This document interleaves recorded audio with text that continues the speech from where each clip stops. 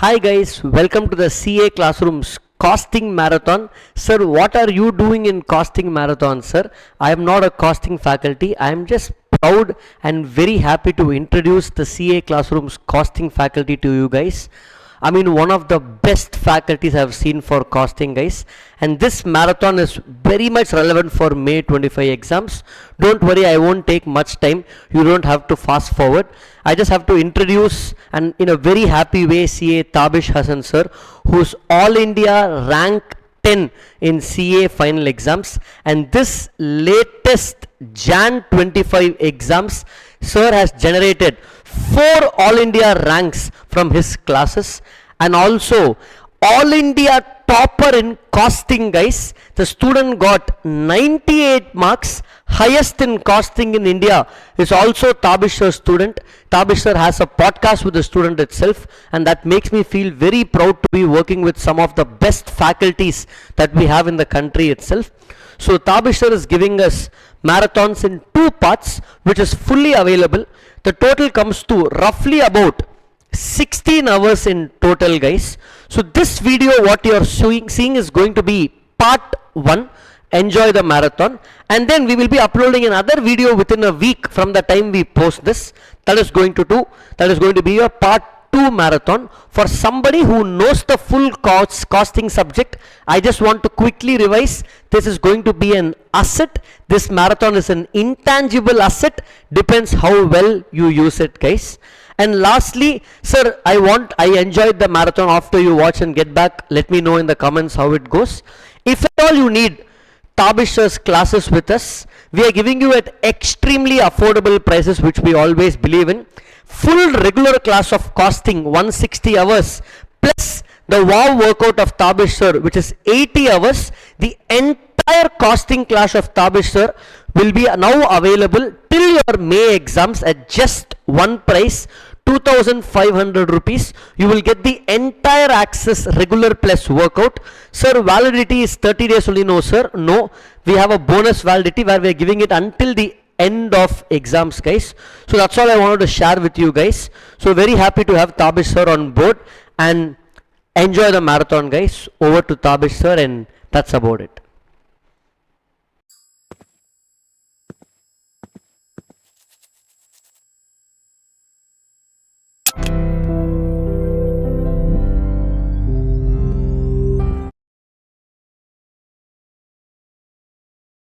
Yes everyone, so hello, hi, namaskaram and good morning my dear students. Good morning students. How are you all doing? I hope you guys are doing really well. So we have gathered here for a very special session. What is it? So we have come here for the costing marathon revision. Yes or no everyone? So 3 days of revision. Yeah, today is going to be day 1. So shall we start with the revision everyone, yes or no? So yesterday the class got cancelled due to heavy rains, cyclone in Chennai. Today, despite that, so many of you guys have come face to face, so many of us have joined online as well. Subsequently it will be available, yes, whatever things, yes, recorded YouTube, whatever it is, we'll hope for the best. Okay, so let us, without wasting any time, let us directly start with the revision series everyone. So before we start, you know, some of you guys might be looking at me like, who on earth is this person? So for that particular reason, I'll give you guys a very small introduction about myself, 1 or 2 minutes.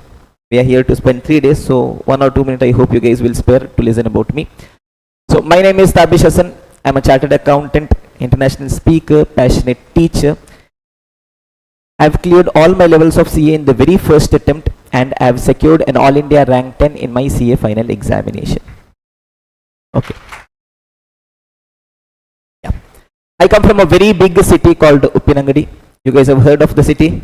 Yeah, some of my students would be knowing. Yes, Chennai, small village. Uppinangadi, very big city. Okay, it is such a big city that, you know, if you have to go to the nearest railway station, you have to travel not much, 70 kilometer. Nearest airport, not much, 80 kilometer. Nearest mall, very close, 70 kilometer only. Okay. So basically it's a very small village. So I come from there. So they say that history tells us that powerful people come from powerful places. History was wrong. Powerful people make places powerful. So the day I cleared my CA examination, I was officially the first chartered accountant from Uppinangadi. Okay. Now, apart from that, I've been blessed that in the past 3+ years, I've taught 7,000 plus students for CA inter costing as well as for CA final costing as well as AFM. It is all God's grace, parents' prayers, and more than anything, the love and support of all of you guys. Yes. So now, let us begin with the costing revision series. Some simple ground rules for the next 3 days that I want you guys to follow. Yes, rule number 1, absolutely zero by hearting. I do not believe in by hearting even a single formula. I don't know a single formula of costing. So my thing is, I will not be making you guys by heart a single formula in costing. Okay. Point number 2 is, I am not a serious person. Yes, I am sincere towards my approach, but I am not a serious person. So you can find me cracking some lame jokes. Try smiling if you can. Otherwise, ignore it. See, we have to study, we have to study. We have to spend 3 days, we have to spend. There is no other option. But how we spend those 3 days is in our hands. Either we tell, studying, oh my god, costing, standard costing, marginal costing, budgetary control, or we enjoy the same process for the 3 days. Anyways, we have to study. Let us have some fun and study with that. Okay. Yes, principle number 3. Yes, my objective here is not just to solve simple questions. Okay, even though it is a marathon, I have come here not just to come and tell, jujubi, this only is there, finish it off. Yes, objective is that you should reach the examination level. Yes, you guys have seen the recent examination that have happened May 24, September 24. Yes, we have to reach that level. So in the 3 days, whatever is possible. Yes, will I tell you that I will cover all 15 chapters? No, boss. But whatever chapters we'll be doing, we will ensure that we will do it in the depth, so that however a question comes, you are capable to tackle those. Is this clear, everyone? Okay. So I'll be picking you guys the best questions from study material, past paper, RTP, MTP. With that, yes, recent MCQs also we will be solving. Is this clear, everyone? Okay. So these sessions are going to be intensive sessions. So once I start speaking, it is going to be intensive. Understand that a regular batch of costing runs for 40 days. Here in 3 days, we'll have to pull off 60-70% of that. That means, yes, I will try to give you guys more or less the same conceptual clarity. I will try solving the maximum questions. So the only place wherein I can play a bit is in the speed at which I am talking. You guys have experience by now. Yes, I am trying to speak at a much faster pace already, because we only have a 3 days in hand. So get ready to be uncomfortable with the speed for a while. 10-15 minutes down the line, your mind will start adapting to that. That is the only way we can cover. I can tell very aram se also. I have no problem. You are having exam, that's all. Okay. Yes. The next thing is, yes, whatever I am writing, yes, I want you guys to have a book and a pen. I hope you guys have brought a book with you guys. I hope you guys have one pen, multiple color, not one at least. I hope you have brought your calculator. I hope brain you have not kept at home and come na. Brought na here. That is sufficient for us for the session. Okay. So whatever I am writing, I want you guys to quickly scribble down the notes. Okay. And subsequently, whatever I am writing, that I will be making it available on our Telegram group as well. So we are having our Telegram group, Think with Tabish. From there, you can access the files as well. Absolutely no problem. Okay. Yes, one very important point. Sir, if I come and sit for the marathon, how much mark I will get? 0. You have to go back and solve by yourself. Yes, one of the biggest problems students today are facing is that they have all the marathons available on YouTube. And students think that chumma sitting in the bed. Yes, some people who are online watching now, yes, they might be already in their bed, yes, sleeping and saying, okay, what this faculty is teaching, let me see, aram se. It is not going to fetch your marks, dear. Rule number 1, when you are listening, yes, people who are watching it subsequently on YouTube, yes, have a schedule, sit properly, take a book pen, do not sleep, okay, and watch the classes. It is not going to give any value addition. Point number 2, once this is over for you guys, you have to go back and solve these questions yourself. That is how these things will cement in your mind. I don't want to tell you things which pleases you. I want to tell you things which will make you successful. So have that on the back of your mind always. And a very important rule for people who are watching it subsequently on YouTube, no 2x please. I am already on 2x now. So again, please don't do on 2x. Some of you guys are already on 2x. Come back to 1x speed, normal speed you can watch. Don't worry. You have not come here for entertainment purpose. Okay? Yes. The final thing is, Trust the faculty, trust the process. Give me 1 hour time. Okay, listen to me for 1 hour, then see the difference that you are having with your existing level of conceptual clarity and what we are trying to give it to you guys, especially for people on YouTube. Don't just start commenting by looking at 1 minute. In 1 minute, what will do? Da? Okay, it is not a reel, it is a marathon. Okay, so at least watch for 1 hour, then you take a decision for yourself. Okay, everyone. So with this, shall we start with our revision series, students? Yes or no? Okay, perfect, great. So normally I always start with a small quote at the start of our day, just 1 minute, so that we start with a small positivity. Okay. So all of us have negative thoughts running on the back of our mind. All of us have those questions asking us, what if I do not clear? What if it doesn't happen? What if I do not achieve success? Will I be a loser in my life? So every time a negative thought comes to your mind, the only way you can tackle that is by asking a very simple question. What if it does happen? What if I succeed? What if every freaking dream of mine that I've seen becomes a reality? How amazing will it be? Ask yourself that question. So what if it does work out exactly how you've imagined? Or what if it does work out even greater than the way you've imagined? Entertain that thought. It is possible. The only thing that is stopping is your own thoughts. Do not let your thoughts come in the way of your dreams, everyone. Yes, everyone. So with that, let us start with the chapter discussion, everyone. So the first chapter we are going to pick is going to be service costing. I'll tell you guys today's agenda. Today we will be covering 2 chapters. Service costing as well as activity based costing. 2 chapters giving you a weightage of roughly 20 marks in the examination. That is what we will be doing it today. Tomorrow our objective is going to be marginal costing as well as cost sheet. The third day we will go ahead for process, joint product by product, unit batch as well as some portions of cost accounting system. Okay? Yes, everyone. So let us directly begin with our discussion, my dear students. Costing. Where is costing needed? What is costing? I'm not getting into all those things, directly coming into the game directly. Yes, costing is required for goods, costing is required for services. Yes or no, everyone? I am producing goods. I want costing. Yes, boss. I want to calculate what is the cost of the goods produced. I am providing services. Do I want costing there also? Yes, boss. I want to calculate the cost of providing services. So costing is required in case of goods also. It is required in case of services also. Now, where services are involved, my services can be bifurcated into 2. My service can either be a general service or it can be a specific service. Sir, what nonsense is this, sir? General service, specific service. Specific service means I am providing service based on the specific requirement of customer. General service means I am providing a generic service which is applicable to everyone. Sir, can you give some examples, sir? Definitely. Assume. Yes, there is a furniture manufacturer. Okay. So 2 people go to him. Yes. Person 1, who is this? Looks familiar person. Yeah, me only. Yeah. Okay. So I go to him.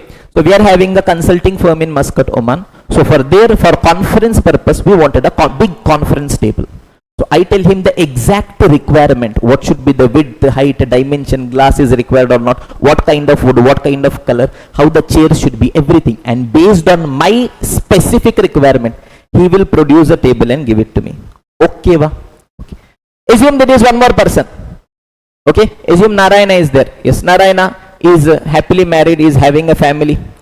Okay, so for having dinner together, good family together should be there, na? So he wants a table for that purpose as well. So Narayana also tells, sir, yes, goes to the furniture person, he tells, I want a table. How? Very simple, small table, 3 people family. Yes or no? Small table is sufficient. He tells the dimension. Accordingly, he prepares a table for him as well. Is this clear, everyone? Now 2 tables are being prepared. Assume the total cost for the furniture manufacturer is 30,000 rupees.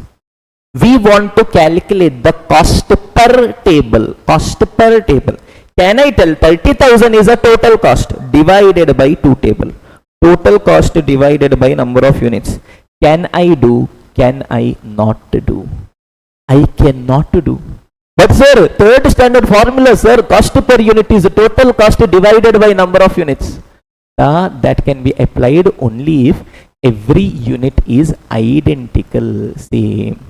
Here is it same? No. That means can I divide? No sir, I cannot divide.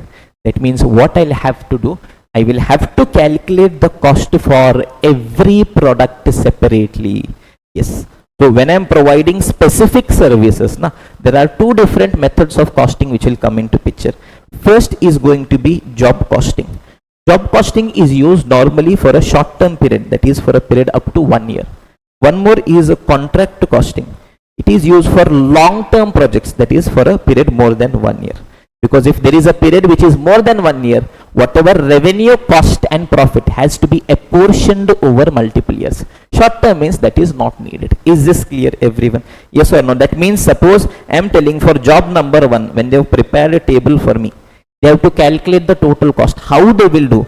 For every job they will maintain the records. For this job, how much is the direct material? For this job, how much is the direct labor? For this job, how much is direct expense? For this job, how much is overhead? Gives us the total cost of this job. Is this clear, everyone? Perfect. Specific service. One more is general service. I am giving a service which is general for everyone. Say for example, we are conducting CA Inter costing marathon classes. So no, this is free for you guys, but assume it is paid. Assume you guys are making a payment. Tell me the service that you are providing here, is it general, is it specific? Is it the same for everyone or is it customized based on the requirement of every customer? It is same for everyone. We told, yes, today's session timing is 10:30 to 7. Means if you want, you come at that time, sit and listen, or else get lost, as simple as that. Yes or no? Suppose Narayana calls me and tells, sir, I want to attend the marathon, sir. But sir, I didn't like your timing, sir. What? 10 o'clock and all. Sir, you do one thing, sir. Evening 8 o'clock you start. Till midnight 4 o'clock. Where level you will study? What I'll tell? Now get lost, Narayana. Yes or no? You come in the proper time, you study. Night is for sleeping. You sleep alone, you sleep with someone else. Doesn't matter. But this is the time which we are conducting the classes. You will have to listen to class. Either you come or get lost. As simple as that. Yes or no, everyone? General services. Now assume we conducted this batch. The total cost of running this batch is, say for example, 10,000. Assume there are 100 students in this batch. Okay, now I want to calculate the cost per student. Can I tell total cost is 10,000 divided by 100 students? The cost per student is 100. Yes or no? Yes or no? Yes or no? Yes, sir. Why, sir? Because the service provided to each and every person is identical. Yes or no? So a simple lesson I have learnt. Yes, second standard formula, cost per unit is total cost divided by number of units. Can I use this everywhere in the world? No, boss. If you are providing service, goods or services which is a specific to requirement of every customer, you have to do the calculation for every job separately. But if you are providing something which is a generic, then you can do total cost divided by number of units. Yes or no, everyone? Perfect. So we told the service can be two different types, either general or specific. If it is a specific service, which all methods of costing will come into picture? Either job costing or contract costing. But sir, I am providing general service. For everyone same type of service. Then which method of costing will come into picture, my dear students? I will be using service costing. Is this clear, everyone? Okay. So with this background, let us start with the chapter service costing. Very important chapter from examination perspective. Average weightage is 10 marks. Every attempt you can see a 10 mark question from the chapter service costing. So shall we begin, everyone? I hope the pace is okay for you guys. Yes or no, everyone? Okay, great. So let us start with the basics. So where do we use service costing? It is a method of costing. It is used to ascertain the cost of providing services where services are general in nature. What kind of service I am providing? General service I am providing. Okay. Understand one very simple thing, students. The entire chapter of service costing gets over in 3 simple questions. I want answer for 3 questions. With that, chapter will be over. So 3 golden questions in case of service costing. Yes, what are those 3 questions, students? Question number 1. What is the total cost? Question number 2. What is my unit of measurement? Question number 3. How many units of goods or services are provided? Tell me students, I want answer for 3 questions. What are those 3 questions? Question number 1, what is my total cost? Question number 2, what is my unit of measurement? Question number 3, how many units of goods or services are provided? Now understand one very simple thing, my dear students. Whenever I come up with any statement in costing, okay, I tell you guys something, a statement I make. The one thing you will have to do is, you will have to ask a question. What is the question you have to ask? Sir, what nonsense you are telling, sir? Then I will explain what nonsense I am telling. Okay, so whenever I come up with a statement in costing, there is absolutely no scope for a statement, for a formula. Yes, there is only scope for a reason. So whenever I come up with a statement, 3 questions you should get answer. What is total cost? What is unit of measurement? How many units of goods or service are provided? Yes, what is the question you should ask? Sir, what nonsense you are telling, sir? Okay, now I will try explaining. Look at this. If you get answer for 3 questions, full chapter is over. Now assume I run a coaching institute. Okay, for 1 month I incurred a total cost of 10 lakh rupees. Okay, now tell me, I am running a coaching institute for whom I am giving service for the students. Tell me, how do I charge my fees? From whom? How I will be charging my fees? Per student. That means, how do I want my cost also? I want my cost per student. Yes or no, everyone? Okay. That means my unit of measurement is going to be number of students. Yes or no, everyone? So I got answer for the first 2 questions. First question I asked, okay boss, coaching institute you are running, tell me what is the total cost? I got the answer, okay boss, 10 lakh is the total cost for a month. Then I asked the second question, okay boss, how do you want the cost? I told I want the cost based on number of students. I got answer for the second question also, unit of measurement. Then comes the third question. Okay boss, you want the cost based on number of students. Now tell me, for how many students you have taught? I will tell, okay boss, 10 lakh was the cost for 1 month. Assume I taught 100 students. Now tell me, can you calculate the cost per student? Yes or no, everyone? Tell me students, 10 lakh is the cost for how many students? 100 students. That means, what is the cost per student? Is it 1000 or 10,000? 10,000 per student. Yes or no, everyone? I want answer for 3 questions. Question number 1, what is the total cost? Question number 2, what is the unit of measurement? How do you want to measure?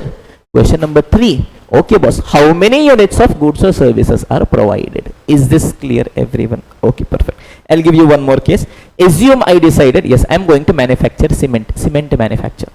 So 1 month to manufacture cement, assume I incurred 10 lakh rupees cost. Okay, okay. Now tell me students, cement, how will I sell the cement? In bag. That means, how do I want the cement cost? Based on number of bags. So I'm telling I want the cement cost based on number of bags. So I ask question number 1, what is the total cost boss? 10 lakh. Question number 2, how do you want the cost? Based on number of bags. Then comes question number 3, okay boss, how many bags cement you produce? Assume 100 bag I produce. That means, now can you guys tell me the cost per bag of cement? 10 lakh is a cost for 100 bags. That means it is going to be 10,000 per bag of cement. Yes or no, everyone? Perfecta. Okay, sir. Sir, now we understood, sir. That means, whenever I am providing general service, all I want is to calculate cost per unit. Answer for 3 questions. What are the 3 questions, students? Question number 1, what is my total cost? Question number 2, what is the unit of measurement? Online students also, tell in your home, no problem. Question number 3, how many units of goods or services are provided? Once I get answer for 3 questions, over. Pachak, chapter over. Is this clear, everyone? Okay. So let us start with the first question. Question number 1, what is my total cost? In an examination, question will be given. Question will give me the data. Tell me, how do I calculate total cost? Sir, take your calculator, sir, add all the items. You will get total cost. Yes or no, everyone? Simple. You will give, yes, question will give you all items of cost. What you have to do? Without doing any mistake, you have to add. But while you are adding, 2 simple principles you have to keep on the back of your mind. Principle number 1, ensure uniformity in data. Yes, the entire subject of costing FM, interfinal. If you have to remember one thing, is in maths, whether you are doing plus, minus, into, divide, whatever nonsense you are doing in the world, data has to be uniform. Only then you will be in a position to perform any operation. So look at this, students. I'll give you a very simple example. Assume we are a company which provides transportation using bus. We are having altogether 10 bus. Okay, okay. Petrol cost is 109 for 1 liter petrol. Okay, sir. Salary is 1500 per month. For 1 month, 1500 salary is there. Okay. Toll rate is 25 per trip. For 1 trip, 25 rupees toll I have to pay. Repair cost is 500 per bus. I want to calculate the total cost. Can I tell my total cost is 109 plus 1500 plus 25 plus 500? Can I tell my total cost is 2134? Yes sir, no. Yes sir, no. No sir, what nonsense you are doing, sir? Why sir? Because this cost is for 1 liter da. This is for 1 month da. This is for 1 trip da. This is for 1 bus da. How can I add all of that? That means first what I have to do in a question, I have to select a base period. Every data I will be putting for that base period. Now look at this, what base period I can select. Either I can tell I will do all my calculation for 1 bus for 1 month. Okay sir, do. Or I can tell I want to do all calculation for 1 bus for 1 year. Okay. Or I want to do all my calculation for 10 bus for 1 month. Or I want to do all my calculation for 10 bus for 1 year. Whatever base period you can choose, you choose. No problem. But once you have chosen, suppose I am telling I want to do all my calculation for 1 bus for 1 year. Then now every freaking data has to be converted into that base. That means my petrol cost also I will tell for 1 bus for 1 year how much is the petrol cost. Salary also I will tell for 1 bus for 1 year how much is the salary. Toll also I will tell for 1 bus for 1 year how much is the toll. Repair also I will tell for 1 bus for 1 year how much is the repair. Is this clear everyone? So principle number 1 for the entire costing, whenever you are doing plus minus into divide, what should be same? Yes, the data should be uniform. First you have to select the base period, then you will have to do the calculations. Is this clear everyone? Okay, shall we continue everyone? Okay. The next thing is a sample cost sheet format. While I am adding all the details now, if I want, I can bifurcate my data as standing charges, running charges and maintenance charges.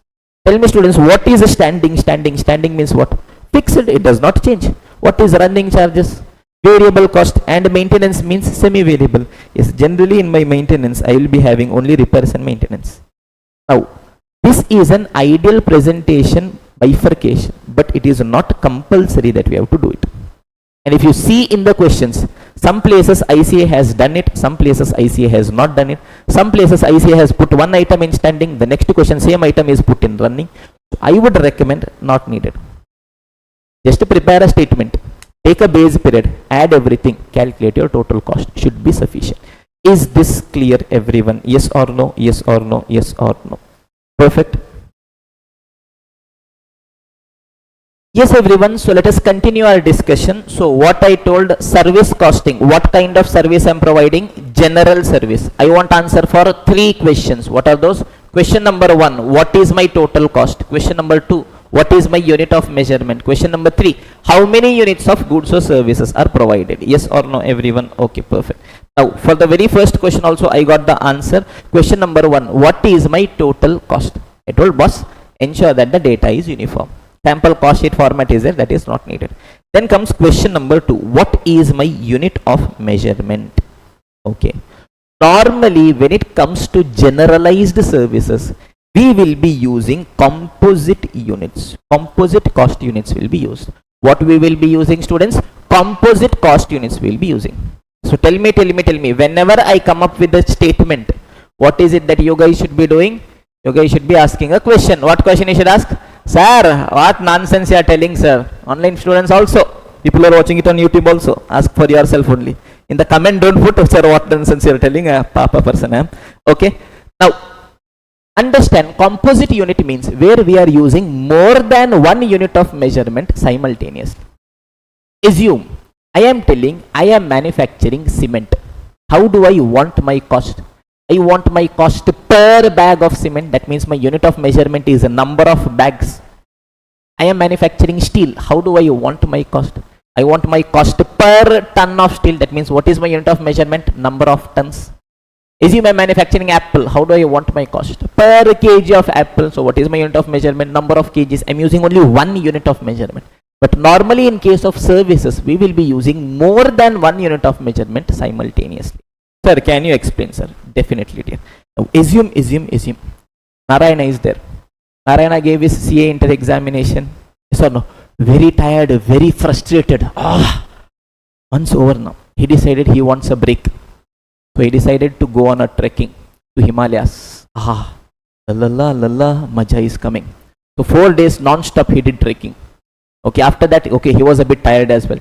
He decided, okay, one day we'll have to take a small break. We'll have to sleep, re-energize so that we can continue with our trek. Okay, so he went for a nearby hotel. There was a hotel called, okay, Maja Hotel. So this is Narayana.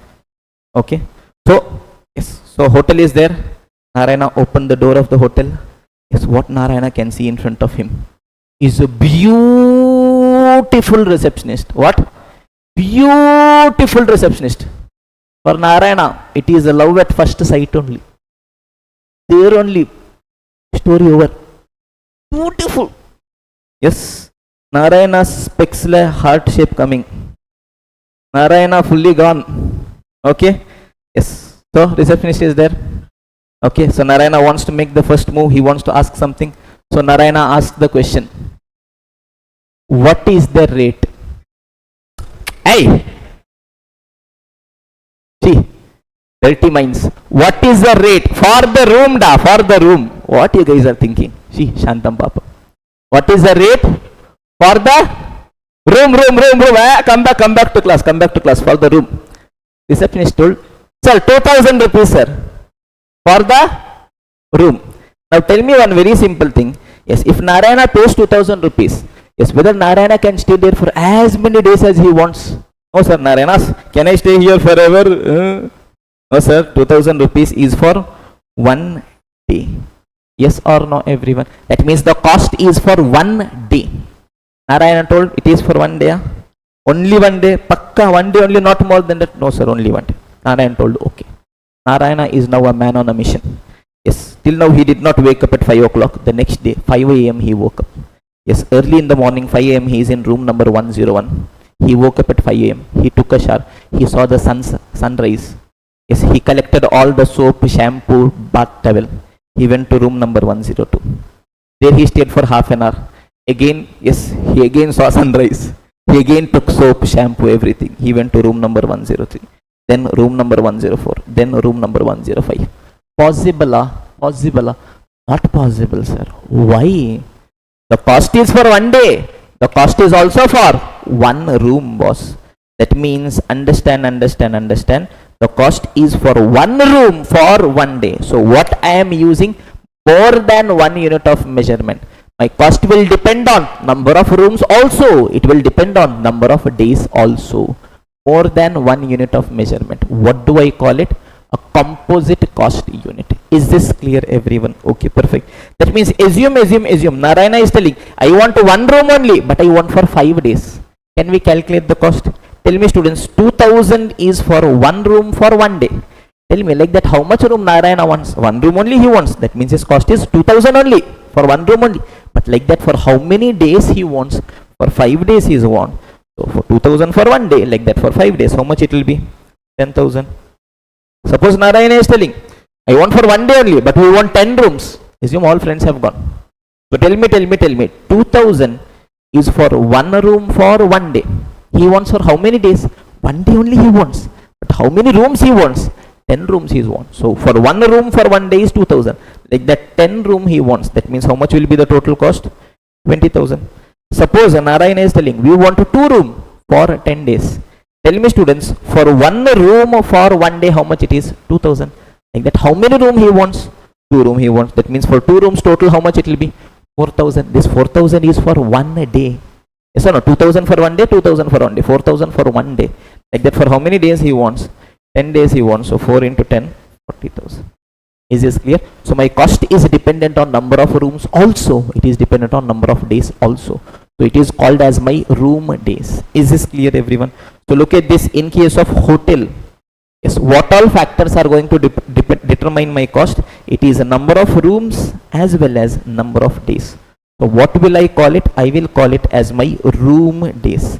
And tell me, students, how do I calculate my room days? Simplest thing in the world. Number of rooms into number of days. As simple as that. Is this clear, everyone? Okay, perfect. Now next comes passenger transportation service. Suppose I'm giving you guys passenger transportation. Bus is there, I'm giving you guys transportation service. Tell me students, on which all factors cost will depend? On which all factors cost will depend? Tell me. First is going to be number of kilometer. Yes, Narayana is traveling 1 kilometer only, less cost. Narayana is traveling 100 kilometer, more cost. Yes, what is another factor? Is the number of passenger. Narayana is going 1 person only, less cost. Narayana is going with 10 people together, more cost. Yes or no, everyone? So what all factors are there? It is a number of passengers as well as number of kilometers. So I will call it as my passenger kilometer. Tell me students, how do I calculate passenger kilometer? Simplest thing in the world, boss. Number of passengers into number of kilometers. Story over. Is this clear, everyone? Okay, perfect. Then comes goods transportation. Assume we have to transport goods in a lorry. Suppose I decided, okay boss, we will start goods transportation business. Okay. On what all factors my cost is dependent? Goods transportation. We are transporting goods. First is going to be the kilometer. Yes or no, everyone? Suppose I'll have to, yes, transport, say for example, this box. Okay, here one box is there, invisible. Okay, I'll have to transport this. I have to transport only for 1 kilometer, less cost. I have to transport for 500 kilometer, more cost. Yes or no, everyone? So first factor is the distance, which is measured in terms of kilometer. What is another factor? Is the weight of goods. Suppose I have to transport something, as light as a mouse, very small item, less cost. Suppose I have to transport, very big table, a very big refrigerator, more weight, more cost. Yes or no, everyone? Perfect. So what all factors are there? First is weight. Now weight can be measured in terms of kgs also, quintals also, tons also. For us here it is only in terms of tons. Then I have my distance, which is measured in terms of kilometer. So I have my unit of measurement, which is a ton kilometer. And tell me, how do I calculate ton kilometer? Simplest thing in the world, boss. It is number of tons into number of kilometers. Is this clear, everyone? Okay. Then assume, final thing, we are having hospitals. Okay. Now tell me one very simple thing, students. In case of hospital, which method of costing we will be following? In case of hospital, which method of costing we will be following? Service costing, yes or no? Yes or no? Yes or no? Perfect, everyone. Now assume service costing means which type of services, students? Which type of services? Service costing means general service, yes or no? Yes. Assume Narayana is having a stomach infection. Narayana went to hospital. Sir, stomach infection, sir. Okay, doctor is coming and telling, no, I am giving general service only. I will do your heart surgery only. Will it happen like that? The treatment that you are going to do, how will that treatment be done?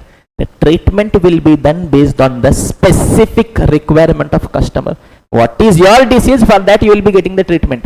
That means which method of costing will come into picture? Job costing will come into picture. But yes, with the treatment, suppose you are admitted into the hospital. The accommodation is also there, yes or no? So yes, Narayana was taken to the hospital. Yes, he was admitted, say for example for a week. So he went into the hospital room. He sees the hospital room. What nonsense room. White color paint is there. Blue color bed sheet is there.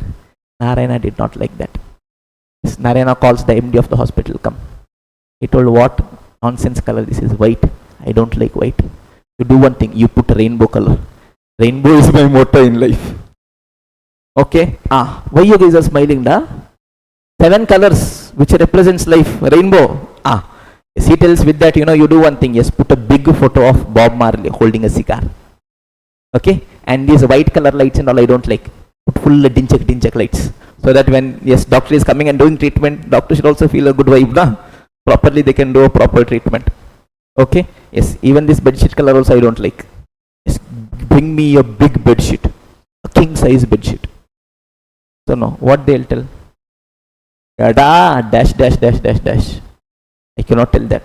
Yes or no? This is the room. If you want, take it or else leave it. We will give you some 2-3 different types of room. Yes or no? AC, non-AC, AC with TV, non-AC with TV. But in this only you should select. So when it comes to the accommodation part, yes, what kind of accommodation we are providing? General accommodation. There what will come into picture? Service costing will come into picture. Now tell me students, assume. Okay, Narayana got admitted into the hospital. The accommodation, stay part. On what all factors cost is dependent? On what all factors cost is dependent? Yes, first is going to be the number of days. Yes or no? Only one day he was admitted. Only one day's cost. He was admitted for 50 days. 50 days cost. Yes or no, everyone? Yes. What is another factor based on which the cost is dependent? It is the number of patients. Yes or no? Assume only one patient got admitted. Less cost. Assume 10 patients got admitted together. More cost. Yes or no, everyone? Perfect. So what all factors we are having? We are having number of patients, number of days. So what do we call it? We will call it the patient days. And how do I calculate my patient days, students? It is number of patients into number of days. Yes or no, everyone? Perfect. Now, there is also one more name for it. It is also called as bed days. Why, sir? Because understand, assume there are 10 patients. Tell me how much beds will be occupied. 10 beds are occupied. Will it happen that one patient is only sleeping in 2 bed? One leg in this bed, one leg in that? No. Will it happen that 2 patients are sleeping on one bed? You don't know, Narayana. But generally, no. Yes or no, everyone? Suppose 10 beds are occupied. What does it mean? How many patients are there? 10 patients are there. Yes or no, everyone? So you can call it as patient days also. You can call it as bed days also. So you can call it as number of patients or number of beds. Both are going to be one and the same only. Is this clear, everyone? So look at this in case of passenger transportation. Number of passengers, number of kilometers. So what do I call it? Passenger kilometer. How do I calculate? Simple, boss. Number of passengers into number of kilometers. Goods transportation, ton kilometer. Number of tons into number of kilometers. And then we have our hospital. Patient days. Number of patients into number of days. Also called as bed days, which is number of beds into number of days. Is this clear, everyone? Any doubt till now? We have got answer for 2 questions. I told service costing entire chapter is 3 questions. What are the 3 questions, students? What is the total cost? What is the unit of measurement? Third question, how many units of goods or service are provided? What is the total cost? Ensure data is uniform. Question number 2, what is the unit of measurement? Normally composite units are used, that is more than 1 unit of measurement. In case of room days. In case of passenger transportation, passenger kilometer. In case of goods transportation, ton kilometer. In case of hospital, patient days. Now we have only third question. What is it? How many units of goods or services are provided? Now understand, students, understand this concept of why I am doing room days as number of rooms into number of days. Understand, small, in just 1 minute I'll tell you. Assume there is a hotel. In the hotel, 5 rooms are there. Is it necessary all 5 rooms are occupied? No. Assume in one day 60% rooms are only occupied. That means, tell me, students, how many rooms are occupied in a day? 5 into 60%, 3 rooms are occupied. Yes, like this. Assume I am taking a period of 5 days. For each of those days, yes, 3 rooms are occupied. That means, tell me, students, first day how many rooms are occupied? 3. Second day how many rooms are occupied? 3.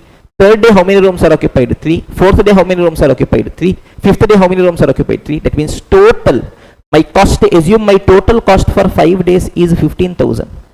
This has to be split. This has to be split into altogether how many different parts? Tell me, for how many people I have to distribute this cost? For 15 different people. Yes or no, everyone? How? Sir, first day 3 rooms are occupied, for them I have to charge. Second day again 3 rooms are occupied, for them I have to distribute, because my cost is for 1 room for 1 day. Third day again 3 rooms, fourth day again 3 rooms, fifth day again 3 rooms. 3. That is how I got my 15. Yes or no? So 15,000 divided by 15, I got it as 1,000 for 1 room for 1 day. Is this clear? The same 15 only I got it like this. Number of rooms into number of days. Tell me, total 5 rooms are there. Effectively, how much is occupied? Only 3 rooms are occupied. Like this, for how many days it is occupied, boss? For 5 days. That means altogether for 15 items, I have to distribute my cost. Is this clear? That is the logic as to why I am doing an into. Is this clear, everyone? Yes or no? Okay, perfect. So shall we go ahead? I hope the speed is fine, the pace is fine for you guys. Now we want answer for the third question, for the final question. What is it? How many units of goods or services are provided? Here, 2 important principles we should have on the back of our mind. Principle number 1, I should be considering effective services only. Yes, understand? Yes, whenever I am dividing my cost should always be divided over my effective services, not over the total services. Why, boss? Because ultimately only effective service is going to bring us my revenue. Okay, yes, we'll be spending 2 to 5 minutes to understand this. There are two golden principles in costing, which I normally teach in the very first chapter itself. Okay, yes, because we are directly jumping here, it is very important for us to know. Yes, principle number one, what is it? Cost always means normal cost. What is cost, students? Normal cost. Abnormal items do not form part of cost. Where they are transferred? They are transferred to costing P&L. Principle number one. Principle number two is cost is always divided over effective output, not on total output. Why, boss? Because only effective output is going to give me my revenue. Is this clear, everyone? Perfect. So whenever I make a statement, what is it that you guys should be doing? Ask a question. Sir, what nonsense is this, sir? Yes or no? Now understand. Yes, principle number one, cost always means normal cost. Assume I am running an offline class. CA Inter coaching we are taking. Yes, tell me, this is the start of the class, this is the end of the class. Tell me when we will be charging the fees from the students. At the start of the class itself or at the end of the class? At the start, very start of the class. That means selling price I want to set here. That means cost also, where I have to calculate? Here I have to calculate. Here I will be calculating my cost, I will be adding my profit. Based on that I will be getting my selling price. Yes or no, everyone? But tell me, the actual cost, when I will understand? I will understand only by end of the class. Yes or no? Actually how much rent I paid, actually how much electricity I paid, actually how much faculty fees I paid, yes, actually how much marketing I did, all these actual data when I will get? At the end of the period only. But can I charge my fees at the end of the period? No. Yes, if I tell that, yes, assume we take admission for all students. Yes, first day Narayana comes and asks, sir, what is the fees? I tell, actual cost, will I understand today? No, last day only, na. Do one thing, one day before the last day, I will calculate my total cost, add profit, charge selling price. That day I will tell, that day you pay. And very good scheme, sir. Paka. Last day you will tell, na. Last day came, I did all my calculation. Yes, just before I was about to call Narayana, Narayana is not there.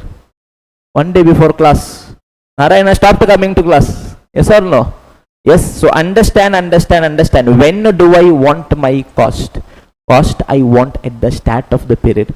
And at the start of the period, will I be having actual data? No, boss. The only data that I will be having is my budgeted data, estimated data, normal data. Yes or no, everyone? So whenever I tell cost, what is my cost? It is my normal cost. Normally how much I am incurring, that only I can estimate, that only I can recover. So that means if anything abnormal comes, what we can do? Nothing we can do. From our profit we will have to bear that. Is this clear, everyone? Yes or no? Assume, I am telling, yes, we started a CA Inter coaching class. I estimated my cost. Tell me, when I am estimating, only what I will estimate? Normal items only I can estimate. I estimated, okay, normally 7-8 months class will be there, this much will be faculty fee, this much will be rent, this much will be electricity, everything I estimated. I got total cost, added profit, revenue I charged. Is this clear, everyone? Okay, now, yes, students paid also. Now, in the middle of the class, assume, suddenly an earthquake came. The entire building in which we were taking class, full pachak, full gone. That means, yes, all the equipments, machinery, everything was gone. Next day, what we'll have to do, if we have to continue class, means we'll have to get a new building, yes, pay for the advance, yes, get the furniture ready, get the equipments ready. All those extra costs I incurred. The very next day, can I come to the class and tell, yes, my dear students, you guys have paid, yes, whatever fee, na? Yes, all these things happen, na? Please, 20,000 extra you pay, please. Can I do that? No. That is an abnormal event which you have incurred. That is a risk you are taking, boss, because you are running the business. Bear from your profits. As simple as that. Is this clear, everyone? So tell me, throughout the entire subject, you have to remember one thing. Cost always means what? Normal cost. Because where I am calculating cost, at the start of my period, I am standing and estimating cost. Abnormal items, whether they are part of cost? No, boss, I did not estimate. Can I charge from customer? No, boss. It is only company specific, only you are incurring, you bear from your profit. Yes, that means where they are transferred, they are dumped directly into costing. Is this clear, everyone? Okay, boss, perfect. Now comes the second principle. Okay, boss, we understood that cost is always normal cost. Yes, I want my cost per unit. So my cost has to be divided by units now. Which units I should be considering? Cost is always divided over effective output only. You can call it as effective output, you can call it as normal output, not based on total output. Why, sir? Because only effective output gives us the revenue. I'll give you guys a very simple example. Assume it is the last day of our class. At the end of the class, yes, you guys told, sir, yes, beautiful class you took, yes, Maja came in costing. Okay, so from us, from students, yes, we want to take you for a party. First question I ask is, who is going to pay? Okay, you guys, yes, you guys tell, sir, don't worry, sir, you don't pay. We will give you. I told, okay, if it is free means I will come. No problem only. Yes, assume 100 students were there, with that I am there, one faculty. That means tell me total how many people went to the restaurant to have food? 101 people went, yes or no, everyone. Assume the total food bill came to 1,01,000 rupees. Pakka grand we eat. Tell me total food bill came to how much? 1,01,000. Tell me students, 1,01,000 is a food bill. Total how many people had the food? 101 people had the food. That means tell me for one person what is the cost? 1,000 rupees, yes or no, everyone. Now we'll have to collect. Narayana decided he will collect the cost. Yes, from every person. How much every person has to pay? 1,000 they have to pay. So Narayana paid 1,000. Yes, everyone started paying 1,000. Total how much people will pay? 100 people only will pay. He comes to me. What I'll tell? What I told at the start? You guys only told me it is your party. Why I should pay? Will he recover from me? No. That means from how many people Narayana has recovered? 100 people only. How much cost he has recovered? 1,000 into 100. 1 lakh only he has recovered. But how much cost he has incurred? 1,01,000 he has incurred. Tell me whether he has recovered his entire cost. No boss, 1,000 is shortage. Why? Because even though 101 people had the food, yes, before itself we knew that this cost has to be recovered, borne by how much people only? 100 people only. That means when I am dividing itself, what I'll have to do? I will tell, yes, 1,01,000 is a total cost. Tell me effectively how many people are going to pay? 100 people are going to pay. That means ultimately every person how much he has to pay? 1,010 he has to pay. Is this clear, everyone? Now you start collecting 1,010 from 100 people. How much you will be getting? 1,01,000. You have to pay 1,01,000. You have recovered 1,01,000. Is this clear, everyone? Yes or no? So this principle you have to remember for the entire subject. All 15 chapters you will keep using this. What are the two principles, students? Principle number 1, cost always means normal cost. Abnormal items, will they be forming part of cost? No boss. Where they will be transferred? Costing P&L. And principle number 2, when I am dividing my cost, I will always divide over the effective output only. Because only my effective output is going to give me the revenue. Okay boss, perfect. So look at this principle number 1, consider effective services only. We will be dividing our total cost by effective services. Because ultimately only effective service is going to give me my revenue. Okay va? Okay. Yes. Then comes principle number 2. It is equivalent service. If a service provider is providing more than one category of service, what we are doing? I am providing more than one category of service. In that case, I'll have to calculate equivalent units. And my equivalent units calculation is going to be on the basis of the ability to generate revenue. That is, I will be calculating equivalent units in the ratio of revenue. Is this clear, everyone? So I told whenever I am providing more than one category of service, what will I have to be calculating? Equivalent units. Tell me. Whenever I come up with the statement, what is it that you guys should be doing? Ask a question. What nonsense is this, sir? Yes or no? Now understand, students, understand. Assume I decided I am going to stop teaching. Why, sir? Maja is only not coming now. You want Maja in life. Assume I decided, yes, we will start a hotel. Full Maja. Yes or no? So in our hotel, there are 2 different rooms. One double bedroom is there for 2 people. One single bedroom is there for 1 person. Okay, va? Okay. Double bedroom, now for one day I am charging 5,000 rupees. Single bedroom I am charging for one day 2,500. Okay, va? Perfect. Assume one day, only one day, very simple calculation I am taking. One day double bedroom is also occupied, single bedroom is also occupied. The total cost that I have incurred for one day is 3,000 rupees. I want to calculate what is the cost of a double bedroom, what is the cost of a single bedroom. Tell me, students, I want my cost per unit. I will do total cost divided by number of units. Tell me what all I am having. I am having one double bedroom. I am having one single bedroom. That means total how many rooms are there? 2 rooms are there. So I will tell 3,000 divided by 2. It is going to be 1,500 per room. Yes or no? Yes or no? Yes or no, sir. What nonsense you are doing, sir? Why da? Sir, this is a double bedroom, sir. This is a single bedroom, sir. How can you add, sir? You only told na, sir, data should be uniform. That means what I'll have to do? Now I'll have to convert my data. Either I'll have to bring everything to single bedroom or I'll have to bring everything to double bedroom. Based on that, I'll be in a position to play. Okay, so look at this. I can play however I want to. Yes, in this example, I'll do everything. Now look at this, students. Tell me, in a single bedroom, how much I'm charging? 2,500. In a double bedroom, how much I'm charging? 5,000. Can I tell that in my double bedroom, I am charging 2 times of my single bedroom? That means cost also, because it is generic cost. Yes, I should be ideally distributing 2 times the cost of a single bedroom. Yes or no? So I will convert this. Look at this. I will tell this is a single bedroom only. I have one double bedroom. That double bedroom is as good as how many single bedroom? 2 single bedroom. I will tell 2 single bedroom, 1 single bedroom. That means now can I add? Yes, boss. Everything is in terms of single bedroom only. 3 single bedrooms. Yes or no? Now I will tell, okay, boss. 3,000 is my cost for how many single bedroom? 3 single bedrooms. That means for 1 single bedroom, what is the cost? 1,000.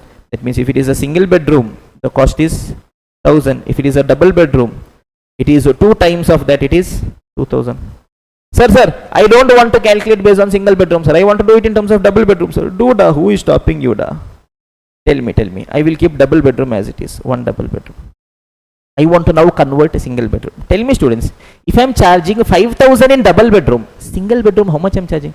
2,500. That means, can I tell? In a single bedroom, I am charging half of my double bedroom. So that means it is half of my double bedroom.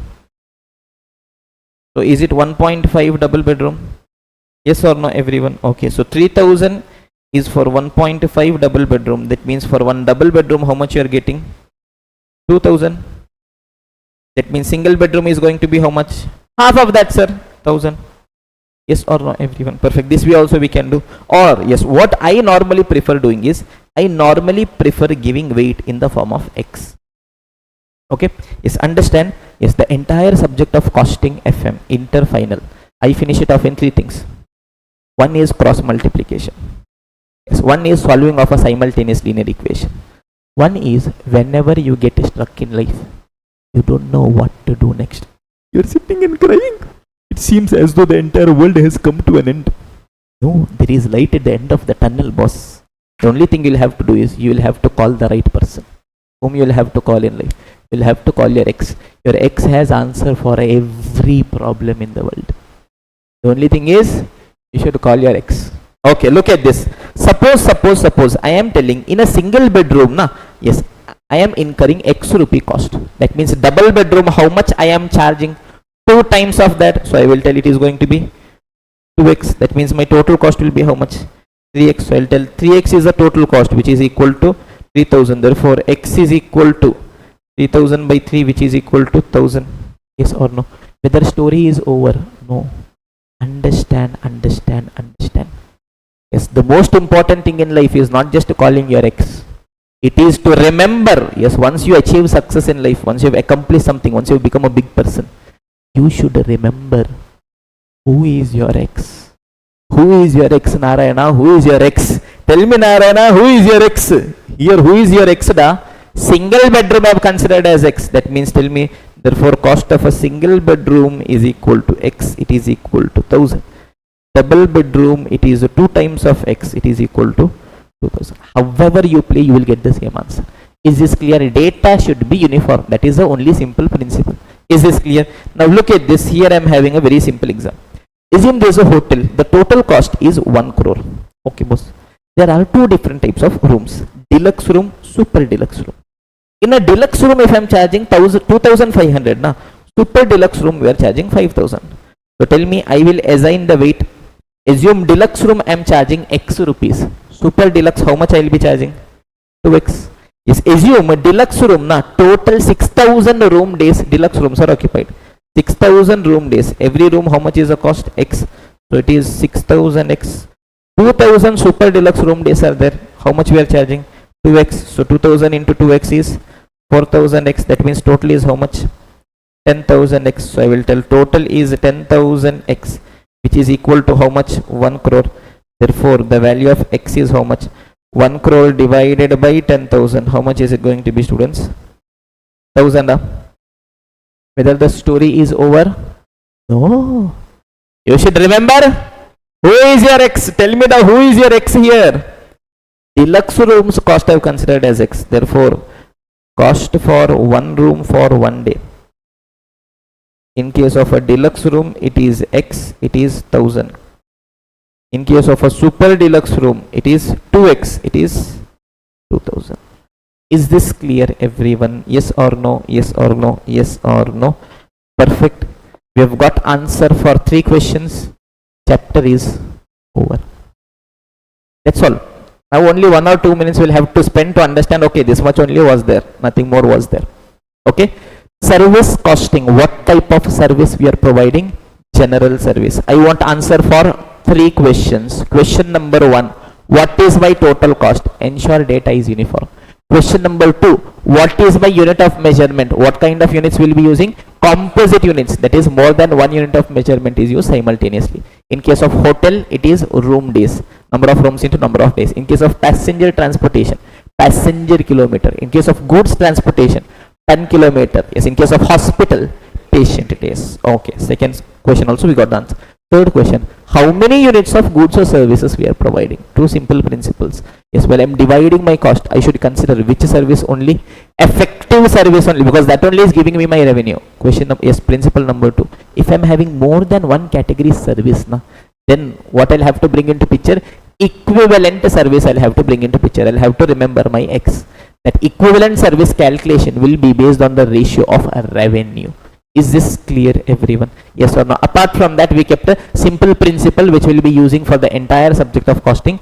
Cost always means normal cost. Abnormal items are not forming part of cost. They will be transferred to costing P&L. Principle number 2, cost I will always divide over effective output, because only that is going to give me my revenue. Is this clear, everyone? Perfect. Giving you guys 2 minutes to let the things settle in, then we'll continue our discussion, students. Yes, everyone, so let us continue our discussion. So with this, officially the chapter is over. Now it is only question solving. We will be solving good amount of questions. Okay. Yes, everyone, so let us start with the analysis of industries. Nothing is there actually. Yes, first let us go into passenger transportation service. Tell me, students, passenger transportation, which all factors are going to determine my cost? Number of passengers, number of kilometers. So what is going to be my formula? Passenger kilometer. How do I calculate? Simple, boss. Number of passengers into number of kilometers. That is a simple formula. But whether I say like simple formula, no. So I say is given you a very small formula, small GGB formula. What is it? It is seating capacity into percentage occupied into number of kilometers per side into number of sides into number of days into number of months into number of years into number of buses. Over. This much only. Yes or no? Seating capacity into percentage occupied into number of kilometers per side into number of sites into number of days into number of months into number of... What nonsense is this? We don't want. Is this clear? Passenger kilometer. Number of passengers into number of kilometer. Story over. Is this clear, everyone? Okay. So let us try understanding with the help of questions what is happening. Okay.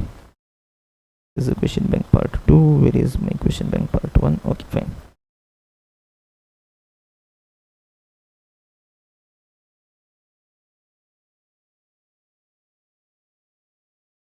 Okay. Yes, we'll directly start with the questions. Now, for the questions, yes, I'll keep switching between, our question bank as well as a sheet wherein which I've called it as the Maja adjustment book. Wherein what I've done is typically wherever we are having difficult adjustments, only that adjustment I've put it separately. So that firstly, in this lowest possible time, we can cover that, and subsequently, even for your revisions, you will be in a position to properly do that. Okay, everyone. So first question, let us go. Don't want this currently. Okay. Question number 1, directly picked from the study material. You can find in your study material as well. Now look at this, students. First thing that I'll have to see is what is my question asking. Okay. Calculate the cost per passenger kilometer. What I want? Cost per passenger kilometer. Okay. Simple philosophy. for the chapter service costing. The only thing you will have to do is understand the question. If you have understood the question, story over. If you have not understood the question, trust me, doesn't matter how much you by heart in this world, you will still commit a mistake. Yes, where you have to spend the time is in understanding the pulse of the question. If that is done, question is taken care of. Now look at this. AXA passenger transport company is running 5 buses between 2 towns which are 40 km apart. Yes, we can just draw a simple thing. Okay boss, I am having altogether how many buses? 5 buses are there. What is the distance? 40 km distance we are traveling. Okay boss. Yes. Seating capacity of each bus is 40 passenger. Tell me in one bus how many people I can make them sit? 40 passengers. Is it necessary full 40 passengers should be there? No sir. Let me see how much effective are there. Okay. The following details are available from their books for the month of April. Okay, very important line. Details are given. Yes. Driver salary, supervisor salary, diesel, repairs, tax, depreciation, interest, all these things are given. Okay, fine. Actual passengers carried were 75% of seating capacity. Tell me students, one bus, what is the seating capacity? 40. But whether 40 people are there? No sir, only 75% are there. That means tell me effectively how many passengers are there students? 30 passengers are there in every trip. Okay boss, great. Now what else question is telling? Each bus has made 1 round trip per day. Bus has made what? 1 round trip per day it has made. Calculate the cost per passenger kilometer. Now forget everything. The first step in case of a question in service costing, what is it? It is to select a base period. For that I will be doing all calculations. Yes or no everyone? Perfect. In this case, tell me students, yes, question has given us information of total how many buses? 5 buses. That means if I want, look at this, how I can be doing my calculation. If I want, I can do my calculation for 1 bus 1 month, or I can do for 1 bus 1 year, or I can do for 5 bus 1 month, or I can do for 5 bus 1 year. Ultimately anything you collect, yes, if you convert for that your answer will be right. But I will see if yes question has specifically told or a major data is given for one base, then it is very simple. Now for that base only I will do. Now look at this students. Here everywhere cost they have given. Yes or no everyone? Perfect. Cost, if you just see before that what they have written. Following details are available from their books for the month of April. That means all these details are given for what? For 1 month. So wisdom tells me that boss, it is better to do all your calculation for 1 month. Is this clear everyone? Okay. Now sir, in 1 month should I do for 1 bus only or 5 bus only? We will see again. Read the sentence again. Following details are available from their books. Books of accounts we are maintaining. Accounts. How am I maintaining books of accounts? Yes, is it for company as a whole, or will I be maintaining separately, product wise, separately, bus wise? How is the records maintained? Books of accounts, financial statements, how is it prepared? Sir, it is prepared for company as a whole, na sir. That means this data is for what? For company as a whole, that is for full 5 buses. Is this clear everyone? Yes, that means this data is given for 5 buses for 1 month. That means when I am doing my calculation, I will also do it how? For 5 buses for 1 month. Is this clear? First step in a question on service costing, it is to see for which base period you will have to be converting your data. Is this clear everyone? Okay, so I got the base that okay, all calculations I will be doing for 5 buses for 1 month. Okay, now I'll have to calculate the cost per passenger kilometer. For that I want the total cost. What I have to do? I have to add. All items are given. I need not worry only. Why? Because question is telling me all these details are from the books for the month of April. That means all these details are for 5 buses for 1 month. That means what I have to do? Without any mistake, I have to write, add. I will get the total cost. Yes, I will do it here only. Can you guys tell me the total cost, students? Can you add and tell me the total cost? 24 plus 10 plus 40 plus 8 plus 16 plus 26 plus 20 plus 144. Oh, sorry, this is a total only. These mistakes you should not do. See how intelligent I am. Just to tell you guys how difficult my life is. Okay, 1,44,000 is my total cost. Is this clear everyone?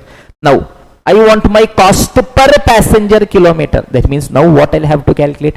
passenger kilometer I'll have to calculate. Aram se. Tell me, how do I want my calculation for 5 buses for 1 month? Entire time while you are reading the question, solving, till the time you finish off, one thing should be running on your back of your mind. What? 5 bus 1 month. 5 bus 1 month. Everything should be for 5 bus for 1 month. Tell me students, okay, passenger kilometer, simple formula. Number of passengers into number of kilometers. Okay, number of passengers we have already calculated. Tell me students, what is the seating capacity? 40. But whether full 40 people will be there? No sir, only 75% will be there. Na? That means effectively only 30 passengers will be there. Now I'll have to calculate. Okay, every kilometer we are going, 30 passengers are there. Okay, now I'll have to calculate the total number of kilometers. Tell me, how do I want my calculation for 5 bus for 1 month? First I will see for 1 bus. Tell me, each bus has made 1 round trip per day. What it has made? Round trip. Round trip means what? It will go, come back. Tell me, yes, assume point A, point B. Yes, if I go from A to B, how much kilometer? 40. This much only, yeah? No boss. A round trip, I have come back as well. 40 plus 40, how much? 80. That means tell me, 1 bus 1 day, how much kilometer? 80. But I want for 1 day, yeah? No boss, I want for 1 month na. 1 bus 1 month. 1 day la 1 bus is traveling 80. That means 1 month la how many days it is traveling? 30 days. That means it is going to be 80 into 30. How much it is going to be? 2400 kilometer. This is for 1 month. But this is for what? 1 bus. I want for how many buses? 5 bus for 1 month. Well, aram se you do. 2400 is for 1 bus. I want for 5 bus. It is how much? 12,000 kilometer. Yes or no everyone? Simple. Aram se you all you'll have to do is think. Give yourself a second. Your mind knows the answer. It is just 3rd standard things we are doing here. Nothing new. I will prove it to you guys that all we are doing is 3rd standard maths. Okay? Yes. So tell me, how do I do the calculation? Simple. You will have to tell yourself what is happening. 1 bus, one side it is going 40. But if it goes, it has to come back as well. That means 1 round trip, 1 bus is going 80. Like that, how many round trips bus is putting in a day? 1 only. That means 1 bus 1 day is 80. Like that, 30 days it is going. That means 1 bus 1 month I got. Like that, how many bus I want? 5 bus I want. I will be getting how much? 12,000 kilometer. I got number of passengers, average number of passengers for every kilometer. Like that, total how much kilometer I have traveled. If I multiply, I will get my passenger kilometer. 30 into 12,000. It is going to be 3,60,000 passenger kilometer. Is this clear everyone? Okay boss. I got my total cost. Obviously in the solution I will be writing in the form of a statement. I got my passenger kilometer. Yes, if I divide, I will be getting my cost per passenger kilometer. Total cost divided by passenger kilometer. Yes, here also you can write. It is for 5 bus for 1 month. It is also for 5 bus for 1 month. Yes, it is 1,44,000 divided by 3,60,000 passenger kilometers. That means how much is it going to be students? 0.4 per passenger kilometer. Is this clear everyone? Yes, this also is nothing but a pure simple cross multiplication. Look at this, passenger kilometers cost. Tell me 5 buses altogether in 1 month, how much passenger kilometer we have traveled? 3,60,000 passenger kilometer. For that, what is my cost? 1,44,000 is my cost. What is the question asking me? Calculate the cost per passenger kilometer. Per passenger kilometer. For 1 passenger kilometer is how much? Cross multiplication. I hope you guys know cross multiplication. In a revision, I hope there is no need to explain, but still I'll just take out 1 minute, because full 3 days I will just be doing cross multiplication only, nothing else I'll be doing. Yes, assume I am telling 1 kg tomato is 50 rupees. I want to know 10 kg tomato is how much? How much students? Very difficult. 1 kg 50. That means 10 kg is how much? 500. Yes or no? In maths, we will use a cross multiplication. That is, I will be multiplying cross. And whichever pair has a question mark, that will come in the division, denominator. So that means 1 will come in the denominator, 10 into 50 will come in the numerator, 500. Yes, these things you should be knowing from 3rd standard, but still I am telling. 1 kg is 50 rupees. Assume I am telling 100 rupees I am having, boss. Give me how much kg you are giving. Tell me how much kg he will give. 2 kg he will give. Yes or no? 50 rupees for 1 kg, 50 rupees for 1 more kg. Tell me how I am going to do cross multiplication. and whichever pair has a question mark comes in the division. So this will come in my division, divide by 50. This is 100 into 1. So it is 100 divided by 50, it is 2. What is 2? 2 kg. Is this clear? Because entire subject I will just play with cross multiplication. Nothing else I am going to do. So I told you guys that, okay, where did I do? For 3,60,000 passenger kilometer, it is 1,44,000. That means for 1 passenger kilometer, it is how much? So it is going to be 1,44,000 divided by 3,60,000. It is going to be 0.4 per passenger kilometer. Is this clear, everyone? Yes or no? Yes or no? Yes or no? Okay, va. Shall we continue our discussion? Yes or no, students? Okay, perfect. Yes, here if you guys want to see, they have given the formula for passenger kilometer. Yes, number of buses into distance into ultimately they got the same answer only. Is this clear, everyone? Yes, we can do it. Aram se finish it off. Total cost is 0.4. Shall we continue our discussion further, my dear students? Yes or no? Give me a confirmation. Okay. Let us go ahead to question number 2. Before that, I will come here to this Maja adjustment. Boys, they are silent. During break, you guys discuss. Okay. Now, where an item of cost is given as a percentage of sale. Look at this, students. What is happening? Question told me that the total cost of a bus before paying commission is 21,30,000. Okay. Is this the total cost? No, sir. Before paying commission, this is the amount. Commission that I'll have to pay to my driver and conductor is 10% of takings. How much commission? 10% of takings. Takings is nothing but my revenue. Okay, boss. Question is asking, calculate the total revenue if profit is 15% of takings. Profit is how much? 15% of takings. Now look at this, students. Tell me what is my total cost before commission? 21,30,000. Is this the total cost? No, sir. In this, what I'll have to add? Commission, if I understand how much it is now, what I will get? Total cost I will get. Yes, total cost if I get. Profit if I add, now what I will get? Revenue or takings I will get. But the problem is what? Yes, commission I know. How much is commission? 10%. But 10% of what? For revenue. Revenue I know. I don't know, boss. Profit I know is 15%. But 15% of what? Of revenue. Revenue I know. I don't know, boss. What to do in life? Whenever we get stuck, we don't know what to do. We don't know what is the next step to do in life. Are you alone in this problem? No. Whenever you are alone in a problem, who is also there with you? X is there with you. Who will take you out of the problem? X will take you out of the problem. Don't think of X as a negative energy. X is a positive energy. Okay? Yes. So that means I will take my revenue as X. Based on that, I will do. Now see how I will do. First, I will show you guys a detailed approach which is important for us for examination. Then I will show you a shortcut which we can use for MCQs as well. Yes. I know second standard formula. Total cost plus profit is equal to revenue. Whether anyone wants an explanation for this formula? No. Pacha. Tell me, total cost. Can I write it as total cost before commission? What is happening? Plus commission. Yes or no, everyone? Yes, total cost is nothing but how before commission how much I paid plus commission how much I paid. That gives me my total cost. Add profit. Gives me my revenue. I know my total cost before commission how much it is? 21,30,000. Commission is how much percent? 10%. 10%. 10 divided by 100. 0.1. 10% of what? Of revenue. If I take a revenue as X, it is going to be 0.1x. Profit is a 15%. 0.15 of what? Of revenue. Revenue, I'll take it as X. Yes or no, everyone? Perfect. That means, can I simplify this? Tell me. 0.1 plus 0.15 makes it 0.25. Plus goes to the other side. Becomes minus.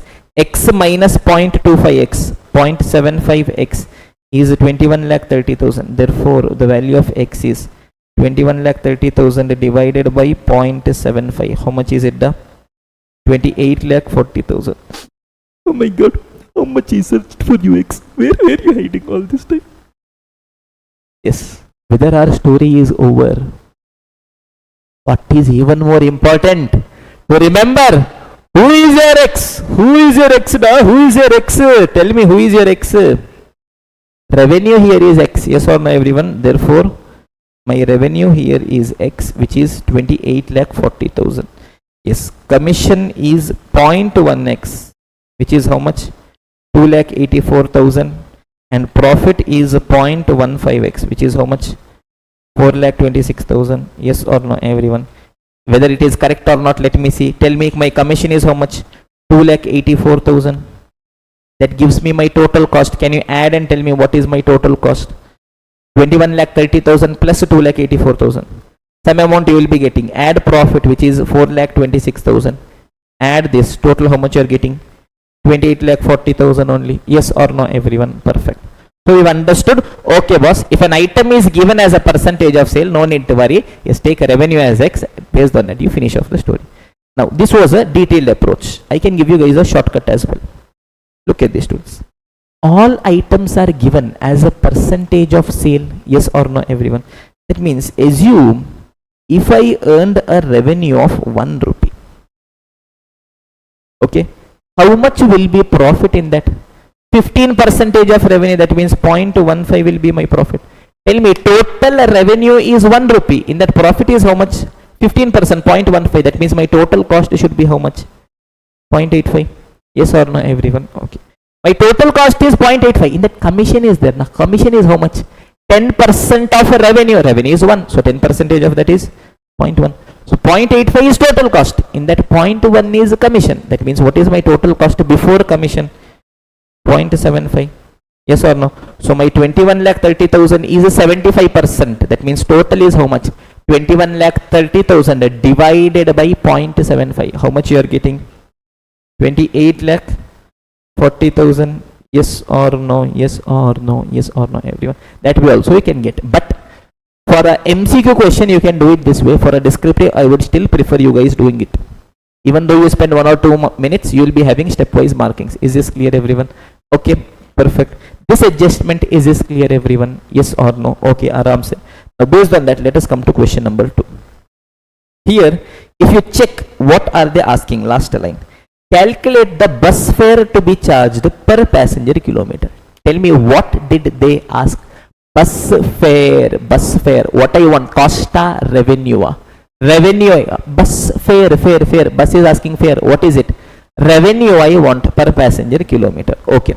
Now here, question has told information of one bus only. ABC Transport Company has given a route 40 km long to run a bus.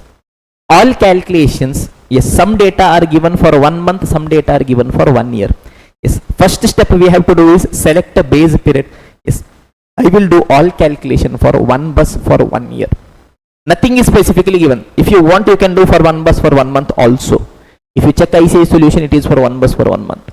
Doesn't matter. The only thing is you should select a period. Every data has to be for that period. That's all, story over. Is this clear? So I will do all my calculation for one bus for 1 year. So for the entire question, what should keep running on your mind? One bus, 1 year. One bus, 1 year. That's all. Let us read the question. Okay. Company has given a route 40 km long to run the bus. 40 km route I am having. Okay, boss, great. Bus costs the company a sum of 10 lakh. I purchased bus at 10 lakh. Tell me whether 10 lakh is my cost. Oh sir, that is the asset value now. Only depreciation is cost. Okay.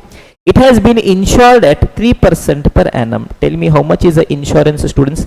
3%. 3% of what? Of 10 lakh. 10 lakh into 3% is how much? 30,000. The annual tax is how much? 20,000. Okay, boss, 20,000. The garage rent is 20,000 per month. So I will write 20,000.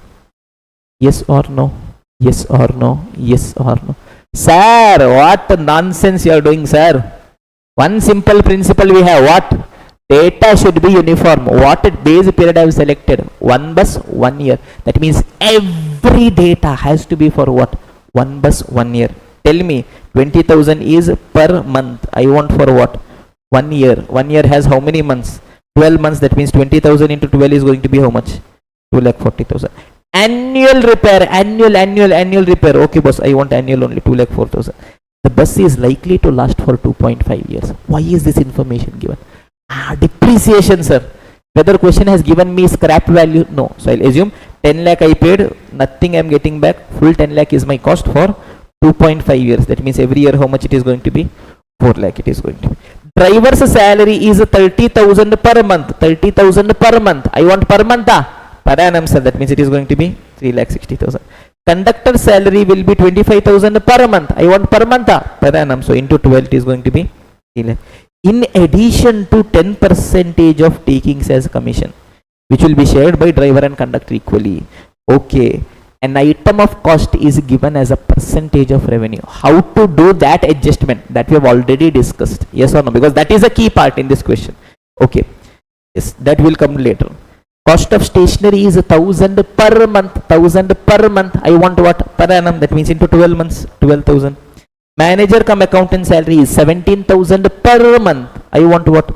Per annum. That means it is going to be how much? 2,04,000.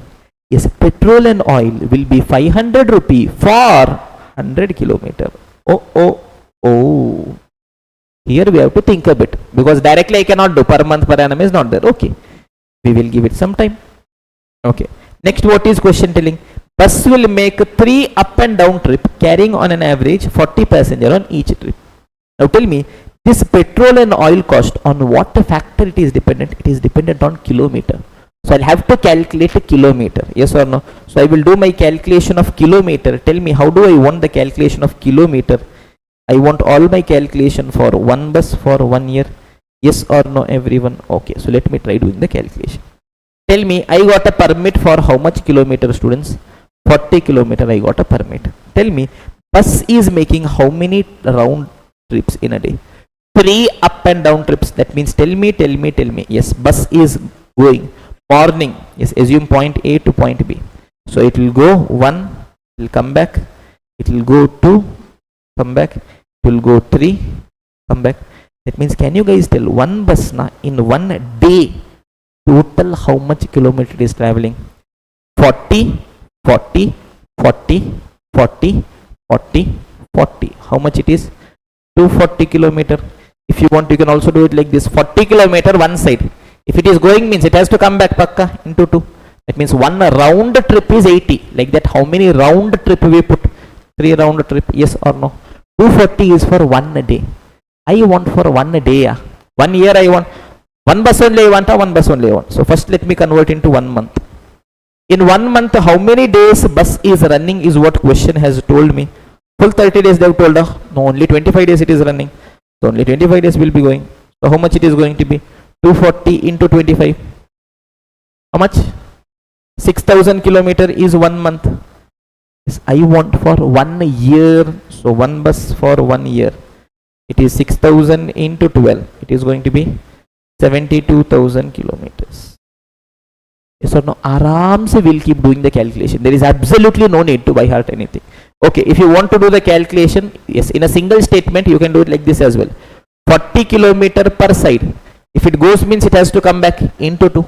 So for 1 round trip it is 80. Like that, how many round trip in a day? 3 round trip in a day. Now I got for 1 day. In a month, like that, how many days I am going? 25 days in a month. Like that, how many months we are going? 12 months. 1 bus only is there. So that gives me 72,000 kilometer. Yes or no, everyone? Okay. Now comes my petrol cost. Look at this, students. What is the question talking about my petrol cost? Petrol is 500 rupee for 100 kilometer. That means, boss, if I am going 100 kilometer, my cost is how much? 500. We are traveling in 1 bus for 1 year. Total how much kilometer? 72,000 kilometer. That means how much will be my cost? Cross multiplication. 500 into 72,000 divided by 100. How much is it? 3,60,000. So this is my cost. Yes or no, everyone? Important calculation. Nothing is there. Base. First step is you have to select the base. For that you have to do every item. That's all. Is this clear, everyone? Okay. So all my cost I have included. Yes or no? If I add all of this, 30, 20, 2 lakh, 2 lakh 40, 204, 4 lakh, 360, 3 lakh, 12,000, 2 lakh 4,000, 3 lakh 60,000, I will be getting 21 lakh 30,000. Is this my total cost? Yes sir? No? No sir. What is pending? Commission is pending. That means what is this? This is my total cost before paying commission. In this, what I'll have to pay? Commission I'll have to pay. If I pay commission, I'll get my total cost. For that, if I add profit, I'll be getting my revenue. From here, how to do? We have already discussed that. Yes or no? Take revenue as X. Accordingly, you can do it. So, yes, we calculated and also kept that my revenue will be 28,40,000. Look at this. So, I'm not explaining again this adjustment. This adjustment was key that I did first only and kept. Okay, boss. So, I'll be getting my revenue as 28,40,000. Now, let me see what is the question asking. Calculate the bus fare. How much fare bus should ask? That means, are they asking me to calculate cost or revenue? Revenue they are asking. Okay, boss, revenue I want. How I want the revenue? Total revenue I want. No, boss. Per passenger kilometer. For one passenger kilometer. That means what I should calculate and keep? Passenger kilometer I should calculate and keep. Tell me, calculation of passenger kilometer. Simplest formula in the world. What is it? Number of passengers into number of kilometers. Tell me, number of kilometers I calculated and kept already. How much it is? 72,000 kilometer. Number of passengers. If you see in the question, I guess question is telling you somewhere how much passengers we will be carrying. 40 passengers on every trip. So that means it is 40. That means total will be how much? 28,80,000 passenger kilometer. Yes or no, everyone? Perfect. Yes, I got the total revenue. I got the total passenger kilometer. Tell me, boss. One bus la, 1 year la. Total how much passenger kilometer will be there? 28,80,000 passenger kilometer will be there. For that, total how much revenue I will charge? 28,40,000 I will charge. What is it that I want? I want the bus fare revenue per passenger kilometer for one passenger kilometer. How much is it going to be? It is 28,40,000 divided by 28,80,000. How much is it? 0.9861. Or else you can directly do total revenue divided by passenger kilometer. Also, you will be getting your answer. Yes, look at this. All these yes, nonsense calculation they have done. Yes. Ultimately, you've got 0.9861. Is this clear, everyone? Okay, na? Yes, the most important thing in costing is whenever you are doing a calculation, na, so whatever answers you are getting, then and there only you should just put a simple box and give. So that for the examiner, aram se it is understood. Now see, this much, yes, I have scribbled. In that, if examiner has to see, directly he can see, this is one answer, passenger kilometer. That is what he was looking for. 72,000 kilometers, that is what he was looking for. 0.9861, this is what he was looking for. You should give a heading in your own language. You can, yes, come up with a presentation. Yes, the best thing for costing is there is no format, there is no structure. The worst thing for costing is also that there is no format, there is no structure. Other subject accounts, even if you don't know anything, okay, you will start somewhere, put an account, start. Here there is nothing like that. Every question you have to do it based on the merit of the question. Is this clear, everyone? Yes or no? Yes, any doubt still here? Shall we continue our discussion a bit, students? Yes, everyone, so let us continue our discussion further. Yes, we will go ahead to the next question. Once we finish off this question, now, I will give you guys a framework to think in service costing. You just apply that framework, think in that perspective, any damn question you will get the answer. Okay, yes, it is nothing, it is just a framework for you to think. Okay, na, perfect. So question number 3, before we come to the question, beautiful question, maja question. Okay, so whatever important points are there in this question, I have highlighted separately and kept so that, okay, we understand that in detail. So that question quickly, taka we'll finish it off. Okay, what is happening? School is there. School is giving transportation to students in the form of a bus. For that, some calculations will have to be doing. Some 3-4 important calculations are there that first we will understand. Then we will see the entire question anyways. Now look at this. First calculation that we'll have to do is one day how much kilometer bus is traveling. Look at this, students. So question is SMC public school is there. Yes, question is telling the distance traveled by each bus one way is 8 kilometer. One way bus is traveling how much kilometer? 8 kilometer. Buses work 2 shifts daily, both in the morning and in the afternoon. Buses are garaged in the school. Where am I keeping the bus? In the school only I am keeping. The workload of the students has been so arranged that in the morning, the first trip picks up senior students and the second trip playing an hour later picks up junior students. So 2 category students are there. Who all are there? Seniors are there, juniors are there. Similarly, in the afternoon, first trip takes junior students home and the hour later, second trip takes senior students home. Based on this, I'll have to calculate the total distance by one bus in one day. Now understand, yes, I want you guys also to keep thinking, doing simultaneously. It is not possible that I give you guys a time to sit and think separately. It is a marathon. Normally we give, but together we'll do. Yes, understand students, school is there, last point is there. Where is the bus kept? In the school it is kept, sir. Okay. So first comes morning. Bus will go from the school. First to whom it is going and picking? Seniors it is going and picking. So what is the distance one side? 8 kilometers is the distance one side. So the empty bus will go. Yes or no, everyone? It will go. It has picked the seniors. Now what it has to come? Bus. Bus has to come back. Bus will come back in the road only. Now whether the bus can come flying in the air? No, da. It has to come in the road only. That means 8 more kilometer again it has to come. So it went. Okay, seniors it brought. How much kilometer it has travelled? 8, 8, 16. Seniors have come to school. Story over. Who all should also come? Juniors should also come. Now what we will do? Again empty bus will go. Just because the students is not there. Yes, whether bus can fly in the air and go? No. On the road only it should go. Yes, again 8 kilometer it went. Now whom it will pick and come? Juniors it will pick and come. Again 8 more kilometer juniors have come.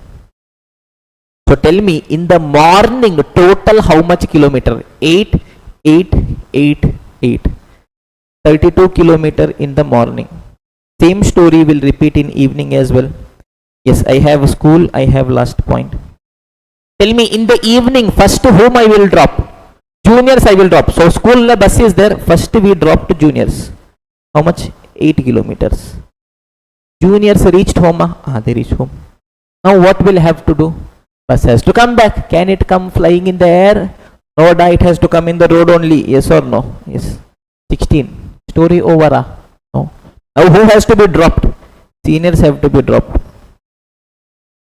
Story over. No. Again I'll have to come back because buses are garaged in the school. Again I'll come back and stop here. Is this clear? So again in the evening, how much kilometer? 8, 8, 8, 8. That means 32 kilometers. So altogether in one day, how much kilometers? 64 kilometers. Accordingly, I can convert it. Is this clear? 1 monthly, how much? 1 yearly, how much? Now, if you want to do it in the form of a statement, now understand whether this presentation is also okay. This is also okay only. Absolutely no problem. So long as you highlight and tell, okay, for 1 day, this is a kilometer, you put a box. Sufficient. But sir, we want to do it in the form of it. Yes, calculation. Okay. Tell me, bus one side is how much? 8 kilometer per side. If it goes means pakka it has to come back into two sides. Tell me, like this, for how many category students we are doing? 2 category students into 2 category students. That is seniors as well as juniors. Like this, how many times in a day we are doing? 2 times. Morning we are doing. Same story, evening also we are doing. 2 times in a day. That means how much? 8 2s are 16, 32, 64 kilometers. Is this clear? One place wherein we can go wrong is calculation of kilometers. Okay, ba? Okay. Shall we continue the discussion further, students? Okay. That calculation I have done. Okay, boss. 1 day, one bus is going 64 kilometers. Okay. Then comes the next place wherein we can commit a mistake. Yes, that way we will do the all calculation. I will get total cost of a single bus for a year is 3,78,000. Yes, one bus for 1 year, what is the total cost? 3,78,000. The school remains closed for vacation in May, June and December.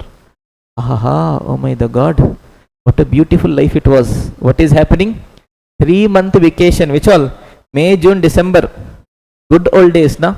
Good old days were our school days, wherein the only burden was the burden of our school bag. No other burdens in life. But at that time, you did not like that. What you wanted to do? You wanted to grow. Once I clear 10th, na, maja will come set. Then after 10, sir, once plus 2 over CA, maja will come. Once sir, foundation is over, na, inter, where level, maja will come. How is life going on? Maja is coming, na. May and November, where holiday was there. You guys are giving exam in May, September and January. See the parody of life. Yes or no? Don't worry, now you'll think, sir, inter once if we clear, no, what will come? Maja will come, don't worry. Articleship is waiting, CA finally is waiting. After that job is waiting, after that marriage is waiting, kids are waiting. Till you go pachak from this world, Maja will not come. Maja is there only in this moment. In whatever work you are doing, in that you have to do Maja, that's all. Okay, yeah. Now pay attention everyone. 3-month school is not working. Bus is also not working. Yes or no? However, the bus fees is payable by students for all 12 months in the year. Oh. Even though school is not working for 3 months, bus fee still I have to pay. Still I have to pay. Question is asking, calculate the bus cost for 1 month. Tell me students, what is the total cost for 1 year? 3,78,000. I want 1 year cost. No sir, I want 1 month cost. That means I have to divide by number of months. The question is, should I divide by 12 months or 9 months? Think and tell me. Think and tell me. The bus has run only for 9 months. But I am collecting fees for how many months? 12 months. That means effectively for how many months I am collecting? Full 12 months I am collecting. That means this cost I will recover from how many months? 12 months I will recover. Is this clear? Cost should be divided over effective output. Forget for how much months bus ran. For how much months I am recovering fees. Just understand, cost should be divided by effective output. This is 3,78,000. Over the course of how many months I am recovering, boss? 12 months I am recovering now. Forget the fact it ran, did not run. Yes, that means every month how much if I recover it is sufficient? 31,500 if I recover it is sufficient. Is this clear everyone? Second place wherein we can commit a mistake. Cost should always be divided over effective output. Effective output means for how much I am getting revenue. For how much months I am getting revenue? Full 12 months I am getting revenue. That means I will divide by 12 months. Understand now. Every month I recover 31,500. First month I recover 31,500. Second month I recover 31,500. Like this for how many months I will recover? Full 12 months I will recover from students now. That means I will recover full 3,78,000. That is sufficient. Is this clear everyone? Yes or no? Yes or no? Yes or no? Okay, perfect. Now once this is done, next calculation is there that we will do with the question. Okay. So come back to the question. Question number 3. SMC is a public school. See the requirement. First requirement. Prepare a statement showing the expenses, cost I have to calculate, of operating a single bus and the fleet of 5 buses for a year. What all I want? The expenses of operating a single bus. 1 bus means what is the cost? 5 bus means what is the cost? For which period they are asking? For a year. That means 2 different columns I'll have to do. 1 bus 1 year means what is the cost? 5 bus 1 year means what is the cost? I will be telling here only the calculation for 1 bus for 1 year. Because directly if you do into 5 you will be getting for 5 buses. Yes or no everyone? Okay, let me read the story. Public school having 5 buses, okay, each plying in different directions. In view of a larger number of students, buses works in 2 shifts daily, senior, junior. Morning as well as in the, afternoon. Okay, morning first trip senior students, after that junior students, same story. Yes, I have copied and kept it there. Okay. The distance travelled by each bus one way is 80 kilometer. One side is 8 kilometer. School works for 25 days in a month. Okay, boss. And remains closed for vacation in May, June and December. Okay, boss. Bus fee, however, is payable by students for all 12 months in a year. Okay. The details of expenses for a year are as under. Okay, below given data they have given.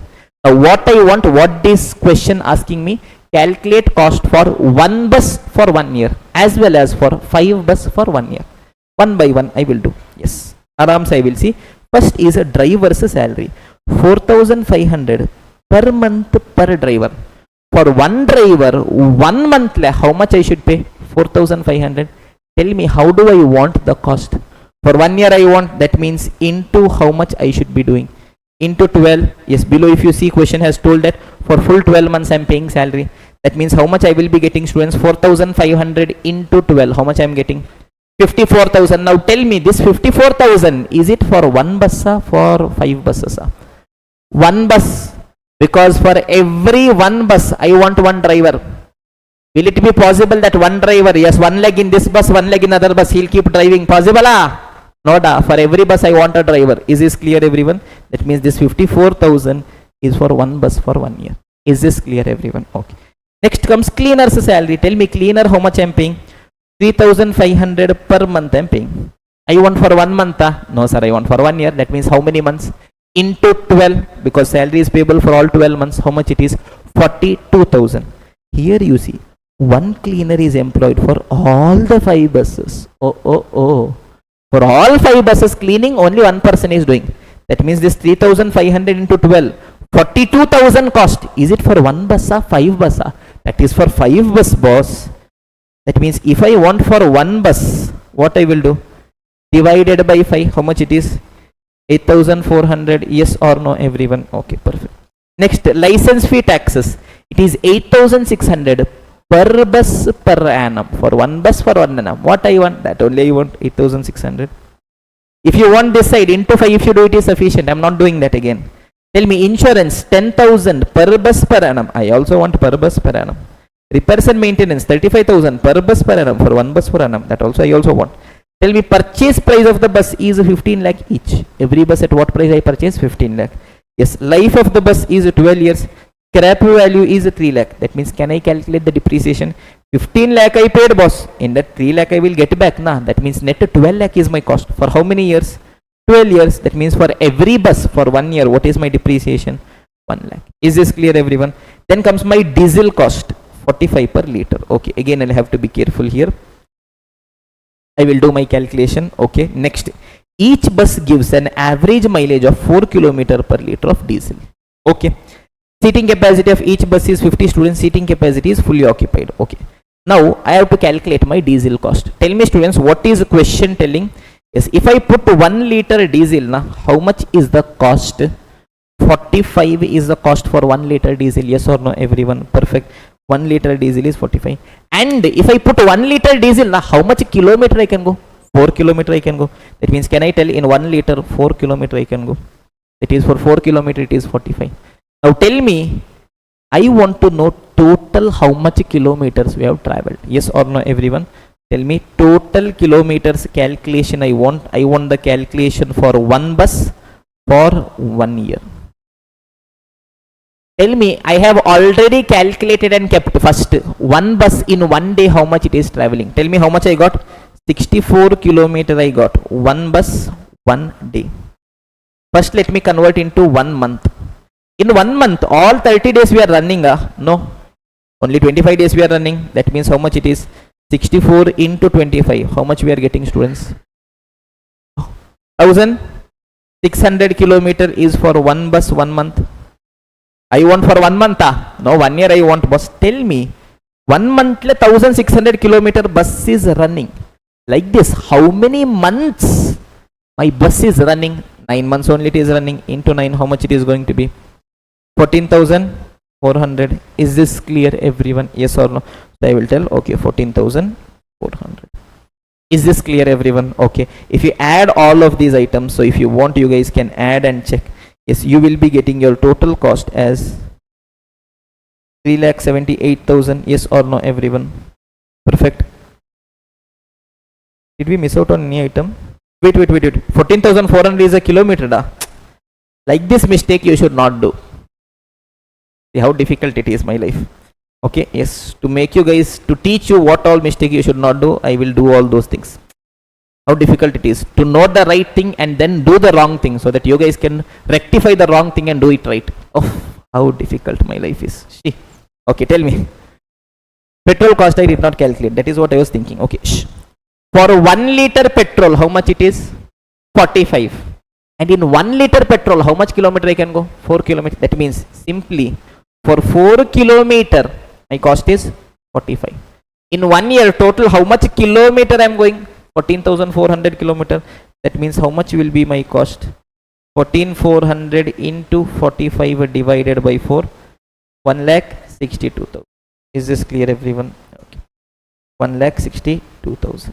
Yes. Now if you add 54 plus 8.4 plus 8.6 plus 10 plus 35 plus 100 plus 162, you will be getting 3,78,000. Yes or no, everyone?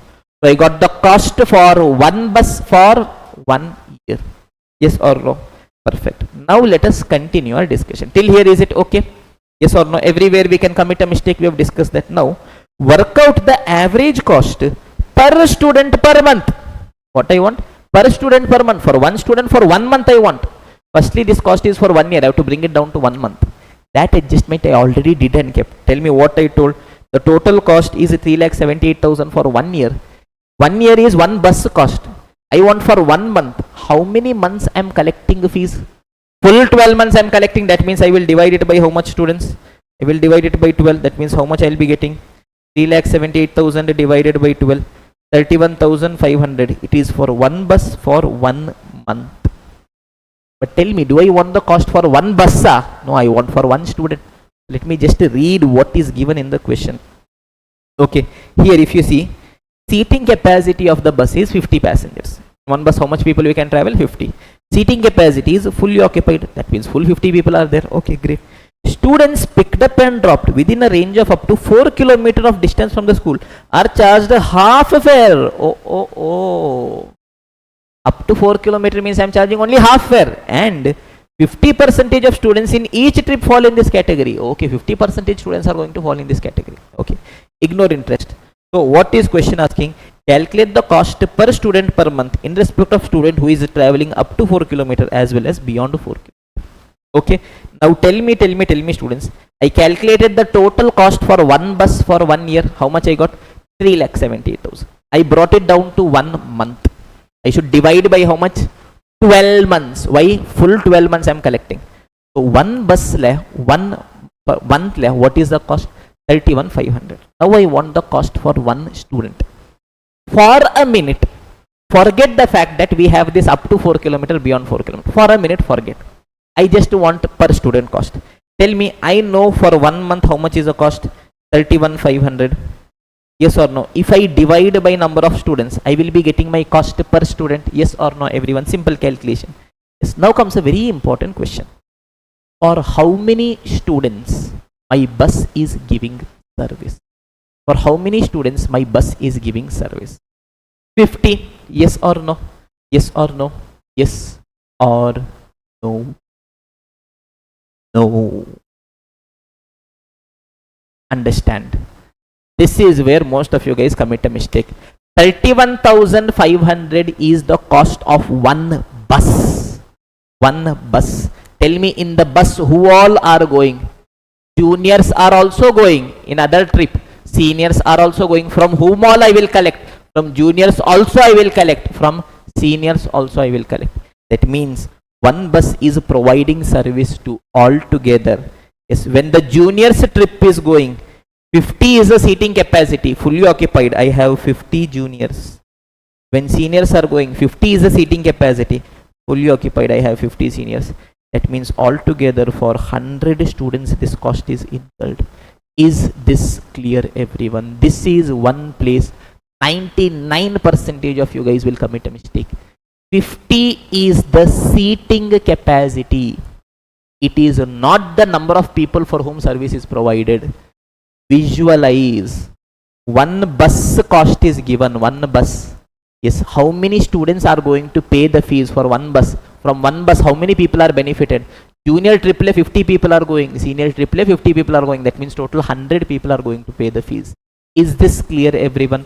Yes, this is a red light area. You should not be committing a mistake here. Emergency. Yes or no? Now I will bifurcate. From here onward, story is simple. Tell me, how many juniors are there? 50 juniors. How many seniors are there? 50 seniors. Total how many are there? 100. Tell me, yes, juniors trip is going. In bus total how much people are there? 50 people are there. Yes, what is the question telling? If student is going up to 4 kilometer, half I will charge. Going beyond 4 kilometer, full I will charge. How many students are going up to 4 kilometer? 50% of the passengers in each trip. Yes or no? That means 50 is a total. How much students will go up to 4? 25. How much will go beyond 4? 25. Seniors I am taking and going. Yes, how many seniors are there in the bus? 50. How many seniors will go up to 4? 50% of that 25. How many will go beyond 4? 50% of that. Yes, 25. That means tell me, altogether how many students will go up to 4 kilometer? 50 students. How many will go beyond 4 kilometer? 50 students.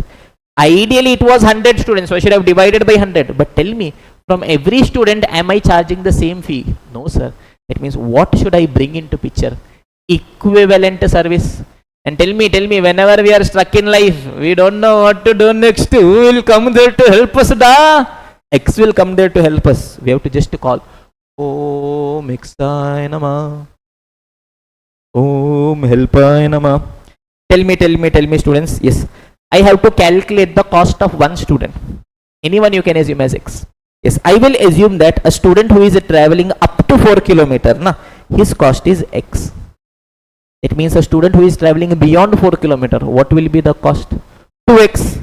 Sir, I don't want, sir. This if I take it as x, beyond 4 kilometer if I take it as x, that means up to 4 kilometer will be what? Half of that 0.5x. Whatever you take, it is just a story of weight ratios. Okay, tell me. 15 to x is 50x. 15 to 2x is 100x. That means total is how much? 150x. Yes or no, everyone? So now I will finish off my story. 150x, that is a total weight for which cost should be distributed, and my 1 month cost is how much? 31,500. Therefore, can I calculate the value of x? 31,500 divided by 150, 210. Whether the story is over? No. You should remember whom? Who is your x? Who is your x? Who is your x? Don't tell me the name of the x. Who is x? It is a cost for a student who is traveling up to 4 kilometer. Therefore, yes, cost for a student for a month, if he is traveling up to 4 kilometer, means it is x, it is 210. If student is traveling beyond 4 kilometer, means it is 2x, it is 420. Yes or no? 1x is there in life, means okay, if it becomes 2x, means your life will become 420. Moral of the story. Yes or no, everyone? Yes. Now look at this. If you want like this, you can present. No, sir, we want to, yes, present the way IC is presented. You can present aram se, simple. See, all you'll have to do is, see, I've written down the presentation already. Look at this. Total number of students served by one bus. 50 juniors, 50 seniors. So total 100 students. Yes, in that, how many students are going up to 4 kilometer? 50% of 150. How many are going beyond 4 kilometer? 50%, 50. What is the weight? X as well as 2x. Accordingly, I got the value. Accordingly, I will calculate the value of x. Is this clear, everyone? Yes or no? So let me see whether the answer is correct or not. Yes. Cost for a student is 31,500, 210, up to 4, 420, beyond 4. Is this clear, everyone? Yes or no? Yes or no? Yes or no? Okay, perfect. So with this, passenger transportation service is over. We have solved all good questions. In this line only, the last question that we have solved for school bus. This has come so many times in the examination. Repeat, it has come. School, it has come. IT company, it has come. If you just check Jan 25 RTP, recently, red hot, 10 days back, there also same thing is only there. Subsequently, by end of this chapter, we will show that as well. Is this clear? The only thing you will have to focus is understand the story. Understand total how much kilometers you are going. There, do not commit a mistake. Tell to yourself the story. Answer will follow. Is this clear, everyone? Yes or no? Okay, perfect. Now, I will give you guys a framework to solve questions. Literally any question in the world will come under this framework only in service costing. Now understand, students, in service costing, my question will ask me one of the two. Either it will ask me to calculate the cost, or it will ask me to calculate the revenue. Is this clear, everyone?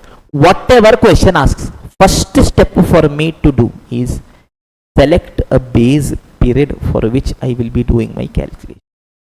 Is this clear, everyone? Okay.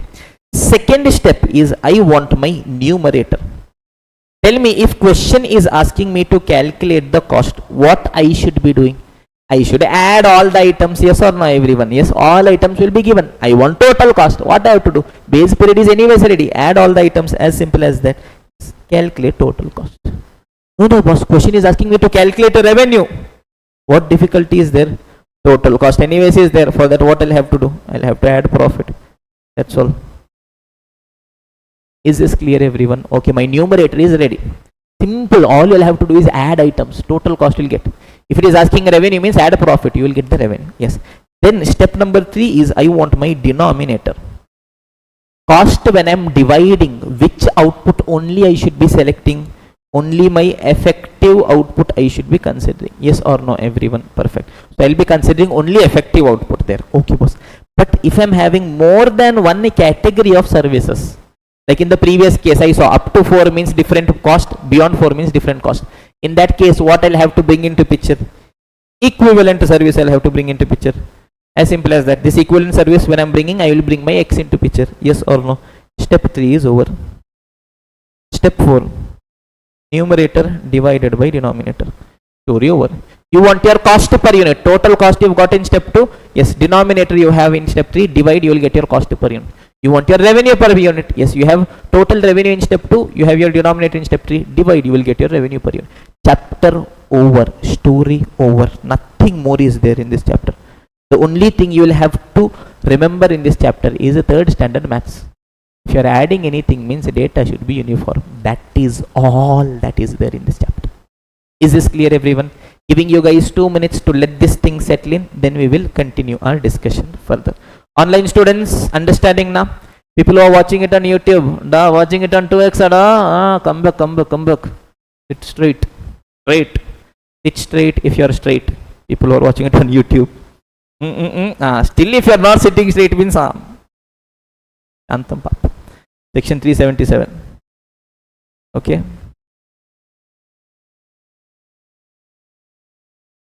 Yes, everyone. So let us continue our discussion. Pay attention. Is this clear, everyone? These are the 4 simple steps we have to do any damn question in service costing. First, select base period. Second, if question is asking you to calculate total cost, add. If question is asking you to calculate revenue, also add. You will get total cost, add profit, that's all. Yes, you got total cost, you want your denominator. I will always be dividing my total cost by effective output. Effective only I will be considering. But if I am having more than one category, equivalent also I will calculate. That will be based on my, yes, X. Numerator divided by denominator. Story over. Any question in this chapter, this only I will be doing. Is this clear, everyone? Okay. Shall we go ahead to the next segment, students? Okay. Passenger transportation is over. Next we will go to hotels. So hotel, first we will go to this Maja adjustment. It is calculation of effective and equivalent room days. Question told me that there is a hotel. There 3 different types of rooms are there. One is a single room. Only one person is going. One is a double room. Narayana, 2 people are going. Maja is coming. One is a triple room. Oh my God, what is happening, Narayana? 3 people are going. More Maja. Maja Pro Max. Yes or no? Triple room is there. Tell me total how many single rooms are there? 100 single rooms are there. How many double rooms are there? 50 is there. How many triple rooms are there? 30 is there. 100 rooms are fully 100% occupied. Double rooms only 80% occupied. Triple room 60% occupied. Okay, fine. Question is asking, calculate the effective room days for a year and assume in 1 year 360 days are there. Okay, simple. I will first calculate my effective room days. Tell me, students, single room, total how many single rooms are there? 100 single rooms are there. In that, how much percent rooms are occupied? Sir, full 100% rooms are occupied, na sir. That means in 1 day, how many rooms are occupied? 100 rooms are occupied. Like this, for how many days my rooms are occupied? 360 days my rooms are occupied. That means what is going to be my room days? 36,000 single room days. Yes or no, everyone? Perfect. Tell me, how many double rooms are there? 50 double rooms are there, sir. How many percentage they are occupied? Even though 50 rooms are there, whether full rooms are occupied? No, boss, only 80% is occupied, na? It means only from 80% I will be getting my revenue. That means tell me daily how many rooms are occupied? 40 double rooms are occupied in 1 day. Like that, for how many days it is occupied? 360 days it is occupied. That means it is going to be how much, students? 14,400 double room days. Tell me how many triple rooms are there? 30 triple rooms are there. How much percentage is occupied? Only 60% is occupied, sir. That means in 1 day, how many rooms are occupied? 18 rooms. Aram se think. 30 rooms are there, only 60%. Okay, boss. 1 day 18. Like that, how many days it is occupied? 360 days. That means it is going to be how much? 6,480 triple room days. Tell me, can I add all of this? No, sir. Why, sir? Sir, this is single room na sir, this is double room na sir, this is triple room na sir. I have to convert into one single base. Okay, now if you just see, the rent of a double room suite is to be fixed at 2.5 times of a single room suite. Oh my the god, what is the appendix? Rent of a double room suite is 2.5 times of a single room. That means, tell me, in single room if I charge X, double room is how much? 2.5 times of single room, it is going to be 2.5x. Yes or no? And that of a triple room is twice of double room. Triple room is how much? 2 times of a double room. Double room is how much? 2.5x. So 2 times of that is going to be 5x. So weight into room days. Tell me, 36,000 into x will be 36,000x. 14,400 into 2.5 will be 36,000x. 6480 into 5 will be 32,400x. That means total will be 1,04,400x. What happened? Any mistakes in the calculation? No? If you don't like x, you put y, or whatever name is there of your x. If it is starting from a, you put a, d, you put d, whatever nonsense you can put. Only thing is, okay, you will have to consider a weight, that's all. Is this clear everyone? Yes or no? Pakkava? Shall we continue our discussion further, students? Shall we continue our discussion, students? Yes or no? Yeah. So I have calculated my equivalent room days also. Yes or no, everyone? Perfect. Pakkava? Pakka. So let us come to this question. Hotel question is there. A company runs a holiday home. Okay, boss. For this purpose, it has hired a building at a rent of 10,000 per month. 10,000 per month. Along with 5% of total taking. Oh my the god. Cost is given as a percentage of revenue. Do I know how to do this? How to tackle this? Simple, boss. Bring your X into picture. Yes or no, everyone? Okay, fine. Following information is given. Same data. Single room, 100 rooms are there, 100% occupied. Double room, triple room. Double room is 2.5 times. Triple room is twice. This adjustment already we have done. The other expenses for the year. Yes, majorly all my cost. How is it given, students? For a year it is given. Okay, fine. Staff salary is given. Room attendant wages is given. Yes, lighting cost is given. Repairs and renovation is given. Laundry charges is given. Interior decoration is given. Sundari expense is also given. Sir, what's sir Sundari expense? Yes, if I add all of that, I will be getting my total cost. Yes or no? Yes or no? Yes or no, sir? Why no? All these are for a year only. But what is not included in this? Variable rent is not included in this. Yes or no? Yes or no? Yes or no? No, sir. One more item is also not included. What? 10,000 per month fixed rent is given. Yes or no? Sometimes question intentionally puts some number somewhere else. Why? Because it knows that while you are solving, you will mistake that. Yes, here everything else is given. The only thing that is needed is this rent, 10,000 per month. Tell me, I want per month, I want per annum. That means how much it is going to be? 1,20,000 is going to be the fixed portion of rent. Now you add all of this. 120 plus 1425 plus 450 plus 215 plus 123.5 plus 80.5 plus 74 plus 153. How much you are getting? 26,41,000. Yes or no, everyone? How much? Add and tell me how much you guys are getting. No, 26,41,000. Perfect, everyone. Okay. Yes, you should be getting. Some mistakes might have happened. Okay. Yes, now this is my total cost before paying variable rent. Okay. For this, if I add my variable rent, I will get my total cost. For that, if I add profit, I will get my revenue. Okay. What is the question talking? Tell me, variable rent is how much? 5% of takings. That means I will be taking it as 5% of X. Profit is how much? 20% of takings. Is 20% of X I will be doing. But here, yes, to explain, I will just be doing that simple approach. I will be taking 1 rupee as a revenue. Tell me, if 1 rupee is a revenue, how much is profit? 20%, 0.2 is profit. That means how much should be my total cost? 0.8. 0.8 is total cost. In that, my variable portion of rent is how much percent? 5% of revenue. That means it is going to be 0.05. 0.8 is total cost. In that, 0.05 is variable portion of rent. That means cost before variable rent is how much? 0.75. Yes or no? So 26 lakh 41,000 is 75%. That means total revenue is how much? 26 lakh 41,000 divided by 0.75. How much you guys are getting? 35 lakh 21,333. Is this clear, everyone? Obviously, to solve this question, it will take us 20 minutes. We do not have 20 minutes just to sit and solve this. So, yes, only the key areas I am discussing it here with you guys. I hope this is okay, comfortable with you guys. Yes or no, everyone? Only this way we can try to cover maximum questions. Yes, you guys might be having doubt, sir, but this 1 lakh 20 plus 114.25 I did not add, na, sir. Don't worry, da. You can, yes, go home and add also. No issues. Calculator is there with you only. Question is also there with you only. Okay, go home and aram say you add. No problem. I have done that and kept. Okay, na? Don't worry on that. Yes, whatever areas we commit a mistake, that is what I've come here to highlight. Okay, boss. I got the total revenue for a year. Now, what is my question asking? Calculate the rent to be charged for each type of suit. Rent.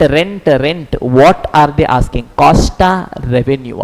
Revenue they are asking, but for each type of suit, for each type of room. Total revenue I got, yes or no, everyone? 35 lakh 21,333. I have calculated and kept my equivalent room days even before I started this question. That is where I started. Yes or no? I got 1,04,400x. This was the crux core of this question. Now I can calculate the value of x. Tell me total how much revenue I am charging? 1,04,400x, which will be equal to how much? 35,21,333. Therefore, can I calculate the value of x? Is 35,21,333 divided by 1,04,400. How much it is? 33.73. Yes or no, everyone? Whether the question is over. Oh, you've only got the value of x. You should remember. Who is your x? Who is your x? Who is your x? Single room is x. Yes or no? Single person only is having x. Yes. Tell me, that means single room cost. Yes, revenue is x. It is 33.73. Double room is how much? 2.5x, which is going to be how much? 84.32. Triple room is 5x, which is how much? 0.65. Obviously, this one properly you will write. Yes, your question will be over. Yes or no, everyone? 33.73, 84.33 and 168.65. Is this clear, everyone? Yes or no? Shall we go ahead to the next question, students? Give me a confirmation. Beautiful question. So beautiful, so elegant, just looking like a wow. Okay, one or two adjustments are there, yes, which are tricky. Except that the entire question is okay-ish. Okay, now in service costing, 4 main segments are there, which keeps on repeating again and again. Yes, first is passenger transportation. That everything we have discussed. Next is hotel. Next comes hospital. Next comes my goods transportation. That goods transportation also less frequent. These 3 segments, almost every alternate, one of these only will be there. Is this clear, everyone? So in that almost all questions we are doing it here. Yes, the speed is going to be fast, but we are doing it here. Okay, now understand what they are asking. You are required to work out the room rent chargeable. Oh. What they are asking? Room rent, revenue or costa? Revenue they are asking. So first step is going to be to set a base period. In this, some data are given: season, off season, 6 months season, 6 months off season, all those complications are there. So I'll be doing all my calculation for 1 year. Okay, na? So let us read the question. Look at this, students. A lodging home is being run in a small hill station with 100 single rooms. Hill station is there. How many single rooms are there? 100 single rooms are there. Only single room is there. Narayana, you'll have to adjust there in single room if you guys are going as a couple. Yes or no? Single room only is there. Okay, fine. The home offers concessional rate during 6 off-season months in a year when the number of visitors are limited. Off-season, we are giving concession. Why? Anyways, less people are coming. At least let them come. Okay. During this period, half of the full room rent is charged. Whenever you see 2 different type of pricing, who should come into your mind? X should come into your mind. Okay, we will remember our X. No issues. Management's profit margin is targeted at 20% of room rent. How much profit I want? 20% of room rent. That is 20% of revenue I want. Okay, boss. Following are the cost estimates and other details for the year ended 31st March. Assume 1 month is having 30 days. Okay, boss. occupancy during season is 80%, during off season is 40%. Tell me students, tell me. Yes, during a season, daily, how many rooms are occupied? 80 rooms are occupied. During off season, how many rooms are occupied? 40 rooms only are occupied. Okay, fine. Yes, now understand, using this, I will just bifurcate and keep. Tell me, how many months is off season? 6 months is off season. That means how many months is season? 6 months is season. So look at this. This is how it is going to be. Yes, hotel is there. 100 single rooms are there. 6 months season is there. During season, how much percent rooms are occupied? 80%. That means 80 rooms are occupied. During off season, how many months off season is there? 6 months. How many rooms are occupied? 40%. Only 40 rooms are occupied. Okay, boss. This bifurcation I didn't keep. Now, total investment in the home is 200 lakh. 200 lakh I invested. In that, 80% is for building, balance is for furniture. Tell me, that means for building, how much I invested? 160 lakh. Is furniture, how much I invested? 40 lakh. This is my investment. I want depreciation. Okay, set. Now, expenses are given. All these things are for the year ended. Look at this. The following are the cost estimates and other details for the year ended. For a year. I also want details for a year. That means what I should do? Without doing any mistake, I should just write and add. Tell me, staff salary is how much? 5.5 lakh. This is how much? 2,61,000. This is how much? 80,000. This is how much? 1,75,000. This is how much? 190,800. Now, annual depreciation for building is 5%. For furniture is 15%. Tell me, building how much depreciation? 5%. So 160 lakh into 5% is how much? 8 lakh. Furniture 15%.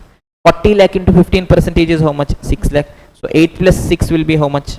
14 lakh. So my depreciation is going to be 14 lakh. Till here, absolutely no one should be having any problem.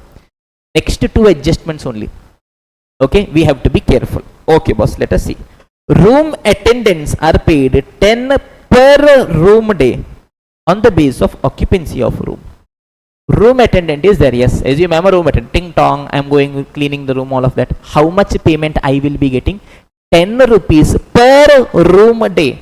That means one room, one day if I clean, how much I will get? 10 rupees I will get. That means what I have to calculate and keep? Room days I should calculate and keep. Okay, boss, let me just calculate and keep my room days. Tell me, students, 1 year season is there, off season is there.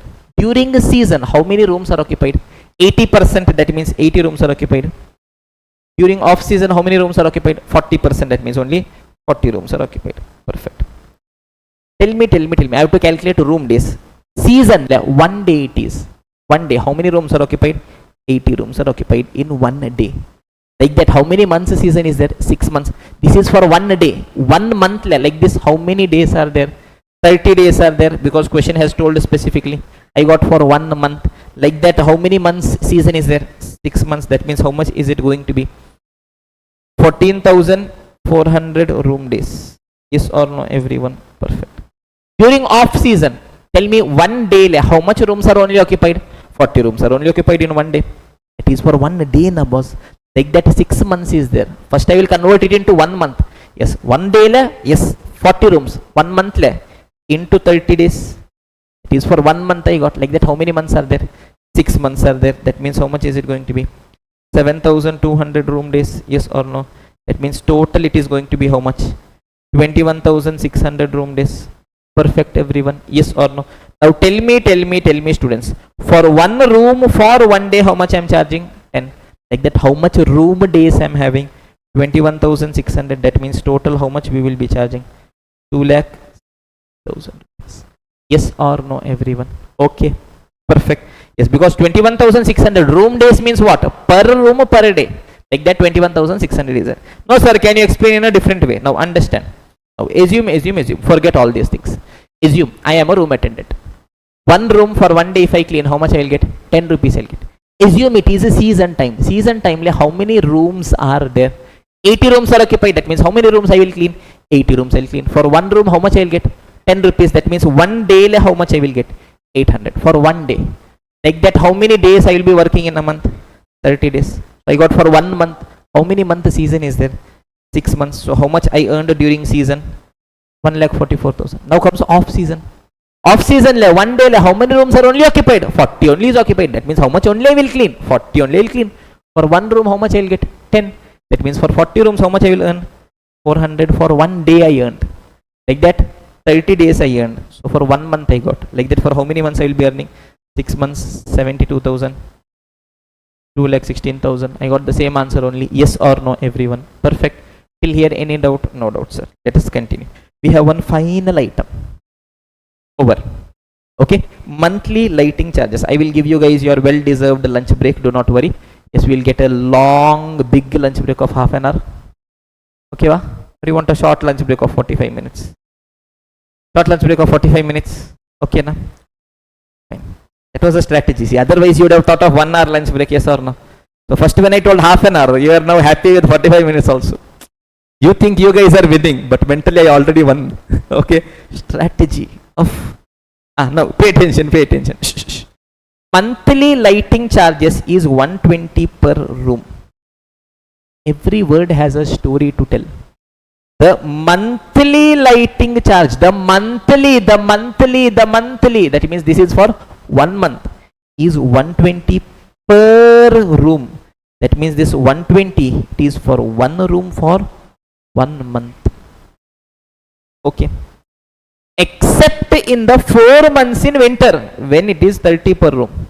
But during winter, it is anyways cold. Now, you will not be putting fan. It is only 30 per room per month. Is this clear, everyone? Based on this, my electricity cost or lighting cost, I'll have to calculate. Is this clear, everyone? Shall we do it quickly? This is important. This is where we will normally be committing a mistake. Now, to solve this, a very important question comes into our mind. For me to solve this, I should first understand where will winter fall. Whether winter will fall in season, winter will fall in off season. Because if it is a season means 80 rooms will be occupied. Based on that cost I should show. If it is off season means only 40 rooms will be occupied. Accordingly I should be showing my cost. Tell me students, yes, where will winter fall? Tell me, yes, in India normally, yes, when is a big vacation coming? It is during summer. So normally for travel, yes, which is the season? Yes, April, May, yes, summer is going to be the season. Normally when it comes for winter, yes, September, October, November, it normally falls in off season. So accordingly, we will be assuming that winter falls in off season. And it is a hill station as well. Understand, if it is summer means, summer hot here. If you go to, yes, hill station, cool, maja is coming. Yes or no? If it is winter, here only it is cold, shivering. Again you will go to winter, even more cold. All these are stories that I am creating. Ultimately, one logic. There are 3 different answers. The right answer, the wrong answer, the ICI's answer. Will you get mark for the right answer?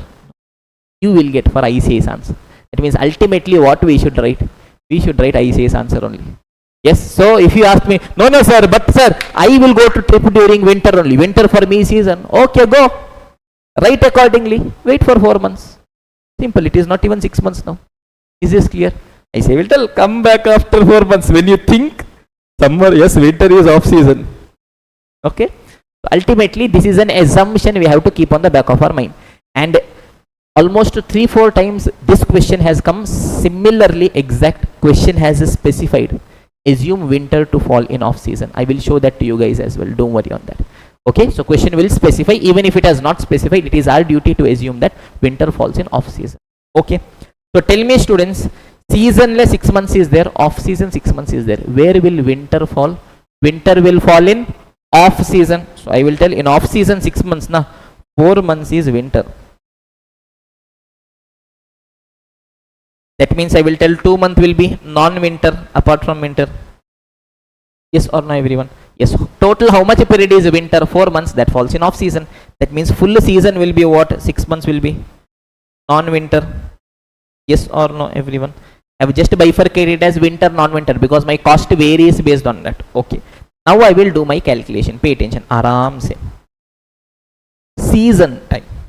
How many rooms are occupied? 80 rooms are occupied. Season is winter, non-winter. Non-winter. Non-winter time le what is my lighting charge? 120 for 1 room for 1 month. Aram se, aram se, aram se. No scope for any mistake. 1 room is occupied. For 1 full month, how much is the cost? 120 is the cost for 1 room for 1 month. Tell me, season time, like this, how many rooms I will be putting the light? 80 rooms I will be putting the light. So into 80 rooms, I will get the cost for 1 month. How much is it? 120 into 80, 9,600. Yes or no? Now why you guys are having calculator? Everything in the world I am only doing. Explaining also I am only doing. Writing also I am only doing. Number also I am only telling. You guys are correct? 12 is 96. Tell me, aram se. If you write your data like this, this will only give you a picture. Look at this. 120 for one room for 1 month. That means you have to multiply by number of rooms, number of months. Story over. Or else logically also, if you want, 120 is for one room for 1 month. Like this, how many rooms are there in season? 80 rooms are there. So like this, 80 rooms I did. I will be getting the cost for 1 month. Like that, how many months are there, boss? 6 months are there. So how much will it be? 50? 7,600. Yes or no? Okay, season is over. I came to off season. Off season, how many rooms are only occupied? Only 40 are occupied. That means for how many rooms I want a light? 40 rooms only I want light. Tell me, in the 2 months, non-winter was there. Non-winter means for one room for 1 month, how much is the cost? 130, sorry, 120 or 130? 120 is the cost. Okay, fine. 120 is for one room for 1 month. Tell me, off season it is for one room, 1 month it is 120. Like that, how many rooms are occupied? 40 rooms are occupied. That gives me 1 month cost. Like that, how many months non-winter is there? 2 months only. So how much is it going to be? 9,600. Yes or no, everyone? Then comes winter. Winter for one room for 1 month. What is the cost? 30 rupees is going to be the cost. Yes or no, everyone? For one room for 1 month. Yes, like that. How many rooms are occupied? 40 rooms are occupied. How many months are there? 4 months are there. How much is it going to be? 4,800. Yes or no? Yes. If you, when you are writing the data itself, if you write it like this, 30 is for what? It is for one room, 1 month. This you will not find anywhere. Yes, explanation like this in a bracket for our understanding there. Then your multiplication is very simple. You have to multiply by number of rooms, number of months. Story over. Yes or no? 4,800. That means, can you guys tell me the total lighting cost? 57,600 plus 9,600 plus 4,800. 72,000. Yes or no, everyone? This is also over. If you add all of these things, you will be getting your total cost as a 29,44,800. Question has told the profit is 20% of revenue. If you take revenue as X, accordingly 0.2 it will be. So accordingly, if you do divided by 80%, you will be getting your total revenue as 36,81,000. This is a JUJB 4th standard calculation, total cost plus profit. I am not getting again and again. Still I have told you at the start. Okay. 36,81,000 is my revenue. What is the question asking? Work out the room rent chargeable, room rent, costa revenue, revenue per day, both during season as well as off season. During season, how much I should charge? During off season, how much I should? Tell me, I have calculated my effective room days. Yes or no, students? Yes. Seasonally, there are 14,400 room days. Off seasonally, 7,200 room days. Every room, same amount I am charging. No, sir. Tell me, if off season I am charging X rupees, season how much I am charging? 2X. Yes or no? Yes, we are charging half of the fare during off season. That sentence is given. Yes. We give concessional rate during 6 off season month when only half of the full room rent is charged. Anything you can take it as X. If you consider season as X, this is going to be half of that, 0.5X. Anyhow you can do. It is only a story of weight. Is this clear, everyone? Okay. So tell me, 14,400 into 2, 28,800X, 7,200X. That means, is it going to be 36,000X? Yes or no, everyone? Perfect. That means I will tell 36,000X is equal to 36,81,000. Therefore, X is equal to 36,81,000 divided by 36,000. How much is it going to be? 102.5. 0.25. And a very important thing in life, what we should not forget. Who is your X? Who is your X? Da? Who is your X? Tell. Who is your X? Off season is X. That means off season le revenue that I am going to charge is 102.25. Season le it is going to be 2X, which is going to be 204.5. Yes, obviously here I am not focusing too much on the presentation. One or two questions I will show you guys the proper presentation, but if I focus on the presentation, I will not be in a position to cover. Presentation you want, study material is there. You can see that they will show you how they have presented. Obviously that way you cannot present. Okay, yes, you just take a very simple thing. First you write, okay, yes, all calculations will be done for, yes, one hotel 1 year, something like that you write first step. Then statement showing total cost and revenue, calculate. Then calculation of effective and equivalent units. Okay, calculation of revenue, over. Yes or no? The only thing for presentation in costing, I will show you subsequently, yes, answer sheet of students who have scored really good marks. It is just that whatever you are writing, the key answers you should highlight and show. Now look at this, this one full page is there. In that I know this is a key answer. This is a key answer. This is a key answer. This is a key answer. This is a key answer. Yes, this is a key answer. This is a key answer. Over. That is what examiner is looking for. He is not bothered anything else. Is this clear, everyone? Okay. This question is also over. So this segment is also over. Next we are having hospital segment. You want me to do it now or after the lunch break? For here you are all having one uniform answer after lunch break. Tell me how big a lunch break you guys want. You guys want a small, sorry, a big half an hour lunch break or a small 45-minute lunch break? Small, a very small 45-minute lunch break. So it is 149. Yes, 45 minutes means how much will it be? Yes, 224. Yes or no? 224 plus 1 minute plus 6 minute bonus for you. Only for you, don't tell anyone. Okay? Yes, 230. 2:35 sharp we will continue with our discussion. Okay, you come at 4 o'clock also, I don't have a problem. I will aram se sleep in the room, but marathon is needed for you. Okay, so have that on the back of your mind. 2:35 sharp we will continue our discussion, students. Okay, before we leave, a quick 1 minute revision of whatever we have discussed. Shh. Service costing, what type of service I am providing? General service. I want answer for 3 questions. What is my total cost? Data has to be uniform. Question number 2. What is the unit of measurement? Normally composite units are used. In case of hotel means room days. In case of passenger transport means passenger kilometer. Good transport means ton kilometer. Hospital means patient days or bed days. Okay. Principle number 3. How many units of goods or services are provided? 2 principles. Consider effective services only, because only that is giving me my revenue. Principle 2. If I am providing more than one category service, consider equivalent service. Is this clear, everyone?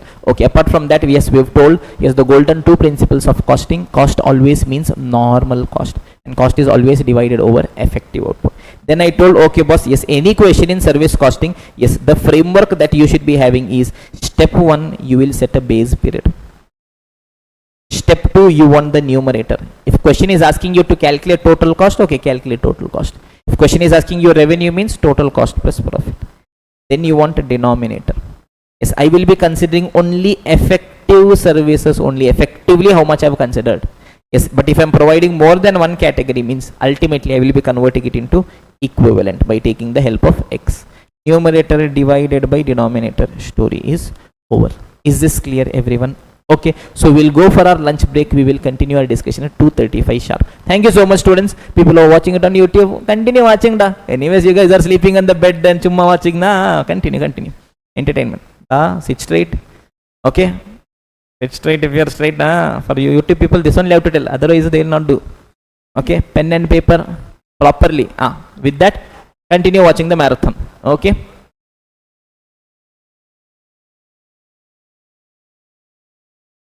Yes, everyone, so welcome back after the break. So we are discussing which chapter, students?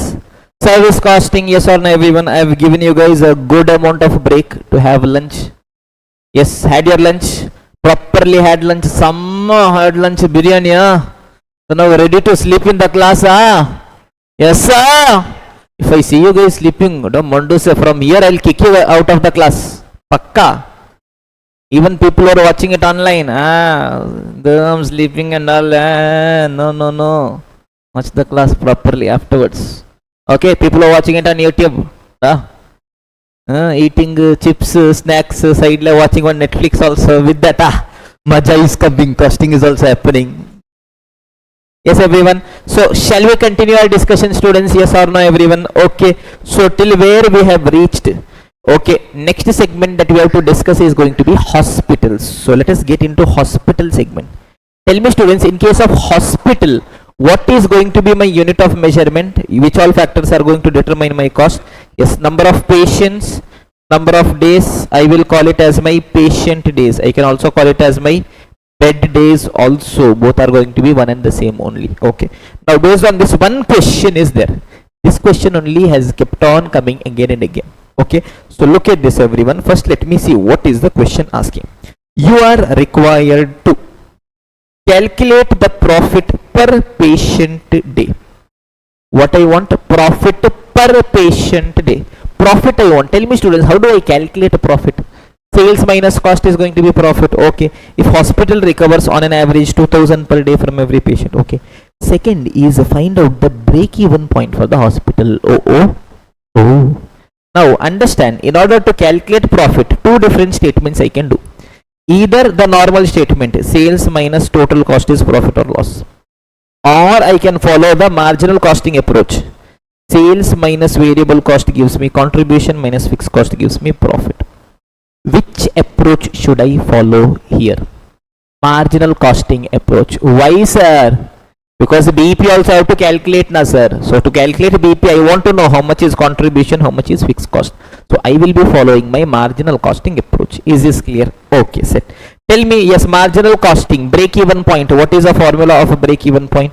Is fixed cost divided by contribution per unit. Why am I dividing contribution per unit? Because my unit of measurement is unit. Sir, here it is patient days. Na, that means I should divide by what? The contribution per patient day. As simple as that. Yes or no, everyone? Okay. Perfect. That means what I'll have to be doing is I'll have to be preparing a profit calculation as per marginal costing. Okay.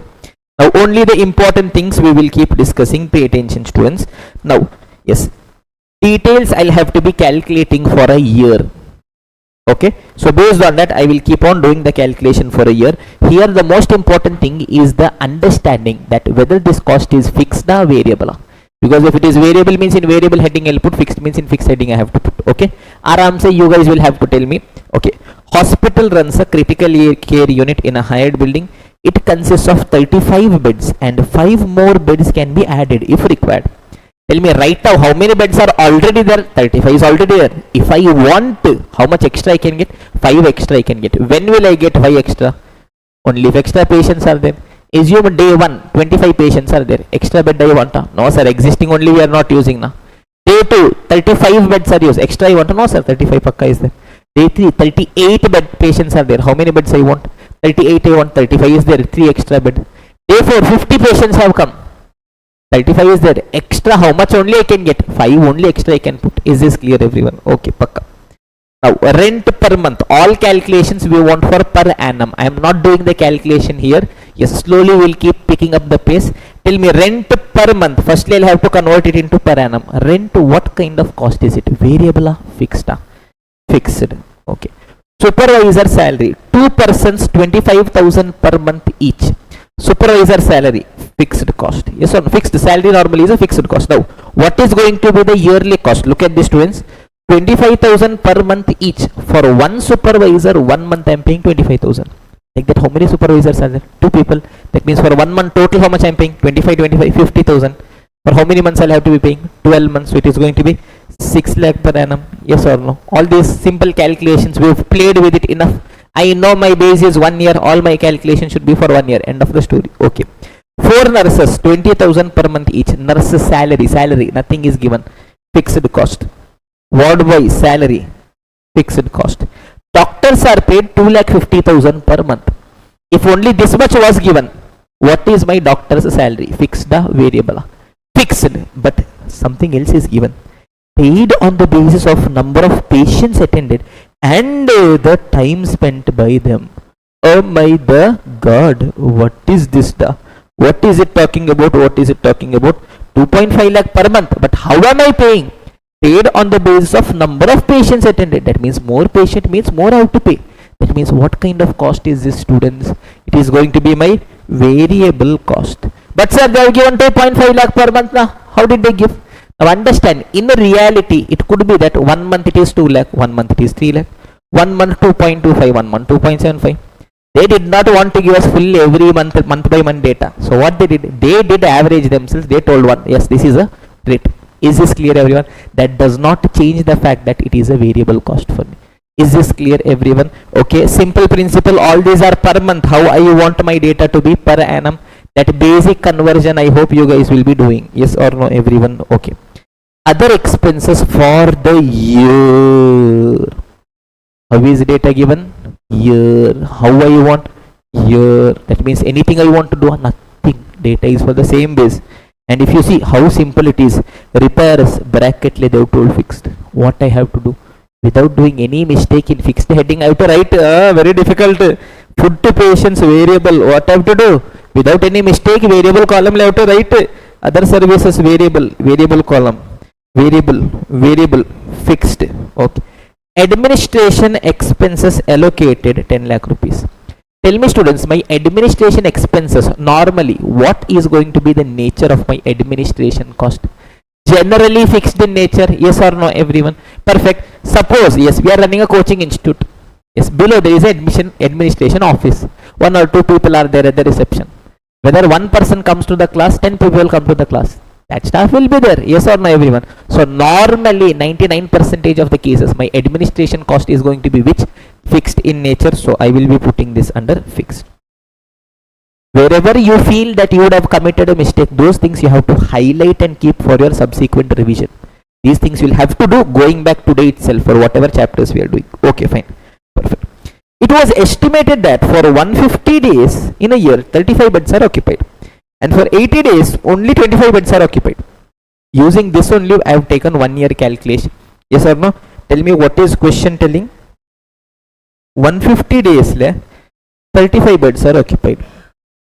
Balance 80 days, only 25 beds are occupied. That means, can I calculate my bed days or patient days? Yes, sir. Simple, sir. Sir, 150 days, 35 beds. That means, how much is it going to be? 5,250, Bed days or patient days you can use interchangeably. 80 days, 25 beds. That means, how much is it going to be? 2,000 bed days. That means, ideally it should have been 7,250 bed days. Yes or no, everyone? Perfect. But question is telling you something else. Okay, till here it is okay. Yes, now a very important line here. Yes, the hospital has hired 750 beds at a charge of 100 per bed per day to accommodate the flow of patient. However, this does not exceed more than 5 extra beds over and above the normal capacity of 35 beds in a day. This one sentence is very important. 2 places I should be showing its treatment. Where all? Firstly, 750 beds I am hiring. For 1 bed, how much I am paying? 100. That means total how much I am paying? 75,000 is a cost I am incurring. What kind of cost is it? It is a variable cost. More bed I am hiring means more I have to pay. Less bed I have hired means less bed I have to pay. That means in my statement, in my variable cost, I will show. Is this clear, everyone? Most of us ignore this item. Apart from this, yes, one more place I'll have to be doing the calculation. Where is it? In my bed days, patient days. Yes or no? Now understand, 150 days, 35 beds. These are my main bed. Yes, main bed that I'm already having. 80 days, 25 beds. These are my main bed. Apart from this, extra bed also I have hired now. Why will I hire extra bed? Chumma, if I don't have any work, will I hire and keep the bed? Chumma, let it be there. Maja is coming. Why will I hire? Only if an extra patient is coming. Yes or no, everyone? Perfect. That means 750 beds we have hired means extra patients also should have come. Yes or no, everyone? Okay. Now comes the question. Sir, this 750 is for 1 day or for 1 full year? Is for 1 full year. Sir, how are you telling, sir? For 1 day maximum, how much I can hire? 5 only I can hire. That means this 750, is it for 1 day? It is for 1 year. Is this clear? That means what I will do, I will tell, okay boss, 7,250 is a main bed. Apart from that, 750 additional beds also we have hired. That means total is going to be how much? 8000 bed days. Is this clear, everyone? This calculation is going to be important. This is the area where most of students commit a mistake. So it is always important that we have to be careful here.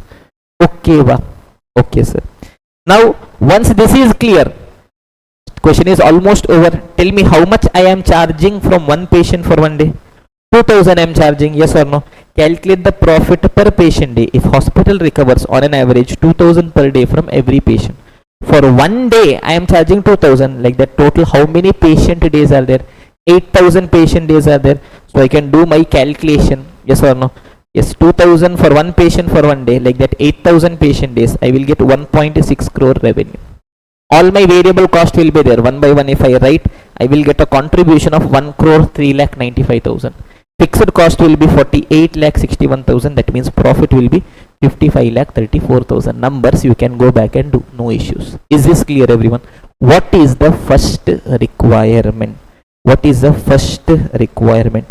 Calculate the profit per patient day. Per patient day. Per patient day. What is this? Total profit. What I want per patient day. That means what I have to do?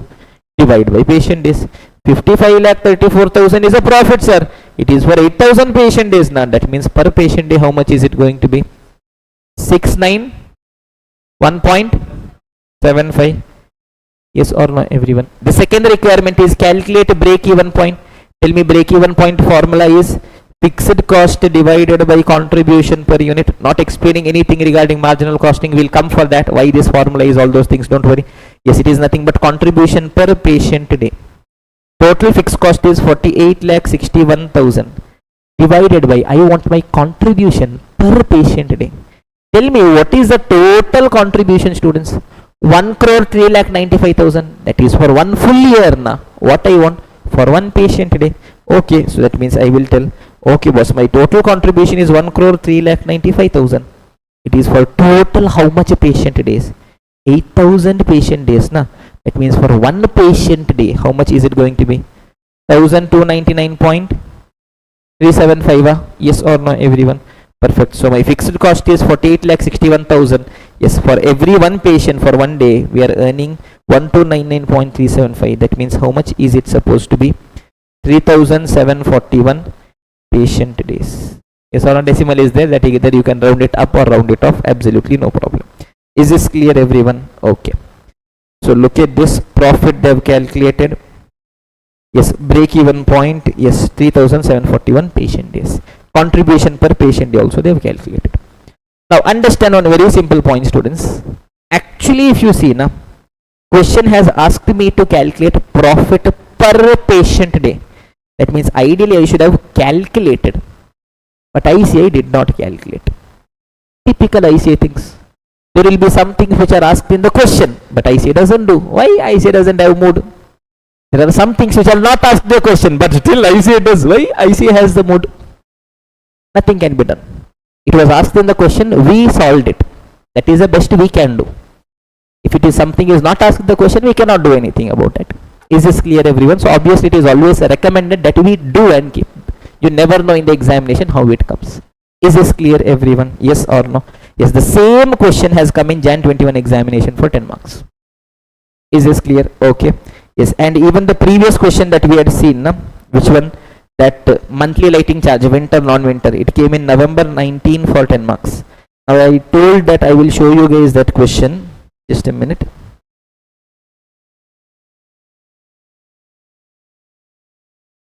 So whatever repetitive questions are there, you know, we have just created a QR code and just eliminated that from the main booklet.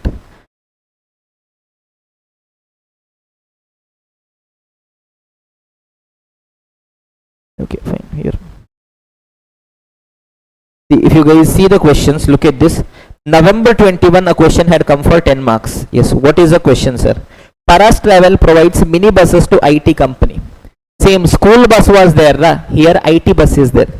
See, one way is 30 kilometer. Yes, morning one shift, evening one shift, same story. That was school, this is IT company. 10 marks, November 19. Okay, yes, this November 1910 marks. Hotel is being run in a hill station with 200 single rooms. Sir, we did 100, sir. New question, sir. 200. Oh my God. Very different, huh? See, occupancy during season 80%, off season 40%. Same story is happening. Monthly lighting charge. There for us it was 120. Here it is 110. Oh my God. What we will do if a question like this comes? Except in the winter when it is 30. Here in bracket they have told, look at this, assume a month to be of 30 days and winter falls in off season. That also they have specified. That one doubt that we had. Most of the times in exam they will specify. Even if they have not specified, we told that winter falls in off season only. Okay boss. The next question was Jan 21. Intensive medical care, hired a building at 50,000 per month. Yes, all those things. 100 bed and 5 extra beds. For us it was 35 and 5. It is 105. Same story only. Profit per patient a day.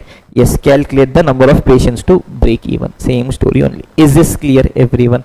Yes or no? Shall we continue our discussion, students?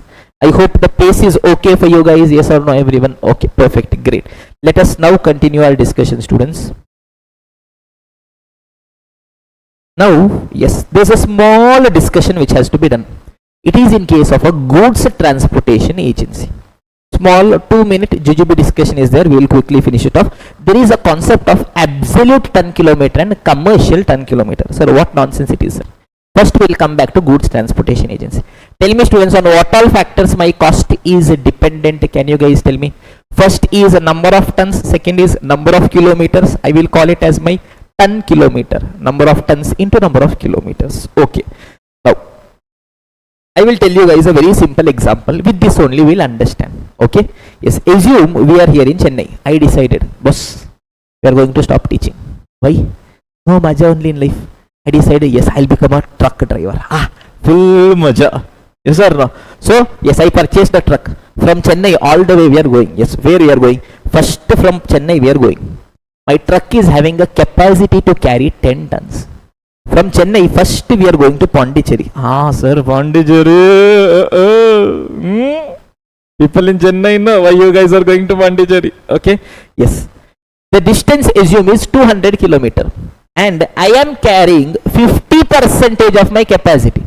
10 ton is capacity. Is it necessary full ton I have to carry? No boss. I only carried 50%. That means how much ton I carried?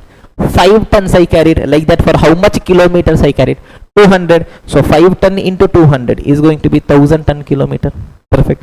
After that, Pondicherry we reached. All our goods we unloaded. Fresh goods we loaded. Assume I operated at 100% capacity. That means how much goods I loaded? Full 10 tons I loaded. We went for 100 kilometer. Assume we reached the most powerful city in the world, Uppinangadi. Morning I told my place. Okay, Uppinangadi. Yes, tell me what is the ton I am carrying? 10 ton into 100%, 10 ton. How much kilometer I went? 100 kilometer. That means what is my ton kilometer? 1000 ton kilometer. Then from Uppinangadi, yes, we came all the way to Chennai. Assume 200 kilometer. Assume 80% is a occupancy. Tell me 10 ton is a capacity. 80% if I am holding means how much ton I am having? 8 tons. Like this I came for 200 kilometer. That means what is my ton kilometer? 1600 ton kilometer. That means can you guys tell what is the total ton kilometer? Sir, first journey la 1000, second journey la 1000, third journey la 1600. That means total is how much? 3600 ton kilometer. Yes or no everyone? This is my absolute ton kilometer. What is absolute ton kilometer? It is the exact calculation. I am telling point A to point B. What is a ton? What is a kilometer? B to C. What is a ton? What is a kilometer? C to D. What is a ton? What is a kilometer? D to A. What is a ton? What is a kilometer? That is my absolute ton kilometer. Exact calculation. Is this clear everyone? Yes or no? Absolute ton kilometer. It is the exact calculation. Here I will be telling for every point. Okay, how much weight it carried, for how much distance I went. Next, how much weight I carried, how much distance I went. Next, how much weight I carried, how much distance I went. So on and so forth. Is this clear everyone? It is nothing but summation of weight into distance. Exact calculation. Next comes commercial ton kilometer. What is commercial ton kilometer, students? It is just an estimate. Is it the perfect figure? No, it is just an estimate. But arams I can get a simple average estimate. Now understand this, I can also do it like this. Tell me, I went from Chennai to Pondicherry, Pondicherry to Uppinangadi, Uppinangadi back to Chennai. When I'm going from Chennai to Pondicherry, how much percent capacity I have occupied? 50%, that means I had 5 tons with me. When I went from Pondicherry to Uppinangadi, how much percentage was occupied? 100%, that means 10 tons I had with me. Uppinangadi to Chennai when we went, how much percentage was occupied? 80%, that means 8 tons. That means on an average, in this entire journey, we went from Chennai to Pondicherry to Uppinangadi back to Chennai. On an average, in this entire journey, how much ton goods I was having? Sir, sometimes I was having 5, sometimes I was having 10, sometimes I was having 8. That means on an average, how much I had? Can you guys tell me? 7.6 tons. On an average, that means can I tell in my truck, on an average, every time 7.6 tons was there? Yes or no, everyone? Like this, for how much kilometer we traveled altogether? Tell me. Yes, Chennai to Pondicherry was 200, then 100, then 200. So total how much distance we traveled?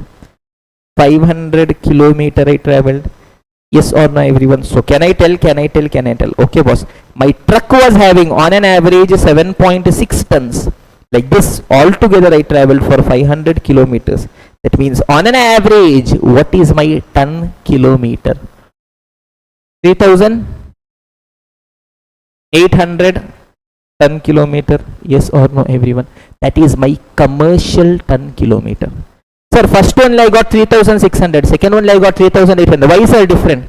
Because first one is absolute second one is just an estimate Is this clear, everyone? So second one, how will I tell? Okay, boss. On an average, it is also tons into kilometers only. But when I'm taking tons, I will tell, okay, boss, on an average, how much tons I'm having? Yes, it is the average weight into this average weight, total for how much distance I've carried. Is this clear, everyone? Yes or no? Got a reasonable understanding? Okay, I'll give you guys one more small example. Yes, will not be taking too much time, but still understand. Assume. Yes, Narayana is there, Adarsh is there. Okay, both of them decided finally. What? Together forever. Yes or no? Shh. So, yes, when I was studying in +1 and +2, okay, yes, we had a rule book. Okay, there they had given all the rules which you had to comply. There one rule was written: any form of love affair between boys and girls will not be entertained. What? Any form of love affair between boys and girls will not be entertained. That means boys and boys you do, girls and girls you do, no problem. But boys and girls, Shantam Papa. Okay, so understand. Yes, Narayana is there, Adarsh is there. Long term love story. You guys don't know about that, na? From 2 years they are dating. Correct. No one knows. Yes, finally they decided it is time to end all these speculations. They are going to get married. Okay, so Narayana is there, Adarsh is there, sit together, they are holding hands. Maja is coming. Hello, honey bunny. Yes or no? Yes. Now understand, yes, one thing about Narayana. Narayana is a very nice person, but he is a very big kanjus. You know kanjus? What do you call kanjus in Tamil? What? Kanjus only. Kanjus is kanjus only. Yes, in Malayalam I guess they call it as pishk. Okay. Yes, then other languages I don't know. Okay. Now, on the day of wedding, yes, he is holding Adar's hand. He is happy also, but he is having one tension. In the food counter, desserts are kept, ice creams are kept. He wants to know total how much ice creams are being eaten. There are two different ways he can do the calculation.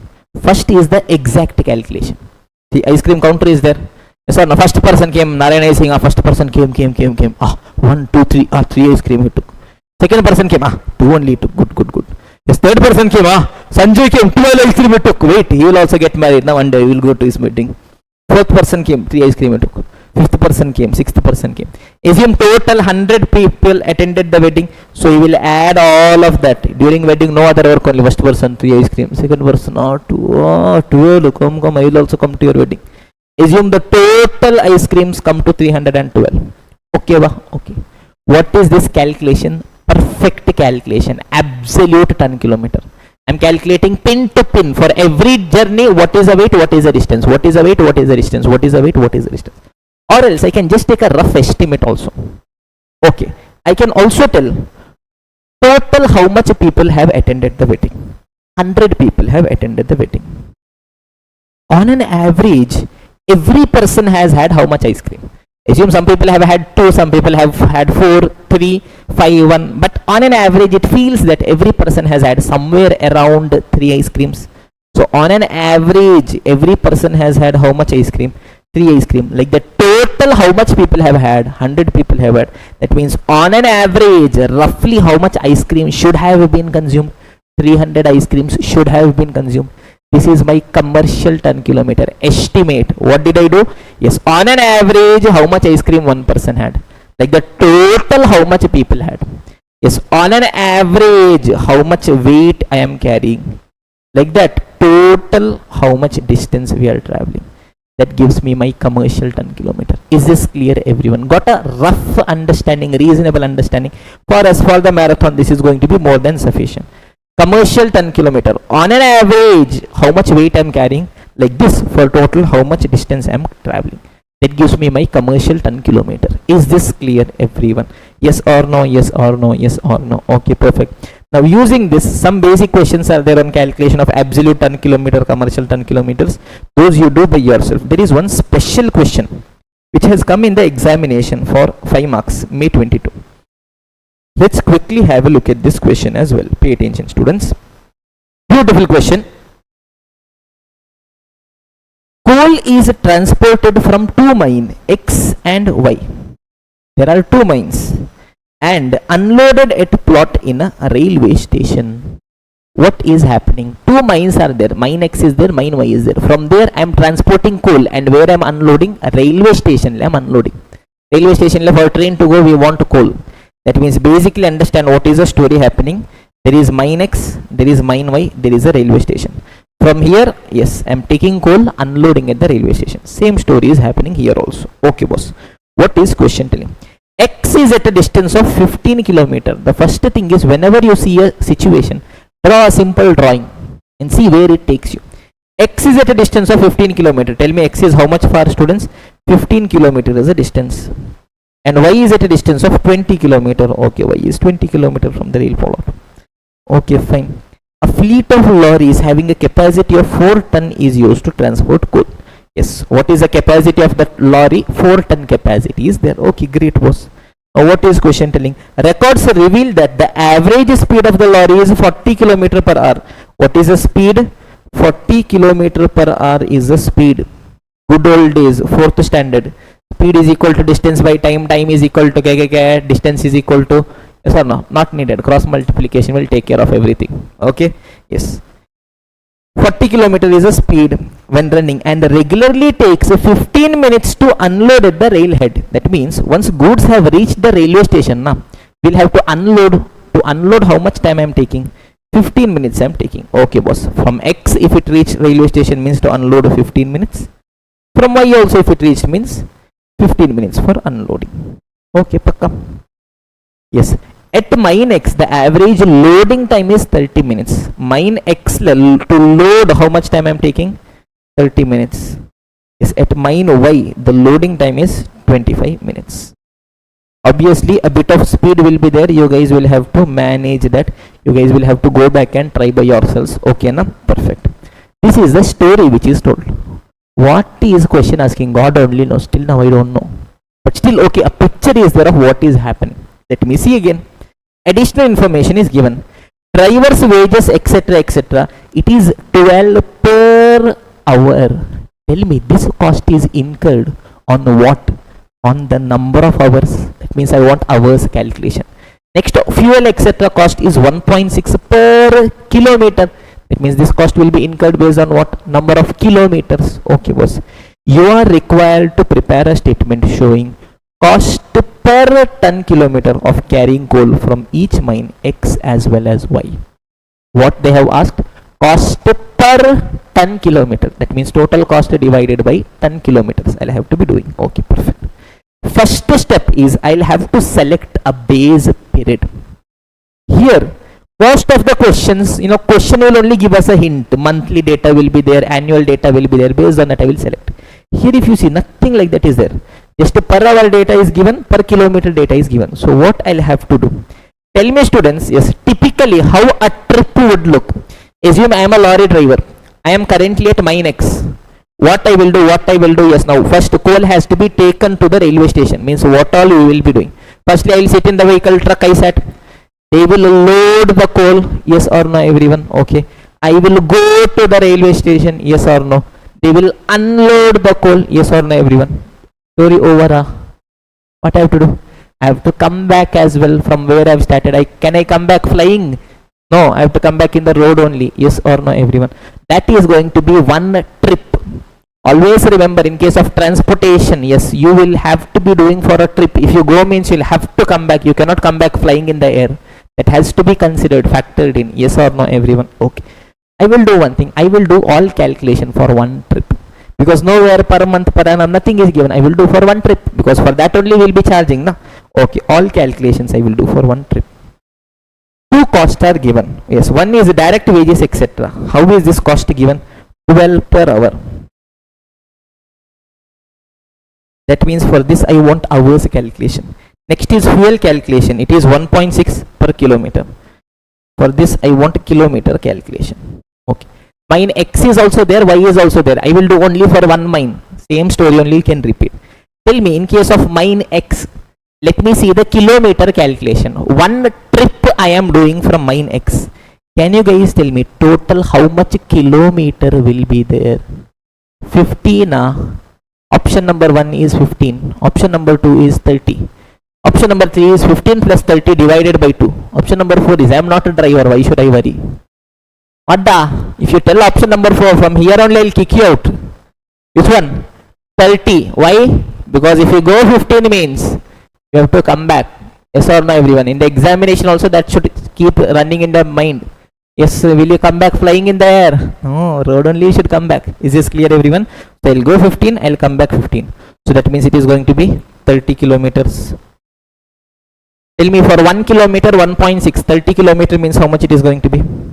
48. Yes or no everyone? Now comes my direct wages. It is 12 per hour. That means here what I have to calculate? Hours I have to calculate. It is incurred based on hours. Tell me students, yes, where all I am incurring a time. Assume I am a driver. Yes, my truck is currently in mine X. Where all time is incurred? Firstly, what will happen? Goods will be loaded. For that time is needed. Yes, boss. Point number 1. Next, yes, I will be going from the mine to the railway station. Time is needed. Yes, boss. I reach the railway station. What I'll have to do? I'll have to unload. Time is needed. Yes, boss. Then I'll have to come back. Return journey. Time is needed. Yes, boss. So altogether 4 places. First is loading. Next is outward journey. That is from mine to railway station. Next is unloading. Next is the return journey from the railway station back to the mine. Let me do the calculation only for mine X. Loading, how much time it is taking? 30 minutes. Unloading, how much it is taking? 15 minutes. Okay. Outward journey from mine to railway station. Tell me students, my truck is having a speed of what? 40 kilometer per hour. What exactly does it mean? It means that if I go for 1 hour, how much kilometer I can go? 40 kilometer I can go. 1 hour is having altogether how much minutes? 60 minutes. So can I tell in 60 minutes we can travel 40 kilometer. Yes, I want to travel how much kilometer, students? 15 kilometer only I want to travel. So I will tell for 15 kilometer means how much time will I be taking? 15 into 60 upon 40, 22.5. Yes or no everyone? So it is going to be 22.5 minutes for outward journey. So loading is 30, to go is 22.5, unloading is 15, return is again going to be 22.5 only. Distance is same, speed is same. Question did not tell anything. That means, can you guys tell me what is the total time taken? Is it going to be 90 minutes? 30, 45, 60, 90 minutes, yes or no everyone? So I will be telling it is going to be 12 into 90. How much is it going to be? 1080. Yes or no? Yes or no? Yes or no? Stat of the day. One simple jujube thing I asked you guys. One promise. What? Data should be uniform. 12 is what? Per hour. 90 is what? minutes. Can you multiply it? No, what you want? Hours you want. Simplest thing. Then you'll ask where we lose marks, sir. Simple jujube things you commit a mistake. Costing is all about you being present. That's all, nothing more is there. So tell me 90 minutes means 1 hour is 60 minutes. Again, even here if you guys are having doubt, cross multiplication, finish off. The entire subject I've told you 3 things only. Cross multiplication, simultaneous linear equation, whenever data is missing, put X over, subject over. Inter final, costing FM. Finish, pachak, nothing more is there. 90 minutes is how much hours? 1.5 hours. Yes or no, everyone? Okay. So tell me 1.5 hours. 12 into 1.5 is going to be 18. So for one trip from my X, what is the total cost? 66 rupees is the total cost. I want the cost per ton kilometer. So I'll have to calculate the ton kilometer. Tell me students. At mine X, I will load the goods. What is the capacity of my truck? 4 ton is the capacity of my truck. Whether question told me that how much percentage of capacity I am occupying? No question, did not tell. That means what will be my default assumption? I am going means obviously I would have loaded goods. How much I would have loaded? Nothing question told. I'll assume 100%. 100% I have loaded, yes or no, everyone? Perfect. Sir, basic common sense it is. I am going means chumma I will not take the lorry and go. Yes sir, I am taking the goods. 4 ton it is. How much person question? Did not tell. That means what is assumption? Full you have used. As simple as that. Okay. 4 tons I have carried. Outward journey 4 tons. Like this for how many kilometer I went? 15 kilometer I went. That it is going to be 60 ton kilometer. Yes or no, everyone? I unloaded the goods. Coal I unloaded at the railway station. While coming back, am I having any goods with me? No sir. That means how much ton is there? 0 ton into 15 kilometer. It is not an effective journey. Yes or no? That means altogether what is my ton kilometer? 60 ton kilometer. So I'll tell 66 is a cost for 60 ton kilometer. That means for 1 ton kilometer how much it is? 1.1. That is my solution. Is this clear, everyone? Yes or no? So when this question had come in the examination, students told that it is very difficult. Simple. You should just know data picking. 3rd standard maths. Plus minus into divide. Data has to be uniform. Select one base period, add. You got total cost, divide. Story over. As simple as that. Is this clear, everyone? Yes or no? Obviously here the pace is going to be fast. If you feel that just listening to it is going to be sufficient, trust me, it is not. It is very simple for me to make you guys happy here. Yes, do only 1 or 2 simple jujube questions and tell over da. This much only da. Don't study da. Why you are taking unnecessary strain? Aram se chill, sleep, maja will come. But in the exam, maja will not come. Okay, even if today maja did not come in the exam hall, when you're seeing question, maja should come in the exam center. Is this clear, everyone? So obviously you have to choose when you want to pursue pain, today or in the exam center. I would always want you guys to pursue pain today, so that in the exam center you guys are a bit more relaxed than others, because you have frameworks in place. Is this clear? This entire chapter is just a very simple framework. 4 steps. Step 1, set a base period. Step 2, get your numerator. If question is asking your cost, means add. If question is asking your revenue, means total cost plus profit revenue. Step 3, get your denominator. I always want effective output only. If more than one category, means get equivalent output. Step 4, numerator divided by denominator. Story over. Is this clear, everyone? Yes or no? Okay, perfect. Now other sectors are there. In that, yes, we will come adjustment wise, we will see. Yes, one beautiful question is there on educational institute. Lengthy question but very simple jujube. In that the only place wherein students can commit mistake is in teacher's salary. That point alone we have highlighted. Now this chapter is only maximum 15-20 minutes. We've spent around 3 hours, but now 15-20 minutes more. Okay, let this settle in. We will continue our discussion further, giving you guys 1 minute to let this settle in your mind. Yes, everyone, so let us continue our discussion. Pay attention, students. Educational institute, one question is there on teacher's salary. The entire question is there. Beautiful question, not very difficult. This is the area where students normally commit mistakes. What is question telling? +1, +2, arts, commerce, science, 3 streams are there. So altogether 15 teachers are there. 4 teacher for arts, 5 teacher for commerce, 6 teacher for science. Okay, sir. Every teacher is paid annual salary of 4,20,000 per annum. Based on this, can I calculate the cost for each of the stream? Tell me, students, tell me. Yes, for every teacher, how much I am paying? 4,20,000. Arts, how many teachers are there? 4. That means how much it is going to be? 16,80,000. Commerce, how many teachers are there? 5. That means it should be 21 lakh. Science, how many teachers are there? 6. That means it should be 25,20,000. Yes or no? This should be a simple calculation. Arts, 4 teachers are there. Every teacher 4,20,000. That means total should be 16,80,000. So on and so forth. If this much only was the question, this much only should have been the answer. But you know this much only is not the answer because you are not giving 5th standard examination. Some twist should be there, some maja should be there in life. Yes or no? So what is the question telling? A teacher who teaches economics for arts stream students. Okay, there is a teacher. Which teacher? Economics teacher. Where is this teacher teaching? Arts stream she is teaching. That means her salary currently where I have shown. Fully in arts I have shown. Yes or no? Okay.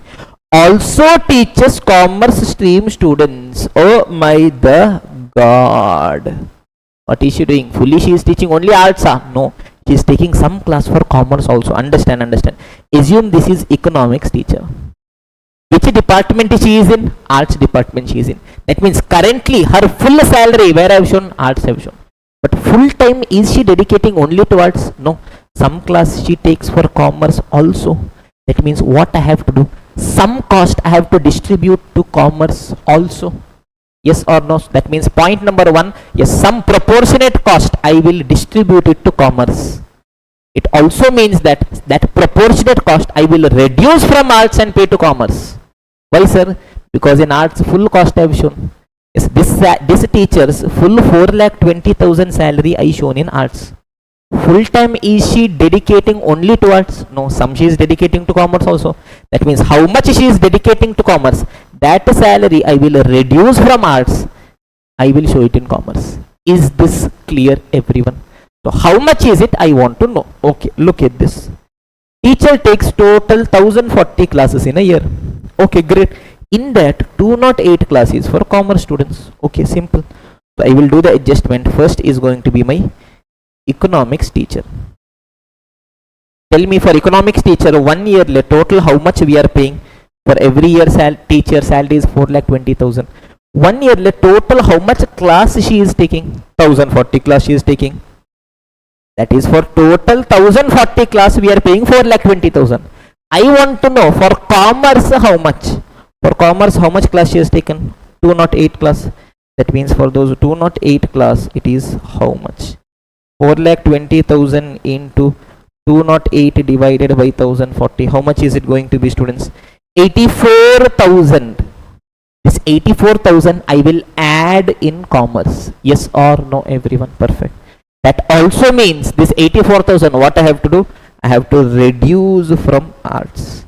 Is this clear? Because in arts full 4,20,000 I showed, but full class she is not taking na. Some she is taking for commerce. That I will reduce from arts and then pay to commerce. Is this clear, everyone? Same thing is happening with one more science teacher. Look at this. There is another teacher who teaches maths for science stream students. She also teaches business maths to commerce. Where is the teacher currently located? Science. That means right now full salary where I showed? Science. But she is taking some class for commerce also. Proportionately I have to distribute. Okay, what is the question telling? Total 1,100 classes she is taking. That means in 1 year 1,100 class she is taking. For that we are paying 4,20,000. For commerce how much she is taking? 160 class she is taking. That means proportionately how much I should distribute? 4,20,000 into 160 divided by 1,100. How much? 61090 or 61091. So commerce I will show 61090. From here I will reduce 61090. If I'll add, I will get the teacher's salary. Is this clear, everyone? This is the only adjustment in that particular question. There is that question, you guys can see it, question number 16 in our question bank. Otherwise, for students who are referring study material, in study material also that question is there. Is this clear, everyone? Okay, fine, perfect. Yes, now there are a couple of next set of some questions are there. Other sectors, main segments are over. Main segment first is passenger transportation, next is hotel, next is hospital, next is goods transportation, everything else is other segment. This other segment question is very, very difficult. Why? Because you have to add, without committing any mistake you have to add. Okay, so next few questions I am going to solve. Okay, yes, there are some questions which are going to be very difficult. So before we solve those questions, you have to ask God for some help. Oh God, please give me the strength so that I can teach these mandus. You know what does a mandus mean? Mandus are you? You don't know mandus? None of you guys know what is mandus? Okay. So in Kerala or in Malayalam, yes, a mandus or a mandan means a very intelligent person. So you guys are mandus? No, not mandus, No, I don't know. I don't know Malayalam. My students told me, sir, mandus means intelligent person. So for all my students, I call mandus. Okay? Shh. Now pay attention, everyone. Serious? Shh. Very difficult questions. All of us together. Oh God, please give us the strength to solve this question. Please. Okay? Let me read the question. What is the question asking? Calculate the cost per kilometer per month. For 1 kilometer for 1 month, I have to calculate. First I will do all calculation for 1 month, then I will bring it down to 1 kilometer. Yes or no, everyone? Okay, set. 60 kilometer highway is there. Okay, boss, great. Total 12 crore vehicles are running using 10 years. I will come back to it later. Now, cost during the month of April is as follows. I want cost for 1 month only. Tell me, first item that they have told is collection personnel. 3 shifts and 4 person per shift. 550 per day per person. Tell me, collection personnel, 1 person I am paying 550 for 1 day for 1 person. Tell me, altogether in 1 shift, how many people are there? 4 people are there. Like this, in how many shift I am working? 3 shift. So, first shift 4 people, second shift 4 people, third shift 4 people. Total how many people are there? 12 people are there. For 1 person, how much I am paying? 550 for 1 day. That means for 12 people, how much I will be paying? 550 into 12 is for 1 day. I want for 1 month into how many days? 30 days. Yes or no, everyone? Perfect. I will be getting this value, whatever it is. Yes, next. Supervisors are there. 2 shift and 1 person per shift. It is 750 per day per person. Tell me, for 1 shift 1 person, like that how many shifts are there? 2 shifts. That means total. First shift 1 person, second shift 1 person. 2 people I got for 1 day, like that 30 days. I will be getting this number. Same thing is continuing for security personnel also, toll booth personnel also same. How many shifts are there? Every person, how many people are there? Electricity cost is directly given 8 lakh. Yes, telephone cost is directly given 1.4 lakh. Yes, maintenance cost is given 30 lakh. Directly question has given. Okay, monthly depreciation is 1.5 crore. Is this clear, everyone? Okay. Company needs 25% profit over total cost. I want 25% on what? On total cost I want 25%. That means cost plus directly 25% I will be doing. If I add all of this, I will get my total cost. Add 25%. I will be getting my revenue for 1 month. Is this clear, everyone? Yes, same thing only here they have done. If you see, total cost comes to 1 crore 94 lakh 80,000. Yes, revenue comes to that plus 25%. If you add 25% on that, can you guys tell me what should be my revenue? 1 crore 94 lakh 80,000 plus 25%. Can you guys tell me how much it is going to be? 2 crore 43 lakh 50,000 now. Yes, correct now? Okay, this is my total cost. Now let us see the question. Calculate the cost per kilometer per month. I already have the cost for 1 month, 1 crore 94 lakh 80,000. How I want? I want for 1 kilometer. Yes or no? Tell me, students, this cost that I am incurring is for how much kilometer highway? 60 kilometer highway. So I am telling, look at this bus. This is my 60 kilometer highway. For full 60 kilometer, 1 month I incurred a cost of 1 crore 94 lakh 80,000. I am asking for every 1 kilometer how much cost I incurred. Divided by 60. I will be getting the cost per kilometer. Yes or no, everyone? Divided by 60. How much you guys are getting, students? 3,24,666.66. Next they are asking, calculate the revenue toll rate to be charged per vehicle. Toll rate, I want cost, I want revenue. Revenue I want, revenue I got, boss. 2 crore 43 lakh 50,000. This is the revenue for 1 month. That means I have to divide by number of vehicles. Number of vehicles should also be for 1 month. Yes or no, everyone? Perfect. Now look at this, students. Company has estimated that a total of 12 crore vehicles will be using the highway for 10 years. 12 crore vehicles will be there, but that is for how much period? 10 years. I want the number of vehicles for which period? 1 month. That means, tell me, 12 crore is for 10 years. That means for 1 year is how much? Divided by 10, 1.2 crore. 1.2 crore is for 1 year. That means for 1 month how much? Divided by 12, 10 lakh. So I will tell 2 crore 43 lakh 50,000 divided by 10 lakh. You will be getting 24.35. Yes or no, everyone? Is this clear?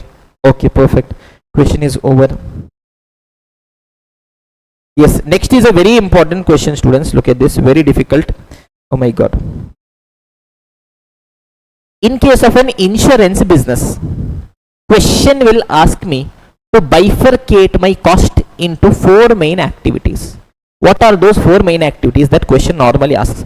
Question tells 4 activities you will have to bifurcate. Activity number 1 is marketing and sales support.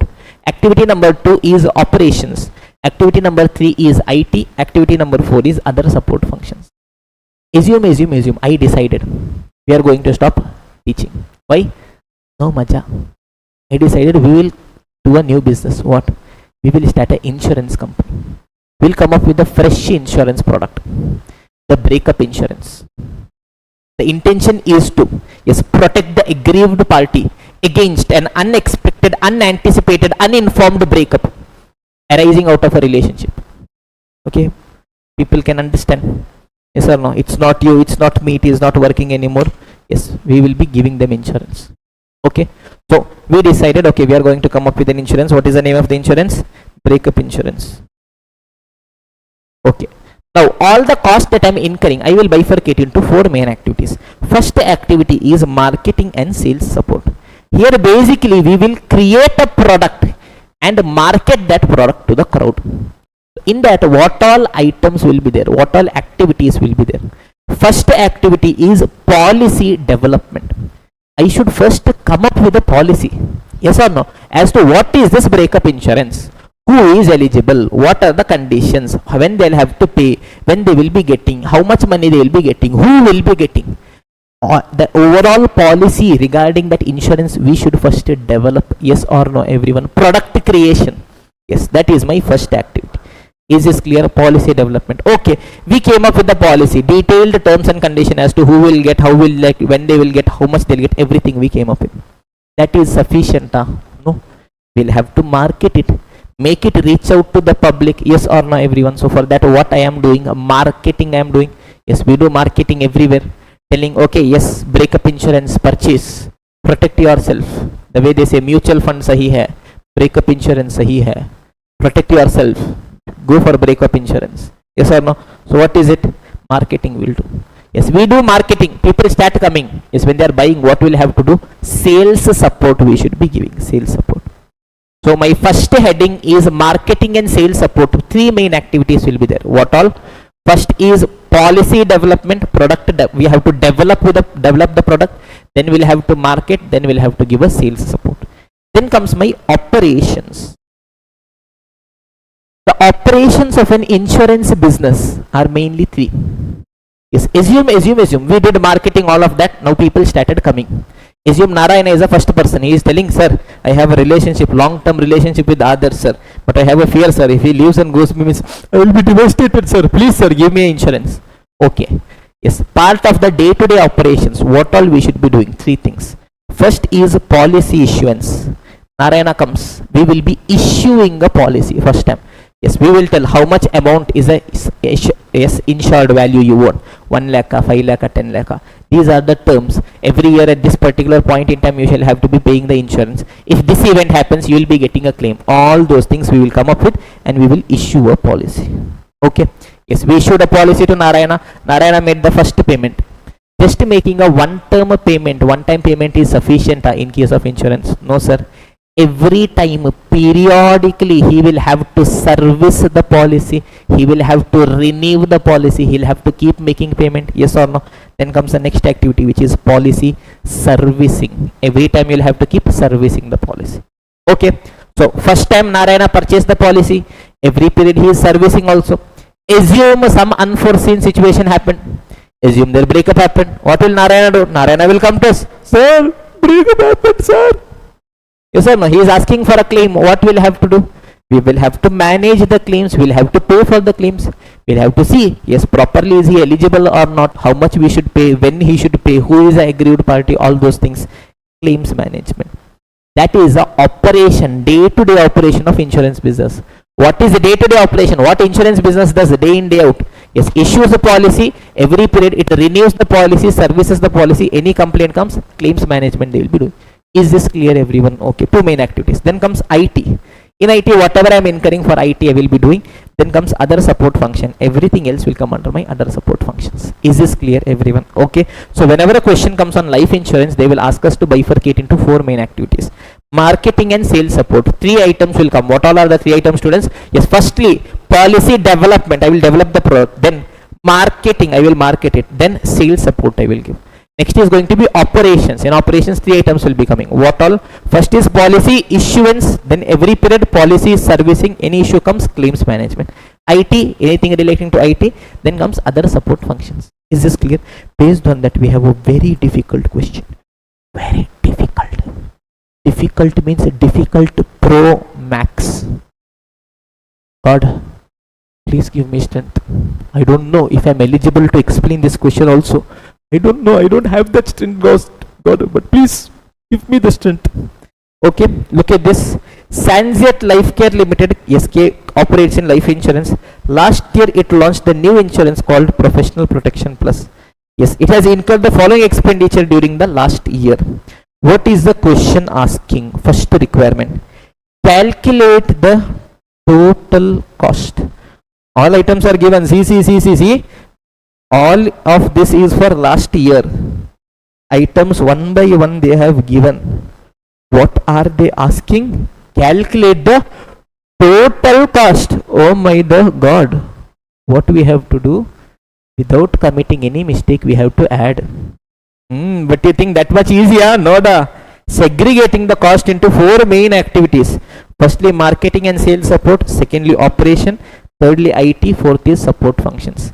Tell me. All I'll have to do is add, but just activities I'll have to see. Tell me, policy development. First time we are developing. We are marketing. We are providing sales support. Where will it come? Marketing and sales support it will come. Policy issuance. To a party I'm issuing. Every period I'm servicing. Any claims comes, claims management. Where it will come? Operations it will come. Yes or no, everyone? The next thing is the most difficult thing ever. Only if you think you are intelligent, read further. Okay, this is not for the weak hearted. If your heart is weak, please don't read. Very difficult. Are you ready?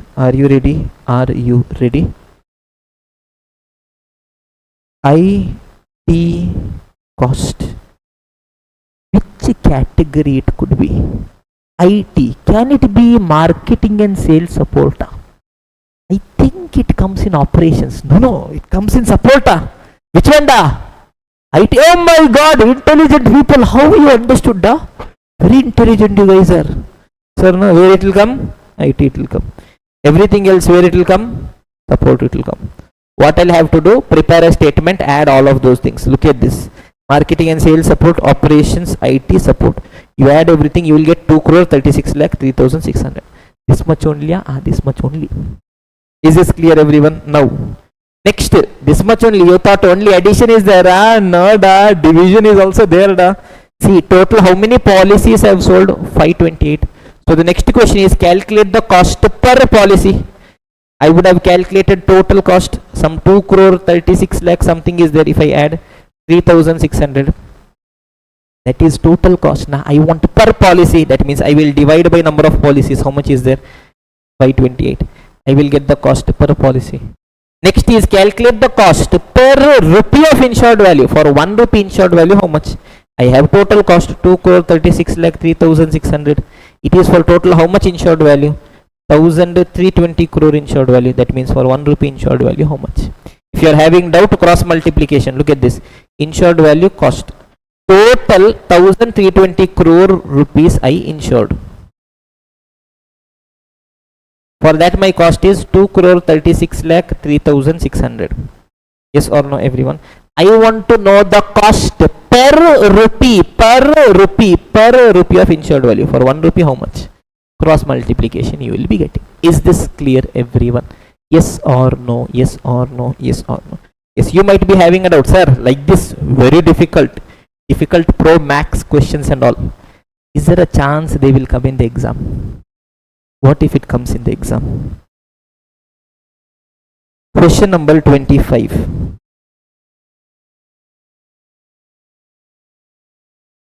July 21, 5 marks. MRSL Healthcare Limited has come up with the last year for its newly launched COVID-19 insurance policy. Yes, look at this. Claims management. Where will claims management come? Operations. Yes. Policy issuance. Operations. Policy servicing. Operations. Yes. Policy development, cost of marketing and sales support. Sales support, marketing and sales support. IT cost, IT. Everything else, support function. The only twist here is that IT cost they have not given. Whatever is not given in the question, X. But always understand, if one person goes from your life, other person will come into your life. One data is not given in the question, other data will be given in the question. Yes, here IT cost is not given, but to compensate for that, cost per rupee of insured value is given. That means using that I will find out the value of X. Is this clear, everyone? Yes or no? There I think calculate total cost per policy. Look at this. Yes, you will be getting your total cost excluding IT as 4 crore 79 lakh. Everything you add. IT I will take it as X. So your total cost will be 4.79 crore plus X. Yes, I can calculate cost per rupee of insured value. Total, what is the insured value? 3,500 crore. So I can tell, to insure 3,500 crore, my cost is 4 crore 79 lakh plus X. That means to insure 1 rupee, what is my cost? Cost per rupee is, it is 4 crore 79 lakh plus X. That is the total cost divided by insured value is 3,500 crore. That gives me the cost per rupee, that is given here, 0.002. Yes, you simplify, you will be getting the answer. As simple as that. Is this clear, everyone? Yes or no, everyone? Okay, perfect. Now we have one final adjustment. Okay, final 1 or 2 points are there. Next thing is, in case of toll roads, there are two different models which can be prevailing. One is BOT model, one is PPP model. Yes, what is BOT? BOT is build, operate, transfer. Now understand, whose responsibility it is to build infrastructure? Government's responsibility. But yes, they are lazy, they are not having money. So what they are wanting to do, they are willing to give it to a private party. This entire arrangement is called BOT, build, operate, transfer. So what is BOT? It is an arrangement between the government and the private player, wherein what we will be doing, assume there is a piece of infrastructure, road. It has to be built. Yes, ideally whose responsibility is? Government's responsibility. But they transfer that responsibility to a private player. So what a private player will do? He will build the infrastructure. Road he built. Chumma he will build. He is doing charity. No. What he will do? He will operate that infrastructure. He will run toll, all of that. He will earn money. Forever he can earn money? No, it is for a stipulated period, specified period. 15-year lease. You guys would have heard, yes. What is that? The place where airport, 15-year lease, 20-year lease to Adani, all those things you have heard. What is it? Permanent? No, for a stipulated period. Yes or no? So private player will build the infrastructure. They will operate, earn money from that. At the end of the period, what they'll have to do? They'll have to transfer it back to the government. Is this clear? BOT, build the infrastructure, operate the infrastructure, earn benefits out of it. At the end of the specified period, transfer it back to the government. Is this clear? Same thing is also called as PPP, public private partnership. Private as well as public, They are together coming into a partnership. Is this clear, everyone? Okay, perfect. Now we have one final adjustment, students. With that, the chapter will be over.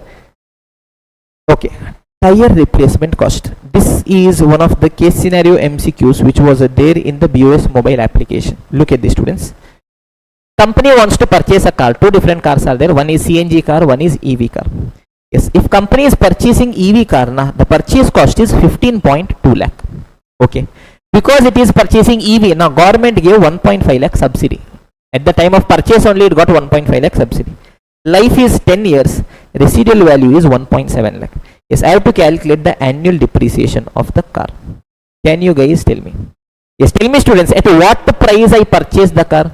15 lakh 20,000 I purchased the car, so 15 lakh 20,000 I paid.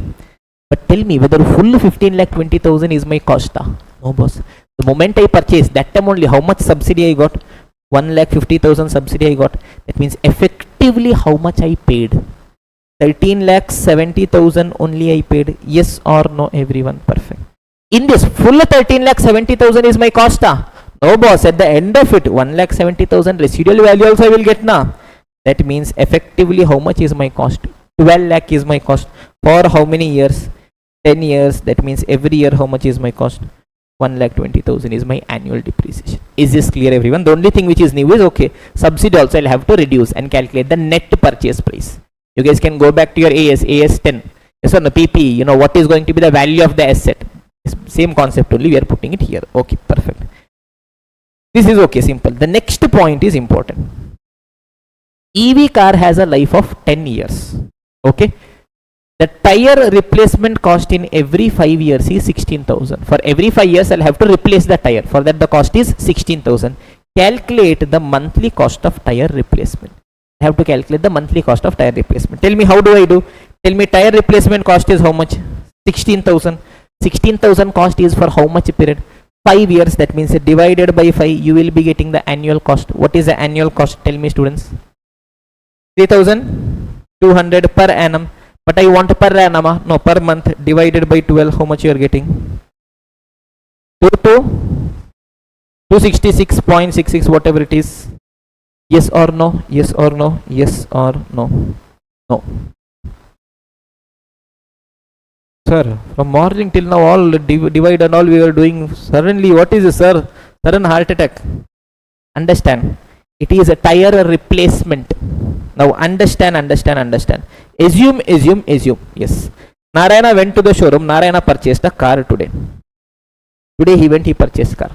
Today only will he go and replace the tire? Change the tire replacement have to do. Today only will he do? No. First the tire is already there. Yes, when he has to replace the tire every 5 years, that means the first 5 years, is he having any tension? No, boss, aram se he can go. 5 years are over. Now can he continue operating the car? No, boss. Now what he has to do? He has to change the tire. To change the tire, how much he has to pay? 16,000 he paid. When he paid 5th year, he paid 16,000. If he paid 16,000 now, how many more years he can run? 5 more years he can run. Is 6, 7, 8, 9, 10. That means if he wants to use the vehicle furthermore, he has to replace again. But is he using furthermore? No, his life is only 10 years. At the end of 10 years, he will sell the car. Yes or no? That means, tell me, what is the total cost Narayana incurred for tire replacement? 16,000 is the cost he incurred for overall how many years of the life of the asset? For overall 10 years. That means, what is my amortized cost per annum? 1,600 rupees per annum. But I want per month, bring it down to per month, divided by 12, how much you are getting? 130 point. Yes or no, everyone? Very important. Tire replacement, battery replacement, two things. Yes, you cannot directly do total cost divided by number of years, because at the time of purchase, you will not replace, boss. Only once that specified period is over, then you will start replacing it. So what you'll have to do, step number 1, for the entire life of the asset, what is the cost you will calculate. Then you will distribute it over all the years. Accordingly, you will calculate the per annum, per month, whatever cost you want to calculate. Is this clear, everyone? Yes or no? Who is it playing with the screen? Who is this da? Vasantavalli and Srihari, what are you guys doing together? Drawing lines and all. Line should at least be straight da. Let's say this and all, don't go. Class da you guys are in. What are you guys doing? Is this clear everyone? Yes or no, yes or no, yes or no. Perfect. Yes. Now, final 2-3 minutes of discussion. All questions in this chapter are over. The only thing which is pending is the recent MCQs are added. Let us see what maja is there in MCQs. Okay. Now, I have just tried compiling MCQs. So quickly, just a matter of 2-3 minutes, we will finish it off once and for all. Look at this. Past exam questions we will see. Okay, past exam questions are also there. Let us quickly see. Question number 1, May 24 exams, recent new syllabus, all questions have compiled here. 6 mark questions have come here. So look at what is the question asking. Calculate the net operating income that Star Airline makes per flight from ND to GA. ND assume it is New Delhi, GA assume it is Goa. From New Delhi to Goa, flight is going. I want to understand the net operating income. Income means what? Sales minus cost. Yes or no? That means what I have to do? Arams I should show sales, I should show cost, I will get my income. They have told I want for one flight from ND to GA, only one side I want from, yes, New Delhi to Goa. Yes or no? New Delhi is there, ND, Goa is there. This one flight, how much income I am making? So, step 1, base period I took, all calculation is going to be for one flight from New Delhi to Goa. Let me see what is question telling. It operates a single aircraft of 180 seat capacity. What is the capacity? 180. But is it necessary fully it should be occupied? No, boss. Yes, the average normal occupancy is 70%. That means tell me on an average how much people will be there? 180 into 70%, how much will be there? 126 people will normally be there. Passengers. Okay, let me try saying. Yes. The average one-way fare is 12,500. One-way fare is how much? 12,500 for one person. Like that, how many people are there? 126. So what will be my revenue? Yes, 12,500 into 126. Whatever is the value. 15 lakh? 75,000. Okay. Now, what other things are given? Cost of operation of flight collected by expert analyst. Fuel cost per flight is 2,28,000. Okay, fuel cost is 2,28,000. Next, what is given? Food served on the flight. It is 270 per passenger. One person is eating. How much? 270. How many people are eating? 126. So it is 270 into 126. You will be getting the value. Yes or no? How much you are getting? Whatever. No issues. Yes. Commission paid to travel agent. All ticket booking we have done through agents only. For agent, how much we should pay? 7.5% of fare you have to pay. Tell me what is the fare? 15,75,000. 7.5% of that I will be paying into 7.5%. Yes or no, everyone? Next, they are telling fixed cost is there. Lease and landing charge is 9,12,000. Salary is 90,000. 9,12,000. 90,000. Sales is there, cost is there. If you reduce, what you will get? Profit you will get. Story over. This much only. How much marks it came? 6 marks it came. Yes or no, everyone? Now, second requirement is there. Is the company expects that occupancy will increase to 144 passengers. If I want, I can make my occupancy 144 also.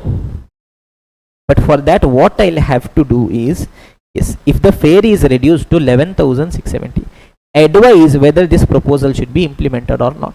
What I will do? Yes, first situation, what is profit? Second situation, what is profit? Wherever profit is more, that is a better option for me. Tell me, if it is 144 passenger, what is going to be the fare per person? 11,670 it is, yes or no? So 11,670 into 144, it will give me my revenue. Yes or no, everyone? Perfect. Now cost, arams I will see which all costs are dependent on a number of passengers changing. First is the food cost. Yes or no? Because food is for one passenger 270. Number of passenger will change, means food cost will change. Second is commission. Commission is, I guess, 7.5% of revenue. Revenue is changing, commission will also change. Every other cost is more or less fixed. Sir, fuel is there, na sir? Fuel is variable per flight. Fuel I am incurring for one flight. So if number of flight changes, only my fuel cost changes. It is not dependent on number of people. Yes or no? Car is there. Car is going, you will incur fuel. Whether one person goes or two person goes, my fuel cost does not depend on number of people. It depends on number of kilometers. So this will be same only 2.28 lakh. This is going to be 9,12,000. This is going to be 90,000. You will get the revised profit. Is this clear? Accordingly, wherever profit is more, you will give a suggestion. Is this clear, everyone? Okay, perfect. Then comes the next question, which is there. Yes, September 24 exam, 5 marks. The question has come. Yes, you are required to calculate the total cost for a batch. This you can tell is a mixture of batch costing or service costing. For one batch, I have to do the calculation. Yes, they have told one batch is what? Yes, one batch. Yes, 2 lectures per day for 5 days in a week for 30 weeks. This is going to be my one batch. 2 lectures per day for 5 days in a week into 30 weeks. So all my cost here they have given. Yes, hall is per week how much I'll have to calculate for one batch. Yes, instructor is how much I'll have to bring for one batch. This reimbursement is how much I'll have to bring for one batch. This is how much I'll have to bring for one batch. I'll have to bring for one batch. Add, you will be getting the total cost for a batch. Is this clear? Data has to be uniform. You just have to add. Is this clear, everyone? Then they are asking, okay, yes, what is the minimum fee per student in a batch to cover cost if the batch is fully occupied? Tell me, students, assume my cost is 100 rupees. Bare minimum, how much fees I should be getting? 100 rupees. Bare minimum I should be getting. That means here they are just asking, okay, minimum fees is nothing but the cost. Total cost I will do divided by number of students I will be doing. Story over. Here they are telling, okay, assume you are having only 80% capacity and I want 25% profit. In that case, what is going to be my fees? Accordingly, I will be doing my calculations. Is this clear, everyone? Nothing new here. Next question is, they have asked a small theory question also. Explain BOT, build, operate, transfer. I have explained already, yes or no? And these items I'll have to classify. Again, you guys can just read it once. Okay? Yes. Now, Jan 25 RTP. Yes, obviously I cannot keep solving each and every question. There are altogether some 50 plus questions, but still wherever there is an adjustment, I am stopping and I am telling you guys. Okay? Yes, if you guys see this, Roshan Travels provides bus facility for college. Yes. 6 buses are there, 2 shift, 1 morning, 1 evening. Okay, 30 days in a month. All these things are given. What is it? Similar, there it was school bus, here it is college bus. Same story only, latest RTP. Is this clear? Operating a single bus for a year, average cost per student up to 10 kilometer, beyond 10 kilometer. Same story. Okay, then comes MCQ questions. Quickly we'll see. Okay, what is there in MCQ? Is there any juice left or is it very simple? Let us try seeing. RTP September 24. Yes, this one is a good MCQ question, except that everything else is jujube. First we will go for the next questions. Look at this, students. AIC is an insurance company. It launched a new term insurance policy called as Protection Plus. Total cost incurred is 1 crore 60 lakh. Total policy is how much? 410. Total insured value is 920 crore. What are they asking? Cost per rupee of insured value. Very difficult. Tell me, total cost is how much? 1.6 crore. Insured value is how much? 920 crore. Yes, there is no need to even put crores also in your calculator. Crore you eliminate. 1.6 divided by 920. How much you are getting? 0.00. 2 marks MCQ. Okay, this only is there in MCQ. Look at this. We will come to that first question. There, okay, we'll have to understand. We'll have to spend 2 minutes. Now, next. Find out the most appropriate unit cost from the following information of transportation. Tell me, students, transportation. What I want. 10 kilometers. Yes, transportation. Yes, goods carriage. 10 kilometer. Okay. Total cost is 5,25,000. Kilometer traveled they have given. Ton carried is given. Number of trucks dealers given. 10 kilometer is also given. Total cost is how much? 5,25,000. It is for total how much ton kilometer? 6,55,000. That means what is the cost per ton kilometer? 0.8. April 24 MTP 2 marks. Is this clear, everyone? Yes. 0.801, 0.8. Okay, fine. All difficult. More difficulty level is increasing. See. Truck carrying 10 ton of goods over 200 kilometer per day for 26 days. Ton kilometer. Number of tons into number of kilometers. Tell me how much ton I am carrying? 10 tons. 2 200 kilometer is in one day. Like that, how many days we are going? 26 days. That means what is the total kilometer? 200 into 26. That means what is going to be my ton kilometer? Can you guys tell me? 5,200. 52,000. Like this 1 0 that side, this side you should not do. If you do your 4 months, that side, this side will happen. See how difficult it is being in my shoes. Shah. What all I'll have to do? Okay. Fine. Is this clear, students? What was there in this? Is it over or no? Not over. Yes. MTP November 24. Hot, red hot. 2 days back. Yes or no? Series 1 MTP has come. Yes or no? Sorry, it is November 24. No, it is Jan 25. It was released in November 24. Okay. Your RTP and past paper. Okay. For which attempt it is, for that attempt it will come.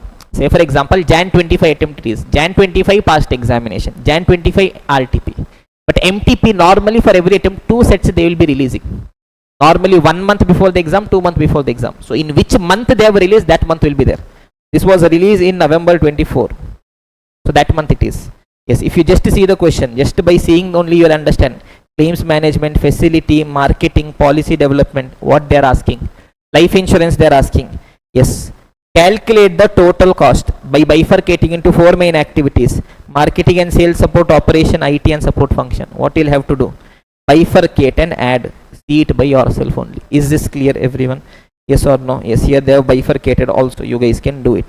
Yes, the only question which was a bit good is this question. We are coming. With this we will finish off the entire chapter. Pay attention, everyone. Hotel is having 200 room. In that 120 is a deluxe room, 80 is premium room. Okay boss, I bifurcated. 120 deluxe rooms are there, 80 premium rooms are there. Okay, fine boss. Normal occupancy during summer is 80%, during winter is 60%. Summer le how much percent rooms are occupied? 80% rooms are occupied. Winter le how much percent rooms are occupied? 60% rooms are occupied. Okay, fine, perfect. Now what is question telling? The period of summer and winter is taken as 8 months and 4 months respectively. Assume 30 days in each month. Okay, fine. Based on that, can I calculate my room days? Yes or no, everyone? I have already calculated and kept. Tell me, students. The only thing here is, yes, 2 bifurcations I'll have to do. Summer 8 months, winter 4 months, total 12 months. Deluxe rooms are there. Total how much deluxe rooms are there, students? 120 is there. During summer, how much percent rooms are occupied? 80%. That means daily how many rooms are occupied? 120 into 80%. 96 rooms are occupied in 1 day. I want for 1 day. No. Yes, like that. I want for 8 months. That means in 1 month, how many days? Into 30. Like that, how many months? Into 8 months. Same thing I will do for premium rooms. Yes, next winter season. 120 deluxe rooms are there. Winter season, how much percent rooms are only occupied? 60%. So 120 into 60%. Daily 72 rooms. Like that, into 30. I want for a month. Like that, how many months? Into 4 months. I will get winter.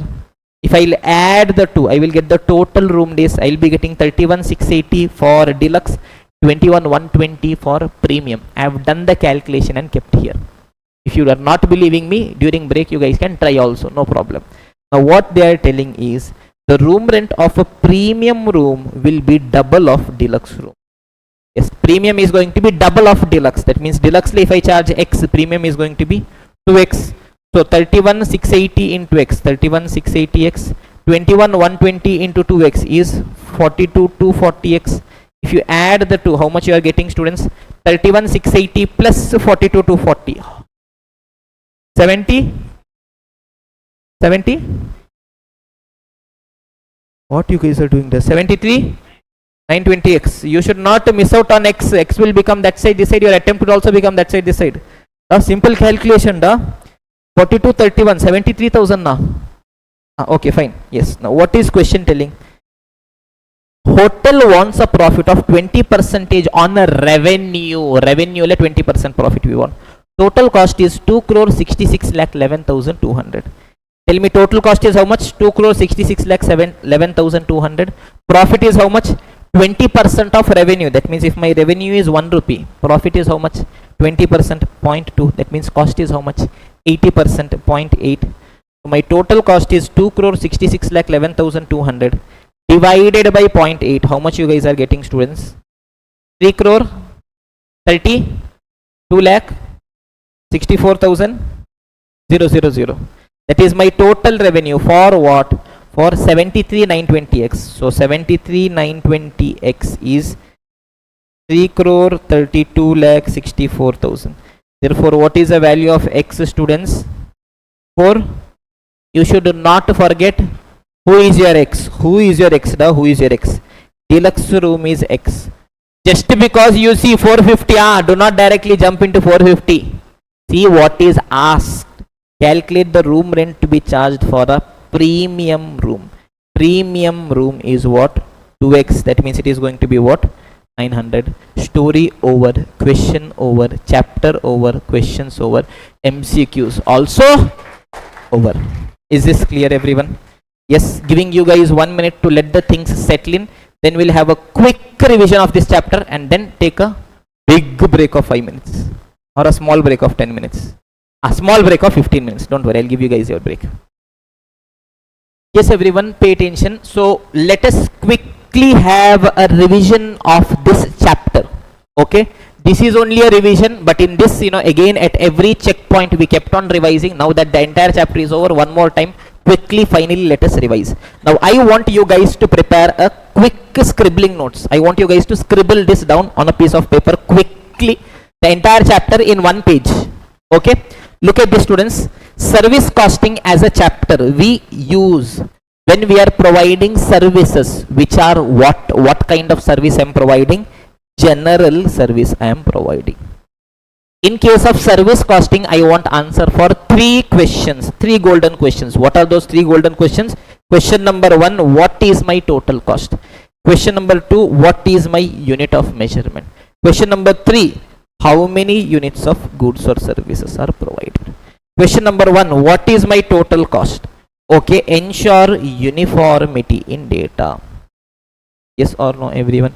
Question number 2, what is the unit of measurement? Normally what I will be using? Composite unit I will be using. Yes or no, everyone? Perfect. So tell me, in case of hotel means it is going to be room days. How do I calculate my room days? Number of rooms into number of days.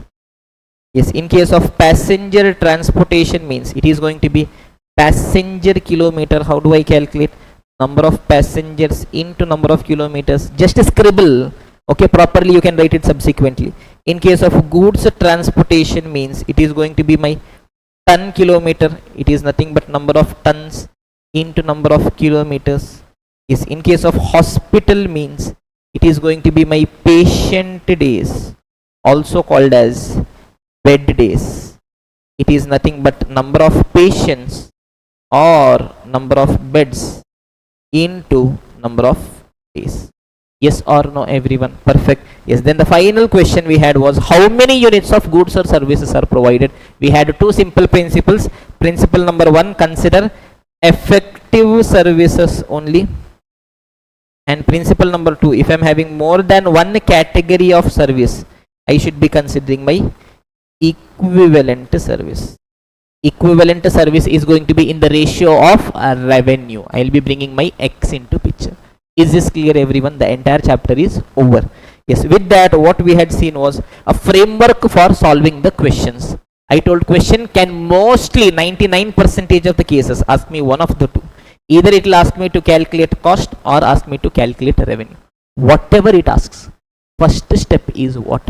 Select a base period. Yes or no, everyone? Perfect.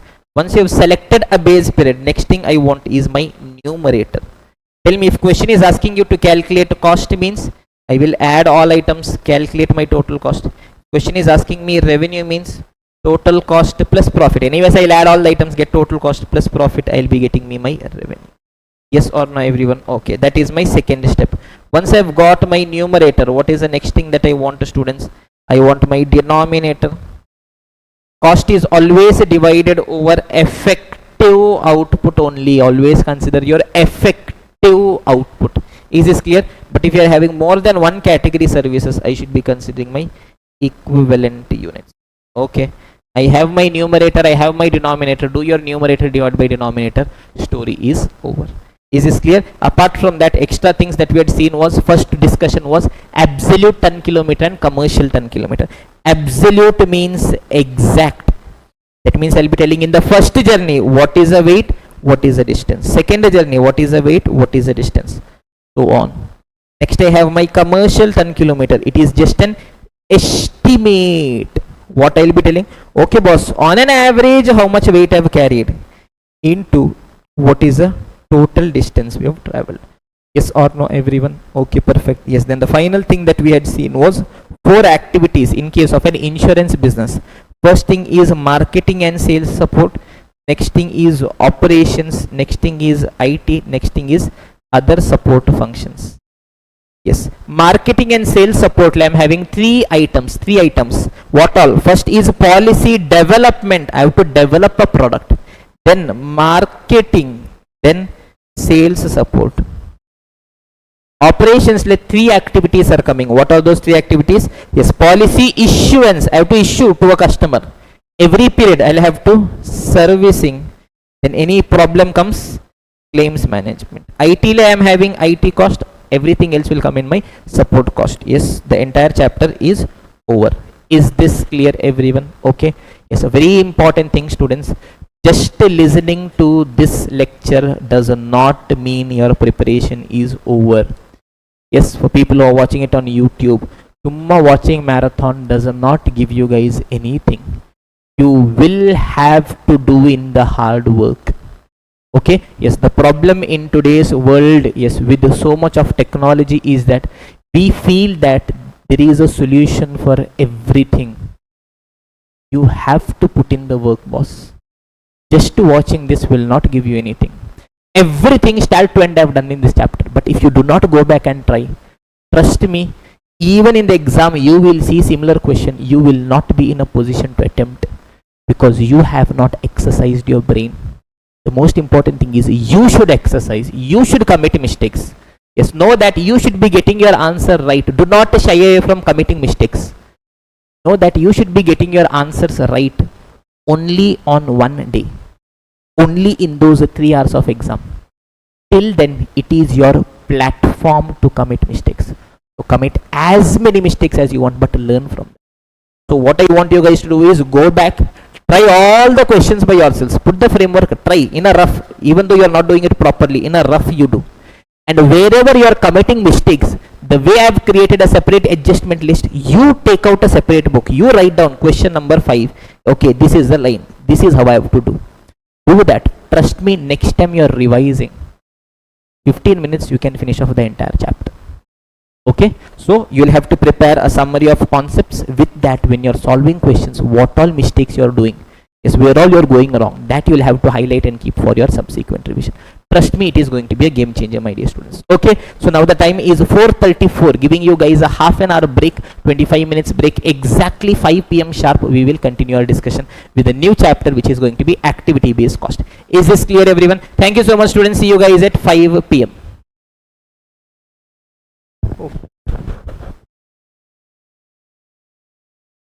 Yes, everyone. So shall we continue our discussion, students? Yes or no? Give me a confirmation, my dear students. Okay. The time is 5 p.m. now. Yeah, it's almost evening. A good weather outside. Most people have started going home. Mind has also started telling, is it time to shut down for today? Tomorrow we will think. Should we do that? I don't have a problem. I will go home and sleep.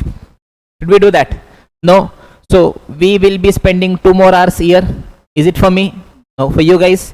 So I hope you guys will be having the energy to push yourself for 2 more hours. Yes or no, everyone? Perfect. Okay, now normally, yes, one chapter is over. We are going to start with another chapter. Before I start with another chapter, I will give you guys small 1 or 2 minutes some motivation, so that okay, for 2 more hours we can push. Yes or no, everyone? Okay. Now understand, students, it is one of the most beautiful stories to always tell for me. You know, sometimes we will all be having a situation where we feel that the challenge ahead of us is way bigger than we can tackle. We'll all be having situations like that, right?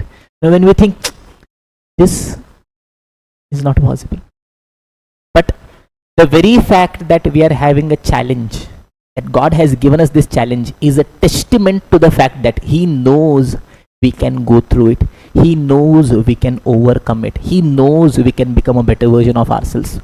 So whenever we see a challenge which is way bigger than us, which is frightening us, which makes us tremble, ask ourselves, will we be in a position to do it or not? Every time you have that fear which is coming into your mind, asking, can you do it? The only thing you'll have to tell yourself is, screw it, I will do it. So sometimes all you need is that word of confidence to your mind that screw it, I will achieve it. I'll give you guys a very simple story, my dear students. Yes, how many of you guys are following cricket? Some of you guys are following. Yes, it was the Ashes of 2019. Ashes is one of the biggest rivalries in cricket. Yes, England and Australia are playing. 2019 Ashes happened in England. Yes, it is in the English soil. England is playing. Yes, fast bouncy pitch it is. Australians are batting. Okay, Australians are made to bat. Very fast pitch. Anderson, Rod, and that time they had their new weapon in the archery, Jofra Archer. Jofra Archer is bowling at 150, bouncers after bouncers, and Australian batsmen are not even understanding what is happening. Such brutal pace, such bouncers, all their batsmen one after the other. Yes, Warner, yes, everyone one after the other is getting hit, getting hurt, getting out. Steve Smith, their main batsman, the number one test batsman in the world at the present, and Australia's backbone for test for the last 7 to 8 years. He is also not in a position to tackle. Okay, comes bouncer after bouncer, one hits him, he falls down. Then he again gets back up, tries playing few more balls. One more bouncer hits him, Jofra Archer hits him on his helmet. He falls down. He is going out. In comes a 21-year-old boy, Marginal. Now understand, the match is happening in England. The ground is fully surrounded by England spectators. Yes, English spectators are one of the, you can say, worst spectators ever to be playing cricket in front of, because they will boo you left, right, center, and ensure that all your confidence goes for a toss. Okay, so understand, yes, a 21-year-old boy playing for the very first time. He has never played. All his seniors who played 10 plus years are not in a position to see the ball. They don't know what to do. And in comes Marginal. Just visualize the scene. Steve Smith is coming back. In goes Marginal. Yes. Is there any support from any of the people from the crowd? No. They're all booing him. It's just a matter of 2 balls. You'll be back as well. Look at the bouncer, baby. All those things he is hearing, he goes there. Yes, Jofra Archer is still standing there. The pitch is still the same. The grass, the bounce is still the same. Situation you cannot tackle. Right? So big, so difficult, so challenging. Comes the first ball. He doesn't see where it comes from. It goes somehow. Second ball, third ball, somehow he survives. Comes the fourth ball. A well-directed bouncer at 150. Comes, hits him on his helmet. Marginal falls on the ground. Everyone thinks the story is over. Just when everyone thinks that the story is over, all you'll have to do is get back up, look at that opponent head on head, and tell, screw it, I will conquer. This exactly same thing happened. Yes, the bouncer hit him on his head. He fell down. Everyone thought, okay, this kid is going back.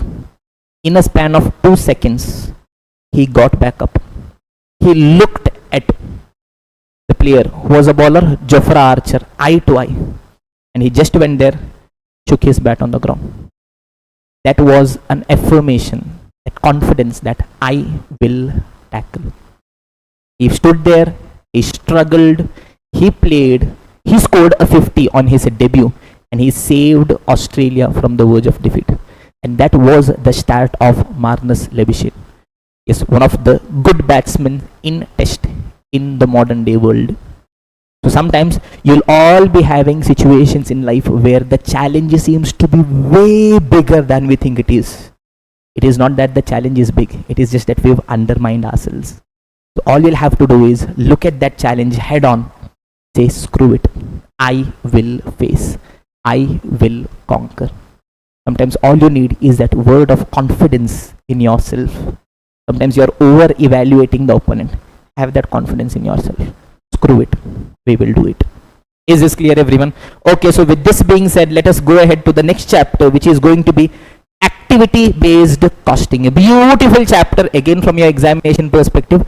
10 marks weightage it is having. Yes, it was introduced in 2018. From that till now, every attempt you will see a 10-mark question from this chapter. Very important from your examination perspective. Again, a very simple chapter as well.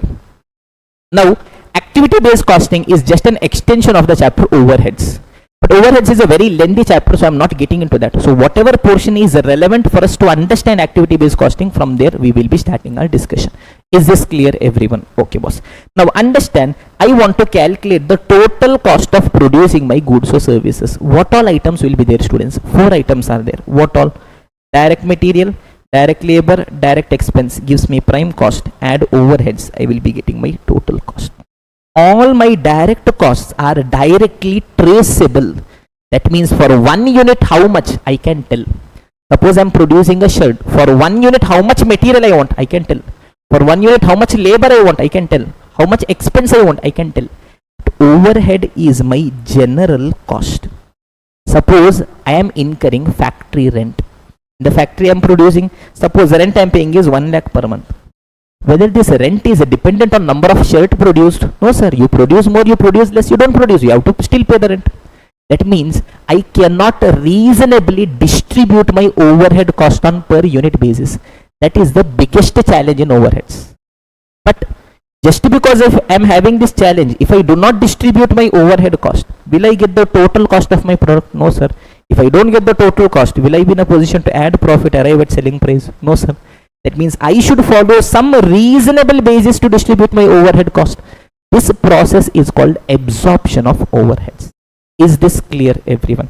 Okay. To absorb my overheads, we are having a 4-step framework.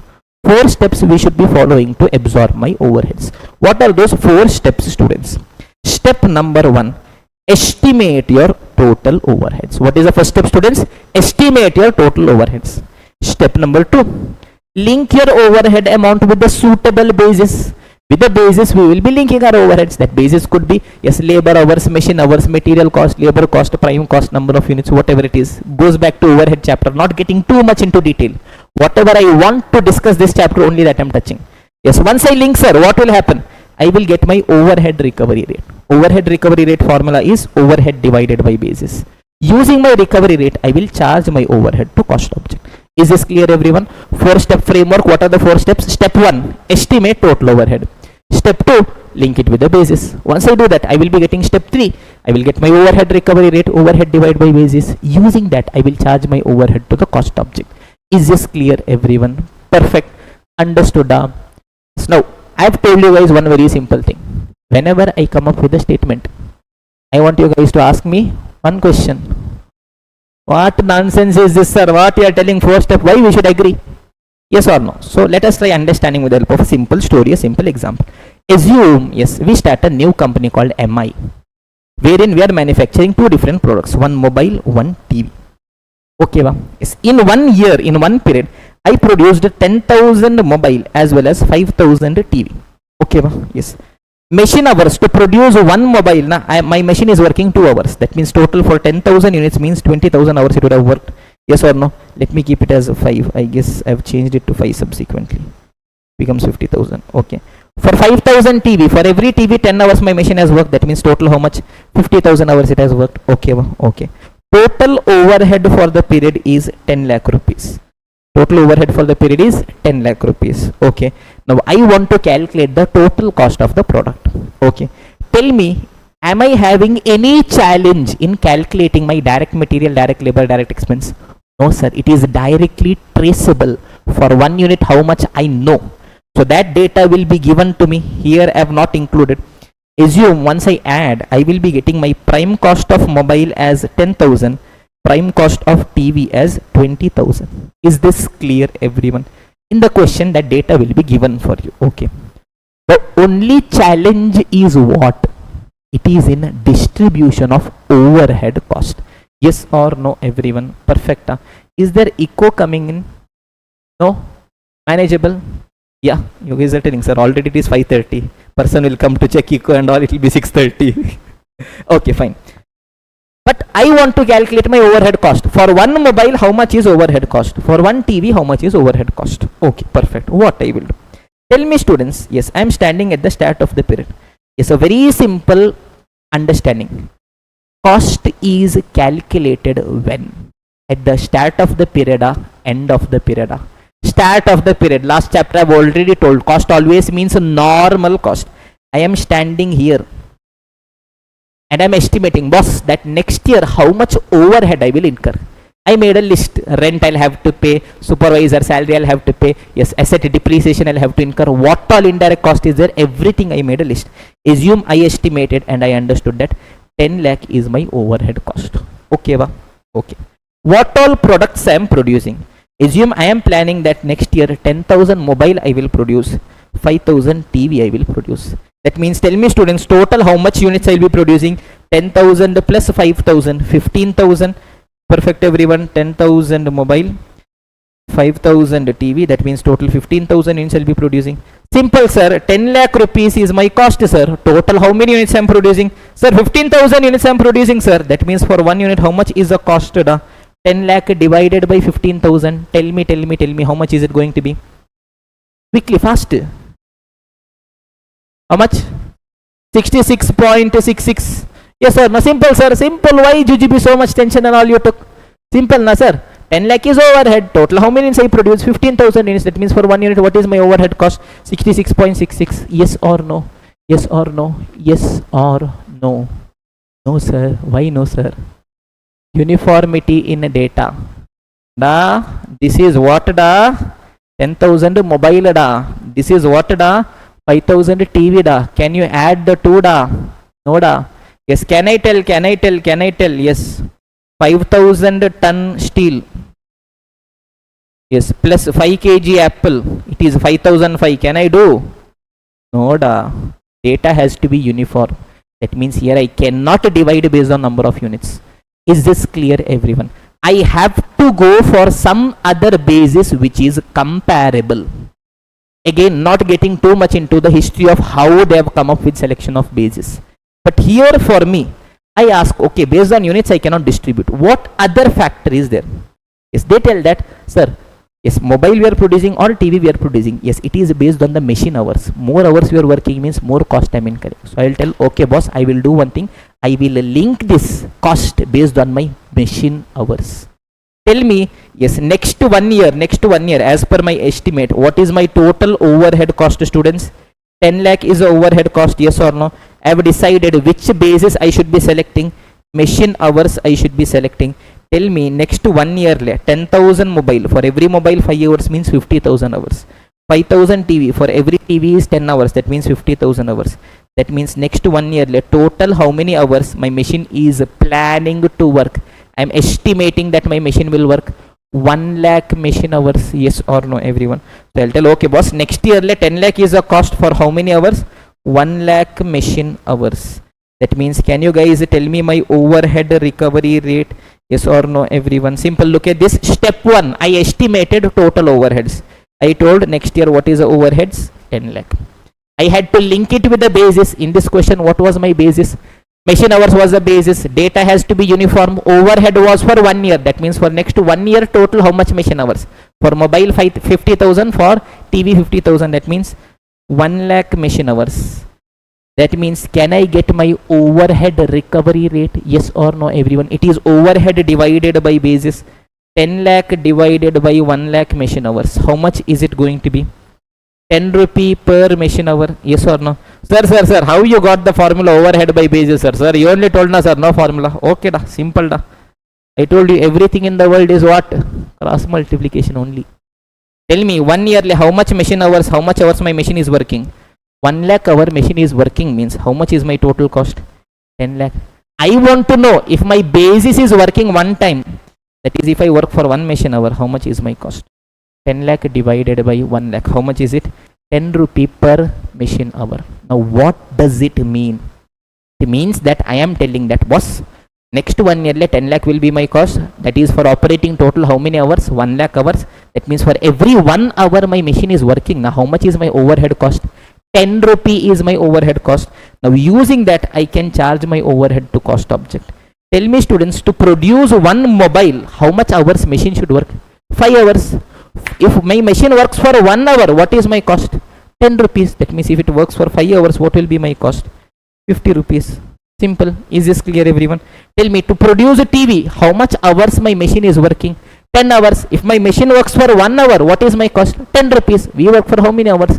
10 hours. That means how much will be my cost? 100. You add, you will be getting your total cost. Is this clear, everyone? Yes. 4-step framework. 4-step framework. Yes. Let us understand with the help of this example as well. Step number 1. What did I do? I estimated my total overheads. Okay, boss. Next 1 year, the total what all I am incurring. I understood 10 lakh I am incurring. Step number 2. What I'll have to do? I'll have to link my overhead with some basis. Here, what I selected? Machine hours I selected. So I linked it with the basis. Next 1 year, total how much machine hours I am working? I got 1 lakh machine hours I am working. That means what I will be getting, students? Overhead recovery rate. It is overhead divided by basis. 10 lakh is a cost for 1 lakh machine hours. That means if my machine works for 1 hour, what is my cost? 10 rupee is my cost. Now I understood if my machine works for 1 hour, what is my cost? Using this, I will now allocate to the product. Till now, I did not think about the product only. Yes, and I did not think about TV, laptop, mobile. I just thought, okay, what is overhead? What base I am taking? So I got for 1 unit of base, how much cost I am incurring. Now I will charge. Okay, boss. If my machine works for 1 hour means 10 rupee. That means 5 hour means 50. 10 hour means 100. Story is over. Is this clear, everyone? Yes or no? I hope the pace is okay. Yes or no? Am I speaking way too faster? Then why am I fumbling? Fine. 4-step framework. Yes or no? I will not unnecessarily try to increase the speed too much just because I want to finish the chapter by 7. Whatever we can do by 7 we will do. Balance we'll do tomorrow morning. No issues. Okay, na? 4-step framework to distribute my overhead. What are the 4 steps, students? Step 1, estimate your total overhead. Step 2, link it with the basis. Once I do, what I will get? Step 3, overhead recovery rate. It is overhead divided by basis. Using that, what I will be doing? Step 4, charge my overhead to the cost object. Is this clear, everyone? I have not given you guys a detailed understanding, but what is needed to take this journey further, I have told. Okay, okay, sir. Now comes, there are 3 different methods to distribute my overheads. Which all methods are there, students? We have a single rate, we have a departmental rate, then we have activity-based costing. Single rate and departmental rate are also called as a traditional methods of charging overheads. Activity-based costing is also called as a modern method of charging. Is this clear? In the study material, if you want to see single rate and departmental rate, it will be available in chapter number 4, overheads, absorption costing. This is available in chapter number 5, activity-based costing. It is also called as absorption costing technique. It is also called as activity-based costing technique. Is this clear, everyone? Yes. So that means how many methods are there to distribute overheads? 3 methods. What are the 3 methods? Single rate, departmental rate, activity-based costing. Whenever I come up with a statement telling 3 methods are there, single rate is there, departmental rate is there, activity-based costing is there, what is it that you should be asking? One simple question. Sir, what nonsense is this 3 methods, sir? Hell nah. Okay. Understand. Yes, ultimately in all these 3 methods, I am following those 4 steps only. What are those 4 steps? Step 1, estimate total overheads. Step 2, link with the basis. Step 3, get your overhead recovery rate. Step 4, charge to cost object. 4 steps only I am doing here also in all 3 methods, but the level of detailing in each of the methods is going to be different. Sir, what nonsense again you are talking, sir? Don't worry, I'll give you guys a very simple example. Assume. Narayana and what is his name? Adarsh. Yes or no? Decided. What? Together forever. Yes or no? La. Maja is coming. Yes or no? Finally, Narayana and Adarsh. Okay, what? Getting married together, soulmates.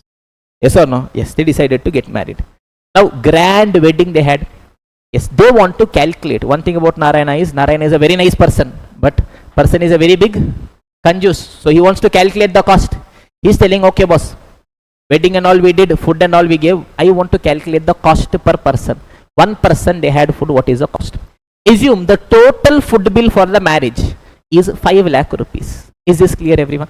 We want to calculate what is the cost per person. 3 different ways I can do it. Single rate, departmental rate, activity based costing. Sir, what nonsense, sir? Give me 5 minutes, I will explain. Now, total food bill is 5 lakh rupees. How do I want the cost? I want the cost for one person. Now, first is single rate. Aram se simply I can just finish it off. I can tell that. Tell me, students, total what is the food bill? 5 lakh rupees is a food bill. Yes, I will tell total cost. Yes, I will see total how much people have attended the wedding. Assume total 1000 people have attended the wedding. Yes, it is nothing but number of units or basis, whatever it is. Yes, that means can you guys tell me what is the cost per person? 5 lakh is the total cost total. How many people have attended? 1000 people. That means roughly every person has had how much food, students? 500 rupees. Yes or no, everyone? Is this clear? Did I calculate the cost of one person? Yes or no? Yes, sir. But tell me, is it necessary that every person has had a pakka 500 rupees only food? No. Some people may have had more, some people may have had less. But I got an average, an idea that overall how much would be the cost per person. Yes or no, everyone? Give me a confirmation. Is this clear? This is how we normally calculate cost. 5 lakh is the cost. 1000 people are there. That means 500 per person. I am telling no, this is not okay for me.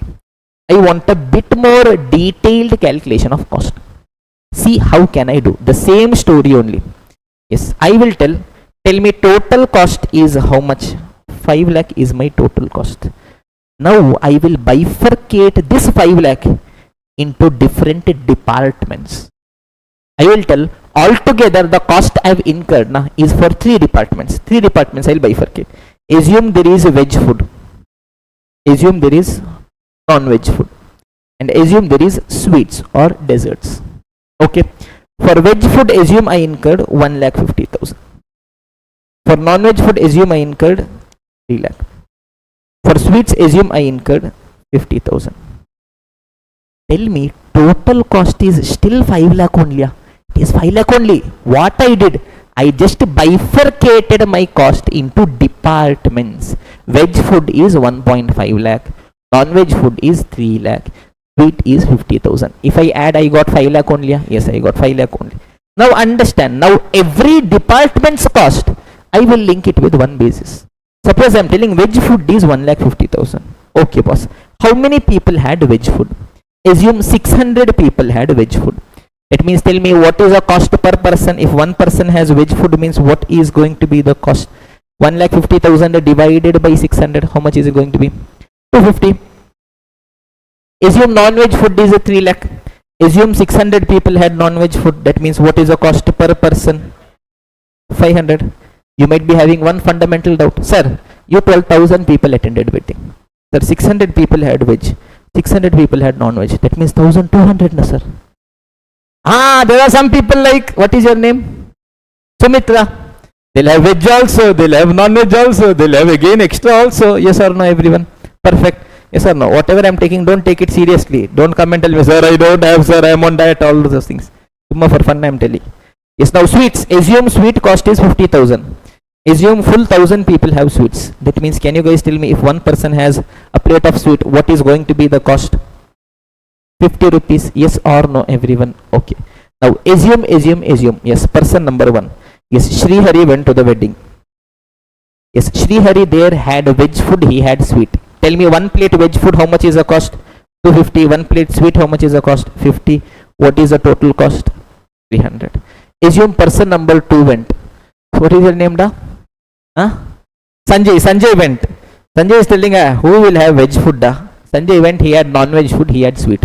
Tell me one plate non-veg food, how much is the cost? 500. One plate sweet, how much is the cost? 50. What is the total cost? 550. Assume, what is your name? Sumitra went to the wedding. Yes or no? Sumitra went only with one simple objective in mind. What? Full Very level. Yes or no? So she first went. She had veg food. Then after 5-10 minutes, she took a walk. So that, okay, yes, body can, let those things, okay, digest proper. Then she had non-veg food. Then she had sweet also. After some time she felt, if we have one time only, what use? Again she had non-veg food. Again she had sweet. Again at the end she had veg food again. Then when she was just about to go, she saw sweets again. So what she did, stomach is full. But still she took one packet and parcel she took and went home. Sweet. Tell me, can we calculate the cost for this also? Yes, boss, tell me, everyone. Veg food is how much? 250 plus 500 plus 50 plus 500 plus 50 plus 250 plus 50. How much you are getting? 1650. Yes or no, everyone? Perfect. Now tell me, first method I did, second method I did. In both the methods, ultimately what I did, cost per person only I calculated. But which method is slightly better, slightly detailed? Second one is more detailed. Yes or no, everyone? Perfect. Understand, single rate, departmental rate, activity based costing. In all the three methods, my steps is the same only. Step 1, estimate total overhead. Step 2, link with the basis. Step 3, I will get recovery rate. Step 4, I will charge to cost object. Understand, in single rate what I did, step 1, estimate your total overheads. For full organization I calculated, 5 lakh is a cost, boss. Sufficient, no need department wise and all. Sufficient. Total how much is cost? 5 lakh. For full organization I have to link with the basis. Okay, I will take one basis. Total how much people came? 1000 people. That means for full organization I got a recovery rate. Okay, boss, 500 per person. Using that I will charge. Assume 2 people went and attended the wedding. So we'll tell 500 per person into 2 people, it is 1000 rupees. Yes or no, everyone? Single rate. Now we came to departmental rate method. Departmental rate method also. What are the steps? Steps is same only. But here the calculation I will do for every department. Total cost is 5 lakh. I am not bothered about total cost only. I am asking, tell me for every department how much is cost. Yes, veg department 1.5 lakh. Non-veg department 3 lakh. Sweet is 50,000. So here I want step 1, estimate total overheads. But I want for every department. Okay, boss. For veg food department, what is the total cost? 1,50,000. Yes, for veg food department, what is the basis? How many people came? 600. That means for veg food department, what is my recovery rate? 250. Using that, I will charge.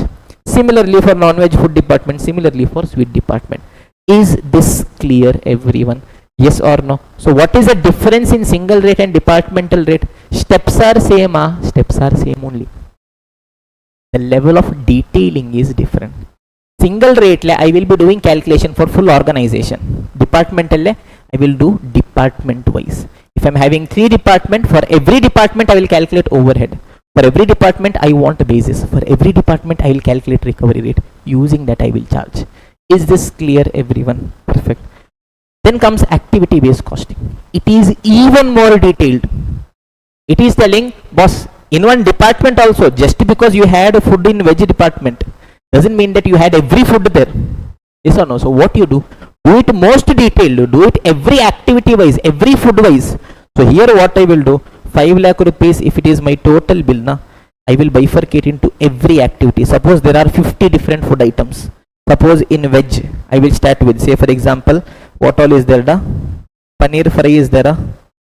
Will be there 9 veg. Yes or no? Mushroom pepper is there. Randomly I am telling. Yes, then what is there? Papad is there. Then what else is there? Veg biryani is there. Then what is there? Curd rice. Curd rice is there.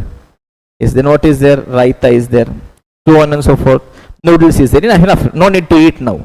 So my example is sufficient. So for every activity, I will estimate the cost. Suppose 5 lakh is total cost. I am asking for paneer fry. How much is it? Assume 50,000 rupees. I will see total how much people had paneer fry. Assume 100 people, 1000 people. That means if one person has paneer fry, what is the cost? 50 rupees. Using that I will charge. Assume, okay, Sri Lekha, what is the name? Whatever. Yes. What is the name? Sumitra. Okay, Sumitra. Assume Sumitra when she had paneer fry, She had mushroom pepper, she had papad, she had veg biryani, she had non-veg biryani, she had a sweet 1, she had a sweet 2, she had a sweet 3, again she had paneer fry, again she had, yes, mutter, whatever it is. Yes or no? Accordingly, I will calculate the cost. Is this clear, everyone? Yes or no? Yes or no? Yes or no? Now understand. Single rate, departmental rate, activity based costing. The steps are same only. What are the steps, students? 4 steps I am having. What are the 4 steps? Step number 1, estimate your total overheads. Step number 2, link it with the suitable basis. Once I link, what will happen? Step number 3, calculate overhead recovery rate, which is overhead divided by basis. Using that, step number 4, charge the overhead to the cost object. But how I do the calculations in that? The level of detailing is going to differ. In case of single rate, I will do calculation for full organization. Yes or no? First calculation I did. Yes. Step 1, I estimated total overheads. For full organization, tell me total how much is food bill? 5 lakh. Don't tell department wise. Total how much? 5 lakh. For full organization, I want 1 overhead. Yes, I will link with 1 basis for full organization. Full okay. How much people had? 1000 people had. That means I will get 1 single recovery rate. Yes or no? 5 lakh is for 1000 people. That means per person is 500. I got 1 single recovery rate for full organization. Nothing more, nothing else. Yes, using that I will charge. Departmental rate I went. Step is same only, but now calculation how I am going to do? Department wise I will do the calculation. Yes or no? It is a bit more detailed than single rate. So I told 5 lakh is a cost. Now I want step 1 is overhead only, but I want for full organization. No, I want for every department how much it is. I told veg food is 1.5 lakh, non-veg is 3 lakh, sweet is 50,000. So I want my overhead department wise. For every department how much is overhead. Step 2, I want basis. Basis also how I want. For every department, what is the basis? That means I will get recovery rate. How will I get recovery rate? For every department, I will get 1 recovery rate. Yes or no, everyone? So I am having 3 department means I am having 3 recovery rates. I am having 10 department means I will have 10 recovery rates. Using that, I will charge my overheads. Is this clear, everyone? Okay, perfect. Then we have finally activity based costing. This is the most comprehensive one. Here what I am doing, into maximum activities I am splitting my cost. Yes or no, everyone? Yes, here my split is happening activity wise. The entire 5 lakh cost, assume I am having 100 activities. That means my total cost will now be split into how many activities? 100 activities. So I want my overhead for every activity. I want my basis for every activity. That means I will get my recovery rate for every activity. Using that, I will be charging my overhead to the cost object. Is this clear, everyone? Yes or no? So till now what we have discussed? 2 things. Point number 1, overhead is my indirect cost. To charge it to the product, I am following a process called as absorption. 4 steps are there in absorption. What are the 4 steps? Step 1, estimate your total overheads. Step 2, link with the basis. Once I do that, step 3, I will get overhead recovery rate. Using that, step 4, charge it to the cost object. So this 4 step, how I will do? Do I just want to do one calculation for full organization, or do I want a bit more detailed department wise, or do I want even more detailed activity wise? I am having 3 different methods. Single rate la what I am doing? One calculation for full organization. Departmental rate la steps is same only, but I will do all my calculation for every department separately. Yes or no? I want overhead for every department. I want basis also for every department. I will get recovery rate also for every department. Using that, I will charge. Activity based costing means even more detailed. Yes, even in those departments, different activities will be there. So what I will be doing? Yes, overhead I want for every activity. Basis also I want for every activity. That means recovery rate also I will get for every activity. Using that, I will be charging. Is this clear, everyone? Till here, any doubt is there? No?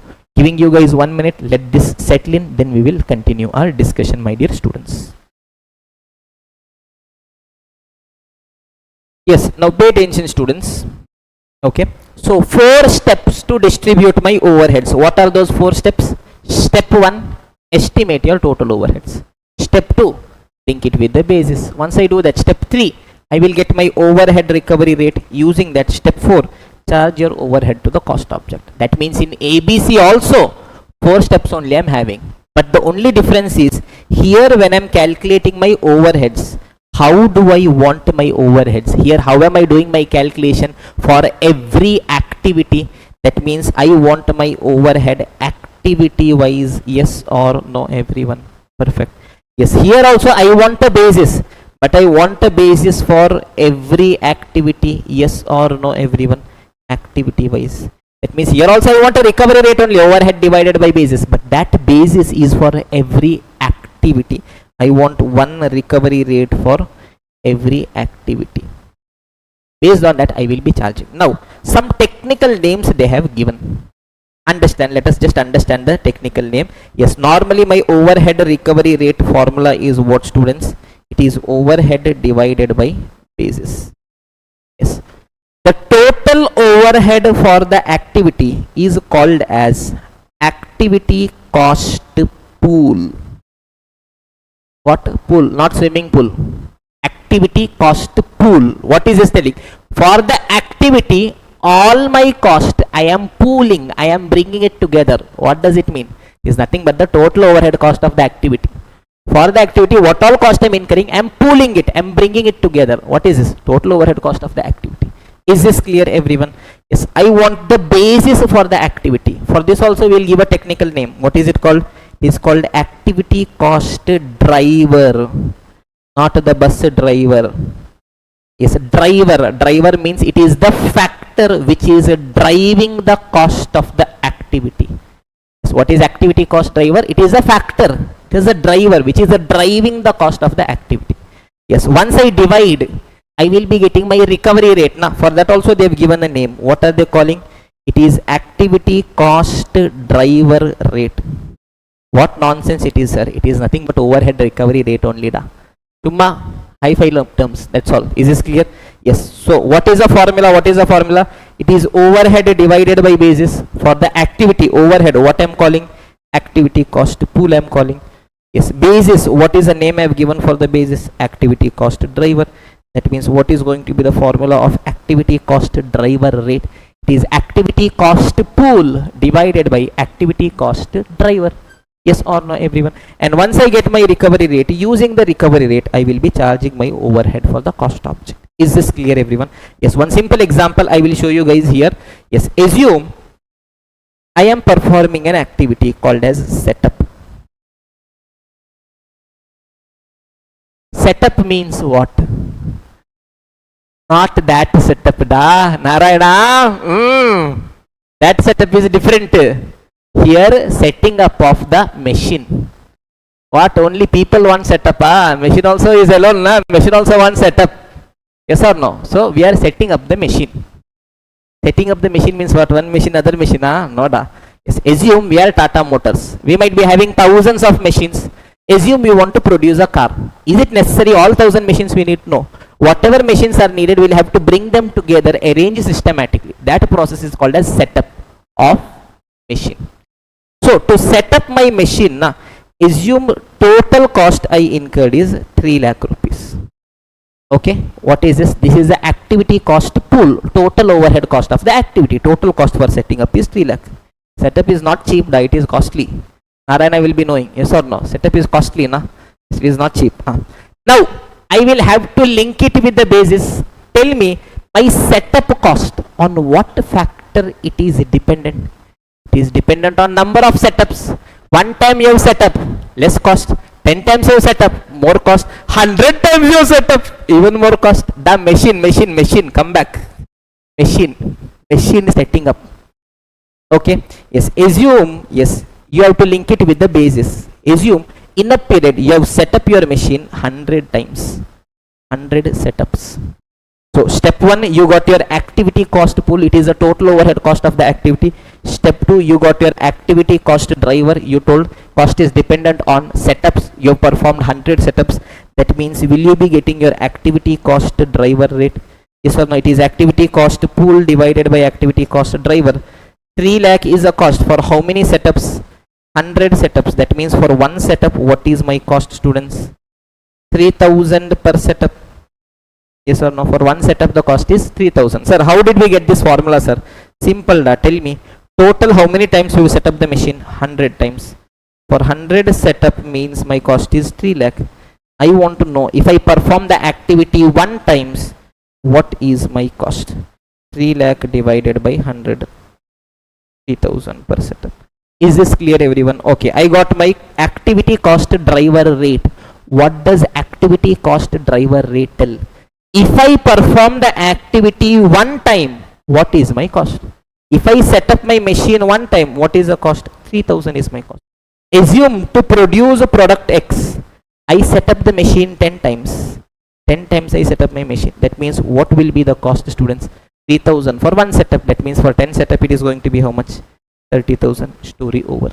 Is this clear, everyone? Yes or no? 4 steps only, but I will be using different names. Tell me, step 1, I want the total overhead for the activity. For that, what is a technical term I will be using? Activity cost pool. I want the basis for every activity. What I will be calling it? Activity cost driver. So once I divide, I will be getting my overhead recovery rate. What will I be calling it? Activity cost driver rate. Using that, I will be charging my overhead to the cost object. Is this clear, everyone? Okay. So at the start of this, we had taken a simple example. MI is there. It is manufacturing TV as well as mobile. Same thing only. Using ABC, let me try to distribute the cost. Okay. Pay attention, everyone. MI is there. Mobile, TV. Okay. Total, yes, we are planning 10,000 mobile will produce, 5,000 TV will produce. Prime cost for mobile is 10,000, TV is 20,000. Okay. Machine hours, for every mobile 5 hours machine has to work. So 10,000 into 5, total 50,000 hours. Yes. TV, yes, sorry, it is 10,000 into 5. Yes. TV, for every TV 10 hours machine has to work. So 5,000 means 50,000 machine hours. Okay, boss. Total overhead for the period is 10 lakh. Now tell me, what did question tell me? It gave me total overhead of the organization.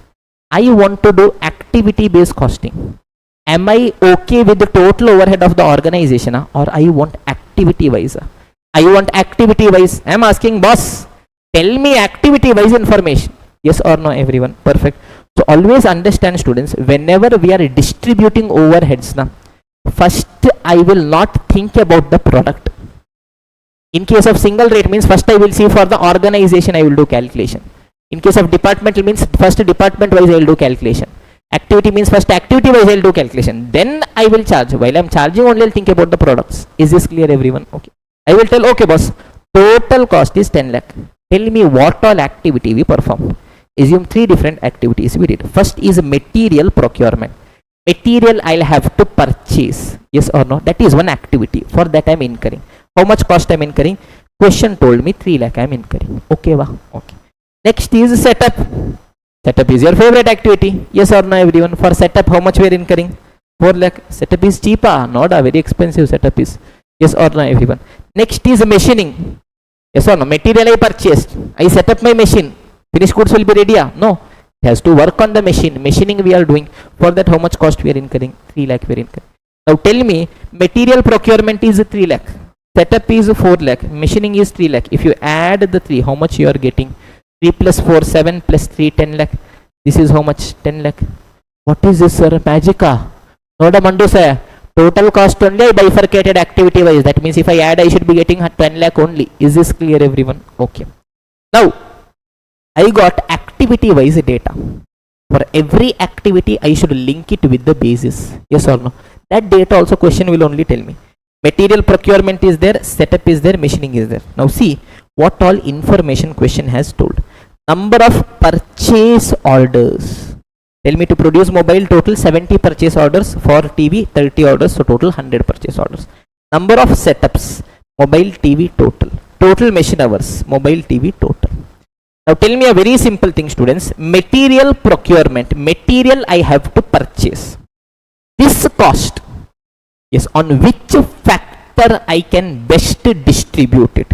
Is it purchase order, setup, machine hours? Material procurement, material purchasing. Purchase order, simple. So that means what I will do? Yes, for material procurement cost, I will link it with my purchase orders. Okay. Then comes setup. For setup I incurred 4 lakh. Tell me setup cost on which best factor I can distribute it. Number of setups, sir. Yes or no, everyone? Yes. Next comes my machining. Machining cost on which best factor I can distribute it. Total machine hours. Simple. Yes or no, everyone? Now see how aram se we are going to do. Yes, when it comes to activity based costing.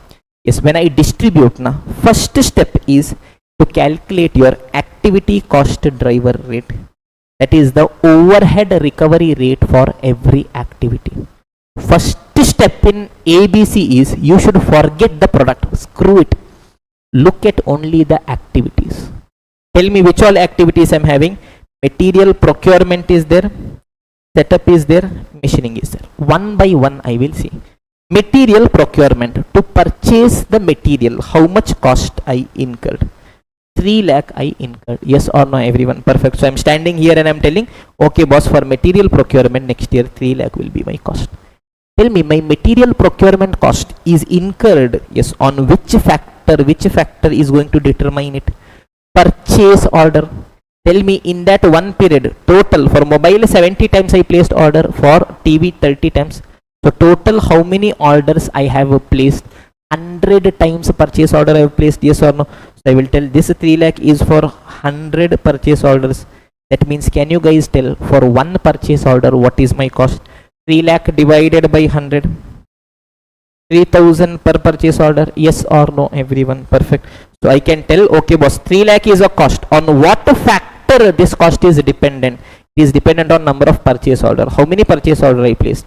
100 purchase order. That means for one purchase order how much? 3000 per purchase order. Activity cost driver rate is activity cost pool divided by activity cost driver. If you want, you can do this logically also as a cross multiplication. Look at this. Yes, one period total 100 times I placed order. For 100 orders my cost was 3 lakh. I want to know if I perform the activity one time if I place order na, how much is my cost? 3 lakh divided by 100, 3000. Tell me next comes setup. For setup how much cost I have incurred, students? 4 lakh is the cost that I have incurred.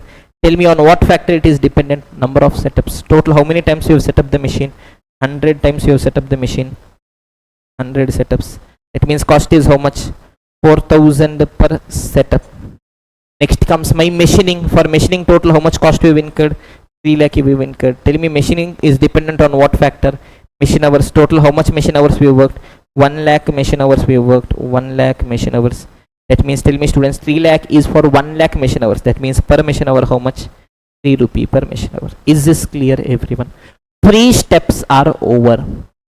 ABC left. First thing for us to do is forget your product. Look at the activities which you are using to produce the product. So you will list down activities. For every activity, what is the overhead cost? Activity cost pool. For every activity, what is the basis? Activity cost driver. You divide. For every activity, you will get the recovery rate. Activity cost driver rate. Is this clear? Once this is ready, from here onwards, okay, now you come back, you think about the activity. Yes, you think about the product, because now for every time you are performing the activity, cost is certain. Is this clear, everyone? Now I will think about the product. Now I will tell, okay boss, I understood every time to, yes, purchase raw material, how much is my cost? Every time to set up my machine, how much is my cost? Every time I am working on the machine, how much is my cost? Using this, let me distribute it. Aram se. Tell me students, if I am purchasing my raw material, one time to place an order, what is my cost? 3000 is my cost. Now using that I will distribute. Look at this. It is 3000 per purchase order. To produce mobile, total how much purchase order I have placed? 70. To produce a TV, how much purchase order I placed? 30. So can you guys tell me what is going to be the cost? 70 as well as 30. 3 sevens are 2,10,000. Is it 90,000? Yes or no, everyone? Okay da, fuse off 6 o'clock only. 1 more hour is there to sit. What? Gone, battery gone.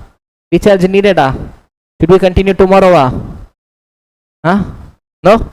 No sir, now aram se nice sleep coming sir. Yes, sleep is coming, dream is coming. In the middle of sleep and dream, sometime in between, activity cost pool, setup, maja is coming, X, all those things are coming. If you go home, all that will get disrupted. Yes sir? What the Bundu say? Yes, pay attention. Shh. Yes, I've told you guys, yes, it is going to be hard.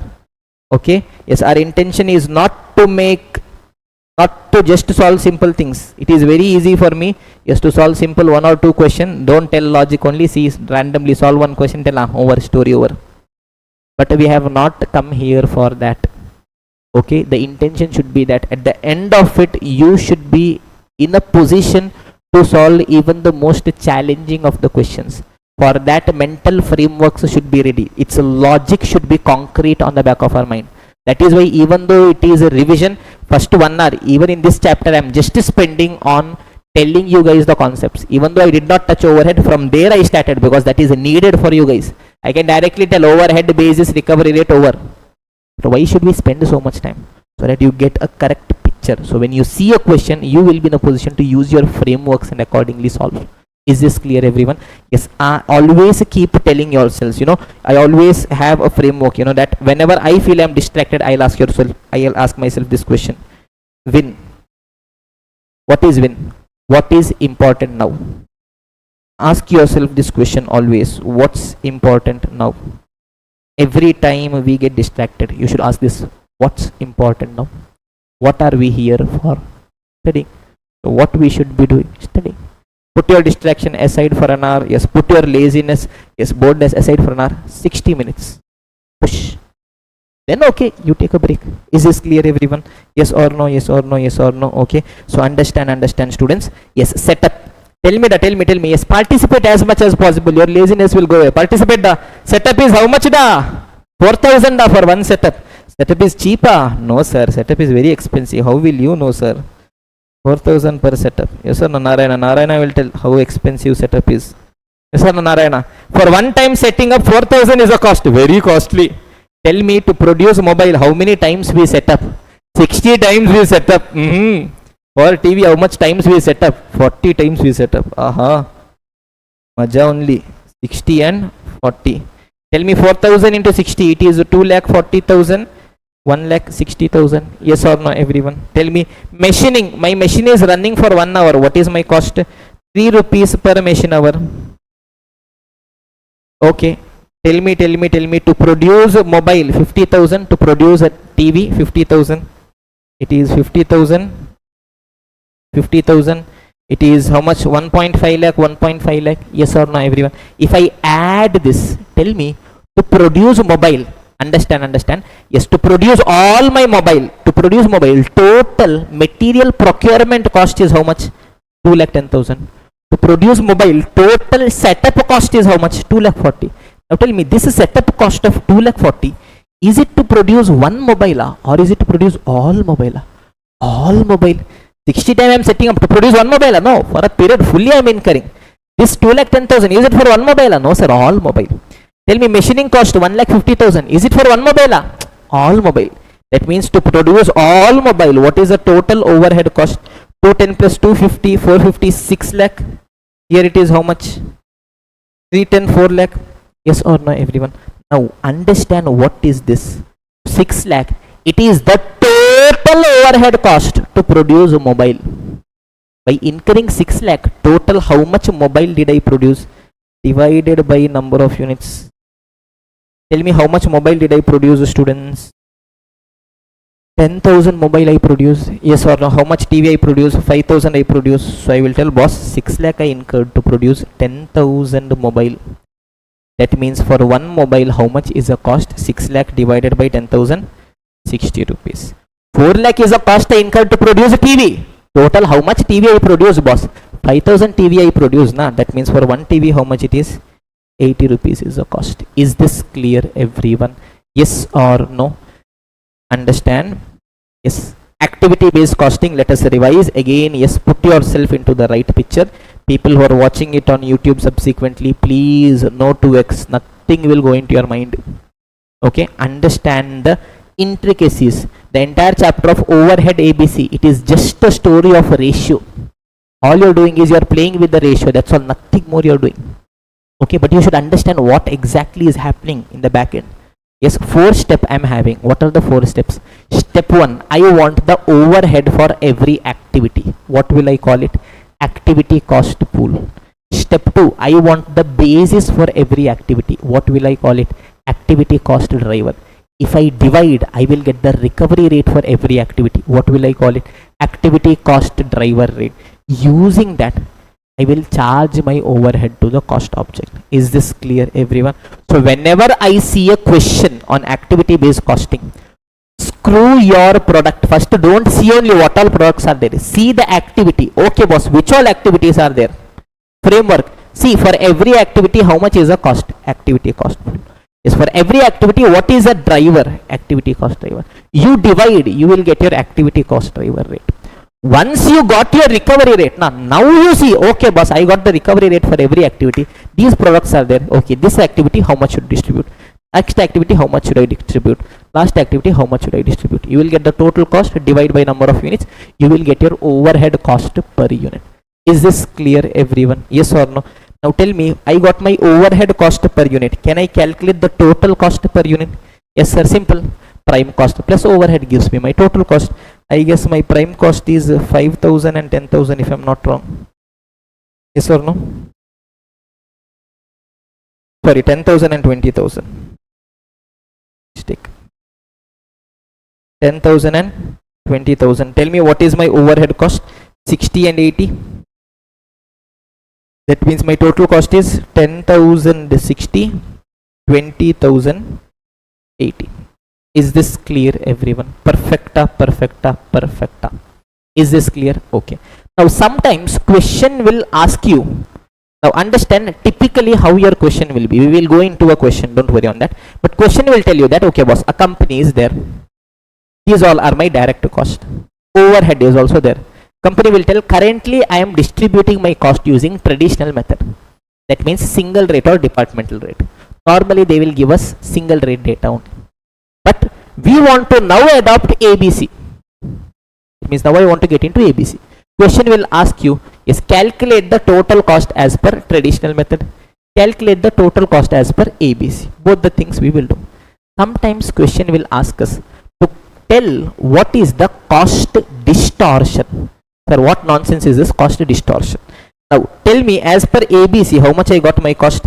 10,060 and 20,080.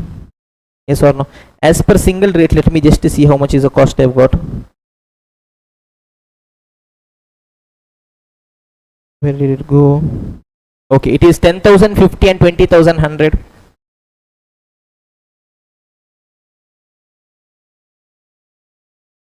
$10,050 and 20,100. Tell me what is the difference, students? 10,050 and 10,060 is 10 rupees. This is going to be 20 rupees. Sir, what nonsense you are doing, sir? Understand. There are different ways for me to calculate cost. Single rate is there, departmental rate is there, ABC is there. Which method gives me the best estimation of cost? Which one? ABC, yes or no? Go back to the first story. Yes, food we are having.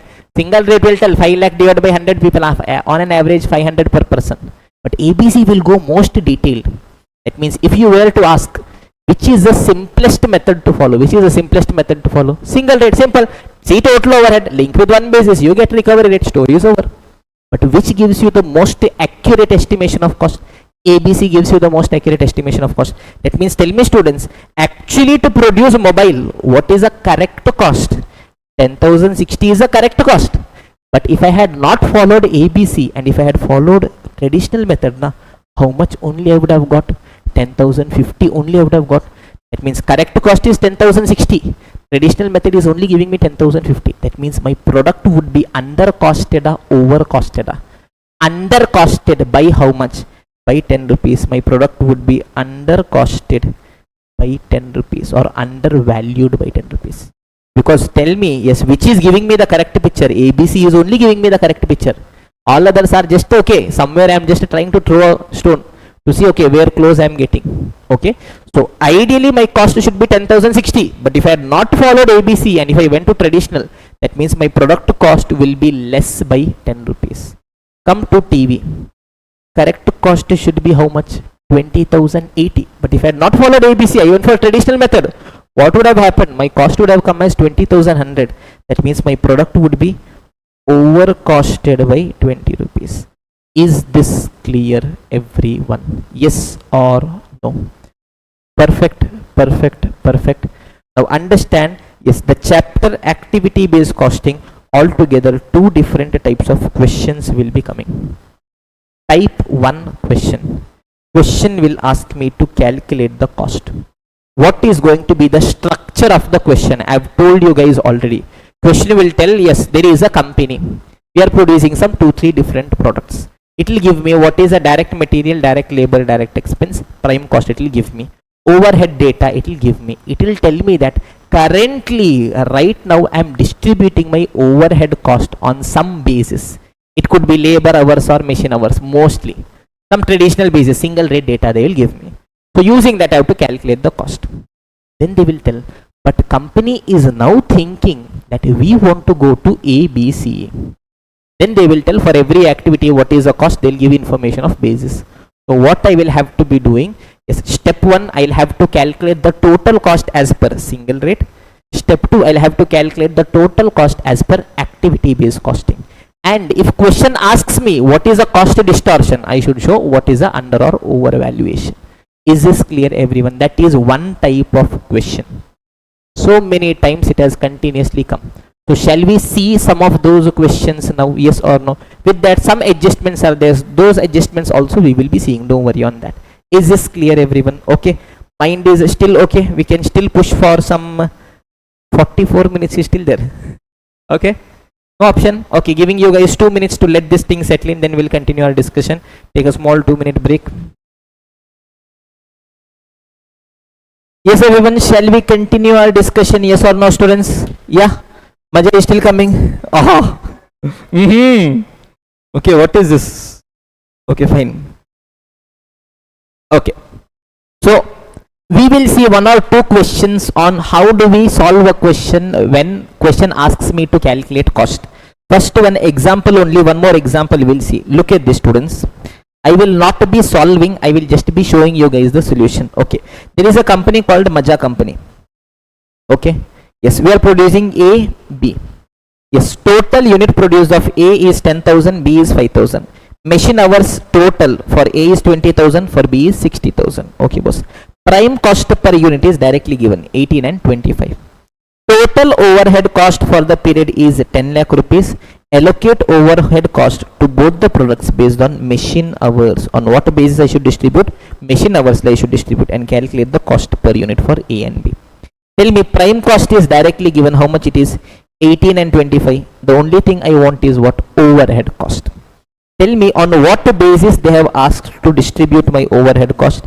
Machine hours. They have given one single basis for the entire organization. Which method is it? Single rate it is. Yes or no everyone? So what I will be doing? Step 1, estimate your overheads. Question is telling what is my overhead? 10 lakh it is. Step 2, link it with the basis. What I want? Machine hours I want. Total how much machine hours we worked? To produce A it is 20,000. To produce B it is 60,000. That means total is how much? 80,000 machine hours we worked, boss. For that my cost is 10 lakh. That means what is my overhead recovery rate? 12.5 per machine hour. Yes or no everyone? Using this I will charge. That means tell me, if I work for 1 hour, my cost is 12.5. Now tell me students, to produce 1 unit of A, how much hours my machine has worked? See the data and tell me. To produce 1 unit of A, how many hours did my machine work?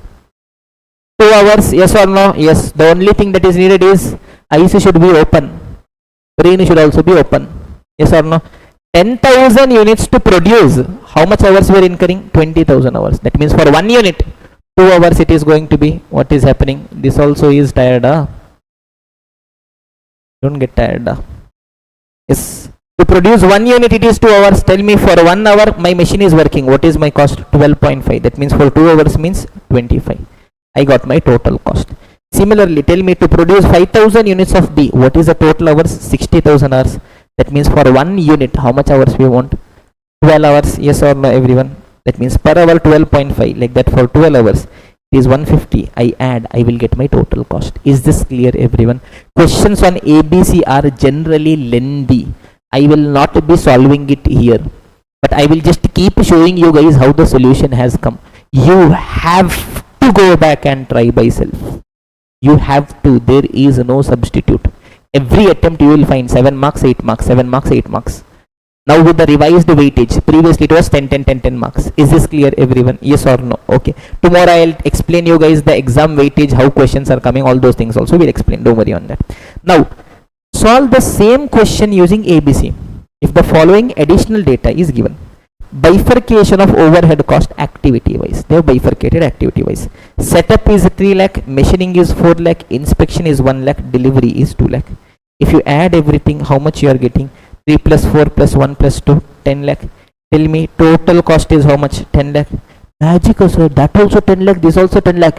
Mandasa, total cost only I bifurcated activity wise. That means if I add, I should be getting 10 lakh only. Yes or no everyone? Okay, perfect. So every activity's cost is given. I now want factor for every activity. Now if you see, question has given details on cost driver. Machine hours is given, number of setup is given, number of deliveries is given, number of batches is given. So if you see setup cost, what is the best factor? Setup cost. Number of setups, total how many times you will set up? 3000 times. So 3 lakh is the cost for 3000 setup. It means it is 100 per setup. Okay. Next, machining. Machine is working. Machining. What is it? Machine hours, total 80,000 hours. 4 lakh is the cost for 80,000 hours. That means it is 5 per machine hour. Yes. Next thing is going to be inspection. 1 lakh. Inspection. Number of batches inspected. 100 batches.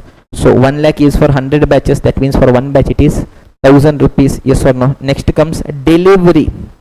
What delivery, sir? Goods delivery. What is it dependent on? Number of deliveries. Yes or not? Total 20,000 deliveries. Okay, 2 lakh is for 20,000 delivery. That means for 1 delivery, 10 rupees. Is this clear? When you are solving as per ABC, first thing is screw your product. Do not think about product. A is there, sir, B is there, what I should do. Forget that. First, what you should focus on? Activity. Step number 1 is to calculate your activity cost driver rate. What all activities are there? For every activity, what is the cost? For every activity, what is the driver? For that, what is the recovery rate? Now, once you have got your recovery rate, now you come back. Okay, now let me think about the product. Tell me one time to set up the machine. How much is the cost? 100 rupees. Yes, to produce A, how many times I set up the machine? 1800. For B, 1200. So, can I distribute the cost? Yes, boss. Same is the case with machining.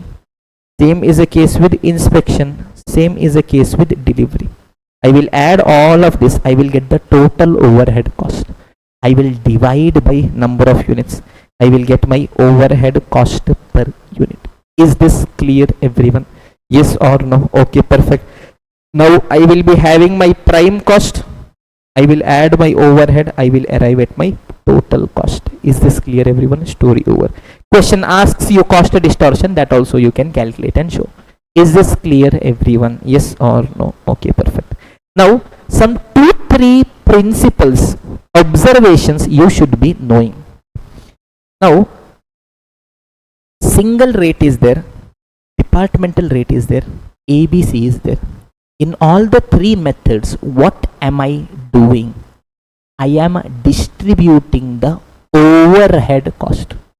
That means whether I follow single rate, whether I follow departmental rate, whether I follow ABC, only which cost is distributed? Overhead cost is distributed. Till prime cost, am I touching in any of these methods? No, sir.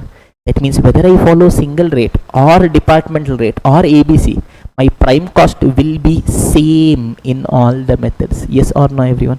Yes, sir. Simple. JGB only, na? Yes. This is to distribute overhead. That means overhead cost will only change. Why will my prime cost change? Okay. Perfect. Next thing. My total overhead cost will be same in all the methods. Yes or no everyone? The only bifurcation is single rate means total cost directly I am taking. Departmental means total cost department wise I am bifurcating. ABC means total cost activity wise I am bifurcating. But total cost is same only. Go back to that example, wedding 5 lakh. Either you will take directly or you will bifurcate veg, non-veg, sweet, or you will bifurcate activity wise. But total is 5 lakh only. Yes or no, everyone? Okay, perfect. Third and the final point. If company is manufacturing only a single product. Now understand students, if company is manufacturing different product means this 5 lakh I am distributing. Suppose it could be possible that single rately it went to 2.4 lakh and 2.6 lakh. Departmentally it could be possible that it went 2 lakh and 3 lakh. Different ways it could be distributed, possible. Assume I am producing one product only. Only one product I am producing. That means whether you follow single rate, whether you follow departmental, whether you follow ABC, ultimately this full 5 lakh cost, where it will be distributed? To this product only. That means whichever method you follow, your cost will be what? Same only. Yes or no, everyone? Assume I am manufacturing this pen. This pen only I am manufacturing, nothing else in the world I am producing. Whether I distribute cost based on single rate, ultimately for this product I should charge. Whether I bifurcate department wise, ultimately again I should charge here. Whether I do activity wise, ultimately however I bifurcate, ultimately where it will go? For this product only, na? That means my cost distribution will be same if I am producing one product only. Is this clear, everyone? Yes or no? Okay, last point is not needed, but the first 2 points are going to be important for us while we are solving questions. Is this clear, everyone? Yes or no? Slowly can we get into solving the questions from the study material as well as past papers? Yes or no? We guys still have the energy? Giving you guys 1 minute to let the things settle in. Not for you, for me. My voice is gone. For you, nothing happened. Yes, everyone. Now slowly let us get into solving of the questions. Aram.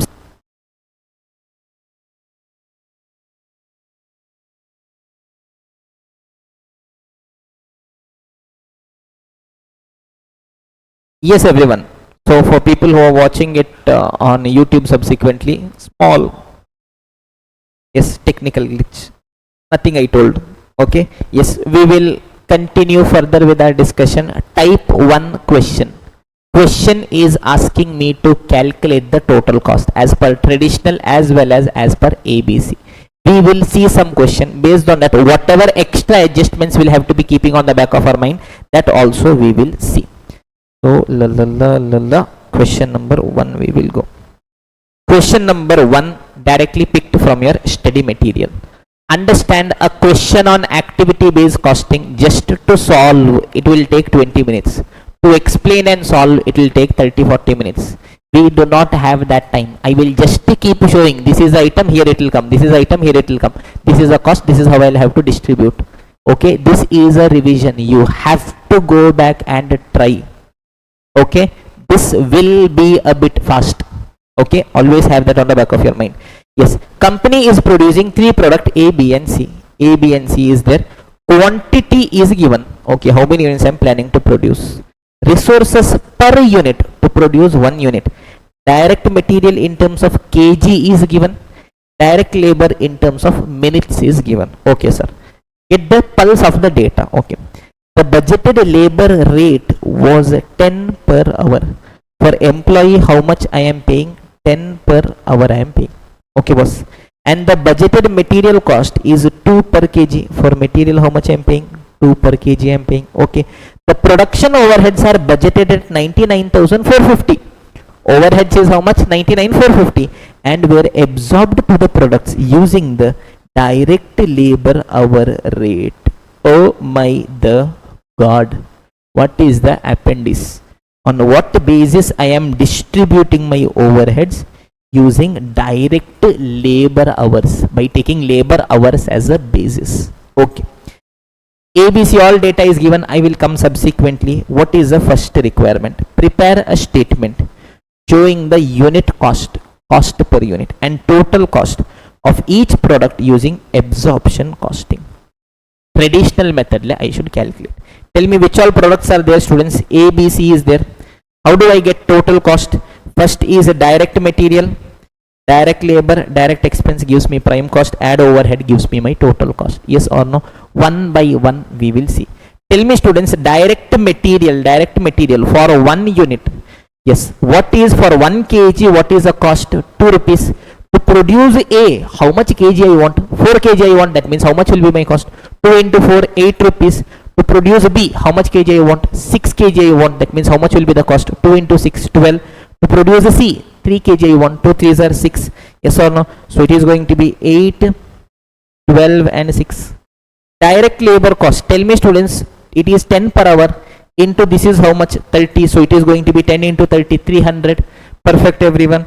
So it is a 10 per hour into 30, 45, 60, 300, 450, 600. Yes or no? Yes or no? Yes or no? No. Oi. Sir, start of the day. One thing we told. Full costing FM, inter final, plus minus into divide, whatever you are doing in the world.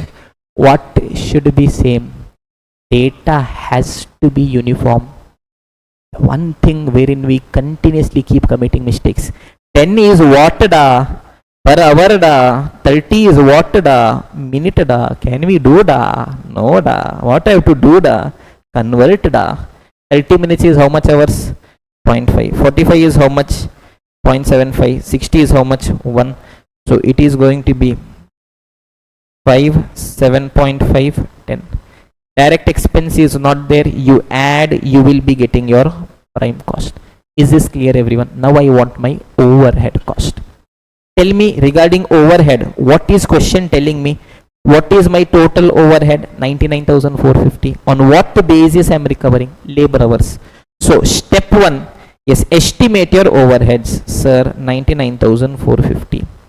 Yes, I am standing here and I am telling, okay boss, next 1 yearly my overhead is 99,450. I have to link with one basis.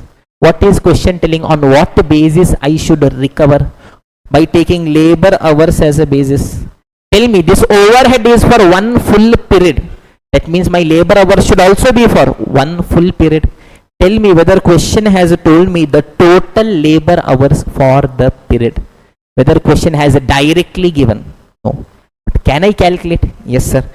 Question is telling me next to 1 yearly how many units of A I am planning to produce? 4,000. To produce 1 unit of A, how much time I want? 30 minutes, which is 0.5 hours. So 4,000 into 0.5, it gives me 2,000. For 1 unit of B is 45 minutes, which is 0.75. Like that, how many units of B? 3,000. So 3,000 into 0.75, how much it is? 2,250.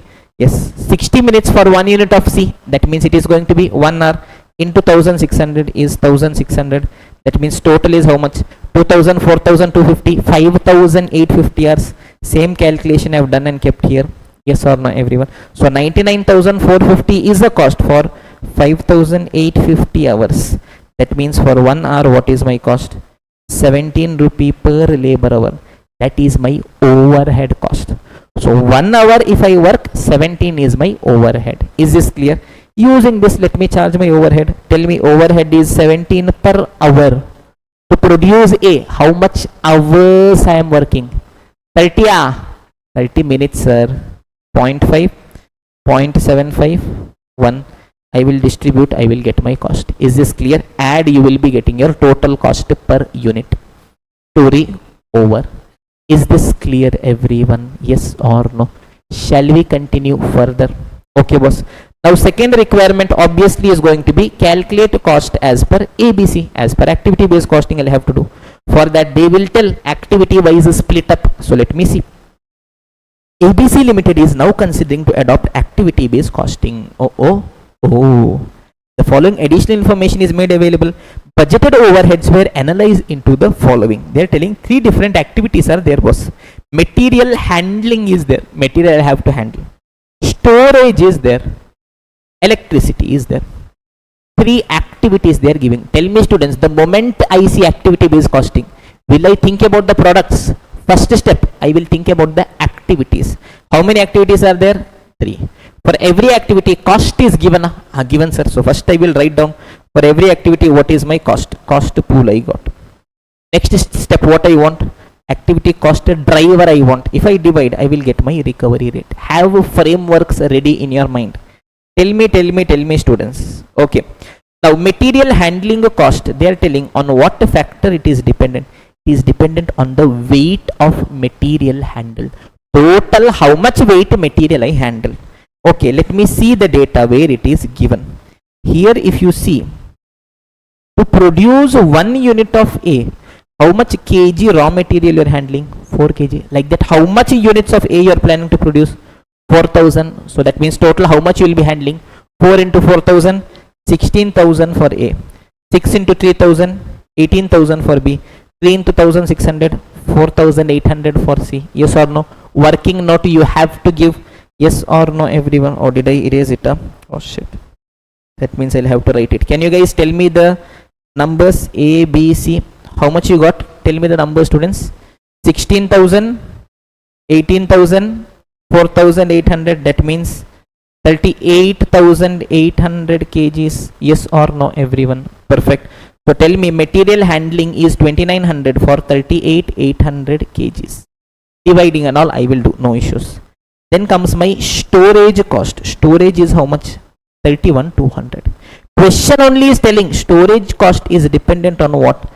Number of batches of material. How many batch material I stored?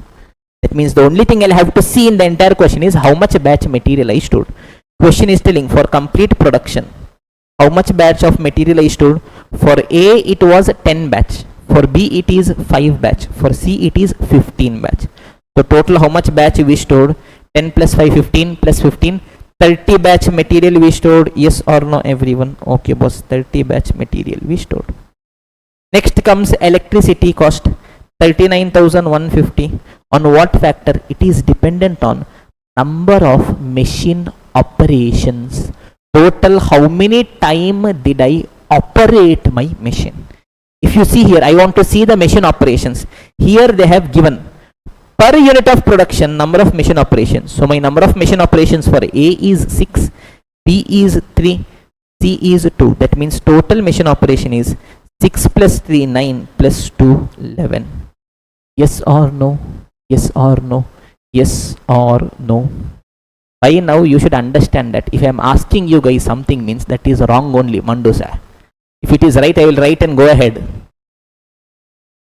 What? Keep your eyes open. Data should be uniform.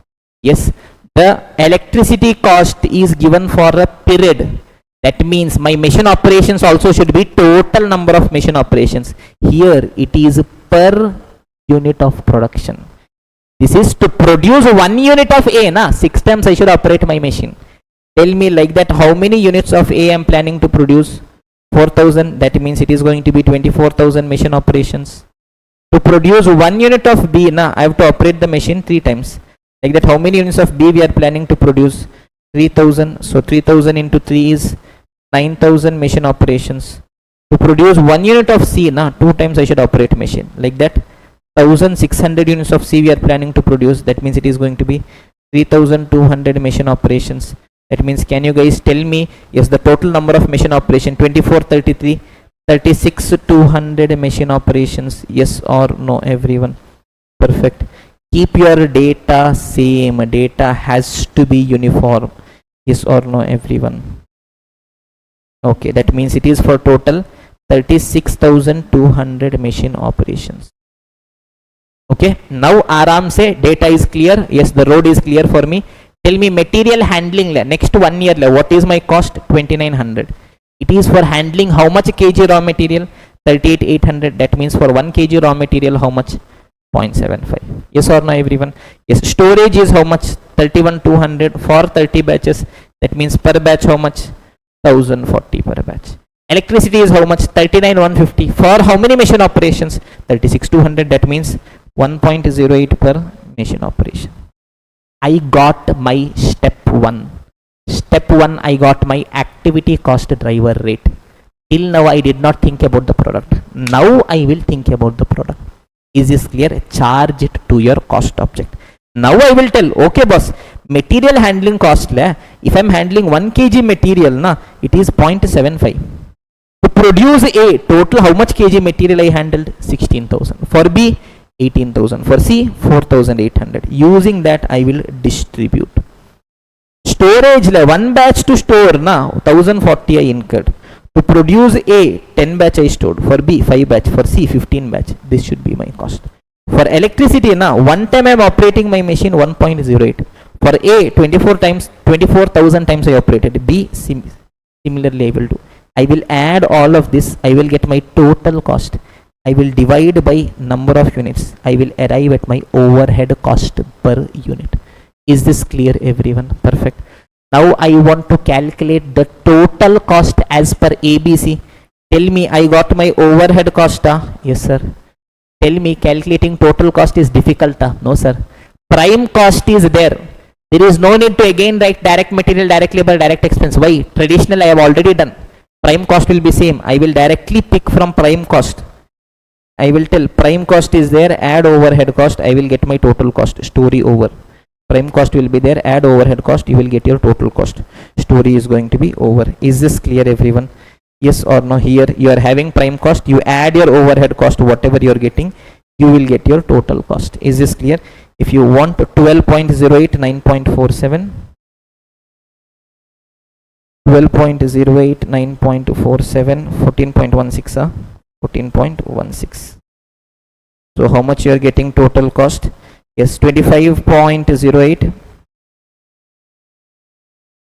Yes, 28.97 as well as 30.16. Story is over. Yes or no, everyone? Where is it?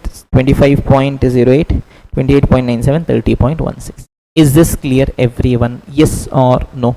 Perfect. We have solved one comprehensive question. Now, based on this, adjustments can we see? Just the adjustments in type 1 question. Takka we will finish it off. Different adjustments which can come in type 1 question. One adjustment that can come is, question is asking you the cost of unused capacity. Look at the students. Question is telling me that company is there, it calculates activity cost rate based on the cost driver capacity. Power is one activity. For power, yes, the cost is dependent on kilowatt hours. What is the total cost that I have incurred for power, students? 2 lakh is the cost. It is incurred for total how much kilowatt hours? 50,000 kilowatt hours. That means, can you guys tell me what is going to be the activity cost driver rate? Tell me what is my cost, activity cost pool is 2 lakh. It is for activity cost driver of 50,000 kilowatt hour. That means per kilowatt hour, how much is the cost? Very difficult, da. For 50,000 kilowatt hour, 2 lakh is the cost. For 1 kilowatt hour, how much, da? Tell da, don't act as though it is 7 o'clock. I know it is 7 o'clock, but you have to study, na. 4 rupees per kilowatt hour. Okay. Company is manufacturing 2 products, M and S. For the next year ended, following consumption of cost driver is reported. To produce M, how much kilowatt hour I used? 30,000. For 1 kilowatt hour, how much is the cost? 4. That means for 30,000 means how much it will be? 1,20,000. For S, 15,000 kilowatt hour. For 1 kilowatt hour is 4. That means it is going to be 60,000. Now, calculate the cost allocated to each product. I calculated. Okay. Also calculate the cost of unused capacity. Cost of unused capacity. Tell me what is my total capacity? 50,000 kilowatt. In that, how much I used? 30 and 15. 45 I used. That means what is the unused capacity? Sir, 5,000 kilowatt hour I did not use. For 1 kilowatt hour, what is the cost? That means 20,000 is the cost of unused capacity. Is this clear, everyone? Question can ask you. Simple, JGB only. Yes or no, everyone? Or alternatively, you can do it like this also. Tell me total cost is how much? 2 lakh. In that, how much you have charged? 120 plus 60. 180 you charged to product. What is not charged? 2 lakh minus 180. 20,000 is not charged. Is this clear, everyone? So based on that, you will be having some 1 or 2 questions. Look at this. It is the same question. Yes, 2 lakh is for 50,000 kilowatt hour. That means for 1 kilowatt hour, 4. Yes, how much is allocated? 10, 20, 15. 45,000 is allocated. That means unallocated is 5,000 kilowatt hour. For 1 kilowatt hour, 4. It means 20,000 rupees. Come to quality inspection. 3 lakh is a cost. For how much inspection? 10,000 inspection. That means for 1 inspection it is 30. How much inspection I did? 3.5, 2.5, 3. 9,000 I did. That means how much I did not do? 1,000 I did not do. For 1 inspection 30. That means it is going to be how much? 30,000. Over. I can tell how much is allocated, how much is not allocated also. Is this clear everyone? Okay, perfect. The next thing that can be asked for us is calculation of cost distortion, that I have already explained to you guys. Yes or no everyone? What is cost distortion? Cost per unit as per traditional as well as per ABC. Their difference I will be taking. Yes, which gives me a better calculation of cost? ABC. That means the other item is wrong. That I'll have to tell.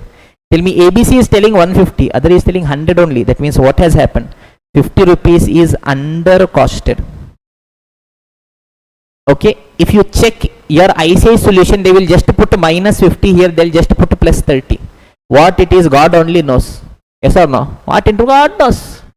But when we are writing, it is our responsibility, we write it properly. What nonsense is this plus 30 minus 30? Is this clear? Okay, as per ABC it is 170, but traditional gave me 200. That means product is 30 rupees over costed.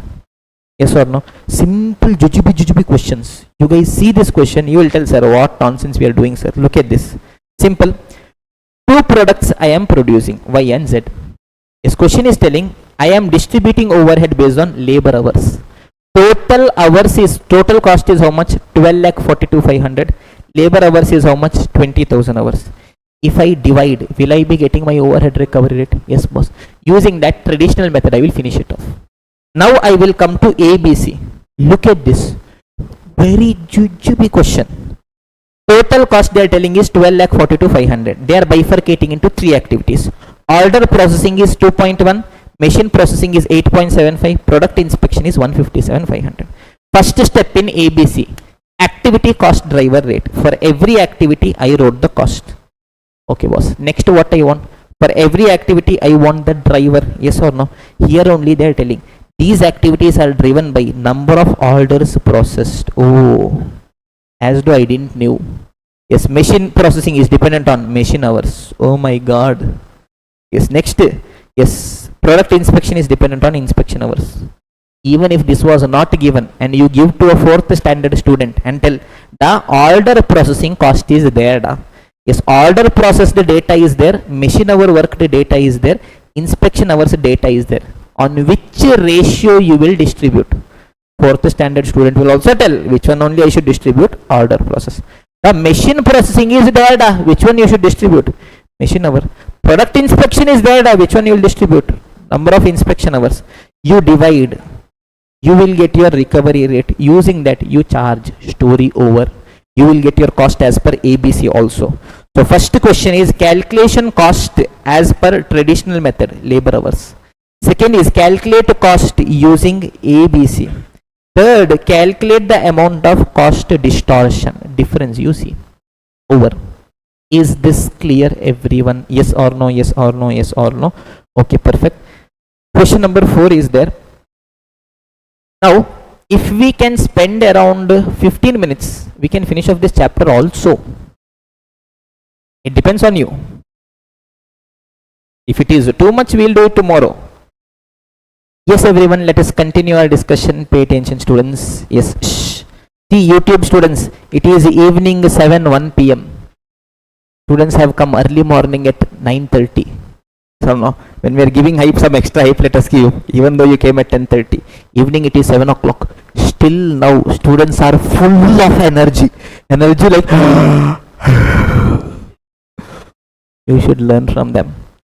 Chumma sitting at home, sleeping in the bed, watching side Netflix, side India versus Australia, side oh, maja is coming, activity based costing. Don't do that. Sit straight. If you are straight, you guys know that. So no. Otherwise you sit however you want to. No problem. Yes. Shh. Shall we go ahead to the next question everyone? 15 minutes maximum. 4th question, 2, 3. 3 adjustments only. Chapter over. Pachak. Okay. Yes everyone. Look at this. Question number 4 is also calculation of overhead cost only. But here the adjustment is that till now, for every question, for every activity, the overhead cost was directly given. Question told me machine processing 1,10,000. Yes, order processing 2,10,000. Here that is not directly given, but I'll have to calculate that. Look at this students. Question is telling, I will directly jump only to the relevant adjustment. Yes, there is a bank.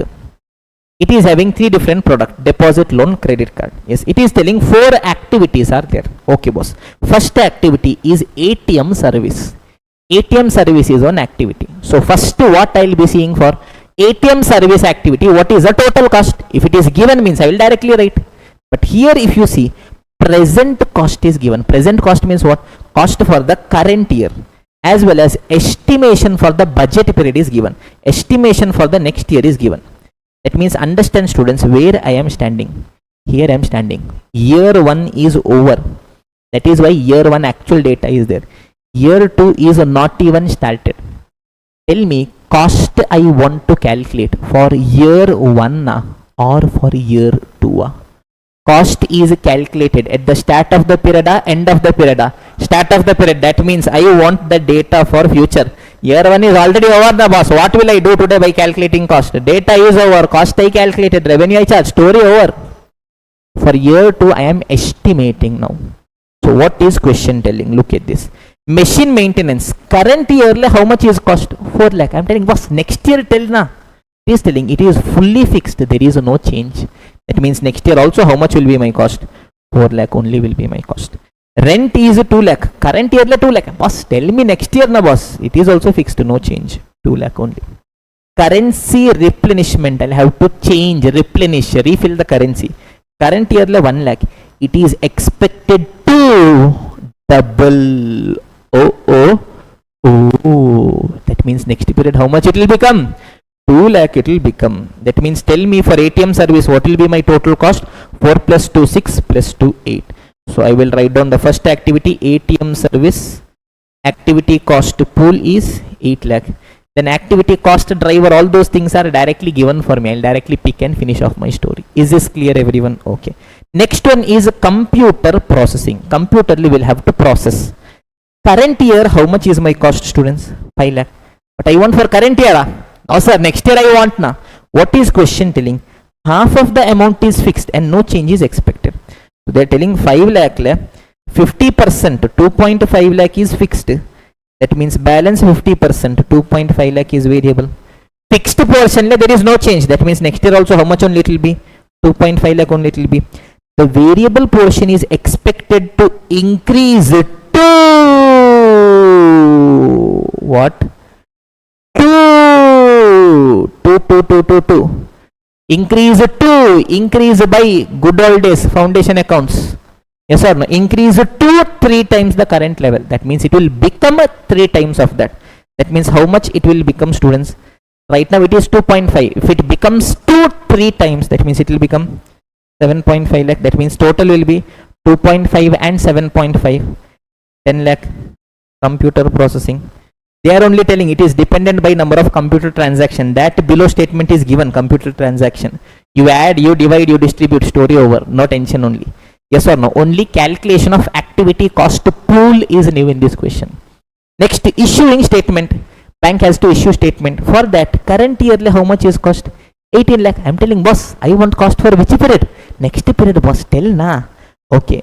Presently 3 lakh statements are being issued. How many statements? 3 lakh statements. In the budgeted period, 5 lakh statements are issued. Okay, great.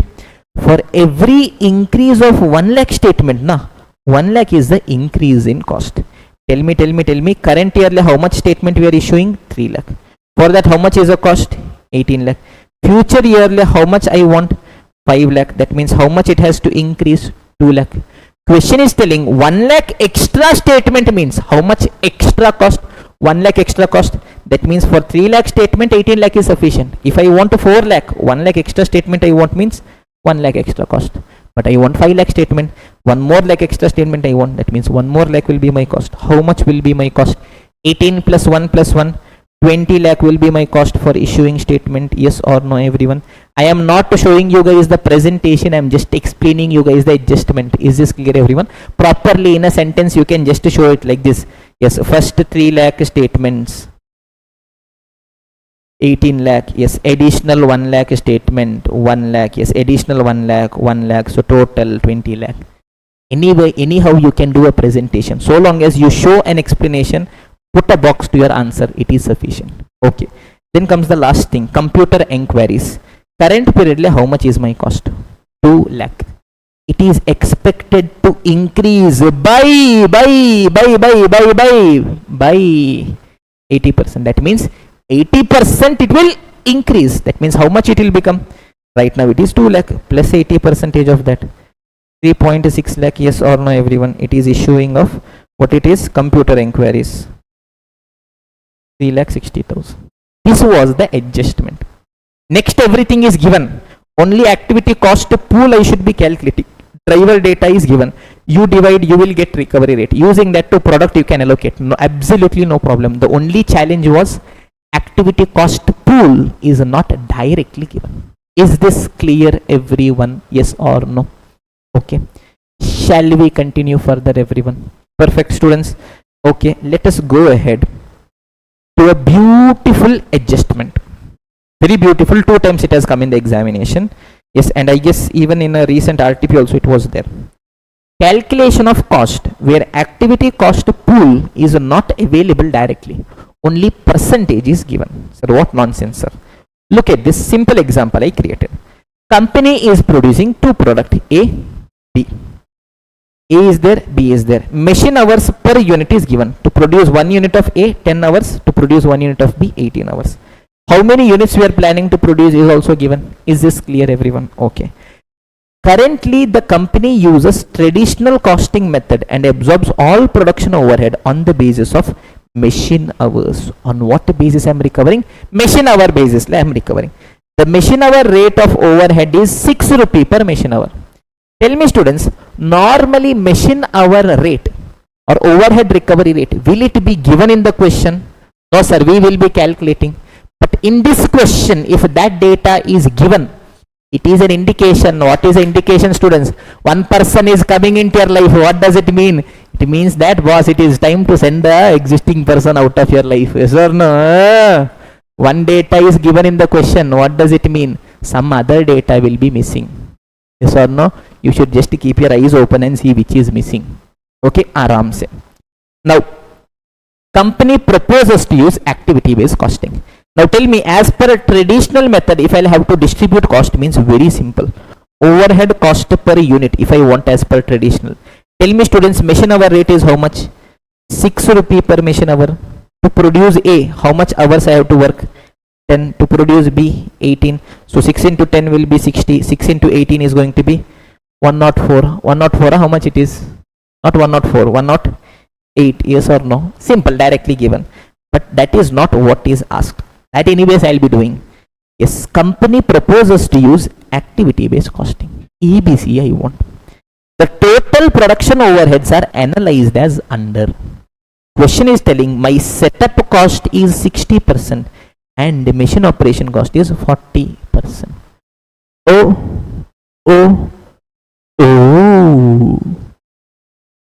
ABC le overhead cost, is it given directly as amount?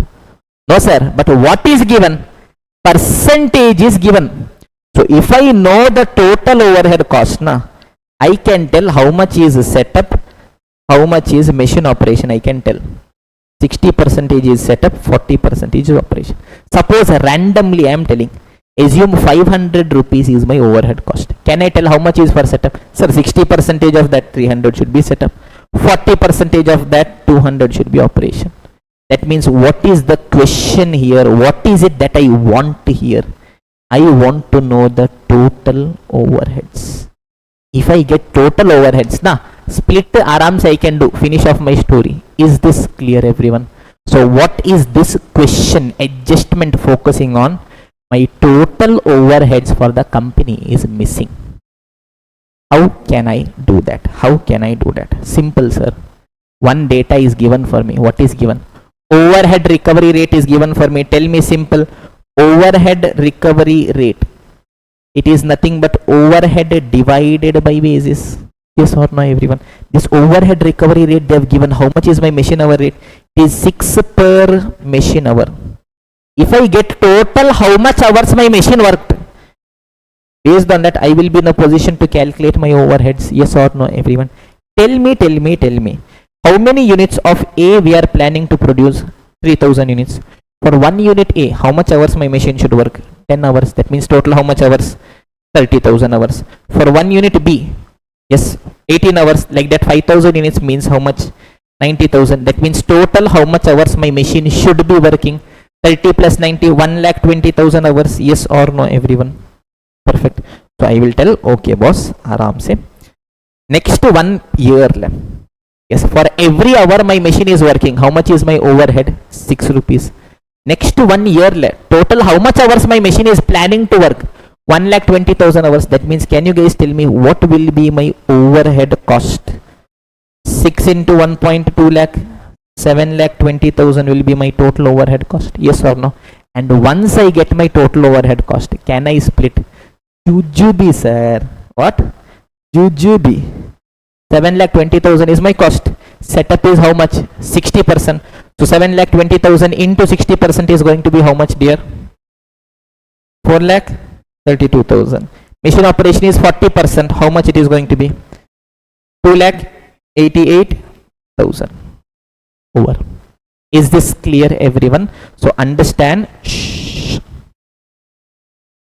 Activities are given. Overhead cost for the activity is not given, but percentage is given. So what I should be doing? I should calculate total overhead of the organization. If I get total overhead, activity wise arams I will split. Now how do I get the total overhead? Yes, above in my traditional method, recovery rate will be given. Basis I can calculate. Using that I will be getting my overhead. Is this clear, everyone? Yes. We will see question number 12. Sit down, everyone. Sit down, sit down, sit down.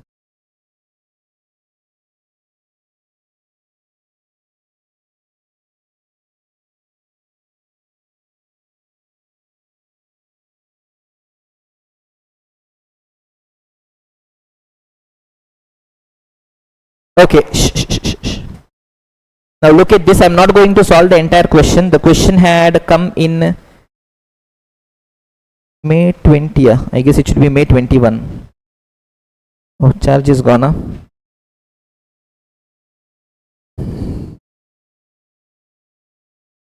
Even yes, our iPad is telling stop. Tomorrow we'll see. Okay. Shh. Look at this. Without iPad, how can I show? Without the pen, how can I show? Okay. Look at this. Shh. If you see here, yes, cost relating to setup 40%. Cost relating to machine 10%, cost relating to material handling 30%, cost relating to inspection 20%. For every activity, percentage they have given. Yes or no? That means what I'll have to calculate? Step 1, total overhead if I get, percentage wise I can do the split, I will get my activity cost pool. Yes or no, everyone? For that information will be given here. Look at this. If you see here, the total overhead absorption rate is 30 per machine hour. No, it is not coming. Srihari, you are having pen, nada? Come give me. Quickly.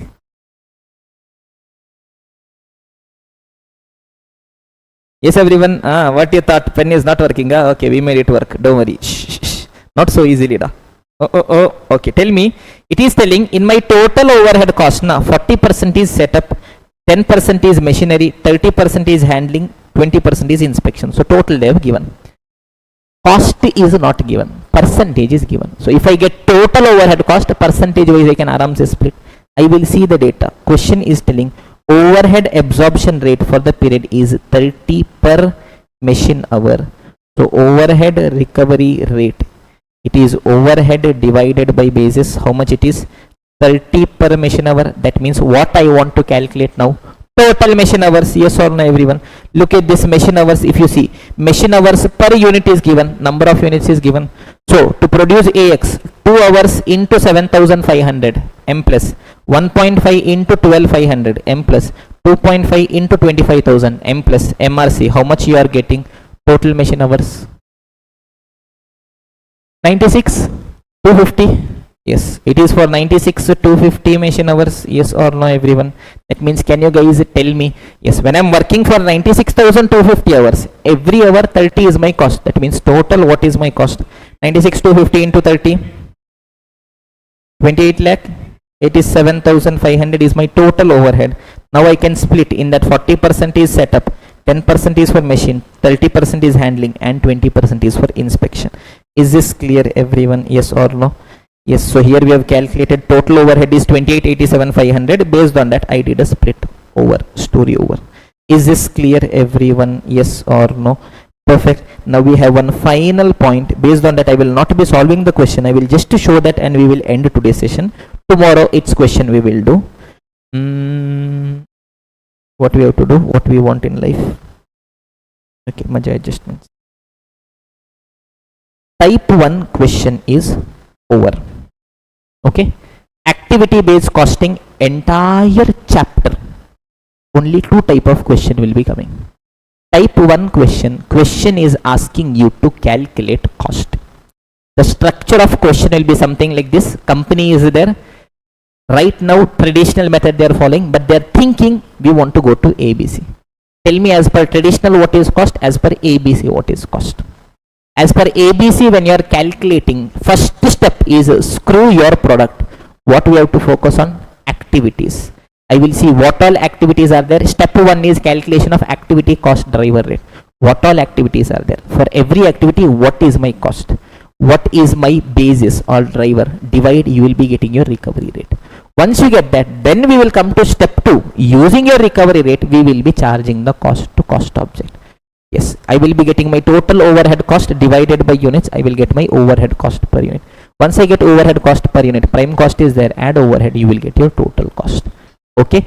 Adjustments, what all adjustments can be there? If question asks you cost of unused capacity, you will see total what is capacity, how much is used.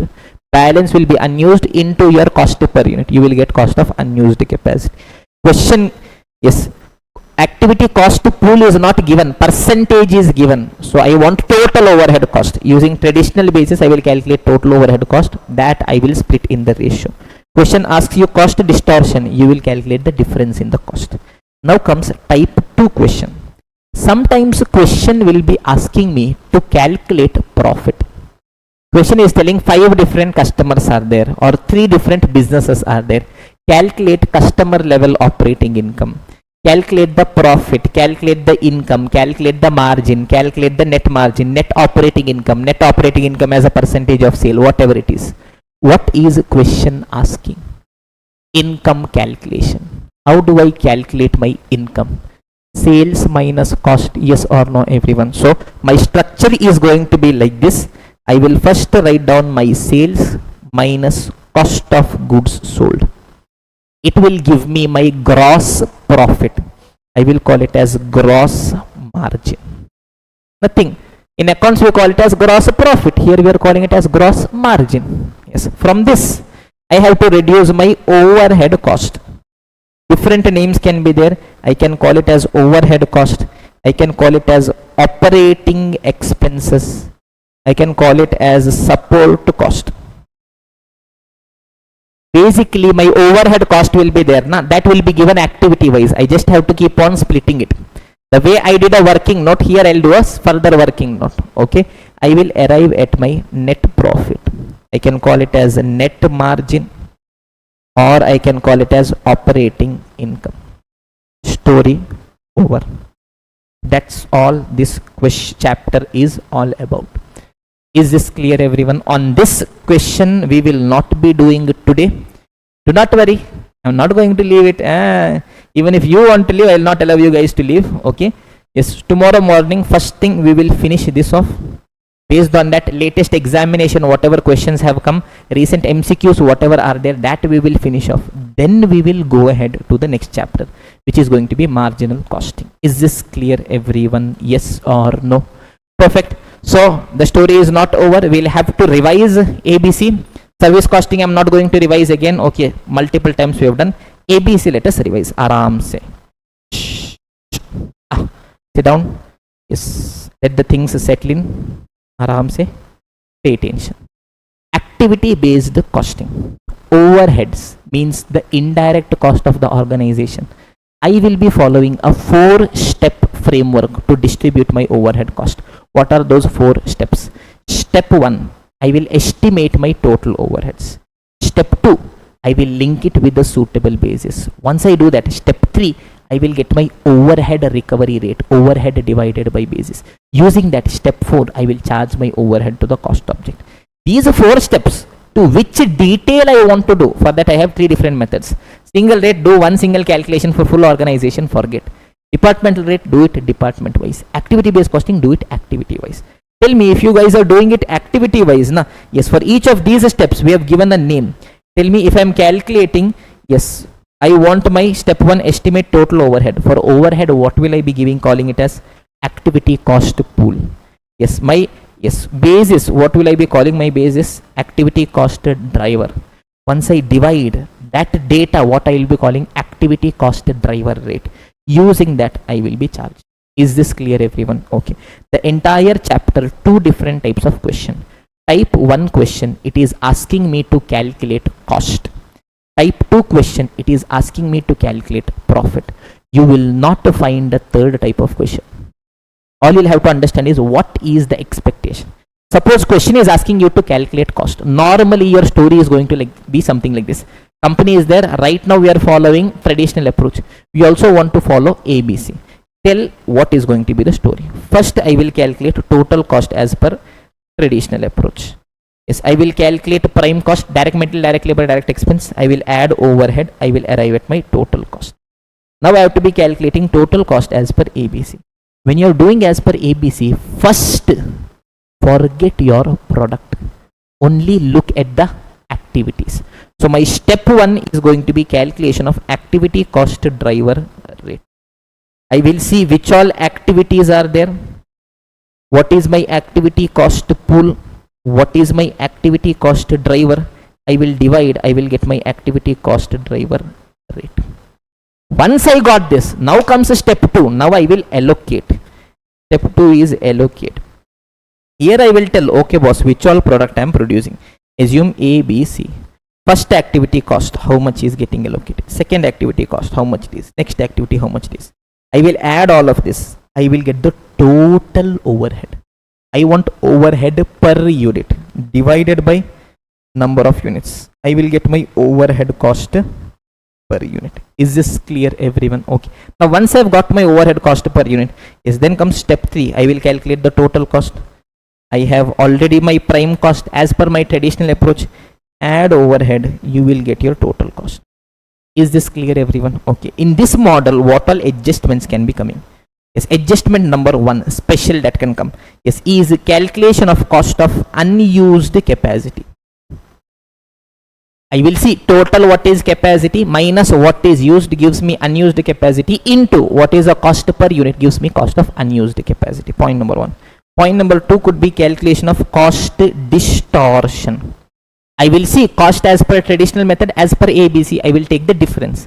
Tell me which method is better. ABC is better. That means which is giving a wrong picture. Traditional method is giving me the wrong picture. Okay. Third thing could be, yes, where, yes, activity wise percentage split is given. So yes, setup is 60%, mission operation is 40%. Directly it is not given. So what I'll have to do, step 1, I'll have to be calculating the total overhead of organization. How I will be doing this? Question would have given me overhead recovery rate, which is nothing but overhead divided by basis. In this, typically this will be given to me, recovery rate. This I can calculate. So using this overhead I will be getting. Once I get total overhead for the organization, using that, okay, I will split it activity wise. Is this clear, everyone? Yes or no? Apart from that, yes, one more adjustment we had seen, that was in case of a bank.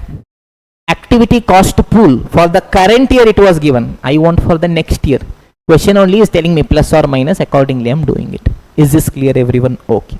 That is a type 1 question. What is a type 2 question? Question is asking me to calculate profit. How do I calculate? Simple, boss. For each of the product, sales minus cost of goods sold. Cost of goods sold is nothing but your direct cost. Assume you guys are preparing your trading P&L. In your trading you will show opening stock, purchase, closing stock. Yes or no? This is nothing but your cost of goods sold. That only you are comparing with sales. You are telling your gross profit. That only here I am telling gross margin. Yes or no? I will get my gross margin. From my gross margin, assume I got my gross profit brought down. Here I will be showing all my indirect expenses. That only I am showing here. Minus my indirect expenses or overhead cost or support cost or other operating expense, whatever name it is. Yes, I will arrive at my net margin. Is this clear? Over, chapter over, finish, khatam, tata, bye bye. Yes or no? That is all we are having in this chapter. Yes, obviously type 2 question we have not discussed, that we will be doing it tomorrow. Based on that, recent MCQs also we have not discussed, and recent exam questions also we have not seen, that we will be doing it tomorrow. So I hope you guys have thoroughly enjoyed today's session. Yes or no, everyone? Yes, it was heavy. It is meant to be heavy. 3 days, yes, if we'll have to cover a substantial portion, yes, without just doing some basic jujube questions, it is going to be heavy. It is going to be, speed is going to be a factor. But be ready to be uncomfortable with the speed. Only that is when growth will happen. Okay, everyone. So that's all for today. See you guys tomorrow for a new day, new energetic session. Until then, keep studying, keep smiling, keep working hard, keep making your parents proud, and see you tomorrow, my dear students. Take care. Bye. YouTube live students, don't worry, for you video will continue. Okay, you guys watch anytime you want to watch. Okay.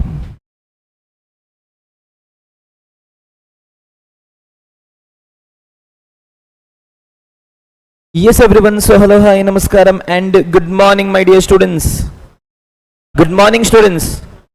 I hope you guys are doing really well. Yes or no, everyone? Perfect. So what is it that we are discussing, students? I guess we are discussing the chapter activity based costing. We have come almost to the end of the chapter. Yes, everyone. So activity based costing, two different types of question. Type 1 question is a calculation of cost. Type 2 question is going to be calculation of profit. Calculation of cost, all different varieties we've seen. Calculation of profit is what we were discussing. Yes or no, everyone? Perfect. So I've told you how do we prepare a profit statement, income statement. Sales minus cost of goods sold, which is my direct cost, gives me my gross margin. From that, if I reduce my overhead cost, also called as operating expense, also called as support expense, also called as indirect expense, I will arrive at my net margin, operating income, whatever it is. Is this clear, everyone? So shall we quickly look at 1 or 2 questions? Okay, perfect. So we'll directly finish off the chapter, then we'll be taking a small break. So look at this, everyone. Question number 6. Family store wants information about profitability of individual product lines. Okay, I will read the last sentence. Family store currently allocates a support cost. What is support cost? All cost apart from COGS. Yes, to the product line on the basis of COGS on the product line. Calculate the operating income. What we have to calculate? Operating income. And operating income as a percentage of revenue. Currently, right now, how am I distributing my support cost? Is there a specific basis? No, sir. How we are distributing? Yes, in the ratio of COGS we are distributing. That is what is given. Yes or no, everyone? We will distribute. What work is there for us? Now tell me, look at this. Revenue is given here. Sir, revenue is given here. COGS is given here. Sir, COGS is also given. So I will write down my revenue. I will write down my COGS. What will I be getting? Gross margin I will be getting. Now what I have to do? Support cost, overhead cost I will have to distribute. If you see here, family store also provides the following information: bottle returns, ordering, delivery, shelf stocking, customer support. If I add all of this, I will be getting the total support cost. Yes or no, everyone? Okay, boss. This support cost I'll have to distribute. Tell me currently in which ratio I am distributing? In the ratio of COGS. We are not following any basis. We told in the ratio of COGS, distribute and finish it off.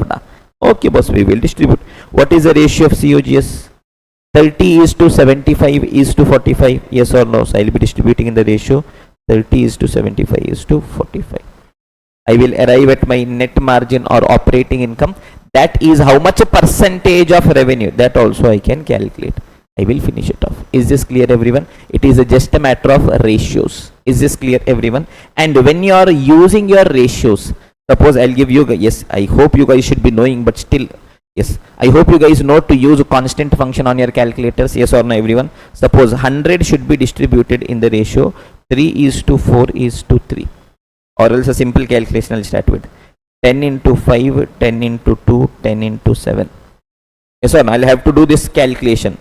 It is not just that you will press AC, 10 into 5 equals again AC, 10 into 2 equals again AC, 10 into 7 equals AC. No, boss. Yes, you are having a constant number, yes or no? So first what you will be writing on your calculator, 10 now into 5 equals, how much you are getting? Oh my god, magica, not a mandusa, wait. Now directly write 2 equals 20, directly write 7 equals 70, yes or no? Yes, for some of you guys you may not be getting. Those students, what you will have to do is 10 into 2 times you will have to be pressing multiplication. 10 into 5 equals 2 equals 7 equals. One of the two should definitely happen for you. Is this clear? Now this will help you to save at least bare minimum 10 to 15 minutes in a paper like costing FM. Every time you have a ratio, know that you should be using your constant function. Now 10 has to be distributed in the ratio 3:4:3. How we normally do? We take our calculator, 100 into 3 divided by 10. Again 100 into 4 divided by 10. Again 100 into 3 divided by 10. Take our calculator, 100 into 3 divided by 10 equals, again AC, 100 into 4 divided by 10 equals, again AC, 100 into 3 divided by 10 equals. Now Mando say, yes, before you take your calculator, think what is the same. Everywhere 100 is getting into, everywhere 10 is getting divided, yes or no? So I will take this as a pair. So first action that I am going to perform on my calculator, everyone, 100 divided by 10 into 1 time or 2 time depending on your calculator. 3 equals 30, 4 equals 40, 3 equals 30. Is this clear, everyone? Every time you have a ratio, you will definitely be having a question wherein you want a ratio. Yes, every question of overheads ABC you want ratio. Apart from that, in process also you would want ratio. Margin also sometimes you would want ratio. Multiple products. Budget also you would want. Standard also you would want. It's almost there is no place where you will not be using ratio. Remember this. Do not unnecessarily keep pressing on your calculator. Is this clear, everyone? Okay, fine, perfect. So it will give you operating income. You can calculate it as a percentage of revenue as well. Now what is the second method they are asking? Is if family store allocates support cost to the product line using activity based costing system. We want to distribute using ABC. Then now calculate operating income. Okay, we will do what is there for us. Now tell me, now I'll have to do using ABC. Yes, my revenue is same, COGS is same, gross margin is same, yes or no? The only thing that is going to vary is my support cost. Let me see how support cost should be distributed. Look at this, students. Here I will be preparing another statement for distribution of my support cost the way we were doing. Step 1, calculation of activity cost driver rate, and step 2 is allocation. Once I allocate, total overhead I will be getting. There I would divide and get overhead per unit because I wanted cost per unit. Here I want total profit, so I want total overhead only. Okay, do not confuse. These are GGB basic elementary things. Okay, so what I am going to do, look at this, students. Is bottle returns. Tell me, what is this bottle return activity? It is returning of empty bottle.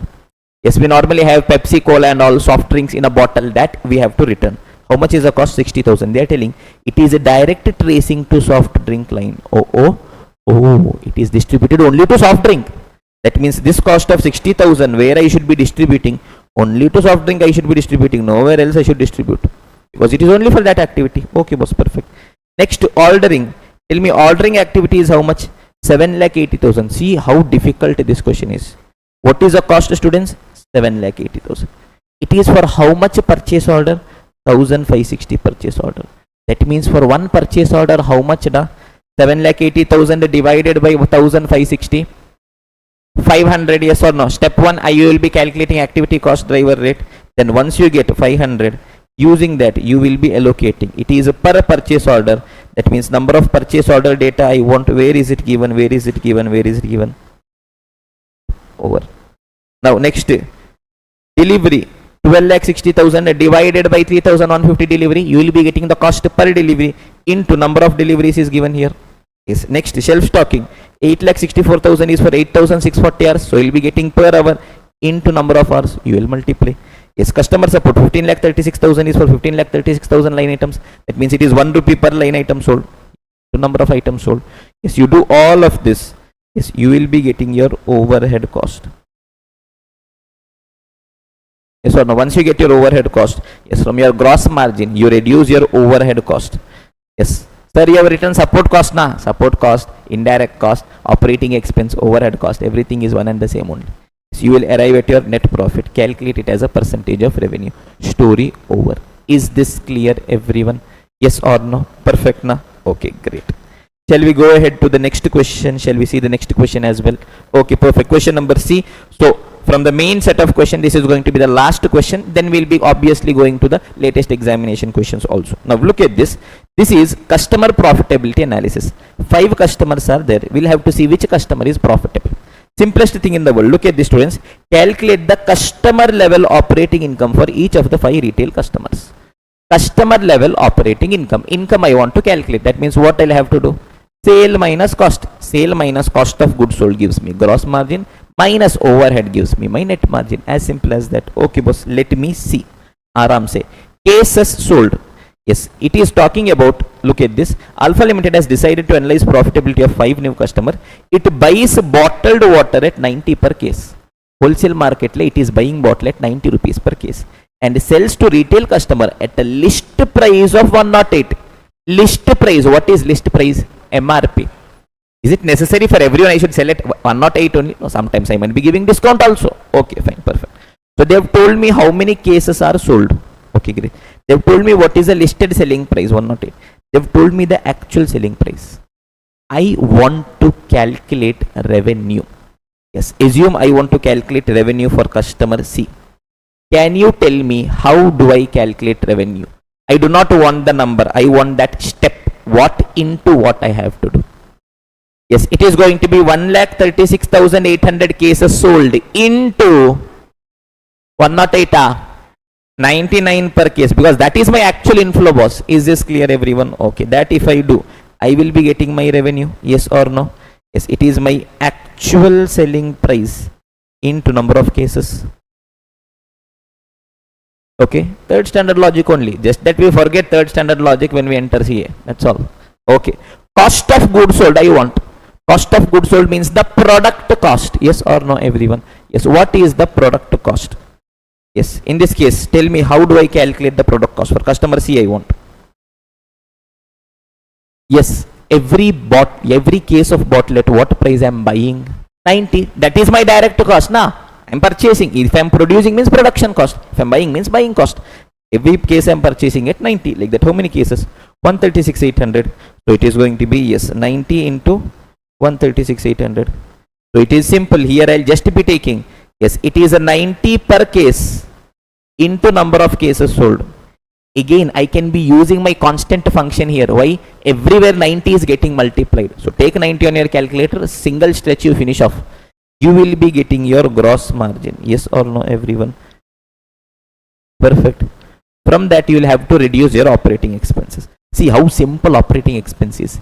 There is no need to even calculate your recovery rate. They have only calculated and told. Tell me order taking. It is 750 per purchase order. Otherwise question will tell me what is overhead, what is basis. I will divide. I say I told, why you are taking so much difficulty in dividing? Take, we have only divided and given. It means what we have to do? Only allocation we have to do. 750 per purchase order. On what basis I should see? Number of purchase order is there here. Okay. Next, customer visit. 600 per customer visit. What I should see? Number of customer visit. Okay. Next thing is going to be deliveries. 5.75 per delivery kilometer. What is it? Delivery kilometer. That means what I want? Delivery kilometer I want. See the data. What is given here? Number of deliveries is given and kilometer per delivery is given. For A, 10 times I delivered. Every time I am delivering, how much kilometer I am traveling? 20. That means total how much kilometer I am traveling? 10 into 20, 200. So on for every customer I will be doing. Yes or no? I will be getting the delivery kilometers. Perfect. On that basis I will distribute. Okay, boss. Yes. Next is product handling is 3.75 per case sold. That means what do I want? Number of cases sold. First line I am having. Then final thing is expedited delivery is 2,250 per expedited delivery. Distributed based on number of expedited deliveries. Story over. They've asked you a theoretical question that what information you will get by reporting both listed selling price and actual selling price.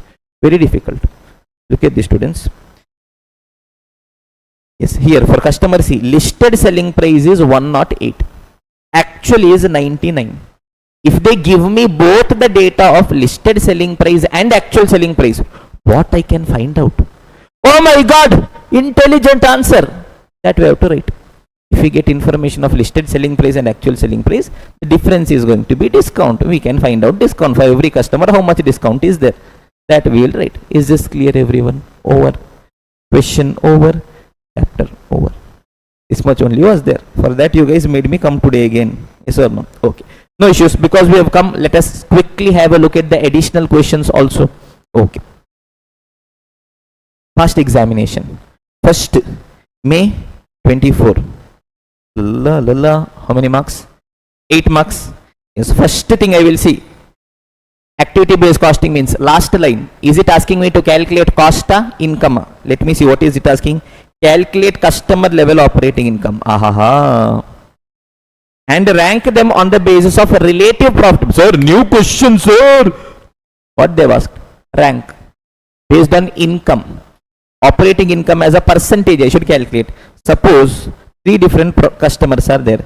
First customer is giving me 15% income as a percentage of revenue. Second customer is giving me 22%.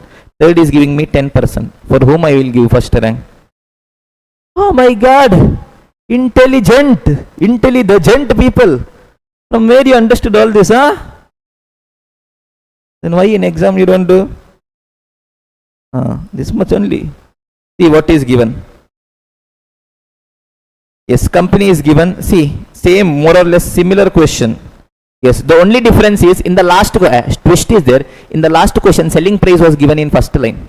Here it is given in last line. See, average selling price per shirt. What a twist da! Sure, we were seeing first line, but where is selling price given? Last line da. Number of shirts per shirt. I say things. Average number of shirts per shirt. Average selling price per shirt.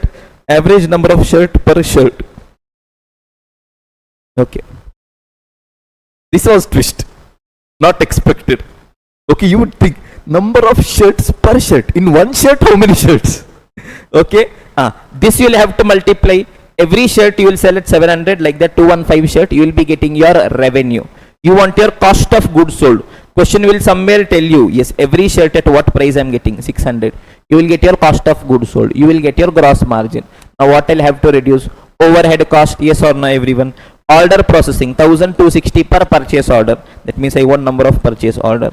Next, customer visit, 1500 per customer visit. Number of customer visit.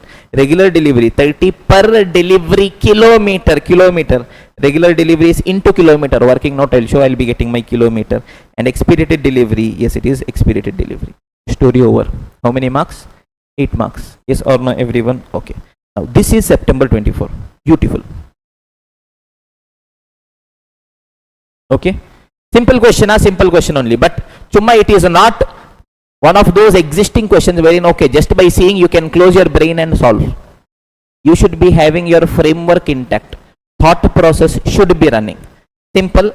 Yes, sometimes if the question is new, question is just checking your basics. All you'll have to do is stay present. That's all. Look at this. Multi-product company. Production and details of 2 products they've given. How much quantity I produce. Material cost is given. Labor hours is given.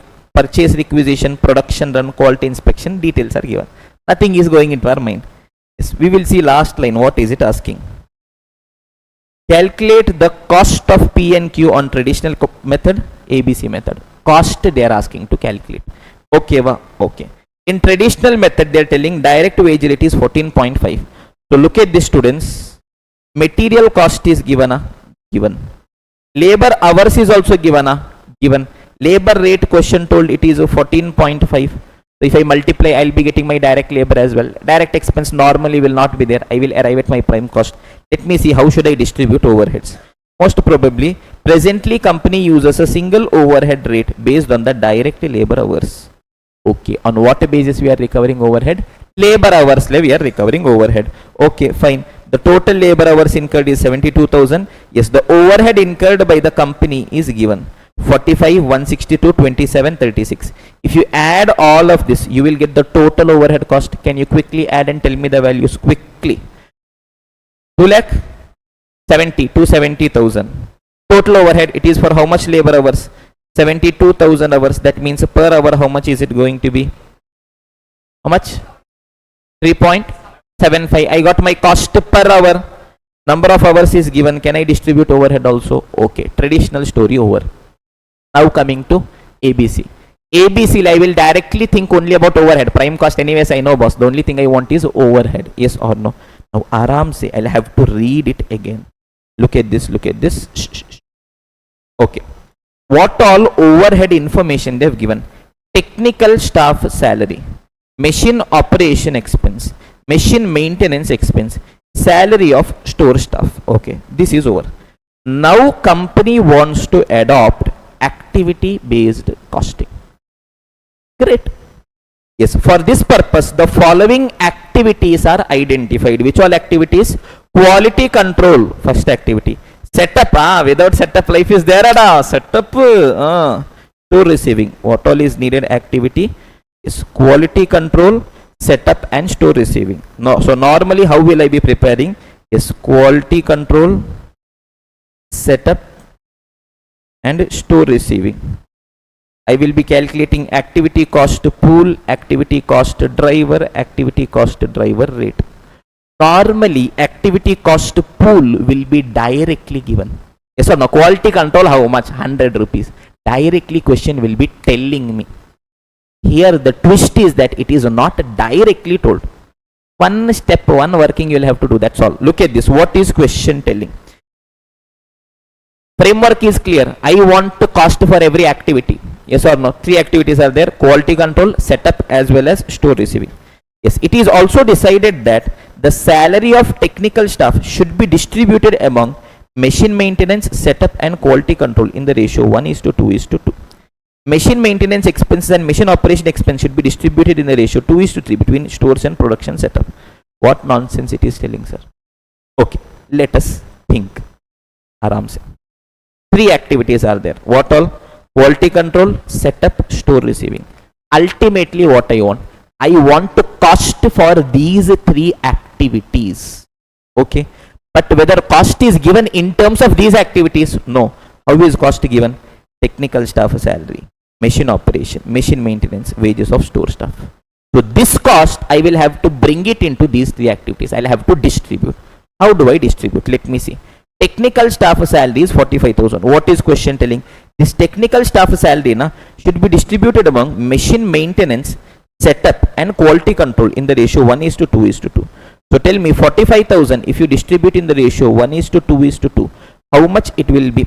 45,000 divided by 5, is it 9, 18, 18. Where all it is getting distributed? Aram se. 9 is for machine maintenance.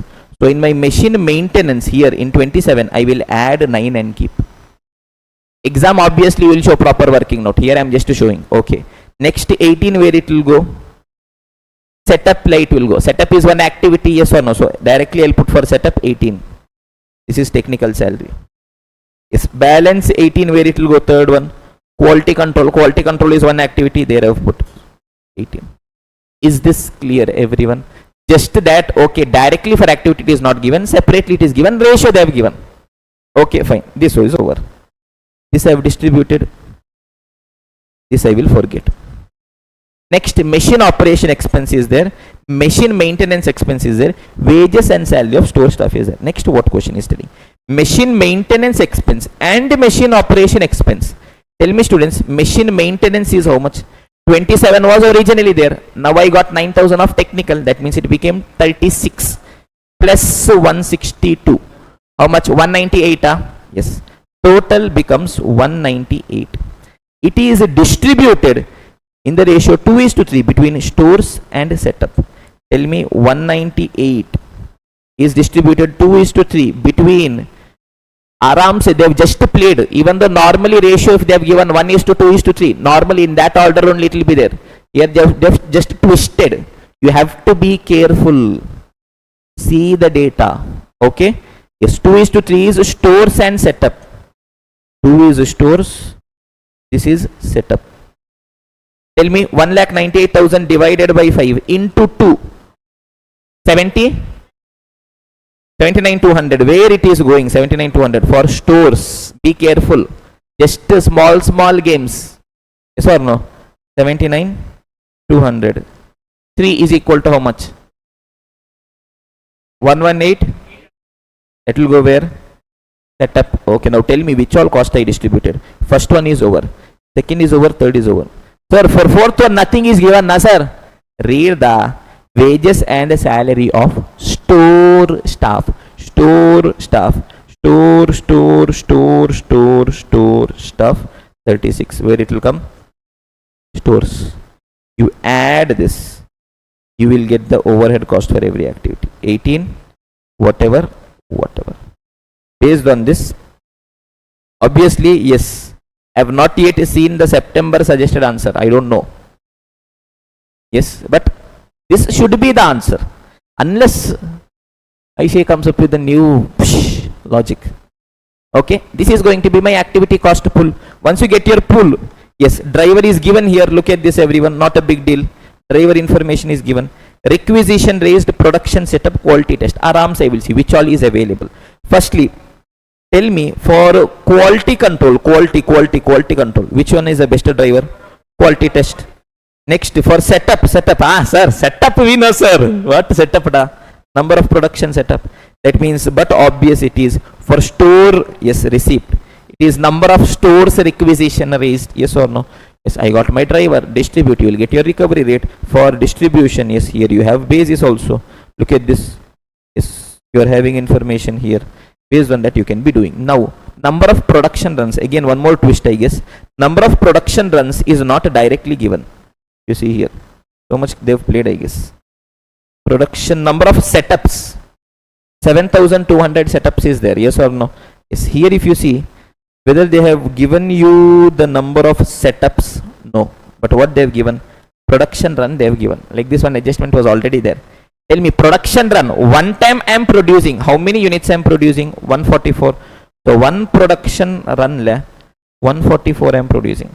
That means if I want 9,000 means in how many production runs I should be producing? 9,000 divided by 144. 60? 2.5 hopefully. 7,200 divided by 108, you take how much you are getting? 66.67. Is this not what they have done? 144, 108. Wait a minute. 7,200. It could be possible we are having multiple products. Now, this is something, yeah.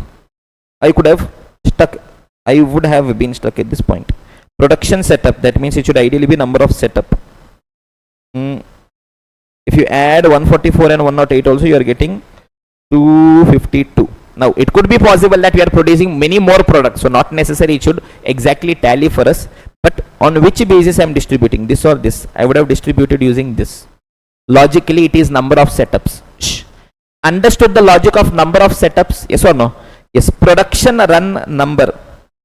Now, it does. I do not know. Yes. Whether it means that it is 144 production runs, or whether it means that in one production run it is 144 numbers. Okay, inherent limitation. Nothing can be done. Even God also comes and sees means what data is this? Because I know another question wherein this means yes, in one production run how much? But this, looking at this, it feels that production runs bracket le number. I am also reading question for the very first time in front of you guys. I also don't know what is the game. God only knows. God also don't know. Yes or no? Yes. I feel once I got this as a decimal, I feel this only would be my production runs. Production runs is equal to number of setups is equal to number of batches. I hope you guys know that. Yes or no? Suppose I am telling yes, one production run. It means one batch of goods. And to produce one batch of goods, one time I should set up my machine. So my number of batches, number of setups, number of production runs all are one and the same only. Okay, I would have directly, yes, on the assumption that this is my production runs. This is not my output per production run. On the assumption this is production runs, I would have solved, I would have given a small note, I would have ended my story there only. Is this clear everyone? Okay, perfect. Overall a good question this was, yes or no? It tested our basics. We should be having that framework ready. Okay, cost you want for every activity cost. How do you calculate? Just a matter of one working note. Okay, but in that spot your mind should think. Sir, mind is not thinking, sir. Then you should have prepared fully so that you can leave that as option. This was actually a simple question only. Okay, na? Okay, come. Now, Jan 25 RTP. Okay, what are they giving? Prepare profitability statement of each product. Yes, sales is given, cost of sales is given. If you reduce, you will be getting gross margin.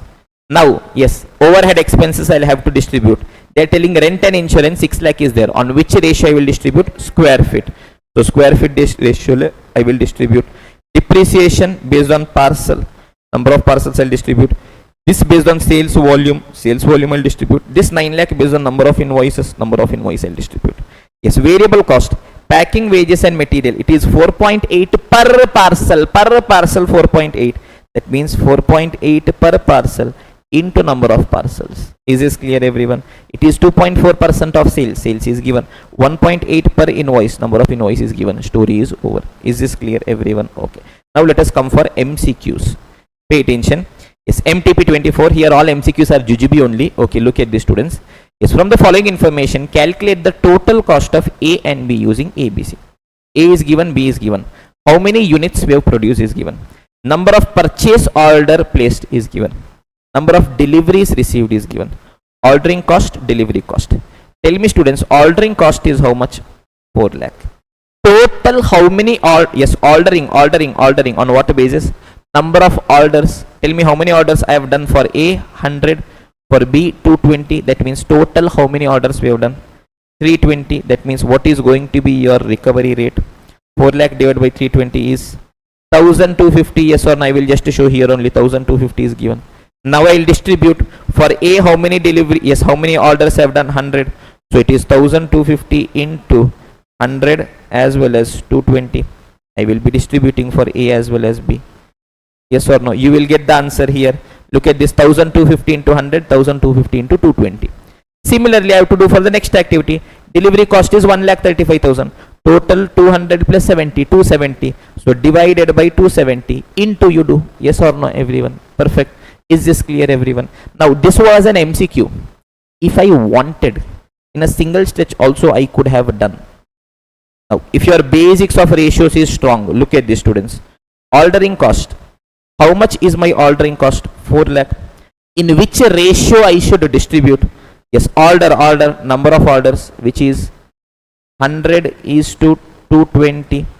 So directly I can do. Tell me 4 lakh divided by 320 into 100 equals. How much you are getting? 1.25 lakh. 220 equals how much you are getting? 2 lakh 75,000. Yes or no? Next one. Delivery is 1,35,000. In the ratio of delivery, number of deliveries, it is 70 is to 200. So it is 1,35,000 divided by 270 into 70 equals 35. 200 equals 1 lakh. So total 125, 1 lakh 60, 3 lakh 75. 160, 375. Is this clear? Previously, first you divided. Then you did into. Now single stretch you divided into. Yes or no? Is this clear everyone? Okay. This was a good question. Basic question only, but your base should be strong. Now look at this. One of Pinto company's cost pool is part administration. The budgeted overhead cost for that pool was 4 lakh.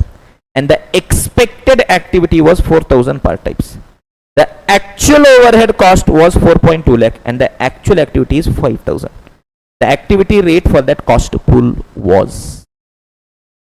It is testing one simple point.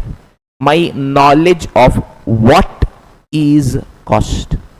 Cost means what? Normal cost. Cost I will be calculating when? At the start of the period. At the start of the period, which data will be available? Only budgeted, normal, expected data will be available. Actually is needed, no, that I'll get at the end of the year. That means all I want is 4 lakh is a cost for 4,000. That means it is 100. Story over. Basics. Yes or no, everyone? Okay, fine. Over. Check. Finish. Chapter is over. Yes, everyone. So let us quickly recollect whatever we have revised in this chapter. Pay attention, students. Okay. Yes, activity based costing as a chapter. Yes, we've told, yes, 4-step framework to distribute my overhead cost. What is that 4-step framework, students? Yes, quickly.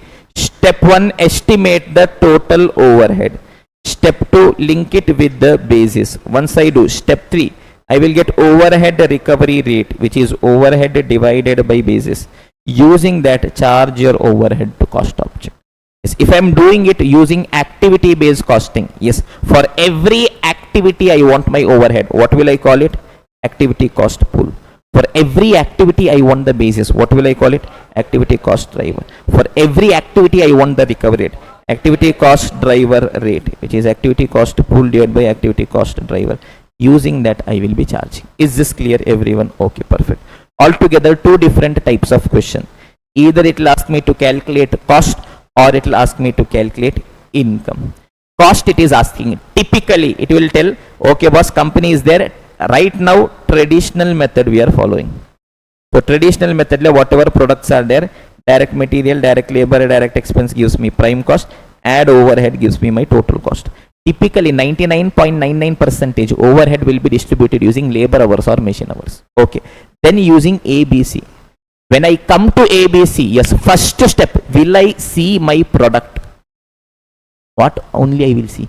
Activities only. My first working note is calculation of activity cost driver rate. I will write down what all activities are there. Yes, what is the activity cost pool? What is the activity cost driver? What is the activity cost driver rate?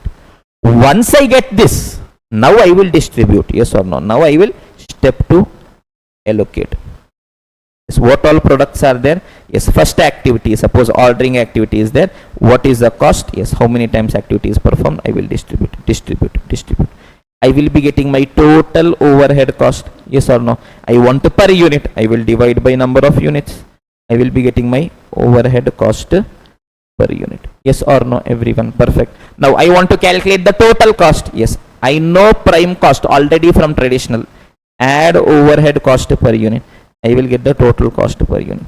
Story over. Is this clear, everyone? What more different types of adjustments can be asked? Yes, adjustment number 1. Calculation of cost of unused capacity. Yes or no? So suppose total 50,000 is a capacity, only 45,000 I use, 5,000 is unused capacity. For 1 unit, what is the cost? I will be getting cost of unused capacity. Yes, type 2. Yes, question can ask you calculate cost distortion. That is cost as per traditional, cost as per ABC. The difference you will be taking. Which is better? ABC is better. That means the other one is wrong. Is this clear? Yes. The third way is where question does not tell you, yes, the overhead cost for the activity. It only tells you the percentage. Yes, setup is 60%, machine operation is 40%. That means what is it that we want here? What happened? Yes, in this case, what is it that we want here? Total overhead I want. If I know total overhead, I can distribute. Now, how do I calculate total overhead? In traditional method, my overhead recovery rate would be given. Basis will be available. Yes, I know that overhead recovery rate is overhead by basis. This will be given. This I can calculate. Using this, I will be getting my total overhead. Using that, I will finish off my story. Is this clear, everyone? This much only adjustment was there. One more adjustment was where my activity cost pool is not directly given. Which question we have done? One question we have done was that deposit savings. For next year it told how much it changes. One more question was of September 24 attempt. Wherein, yes, I had to distribute in that ratio and get my activity cost pool. That much only. Story over. Yes, now coming to type 2 question, which is on income statement. Tell me, how do I prepare my income statement? Revenue minus cost of goods sold gives me my gross margin. From that I will reduce my operating expenses, overhead expenses, support expenses, indirect cost, whatever nonsense it is, I will be getting my net margin or operating income. If I want, I can calculate as a percentage everything. Now sir, how do I get my operating expense? Question will tell. Activity wise I'll have to distribute. Same thing. Step 1, calculate activity cost driver rate. Using that, step 2, allocate. As simple as that. Chapter is over. Is this clear everyone? Yes or no? Perfect. Maja is coming. Yes or no everyone? Okay. So for people who are watching it subsequently on YouTube, if you guys have come till here, adda, like da, papa da, comment da. Okay. Tell Maja is coming. Okay. So that okay, people who come subsequently to watch on YouTube, they will also understand. Maja will come. And chumma watching is not sufficient. What you'll have to do? Practice. Okay. Chumma sleeping and watching, no use. Sit and practice. You guys are having the best advantage. You guys can pause and do. Pause, that time only you finish it off. There is no need to come back also. Pause, finish it off, go ahead. Pause, finish it off, go ahead. As simple as that. Is this clear everyone? Yes everyone, so let us continue our discussion. Pay attention students. We have finished 2 chapters officially. Which all we have finished? Service costing is over. ABC is over. Yes. Now it is a time to take our Maja to the next level altogether. Because who is coming into picture? Marginal costing. Yes. Are you ready for the Maja? Yes or no everyone? Yes. If you were to tell one of the most important chapters for you guys in costing, not just for inter level, even when you reach your final level SPOM also, the entire journey revolves around marginal costing only. Your exam weightage, if you see, yes, every attempt minimum 10 you will see, up to 15 also it goes. And this is one chapter. It will get mixed with every other chapter and can be asked. It can be mixed with cost sheet and asked. It can be mixed with budget and asked. Different chapters also it can be mixed and asked. Is this clear everyone? Yes or no everyone? Perfect. Beautiful chapter. Aram se, yes, we'll spend a good amount of time understanding the basics, the structures, the logics. Once we get into that, any type of question, you will be in a position to reasonably manage. Is this clear everyone? Okay. But normally the way we begin, yes, before we start with any chapter, small 1 or 2 minutes of motivation, yes, so that okay, we start it on the right note. Okay. Now understand students. We'll draw a line. Line should always be straight. Narayana. Okay. Now assume on my x-axis I will put my hard work. On my y-axis I will put the reward. Yes, because nothing else is there for me in life. Only maths is there. Yes or no? Everything for us is maths only. Suppose I have to draw a line between my hard work and reward. How would it look? Assume you have not put in the hard work. Will you be getting the reward? No, it is 0. You put some hard work, some reward, more hard work, bit more reward, even more hard work, even more reward. Yes or no? That means your success graph should be a straight line. Yes or no everyone? Perfect. But in reality it is not. Yes, in reality initially you should be putting in way more hard work than the reward you will getting. But it takes a J shape. Yes, there will come a time when you will start getting way more rewards than the efforts you are putting in. Yes, understand. Once you reach this phase, all of you guys will be happy. Why? Because in your mind, what effort you are putting, you are getting way more than that. But understand, the most magical part, the most beautiful part is to keep pushing yourself, to have that belief in yourself in this phase. When you are putting in the hard work, when you are sacrificing, when you are working hard, when you are having doubts, things are not working out the way it has to work out, but still somewhere you believe in yourself and you are pushing yourself. Because anything you are going to start, initially things will go wrong. Initially you will fail. Initially you will not be getting rewards for the work you are putting in. But stay persistent. You will reach a phase where you will start getting way more than the efforts you are putting in. Yes, to give you guys a very simple example, yes, I cleared my CA examination in the very first attempt. Yes, had an all India rank 10. I had a job offer of 20 lakh plus. But I decided, no, I want Maja in life. I want to teach. It was the second phase of COVID. Yes, almost for the first 7-8 months. Yes, the only job was to send a resume left, right, center to every freaking institute of India, every faculties. There is absolutely no institute where I have not sent my resume. Okay, yes, the very first batch that I took, okay, I got an offer from an institute in Kerala. Yes, I had to take classes in Malayalam. I did not know much of Malayalam also. So I learnt a bit of Malayalam. Somehow I managed. I took class for 2 months online, daily for 4 hours. 60 days. I got 30,000 rupees for that. Maths is very strong. Yes or no? That means one day I am getting 500 rupees. If I go for a daily kuli pani, you know kuli pani? Don't know? Daily construction work, I would have earned more than that. Hearing CA, All India rank 10, very first attempt, that is where it began. But obviously slowly students started liking it. Okay, somehow things took off. Yes, initially you should be willing to put in more hard work than the rewards you're getting. There are decades when nothing happens. Then there are days when decades happen. Yes, if I'll have to give you a very simple, beautiful story. Yes, assume the World Cup of 2011, Cricket World Cup. Yeah, the final, India versus Sri Lanka. Sri Lanka finished their batting, they've scored somewhere around 270. India are back into batting. Yes, the openers Sehwag and Tendulkar. The very first ball, Sehwag gets out. Yes, somewhere around the third or fourth over, Tendulkar gets out. Yes, imagine the scene, it is Mumbai, Wankhede, India's home ground. Yes, the cheering should have been the maximum because it is in India. Okay, yes, Sachin, the god of cricket, is out. In comes a young 22-year-old boy, Virat Kohli. Yes, the crowd is absolutely silent. Not even a single cheer for that boy. Why? The god of cricket is out. Sachin Tendulkar is out. What more hope do we have? So he goes, he plays for a 40. All those things happen. Yes, 10 years down the line. 19th November 2023. Yeah. Doesn't matter how much you try forgetting, you cannot forget. India versus Australia. India start batting. Rohit Sharma is hitting sixes like crazy. That catch from Travis Head. The sudden fall of wickets. Still, so long as Kohli was there on the crease, everyone was still watching the match because they knew so long as Kohli is there, the match is still on.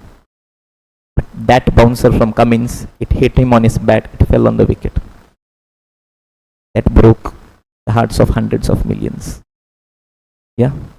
So initially you should be putting in way more efforts than the rewards you are getting.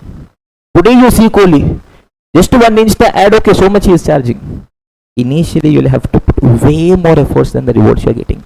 But there will be a time when you start getting way more rewards than the efforts you are putting in. And magic does not happen here. Yes, magic beauty lies in this phase, wherein no one believes in you. Yes, the world tells you cannot do it. No one sees that dream that is coming inside you, but you see that. You push. You believe in yourself. You keep pushing forward. This is where magic happens. Yes, everyone. So, enough motivation for today. 5 minutes only I can be serious in life. Over, today's quota is over. Now let us come back to marginal costing. Yes. Yes, everyone. So, what is a marginal costing? It is a technique which we are using for taking a decision. Okay, sir. Can you just explain? Okay, I'll give you guys a very simple example.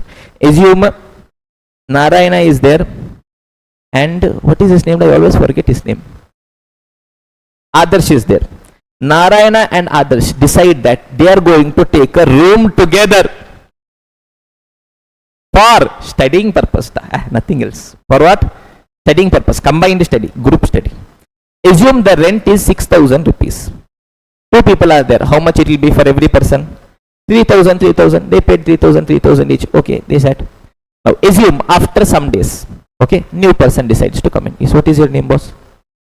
Ashwat. Okay, Ashwat also told. So Ashwat got to know that, okay, Narayana and Adarsh, yes or no, are studying together. He asks, Ashwat goes and asks, Narayana, what the, you've taken a room together, Anna? What the, you and Adarsh, Anna? I also want to join the. 3 people are better than 2 people, na? Studying the, what you guys are thinking? Chi, corrupted minds. Shantam Bapa. Studying, group study, exam, like this. So, he told, okay, come. 6,000, rent will be 6,000 only. They have taken a home, rent will be 6,000 only. But now how many people are there? 3 people are there. That means per person is how much? 2,000 rupees. So Ashwat told, pay 2,000. Come, simple. Now understand one thing about Ashwath. Ashwath is a very nice person, but he is a very big conjuice. He is not willing to pay 2000. He's telling, bro, no cash, bro. Yes, already so much money I spent, bro. Bro, I will do one thing. I will pay 1000 rupees. Please, somehow, I want to be with you guys. I want to do combined study. I want to get that maja of studying with you guys. Please somehow arrange and ensure that, okay, I join you guys. Tell me, if you are taking a decision on purely financial consideration, should we take Ashwath to the room? Should we not take Ashwath to the room? We should not take Ashwath to the room. Why, sir?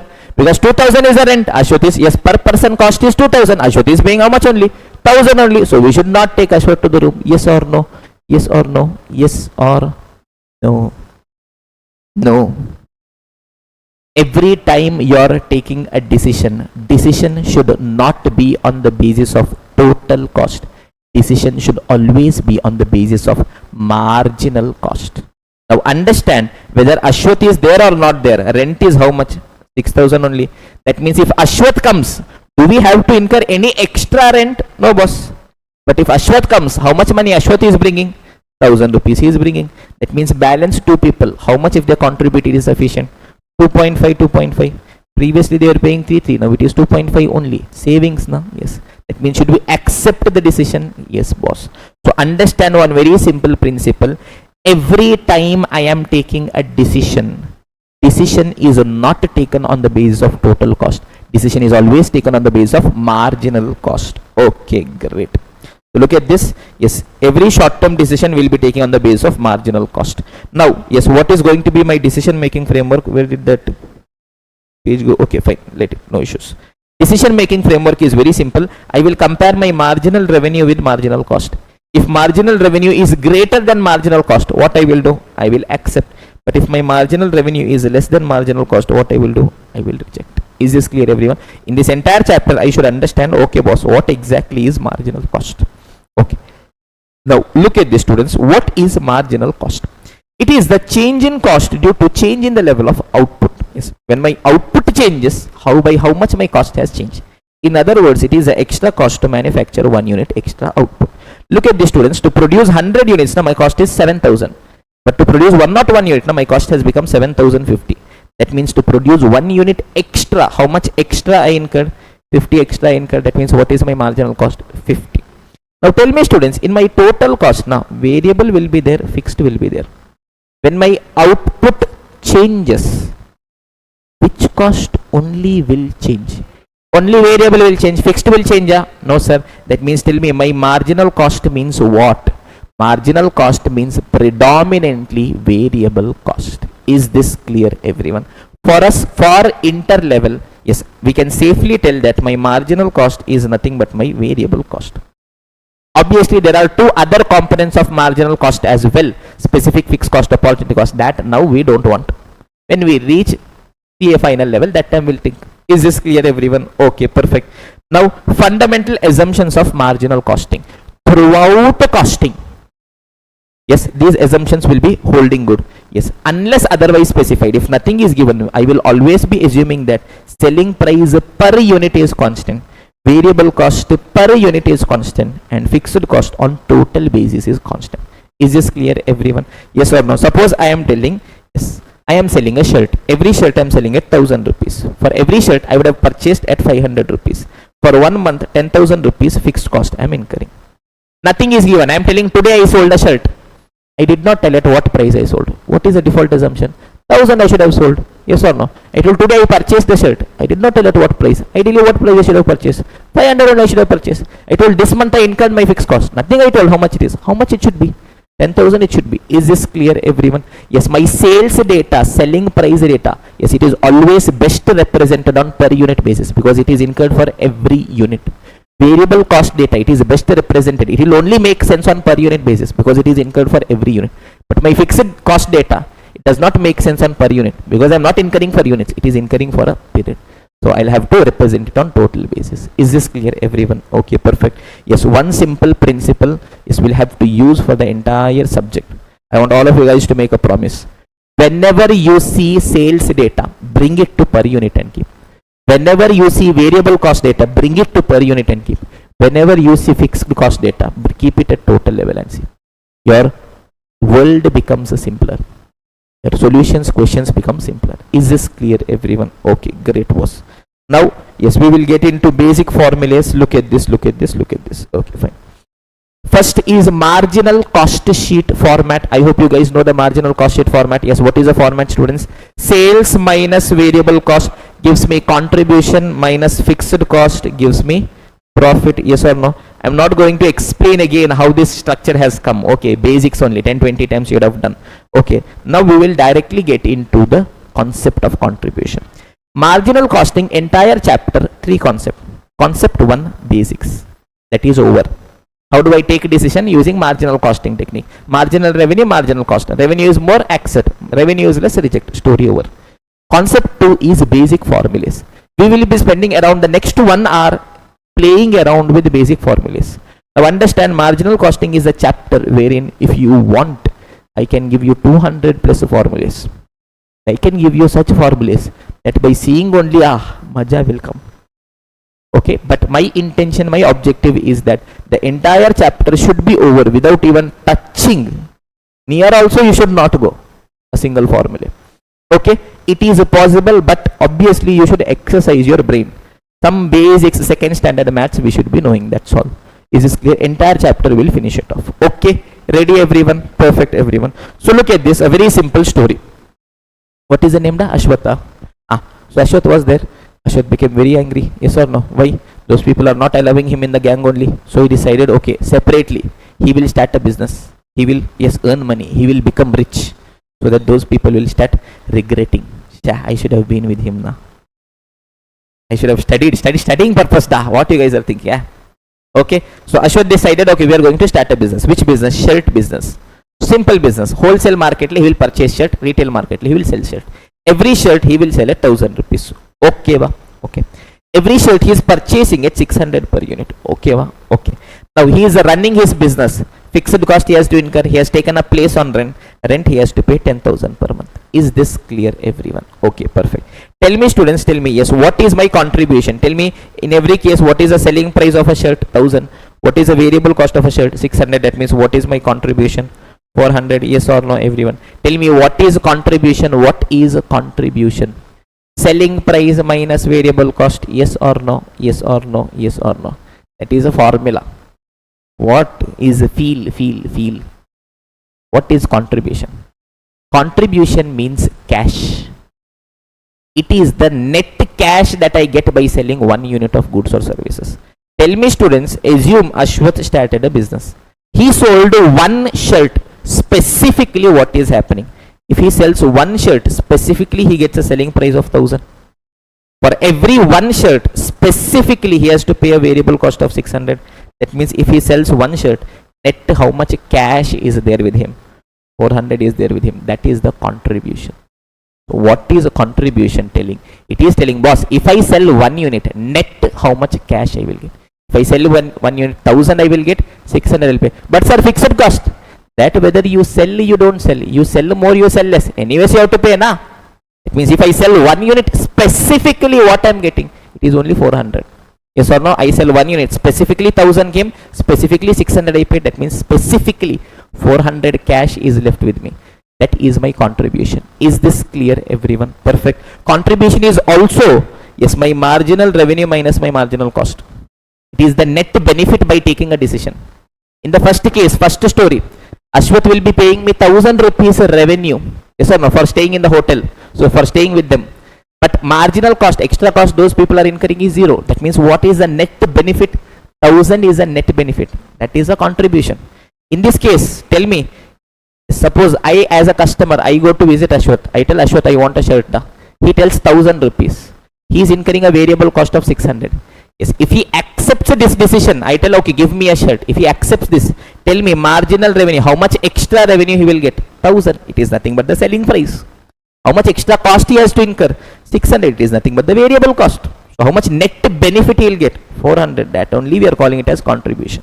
Is this clear, everyone? So always, yes, contribution I will be calling it as cash. Because what is contribution ultimately? It is a net cash that I get by accepting a decision. Is this clear, everyone? Okay, perfect. It is excess of marginal revenue over marginal cost. Okay, perfect, boss.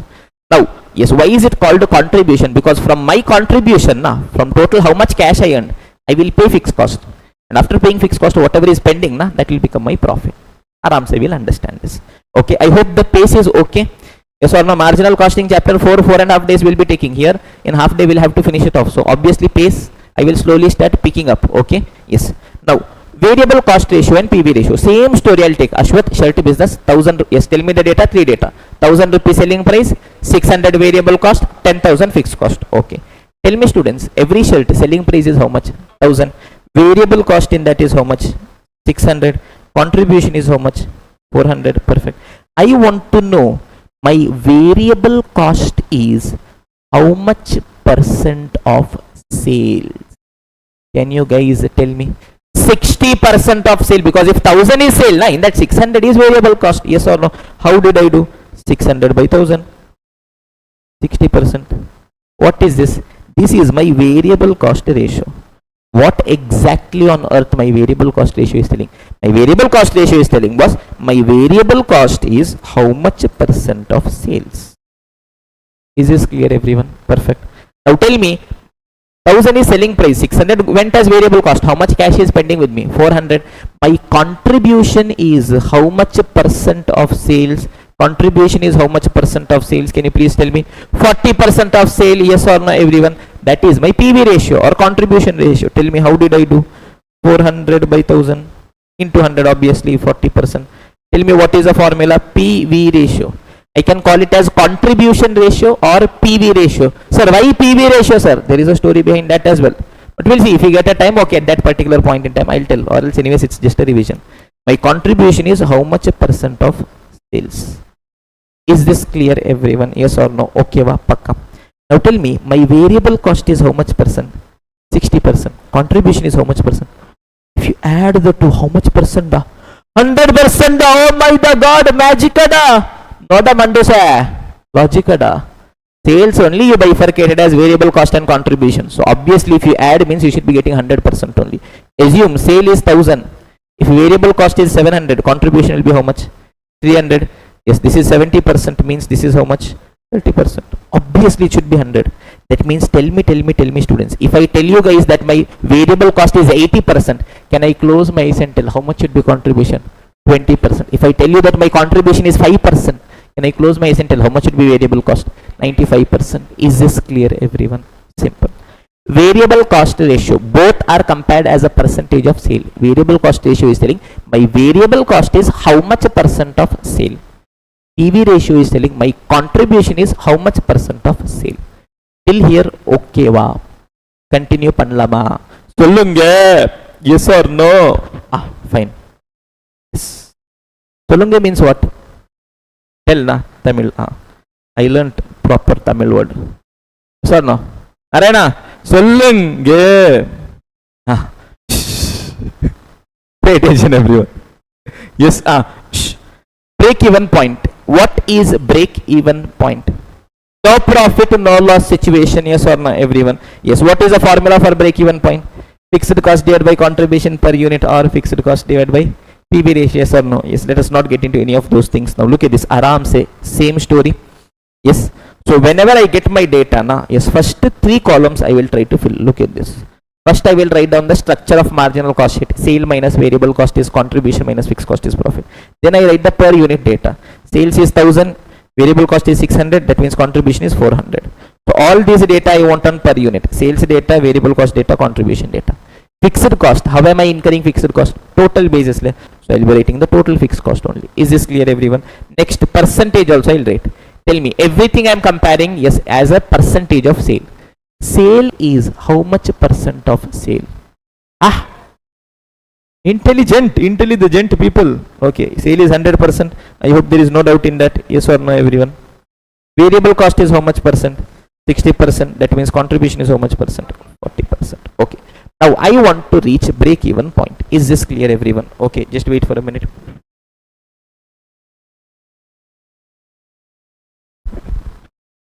Okay, I want to reach my break even point. My first landmark is break even point. Is this clear, everyone?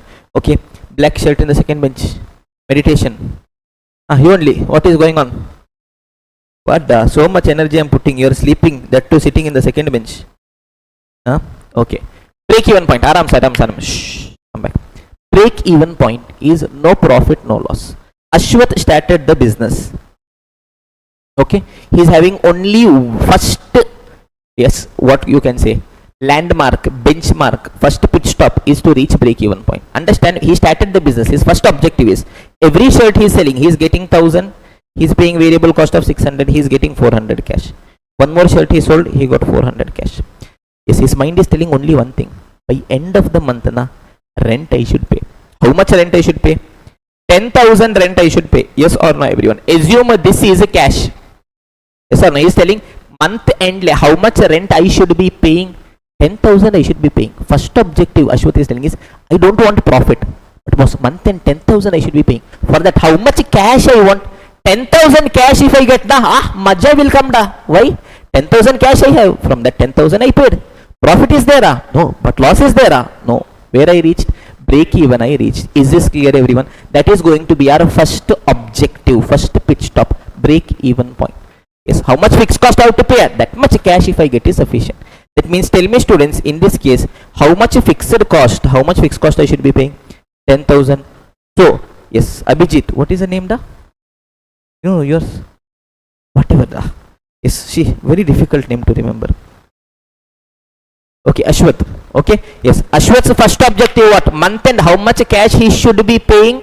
10,000 he should be paying. To pay that, how much cash he wants? 10,000 he wants. 10,000 if I have, maja will come. Why? 10,000 I'll pay. Tension not there. Yes or no? I have reached my break even. Is this clear? That means to pay 10,000 fixed cost, how much cash I want? 10,000 contribution I want. Is this clear, everyone? Okay, perfect. Now tell me students, how will Ashwath be getting cash? How Ashwath will be getting cash? By selling shirt. One shirt if he sells means net how much cash he will get. 400, 1000 he will get, but takka 600 will go off. That means net how much only he will be getting? 400 only. So one shirt if he sells means 400 cash he is getting. To reach BP, how much cash he should be paying? 10,000 fixed cost he should be paying. To pay that, how much cash he wants? 10,000 cash he wants. That means if he wants 10,000 cash, how much shirt he should be selling? 10,000 divided by 400. 25 shirt he should be selling. Yes or no, everyone? Perfect. Let us see. Sir, why we should believe you, sir? Check your calculator is telling. Tell me 25 shirt Ashwath sold. Every shirt at what price he sold? 1000. That means what is the revenue? 25,000. Every shirt variable is how much? 600. That means how much variable cost? 15,000. 25,000 revenue, 15 variable. How much cash is left? 10,000 cash is left. Party under Pushpa. In this 10,000, can I do party? No, boss. What I have to pay? Fixed cost 10 I paid. Profit is there? No. But loss is there? No. Now come back. Yes, let me create a formula. What is a 10,000 here? Fixed cost. What is 400 here?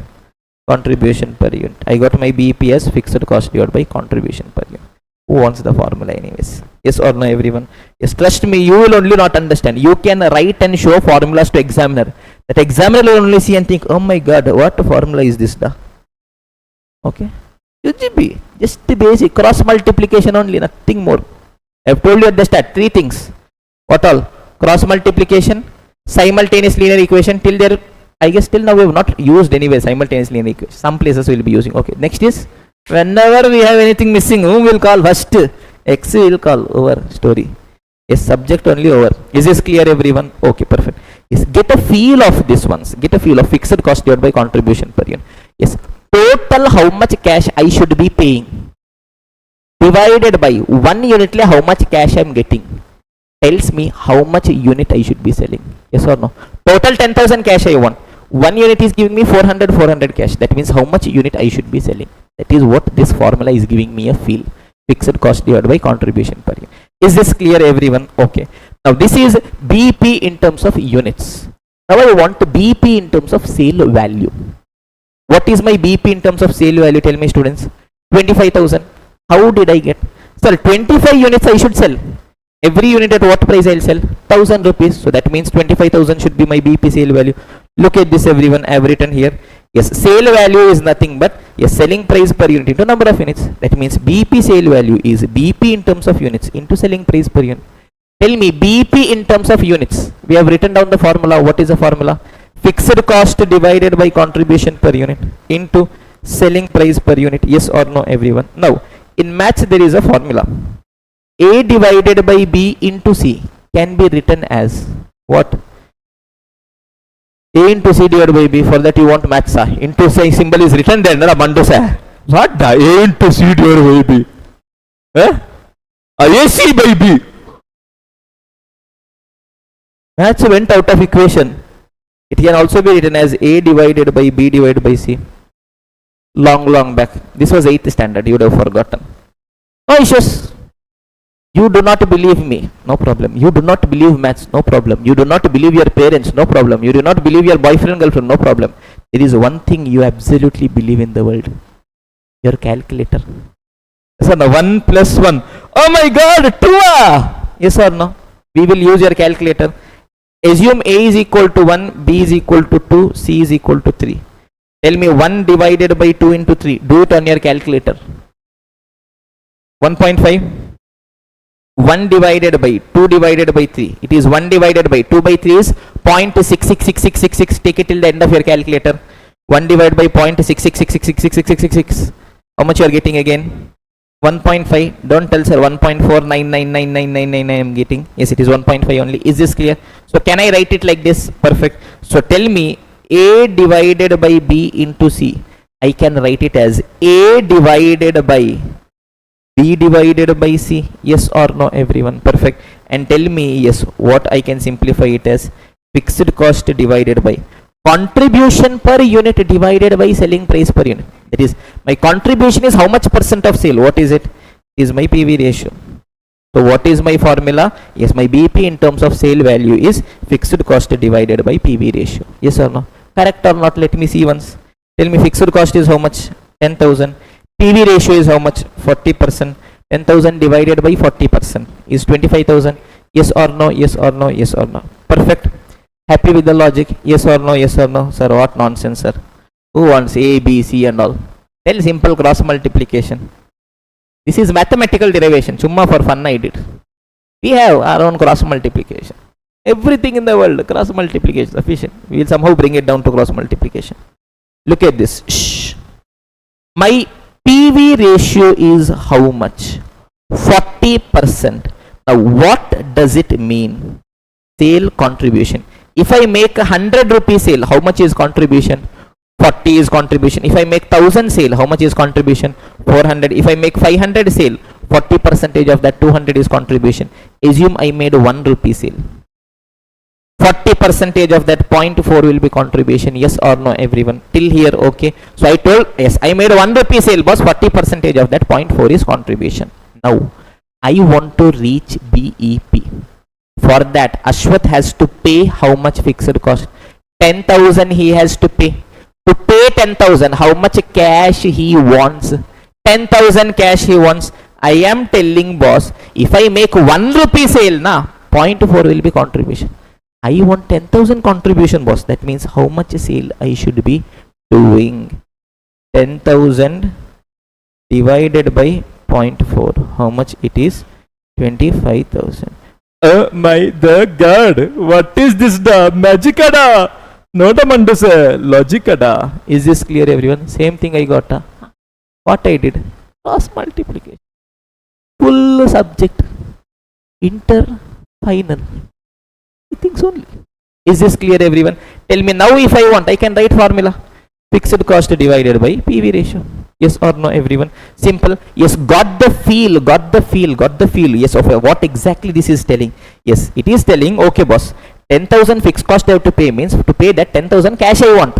And this contribution, this cash is how much percent of sale. So if I divide, I will be getting how much sale I should be doing. As simple as that. Is this clear, everyone? Simple. Yes, if you follow this approach, here you will be having the number.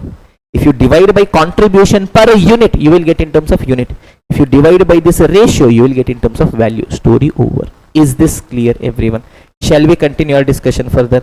Look at this one simple example also I have created and kept. This will solve quickly. Look at this, students. Assume I am manufacturing and selling watches. Every watch I am selling at 700. Variable cost is 455. Fixed cost is 36,750. I have to calculate BP. First step is I will write down the data and keep. Tell me students, selling price is how much? 700. I want you guys to scribble, okay? Do not sit and, yes, just keep seeing me. I know I am beautiful, but still not for full day. Okay, yes. 455 is variable cost. That means contribution is going to be 245. Total how much fixed cost it is? 36,750. Yes or no, everyone? Okay. In terms of percent, sale is always 100%. Variable cost is how much percent? 65%. That means contribution is how much percent? 35%. Pakkava? Yes. Now I want to calculate BP. Forget the formula. Screw it. Directly. BP means what? No profit, no loss. Because ultimately profit is also not there, loss is also not. But sir, I have to pay fixed cost. Now, how much I have to pay? 36,750. To pay that, how much cash I should have received? 36,750 I should have received. Yes or no, everyone? Perfect. Now, arams, I will do my cross multiplication.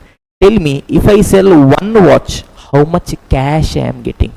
245 cash I am getting. Total, how much cash I want? 36,750 I want. If I sell one unit, 245 cash I am getting. I want 36,750. How much watch I should be selling? 150. Yes or no, everyone? Yes, 150 watch I sold. Every watch at 700. That means what is my revenue? 1,05,000 should be my BP. Yes or no? Or else, sir, I want to do it directly. Simple, boss. Tell me how much contribution, how much cash I want? 36,750. My contribution is how much percent of sale? 35%. That means, boss, if I make 1 rupee sale, na, 0.35 will be contribution. I want how much contribution? 36,750. That means how much sale I should be doing? 36,750 divided by 0.35. How much you guys are getting? 1,05,000. Yes or no, everyone? Till now, did we touch even a single formula? No. Shall we take our discussion a bit further? Okay, everyone. I hope the pace is okay for you guys. Yes or no, everyone? Obviously, pace is going to be a bit fast. Not a regular da, not even fast track da. This is rocket revision. Is this clear, everyone? Okay. Next is margin of safety. What on earth is margin of safety? It is my sale after BEP sale. After BEP, whatever sale I am doing now, for that I have given a name. What name I have given? Margin of safety. Okay, fine. Assume same story, Ashwath story. Yes, if he sold 25 shirt, every shirt at 25,000 sale if he does means he reaches break even point. Assume in 1 month na he sold total 100 shirts. Every shirt at 1,000. What is the total revenue? 1 lakh is the total revenue. Yes or no? In that I will bifurcate my total sale as BEP MOS. In my total sale, BEP sale is how much, students? We've already done and kept previously 25,000. That means after BEP, how much extra sale I did? 75,000 extra sale I did. That is my margin of safety. Is this clear, everyone? Okay. Now, I want to know my BEP sale is how much percent of total sale? Tell me, total is how much? 1 lakh. In that BEP is how much? 25,000. That means my BEP sale is how much percent of total sale? 25%. Simple da, jujube da. Yes or no? Sir, I want formula, sir.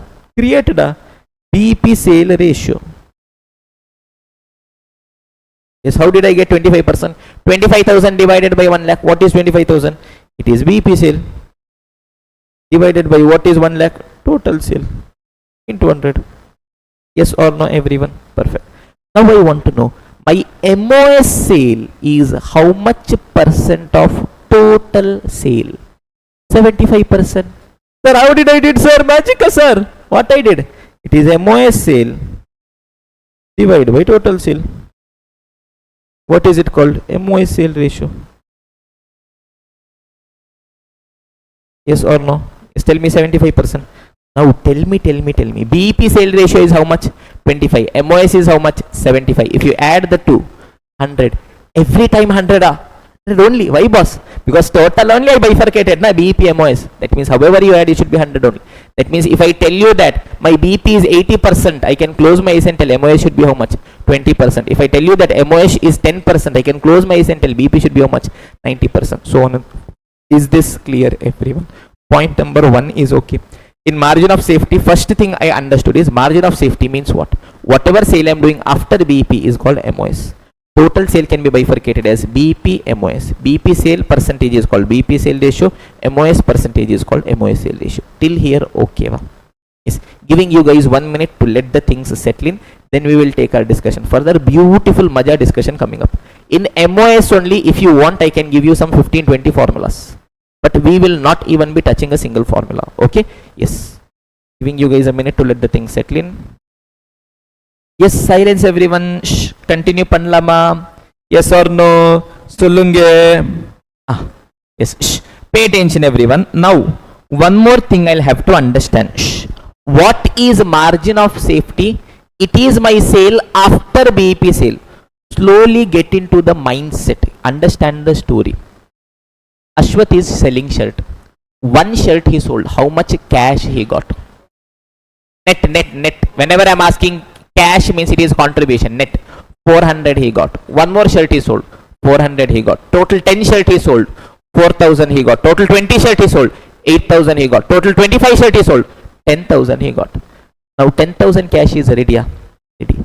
But can I do party in this 10,000? No. Why? What I'll have to do? Fixed cost I'll have to pay. Yes or no? So what I'll do? This 10,000 cash I will remove.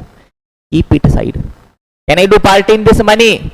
No sir. Why? Fixed cost I have to pay now. Now tell me, fixed cost tension is over. Over.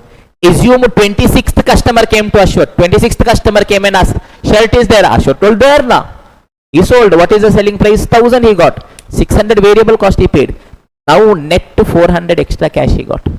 This 400, does he have to pay to anyone? No. Why? Variable cost is anyways paid. It is contribution. Fixed cost also I kept it aside. Na? That means this 400, what it will become? It will become my profit. Is this clear everyone? Understand the story. Yes, what is margin of safety telling? In margin of safety, whatever sale I do, in that how much ever contribution I earn, that directly becomes my profit.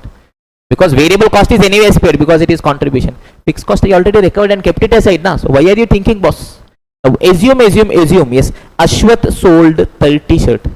Without doing any calculation, I can calculate profit and tell you. Tell me students, yes, first 25 shirt, he sold every shirt. He was getting 400. Like that on 25 shirt, he earned 25 into 400, 10,000 cash he got. Can he do party in this money? No sir. What he has to pay? Fixed cost he has to pay. So he kept it aside for fixed cost. 25 shirts are over. He is standing here. Tension over. Total how much shirt he sold? 30. Yes or no? That means after BP, how much extra shirt he sold? 5 extra shirt he sold. In every shirt, how much cash he is getting? How much contribution he is getting? 400. That means how much will be his profit? 2,000 will be his profit. Even without thinking, you can tell. Assume 100 shirt he sold. Yes, first shirt only 400 cash he is getting. Can he do party? No boss. First he has to pay fixed cost. Yes or no? So first 25 shirt, 400. Like this 25 shirt he sold. Yes, 10,000 he got. What he is telling? Fixed cost is ready now. He kept this cash aside. Yes, after that, how much extra shirt he sold? 75 extra shirt he sold. In every shirt, how much cash he is getting? 400 he is getting. That means total how much cash he will be getting? 30,000. Party unda Pushpa. Why? This is profit. Is this clear everyone? That means in MOS sale, whatever cash I get, contribution I get, that becomes my profit. Why? Fixed cost I already paid. Is this clear everyone? Understood the psychology, philosophy? Yes or no everyone? Now let me prove that if I sell 100 shirt, 30,000 profit only I am having. Look at this students. Same data I have kept. Yes, assume 100 shirt I sold. Every shirt at what price I am selling? 1,000. That means what will be my revenue? 1 lakh. What is my variable cost? 60,000. That means total what is my contribution? 40,000. In that how much fixed cost I have to pay? 10,000. That means how much is my profit? 30,000. Is this clear everyone? Okay, perfect. Now question will sometimes ask you to bifurcate your data into BP and MOS. How do we do? First let me calculate BP. BP I know to calculate. Yes or no students? BP means what? No profit, no loss. But how much fixed cost I have to pay? 10,000 I have to pay. To pay 10,000 fixed cost, how much cash I should be having? 10,000 I should be having. Yes or no everyone? 10,000 cash I want. If I sell 1 unit, how much cash I am getting? 400. That means how much units I should be selling? 10,000 divided by 400. 25 units. Yes or no? Whenever you get a doubt, all you'll have to do is draw a line, cross multiplication. Look at this. And you should be knowing what does it mean, what is the basic essence of this. 400 contribution per unit means if I sell 1 unit, net 400 cash I will get. Total how much cash I want? 10,000 I want. That means how much unit I should be selling. 1 unit if I sell means 400 cash. I want 10,000 cash means how many unit? Cross multiplication. 25. 25 shirt I am selling, every shirt at 1000 rupees means 25,000. This is going to be 15,000. Story over. Yes or no everyone? Perfect. Now I have to calculate margin of safety. Till now did I even explain you guys a single formula of margin of safety? No. Now see in how many different ways I will calculate and give you guys margin of safety without even touching a single formula. Ready?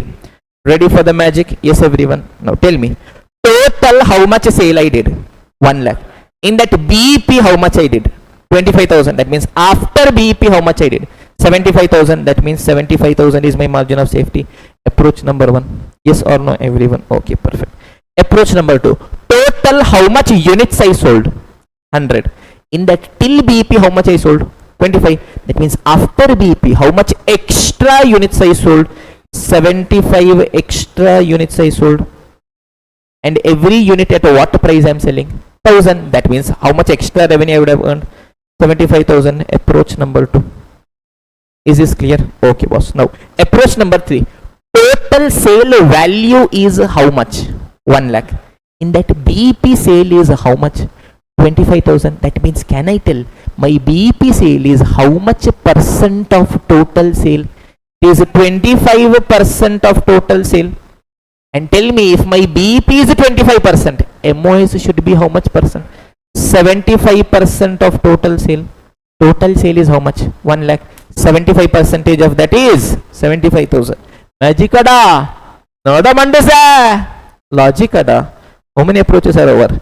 3 approaches over. Story over? No. The Maja has just begun. So no, from anywhere we can play. No issues. Now, yes, next approach. I can just do total minus BP. Total is 1 lakh minus BP is 25. I got 75,000. Okay, fine. Now, Maja approach. I will come reverse. Pay attention. Total 30,000 profit I earned. Yes or no everyone? Yes, total 30,000 profit I earned. Till BP 1 rupee also profit I earned. That means full profit from where it came? Margin of safety it came. So I can tell 30,000 profit I earned boss. The entire profit came from my margin of safety. Because till BP 1 rupee also profit I didn't have. I was just paying my fixed cost. Full 30,000 profit came from my MOS. Yes or no everyone? Okay. Understand the approach. Now tell me one thing. In MOS, do I need to worry about my fixed cost? Yes or no? No sir, why? I already recovered and kept na. Yes, go back to the story. 100 shirt I sold. First 25 shirt I sold. 400, 10,000 I got. That time only I took this cash. I kept it aside. Fixed cost tension is over. That means in MOS, do I need to worry about my fixed cost? No. Why? Already recovered. So in MOS, my fixed cost is 0. It means my additional fixed cost is 0. Is this clear everyone? Yes or no? Okay, perfect. That means tell me in MOS to earn 30,000 profit, how much cash if I earn is sufficient? 30,000 contribution is sufficient because in the contribution I did not pay anyone na. Means 30,000 contribution is sufficient. Is this clear everyone? Yes or no? Okay, perfect. Tell me I want 30,000 contribution. If I sell 1 unit, how much contribution I will get? 400. That means how much unit I should be selling? Sir, 1 unit means 400 sir. That means 30,000 unit means how much units sir? 75 units. 75 units I sold. Every unit at what price? 1000 rupees. 75,000. Approach number 5. Yes. 30,000 contribution I want. From here only I'll continue. 30,000 profit I want means I need not worry about fixed cost. 30,000 contribution I want. Contribution is how much percent of a sale? 40% of sale. That means if I do a 1 rupee sale na, 0.4 only will be contribution. I want a 30,000 contribution. That means how much sale I should be doing? 30,000 divided by 0.4. How much is it? 75,000. Approach number 6. 6 approaches I did. Did I even touch a single formula? No. Yes, if you want I can give you even more ways as well. Wait, I'll give you yes one more final way sufficient for us for the day. Assume I don't know any of this data. I know that my total variable cost is 60,000. In that my variable cost till BP is 15,000. That means can you guys tell my variable cost at MOS will be how much? 45,000. Yes or no everyone? Perfect. Okay. Margin of safety le, my variable cost is 45,000. And tell me my variable cost is how much percent of sale? 60% of sale. That means if I make a 1 rupee sale na, 0.6 will be variable cost. My variable cost is 45,000. That means how much should be sale? 45,000 divided by 0.6. How much is it? 75,000. I can give you 5-10 more approaches to play as well without even touching a single formula. It is all third standard cross multiplication. Nothing more is there. Is this clear everyone? Yes or no? Yes or no? Yes or no? Okay, perfect. To solve questions on this, yes, I have created two important observations that we should be having on the back of our mind. Absolutely no need for a formula. Look at this, students. At break even, tell me students, at BP my profit or loss is how much? 0. That means how much contribution I am earning, that entirely will go to pay what? To pay my fixed cost. Yes or no everyone? So I will tell at BP profit is equal to 0.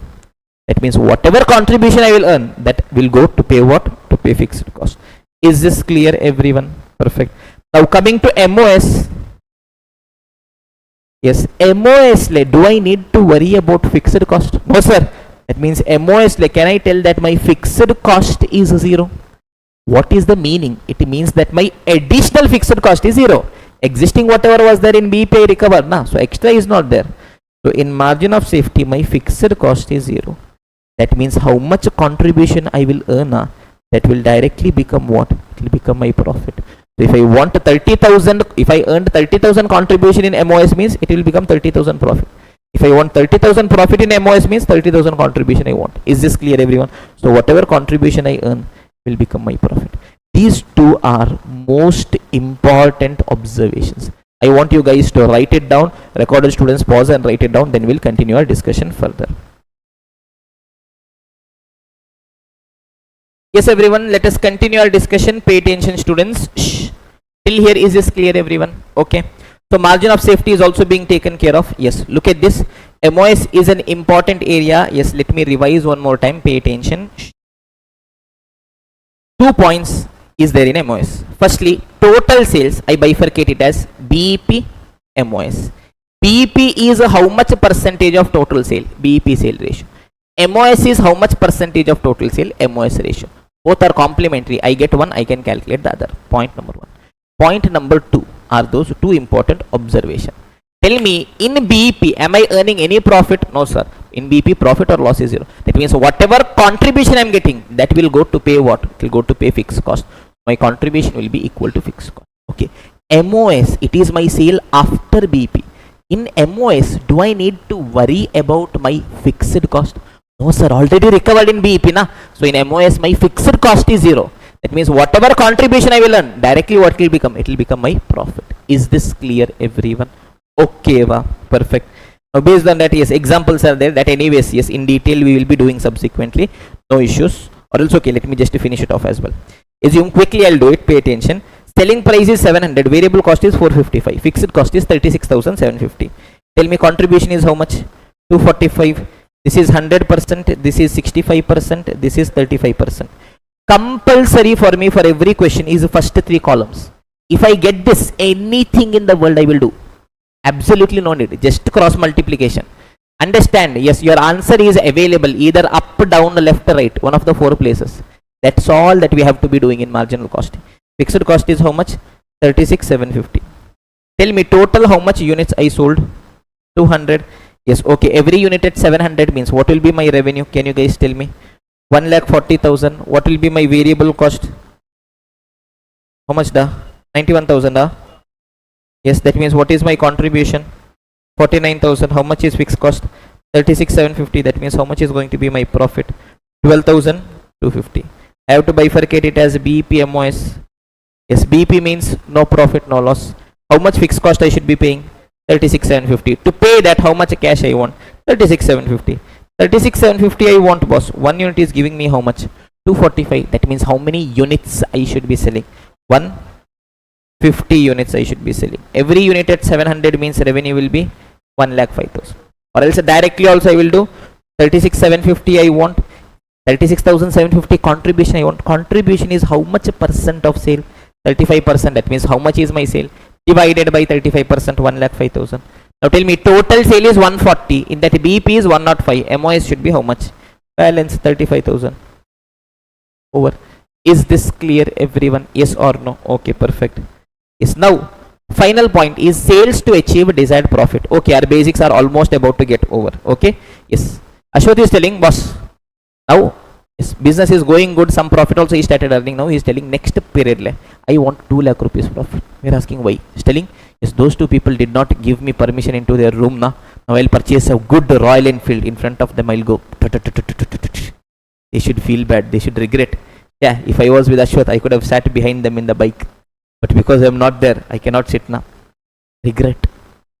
Yes or no? Emotions.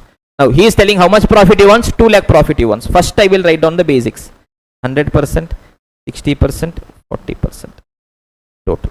Tell me students how much profit I want. 2 lakh profit I want. Simple question. I want 2 lakh rupees profit. Whether 2 lakh rupee contribution is sufficient to earn 2 lakh rupees profit. Yes or no? No sir. Why sir? Because from my contribution, whatever cash I get, 10,000 I should pay. After paying 10,000, 2 lakh should be there. That means total how much I should have earned? 2 lakh plus 10,000, 2.1 lakh. Yes or no, everyone? I am telling boss, 2 lakh I want. That is after paying how much? After paying 10,000. That means total how much I want? 2 lakh 10,000 I want. From here same story. 2 lakh 10,000 I want. 1 unit if I sell, how much I am getting? 400. That means how many units I should be selling? 2 lakh 10,000 divided by 400. How much it is? 525 units. Assume 525 units. Every unit I sold at 1,000. 5 lakh 25,000. Or else directly I want to do, sir, 2 lakh 10,000 contribution I want. My contribution is how much percent of sale? 40%. That means if I make 1 rupee sale, na sir, 0.4 will be contribution. I want 2 lakh 10,000 contribution, na sir. That means how much sale I should be doing? 2 lakh 10,000 divided by 40%. How much you are getting? 5 lakh 25,000 rupees. Is this clear, everyone? Yes or no? Yes or no? Yes or no? Okay. Now, yes, I have come up with something called as a magic box. It is one box for us to solve all questions. All your basic question, however it may come, you will solve using this magic box. Okay. Yes. How? I will explain. Pay attention. For me, what is compulsory is the first 3 columns. Whenever you see a question on basics of marginal costing, I will close my eyes, first write down. Particular sale minus variable cost is contribution minus fixed cost is profit. Per unit data, percentage data. Sales I want per unit, variable cost I want per unit. That means contribution also I want per unit. Fixed cost is always total. Then percentage data I will write. Once I get this much, then anything in the world I will be in a position to calculate. 5 simple observations should be there on the back of my mind. 5 observations. It will take you out from any problem in the world. Ready? Observation number 1. My PV ratio and variable cost ratio is complementary. I know if my PV ratio is 40%, I can close my eyes and tell variable cost should be how much? 60%. Point number 1. Is this clear, everyone? Perfect. Point number 2. My BEP ratio and MOS ratio is complementary. That means if I know BEP ratio, I can calculate the other. Suppose I am telling my BP ratio is 25%. I can close my eyes and tell MOS should be how much? 75%. Yes or no, everyone? Observation number 2. Is this clear, everyone? Okay. What all observations I am having? Observation number 1. Variable cost ratio and PV ratio is complementary. Observation number 2. BP ratio and MOS ratio is complementary. Okay. Perfect. Next, 2 more observation. Tell me students, in BEP, am I earning any profit? No sir. That means whatever contribution I earn will go to pay what? It will go to pay fixed cost. So in BEP, my profit or loss is 0. So whatever contribution I will earn will go to pay my fixed cost. Observation number 3. Observation number 4. MOS, do I need to worry about my fixed cost? No sir, already recovered na. That means whatever contribution I will earn will directly become what? It will become my profit. Observation number 4. In MOS, my fixed cost is 0. That means whatever contribution I will earn will become my profit. Observation number 3. At BEP, profit or loss is 0. So whatever contribution I'll earn will become my fixed cost. At MOS, fixed cost is 0. So whatever contribution I'll earn will directly become my profit. And the final observation, tell me I am telling I want 1 lakh profit. To earn 1 lakh profit, 1 lakh contribution is sufficient. No sir, fixed cost I should pay na. So 10,000 fixed cost I should pay na. That means what is my total contribution that I want? 1,10,000. So can I tell it is nothing but my fixed cost plus desired profit? Yes or no, everyone? Perfect. So observation number 5. Yes, if I want to earn a desired profit, my desired profit plus fixed cost gives me my desired contribution. Is this clear, everyone? Yes or no? 5 observations. It will take you out from any problem in marginal costing. 5 things. 2 things are complementary, 2 places it becomes 0 and 1. Yes, tell me everyone. Yes, observation number 1, what? PV ratio and variable cost ratio is complementary. I know one, I can calculate the other. Next is PP ratio and MOS ratio is complementary. I know one, I can calculate the other. Yes, point number 3. BEP le profit or loss is 0. So whatever contribution I will earn will go to pay my fixed cost. MOS le fixed cost is 0. Already recovered. That means whatever contribution I will earn directly will become what? Profit. And final observation is, if I want 1 lakh rupee profit means 1 lakh contribution is sufficient. No boss, fixed cost I should pay na. So profit plus fixed cost gives me my desired contribution. Is this clear, everyone? Yes or no? Now basics is over. Concept to basics is over. Yes, we spent almost 1 hour. We'll now be solving some 3-4 questions. Then any random question without touching a single formula, you will be in a position to do it. And this base itself is going ahead for your special situations as well. Special situations will not be taking much time because this only will keep continuing. We'll keep playing around with this only. Is this clear, everyone? Yes or no? Giving you guys 1 minute to let the things settle in, then we'll continue our discussion. Yes, everyone, let us continue our discussion. Pay attention. Yes, marginal costing, 3 concepts. Concept 1, basics. Concept 2, basic formulas. Concept 3, special situation. Concept 1 is over, concept 2 is also over. Now in concept 2, yes, I have handcrafted some 4-5 example questions. From basic to advanced, maximum things we have pulled off in that. Those questions we will be doing. Is this clear, everyone? With that, I'll also be explaining you guys, yes, how to present in the examination as well. Look at this. Ready? Yeah? Yes, everyone? Okay, perfect. Okay. Directly we'll start from third question. First and second are GGB questions. Yes. Selling price is 800. PV ratio is 30%. Fixed cost is 2,40,000. Profit required is 48,000. Calculate total sale, BEP sale, MOS sale. Whenever you get a question on basics of marginal costing, what you have to do is forget your question. Put the format. Then write down what all data is given. Then start thinking. If you just think by looking selling price, PV ratio, fixed cost, what I can do, formula, because marginal costing is a chapter I can give you 100 plus formulas. Because understand, see, one simple formula, PV ratio, contribution by sale. This one formula I can convert into 3. If I want contribution means I can tell it is a PV ratio into sale. If I want a sale means I can tell it is contribution by PV ratio. One formula only I can do it into 3. So like that 100 formulas are there. That again I can convert and make it 300 and give it to you. Okay? Yes, absolutely no need. Simple. Your data is available either in your left, right, up, down, one of the 4 places. All you'll have to do is write down the data properly. That's all. Is this clear, everyone? And know these 5 observations. Sufficient. Nothing more. Is this clear? First step what I'm going to do is I will write down my data. Look at this. Selling price, sales data, how I want, per unit I want. How much is it given? 800. So I will write down per unit sales is 800. Variable cost is given. No sir. What next is given? PV ratio is given 30%. Contribution is 30%. I should know to put in the right places. That's all. Tell me fixed cost is how much? 2.4 lakh. And tell me total how much profit I want. Total how much profit I want. Altogether from the business, 48,000 profit I want. This is the data which is given. Yes or no, everyone? Using this I'll have to calculate. Now pay attention, students, pay attention. Yes, from where I will start? First I will go to sales. Sales is 100%. If contribution is 30% means variable cost should be how much percent? 70%. Point number 1. Yes, tell me 800 is a selling price. Variable cost is how much percent of sale? 70% of sale. That means it should be how much? 560. That means contribution should be how much? 240. Now tell me whether this is ready. If this is ready, anything in the world you can do. Yes, you are the most powerful thing in the world if you've got this data ready. Is this clear? Now tell me, total 48,000 profit you want. To earn 48,000 profit, 48,000 contribution sufficient, boss. Why? How much fixed cost I should pay? 2.4 lakh fixed cost. After paying I want 48,000. That means total how much I want? 2,88,000 I want. Yes or no, everyone? Now tell me, from here it is in our zone. 2,88,000 contribution I want. I sell 1 unit. How much I am getting?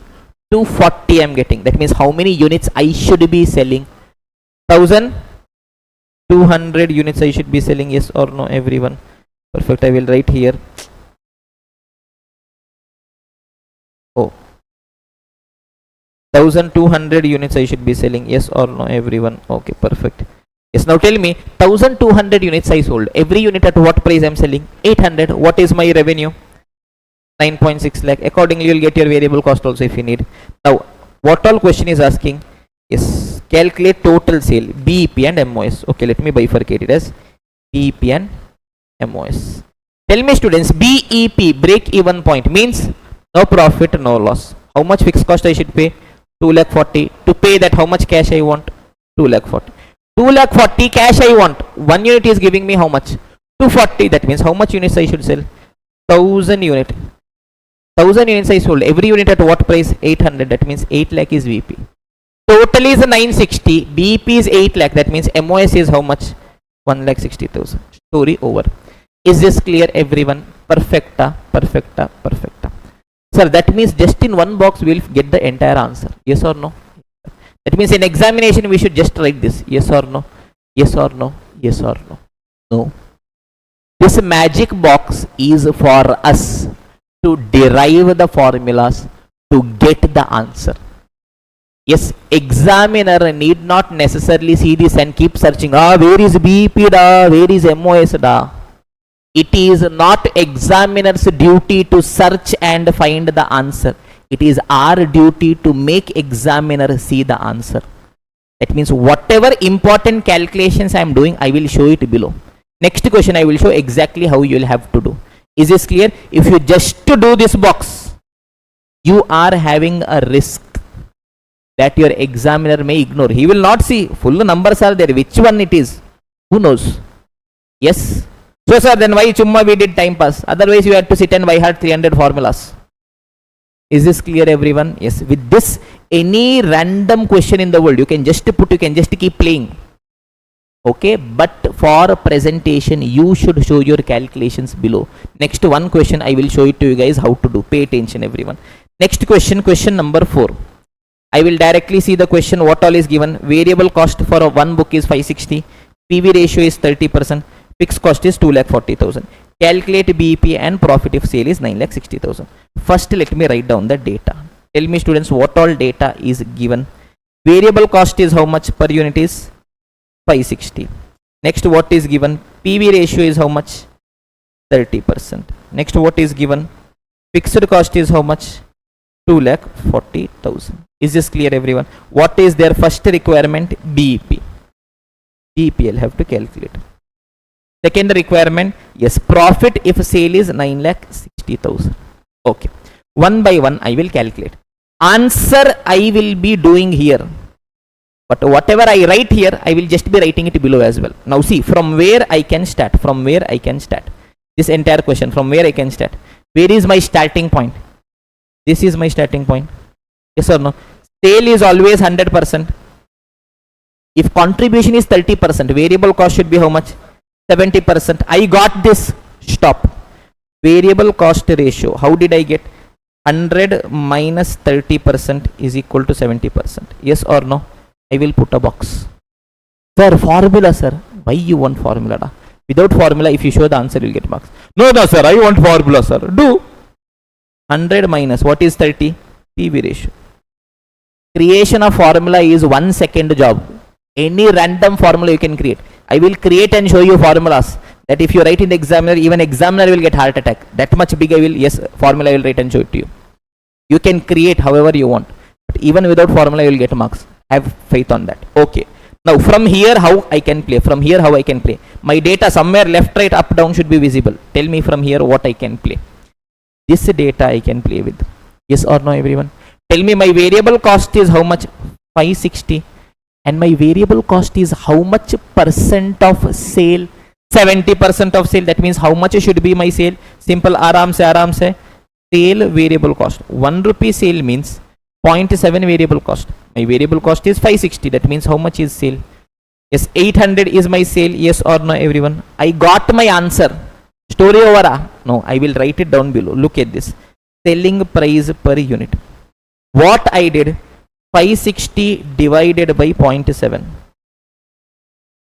This much is sufficient or sufficient? No, sir. I want formula, sir. Write down. What is 560? Variable cost. What is 70%? Variable cost ratio. Over. Yes or no? Now tell me where you got this formula from.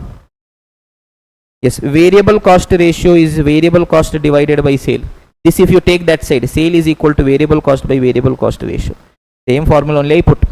Who wants the formula? When you can just open your eyes. Only thing needed is eyes should be open, and cross multiplication you should know.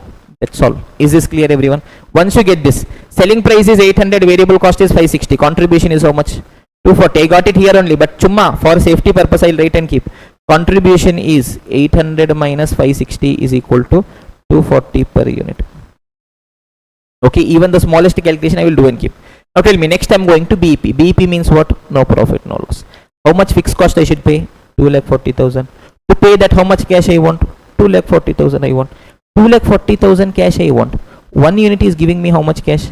240. That means how many units I should be selling? 1,000 units. Yes or no, everyone? Perfect. I did my BP calculation. I will just write it down below. BP in terms of units. Simple. 2,40,000 divided by 240. 1,000 units. Just one liner explanation is sufficient. Number should be visible, and whatever your answer is, you should put inside a box so that examiner can aram se see that. That's all. Is this clear?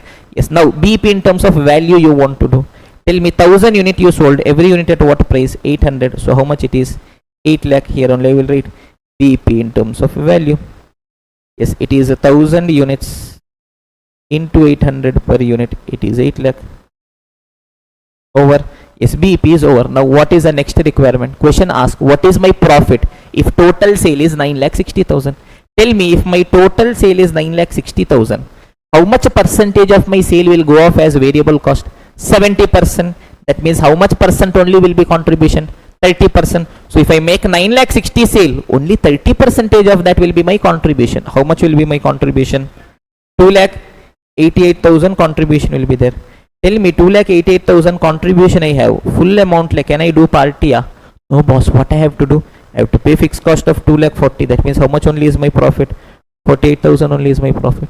Now this calculation I'll have to do. I will just give a heading. Yes, profit if sale is 9.6 lakh.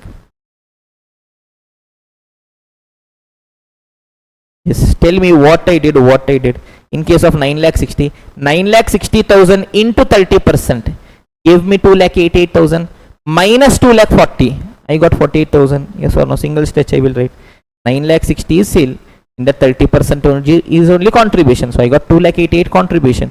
But in the 2.4 fixed cost went na boss. That means only 48,000 is profit. Over.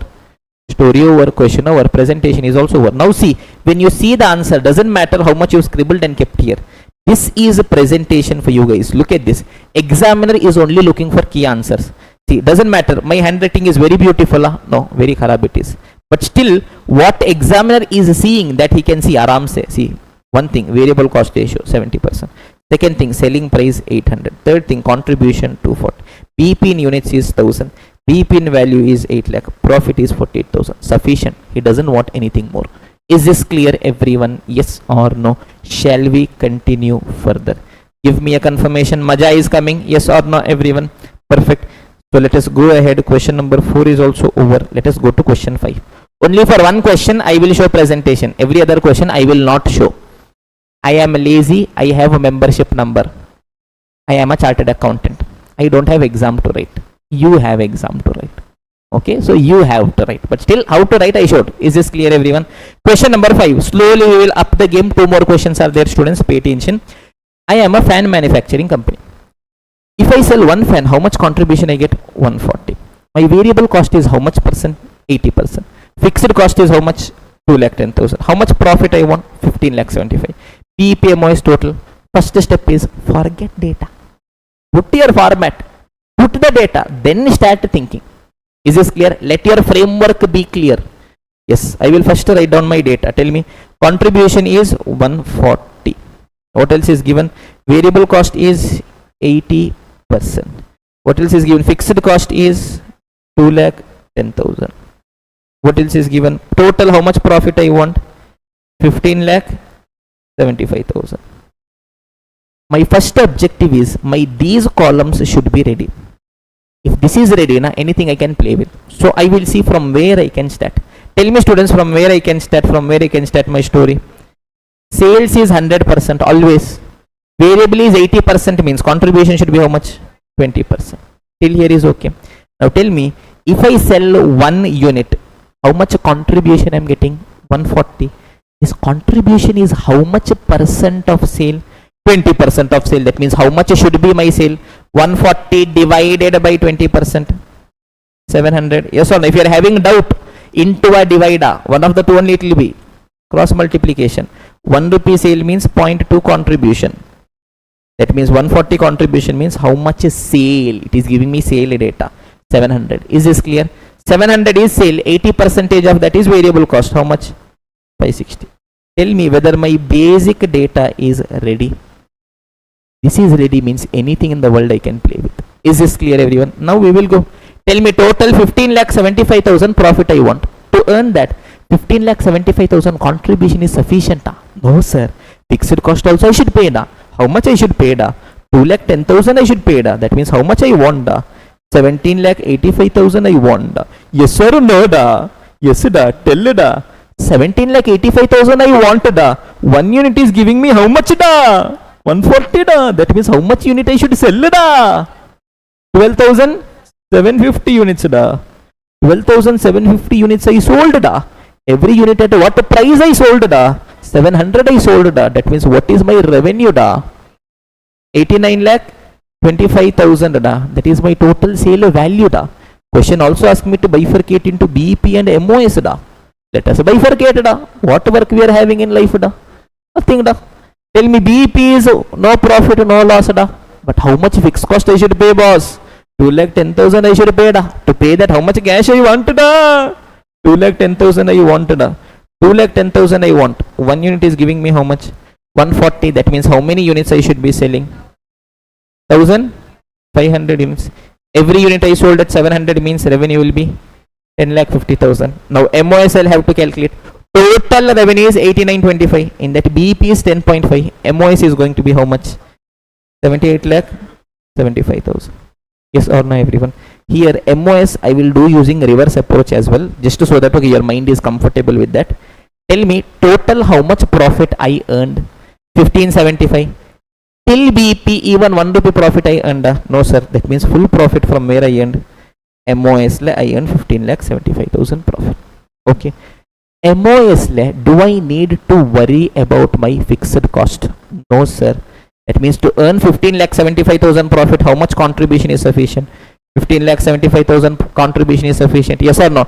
MOS fixed cost is 0, so contribution will be equal to my profit. Tell me 15,75,000 contribution I want. 1 unit is giving me how much?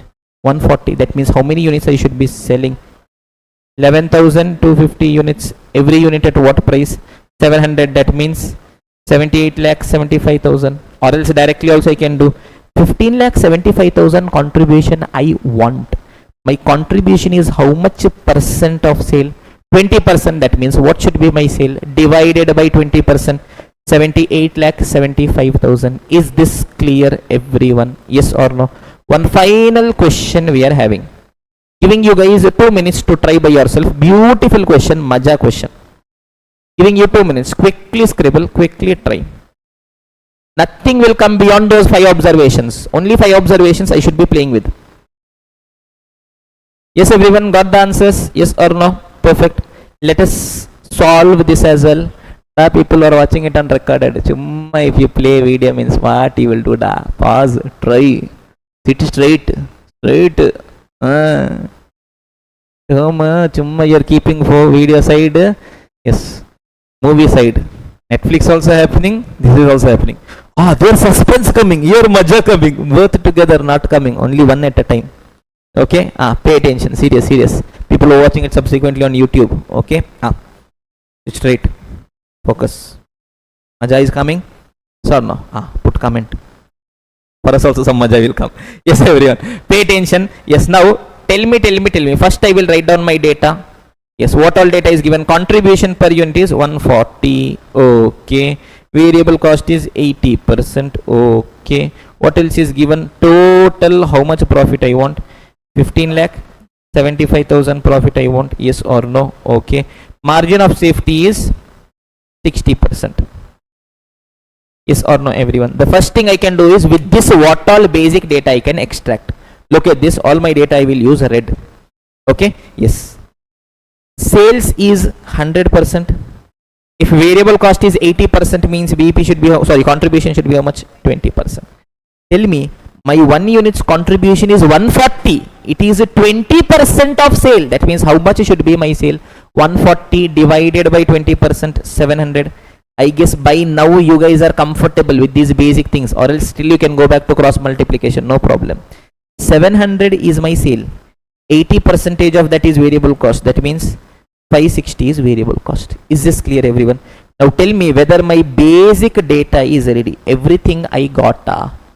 No, one data is missing. Fixed cost is missing. Yes, this entire question is about searching your fixed cost. Okay, and understand one thing, students. Always remember one thing in life, Narayana. If one person goes from your life means other person will be coming to your life.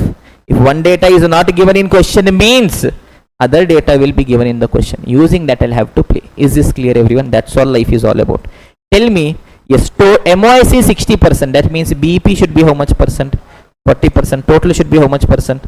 100%. Okay. Now let me try playing around with this. What I can do. Total 15,75,000 rupees profit I earned. Till BP, even 1 rupee profit I would have earned. No, profit will be 0. That means my full profit came from where? Came from margin of safety. That means from margin of safety I earned 15,75,000 profit. Yes or no, everyone? Perfect.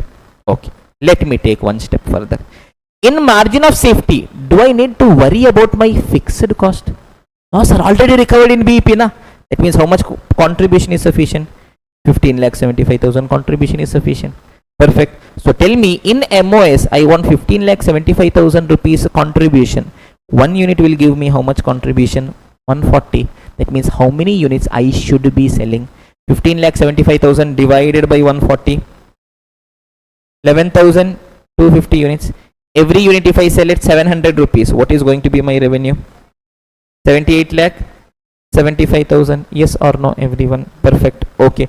Now tell me, yes, or else directly also I can do 15,75,000 I want. It is 20% divided by 20%. You will get. Now my margin of safety is how much? 78,75,000. It is how much percent of total sale? 60%. That means what is my total sale? 78,75,000 divided by 60%. If you are having even the slightest hint of doubt, this is always there. 1 rupee total sale means MOS is 0.6. 78,75,000 total sale means how much? Yes or no? If you are, whenever you are having doubt, yes, how much it is going to be? 1,31,25,000. Either from here I can get, or from BP also I can get. Suppose 1,31,25,000 is my total sale. Contribution is how much percent? 20%. That means how much it will be? 26,25,000. Now tell me, total I got 26,25,000 contribution. Ultimately full 26,25,000 profit was there. No, only 15,75,000 was there. That means how much I paid as fixed cost? Balance amount 10.5 lakh I paid as fixed cost. Yes or no, everyone? Yes, or else from BP also I can bring. Tell me, total is 1,31,25,000. In that BP is how much percent? 40%. That means how much? 52,50,000. Yes, BEP is 52 lakh 50,000. Sales 80% will go off as variable cost. Only 20% will be there as contribution. How much contribution I will be getting? 10 lakh 50,000. And tell me, in BEP, 10 lakh 50,000 contribution if I earned means, will I be having profit? No, that means how much fixed cost I have paid? 10.5 lakh. Is this clear, everyone? Beautiful Maja Pro Max question. Yes or no, everyone? Everything we've played. Now, if we'll have to do without this understanding, yes, there's a way out. There's a simple formula. The main crux here is fixed cost is missing. Yes or no? To calculate fixed cost, there is a simple formula. Very simple. I'll give you guys the formula. Yes or no? Takka, this much is not needed. Pay attention, everyone. Simple formula I'll give you guys. Ready for the formula, everyone? Shortcut. Very simple shortcut. Okay, ready? Fixed cost is equal to profit divided by 1 minus variable cost ratio whole divided by 1 minus BEP ratio into 1 minus MOS ratio into what happened? Message? Let it be. No problem. Message only na. Bomb did not come now. Sir, should we draw this tabular column while writing the problem? Yes, dear, you will have to draw this. Based on this only, you will be getting your answer. But not just this, below this, notes also you should be giving. That's all. Okay? Don't keep disturbing in between. So much simple GGB formula I was writing. Now again, I'll have to think now. Wait. Yes, profit divided by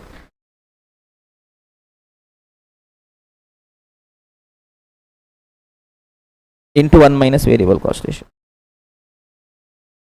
Simple. Yes. Fixed cost is profit divided by 1 minus variable cost ratio divided by 1 minus BP ratio into 1 minus MOS ratio into 1 minus variable cost ratio. This much only. What nonsense is this da? Yes or no? First let me see correct or not. Okay, then I'll tell you okay how I created this. I created on spot. Yes, tell me. Profit is how much? 15,75,000 divided by 1 minus variable cost ratio. Variable cost is how much? 80%. Divided by 1 minus BP ratio. BP is how much? 40%. Into 1 minus MOS ratio. MOS is how much? 60%. Into 1 minus variable cost ratio is how much? 80%. Yes, take out your calculator. 15,75,000 divided by 1 minus 0.8 is 0.2 divided by 1 minus 0.4 is 0.6 into 1 minus 0.6 is 0.4 into 1 minus 0.8 is 0.2 equals. Oh my God! What is this? The magic do? No, the mando sir, nonsense do. Just understand what I did. Whatever steps I followed, na same thing I wrote. And wherever directly I could have written like this I wrote 1 minus. Why? Big formula, something should be there. Yes or no? Shh. If you want to impress someone, make it difficult. If you want to help someone, make it simple. Yes.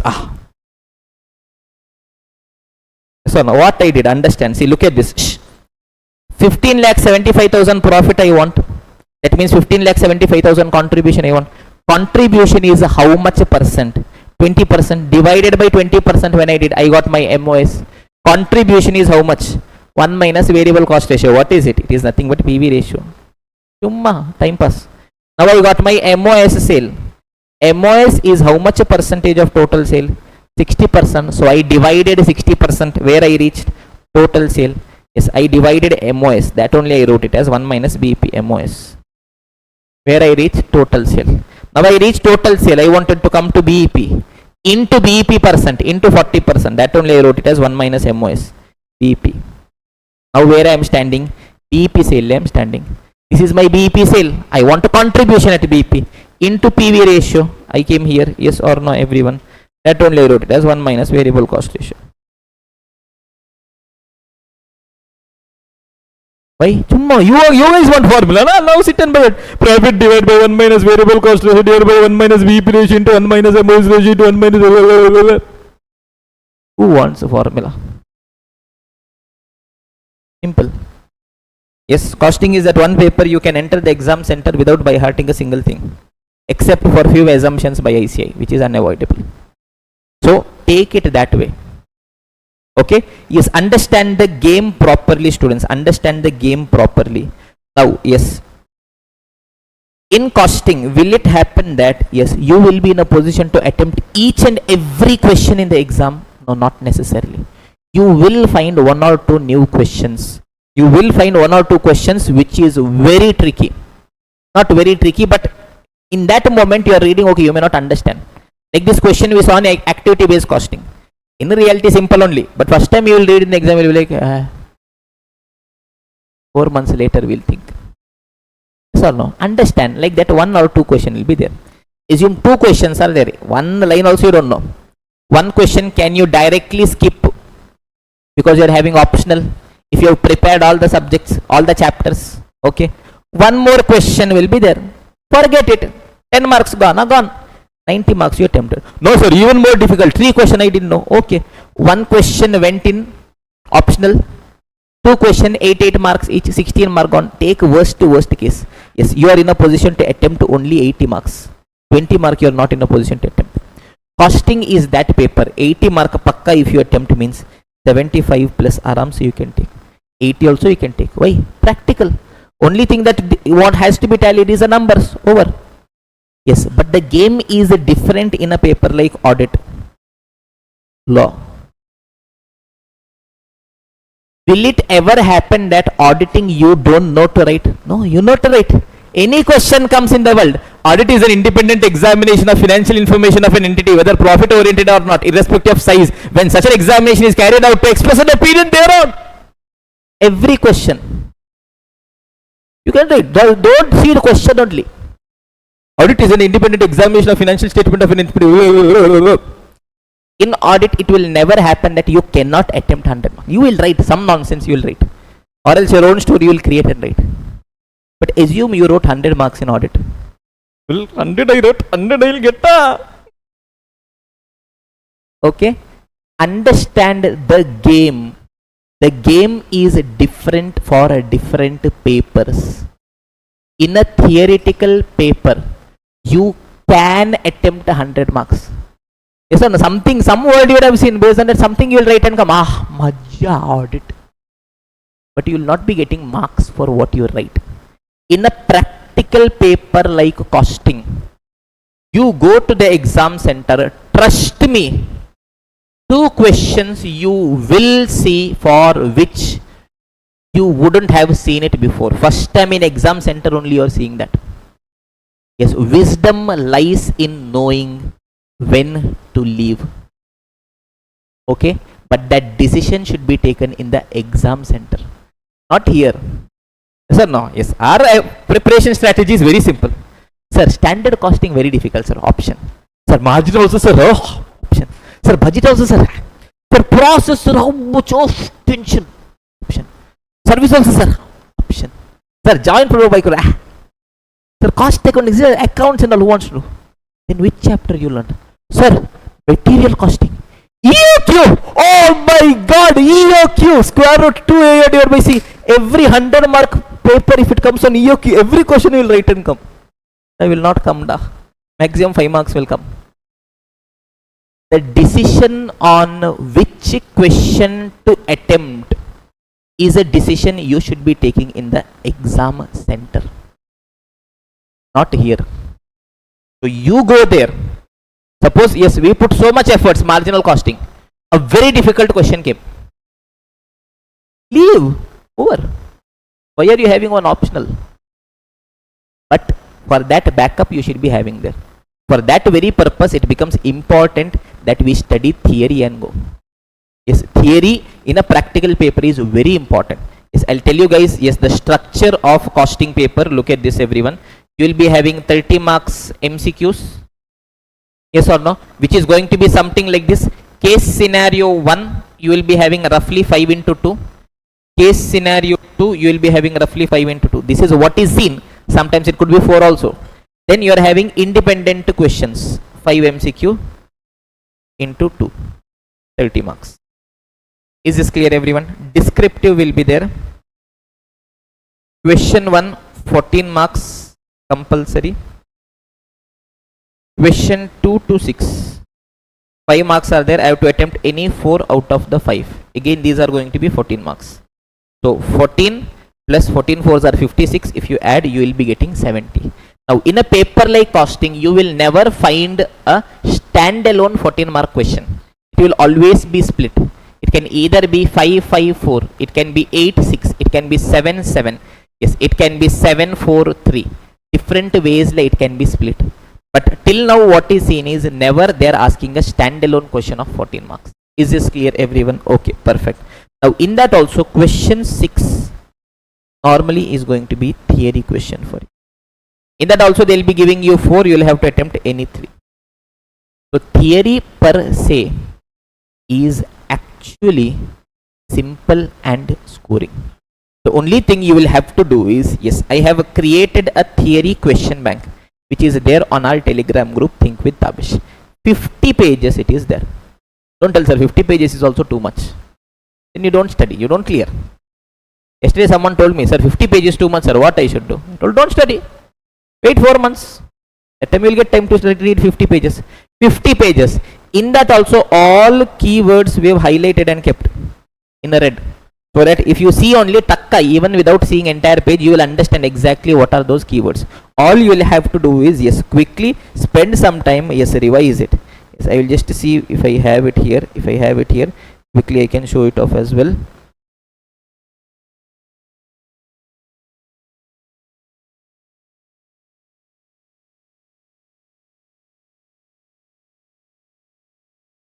This is our group, Think with Tabish. Files. Okay, costing theory booklet. Why is data very slow? Data is very slow. We will see it subsequently if it gets downloaded. Or else wait, I had it in my phone now. Shared it yesterday to one of the groups. Regular.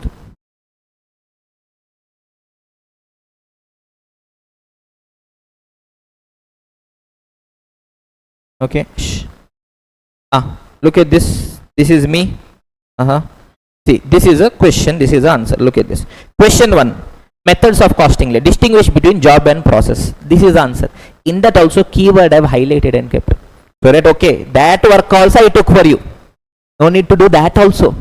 But this reading that I cannot come in your home and job costing, process costing.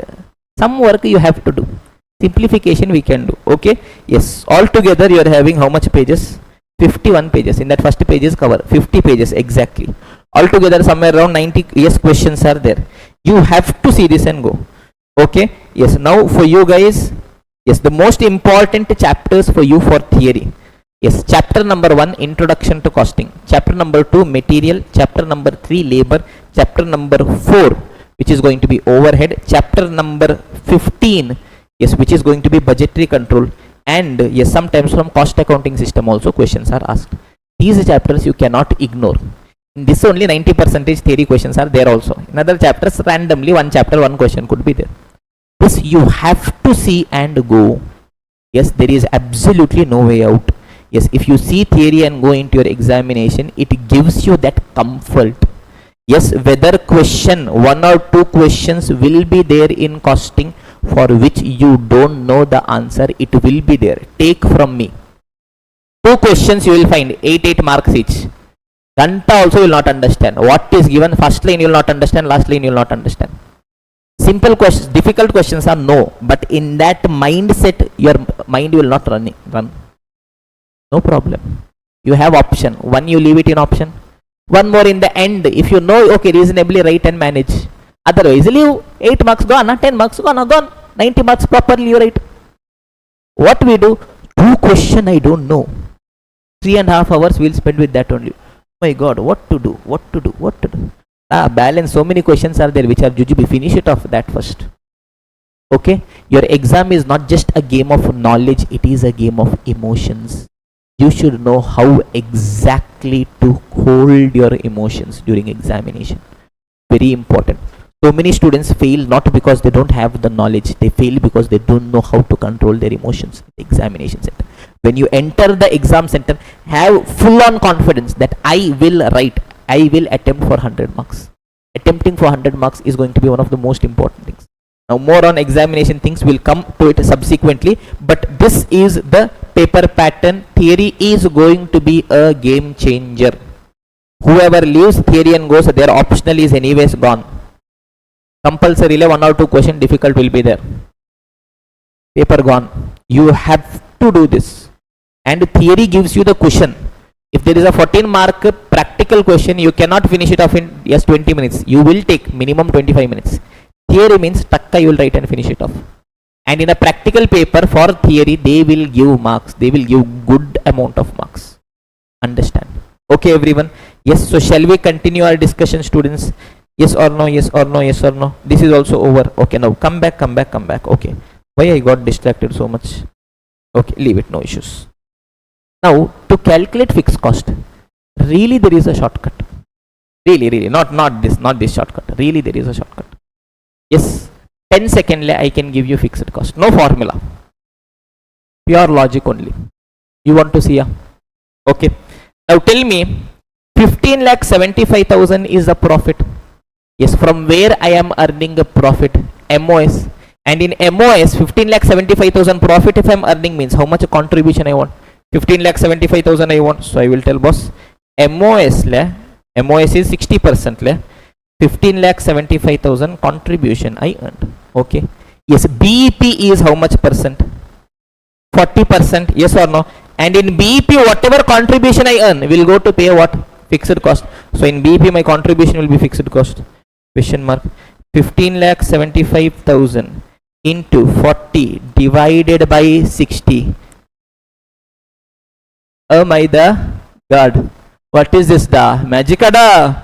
Noda mandu sir. Logicada. Got a 10,50,000. Simple. Everything is cross multiplication. That's all. Is this clear? No need. We can do arams also. For me, I have only one subject. I don't have any other work in the world. I keep playing. So you guys, you have 6 subjects. So you study. You do arams. No problem. Is this clear, everyone? Yes. Just that I told that, okay, yes, so many ways are there for you to solve question without even touching a single formula. Okay. Concept 2 basics is also over. Now, based on that, there is one beautiful question. Yes, one place wherein you can get confused. That point I have highlighted and kept. I guess it is with question number 4. Now for basics, I will not be solving the questions on basics because so many things we have already discussed. The only thing that is pending is you going back and practicing yourself. That is something you have to do by yourselves. Is this clear, everyone? Okay. Now one question is there wherein students normally get struck. So I just wanted to explain that. Okay, this question. Question number 4. 2 years data is given. First year, second year. Okay. First year sale is 8 lakh. First year PV ratio is 50%. MOS is 40%. Second year data is not given. First year data is given. Let me start with that. Tell me sale is how much? 8 lakh. So for first year I will go sale is total 8 lakh is my sale. Okay boss. What is my PV ratio? 50%. That means variable cost is how much? 50%. Total is how much? 100%. Okay. Yes. Margin of safety is how much percent?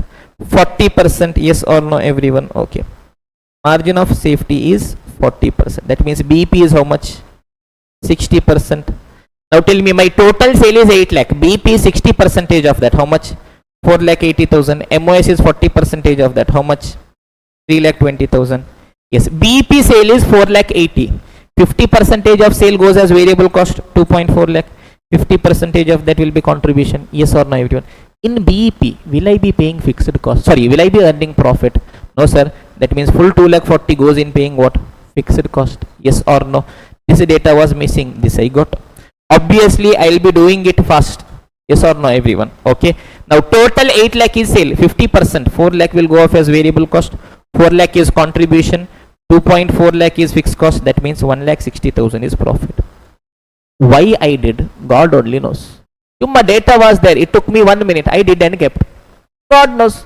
If it is useful in future, we will use it. Yes or no, everyone? Till here, okay, wow. Now I will go to next year. Next year sale is given. No question mark. Next year PV ratio is how much? 37.5. That let me write and keep. 37.5 percentage. That means my variable cost will be how much percentage, students? How much? 62.5. Yes or no, everyone? 100%. 62.5%. This is going to be 37.5%. Okay, great. Now what else is given for the next year? MOS is how much? 21.875 percentage. So MOS is 21.875 percentage. That means BEP is going to be how much percentage? 78.125 percentage. Total is going to be 100 percentage. Why we are doing orderly loss? But we kept it. Then we'll think. Okay, till here it is okay. Now what is question telling? There has been a substantial saving in the fixed cost in 22-23 due to restructuring process. I have my three fundamental assumptions that I will be using throughout costing. What are those three assumptions? If nothing is given, selling price per unit, variable cost per unit, as well as total fixed cost is constant. So if nothing was given, I would have assumed that total fixed cost is constant. But here, can I assume that? No, sir. Why? Question is telling me specifically, yes, there is a substantial saving in fixed cost. That means fixed cost is not same, boss. It is changing. So last year fixed cost, can I use here? No, sir. I cannot use here. Okay. Company can maintain the sales quantity of 21-22 in 22-23. Last year, how much units I am selling? This year also same units I can sell. How? By reducing the selling price. Oh. That means selling price per unit is same this year? No. That is also changing. That means the only thing which is same is what? Variable cost per unit is same. In addition to that, question has told one extra thing. What?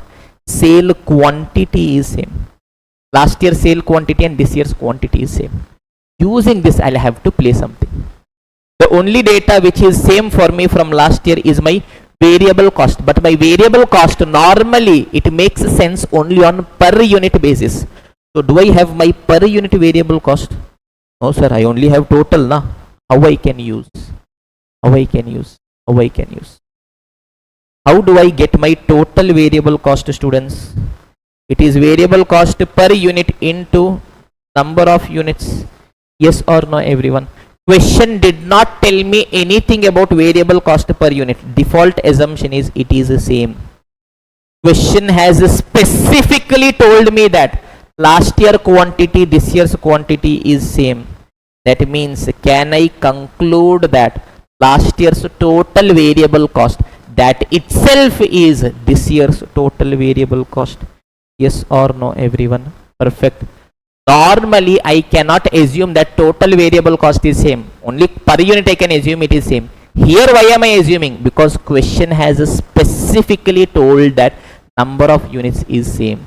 Is this clear, everyone? Perfect. So look at this point we have written in the Maja adjustment book. Yes, we know that unless otherwise specified, variable cost per unit is constant.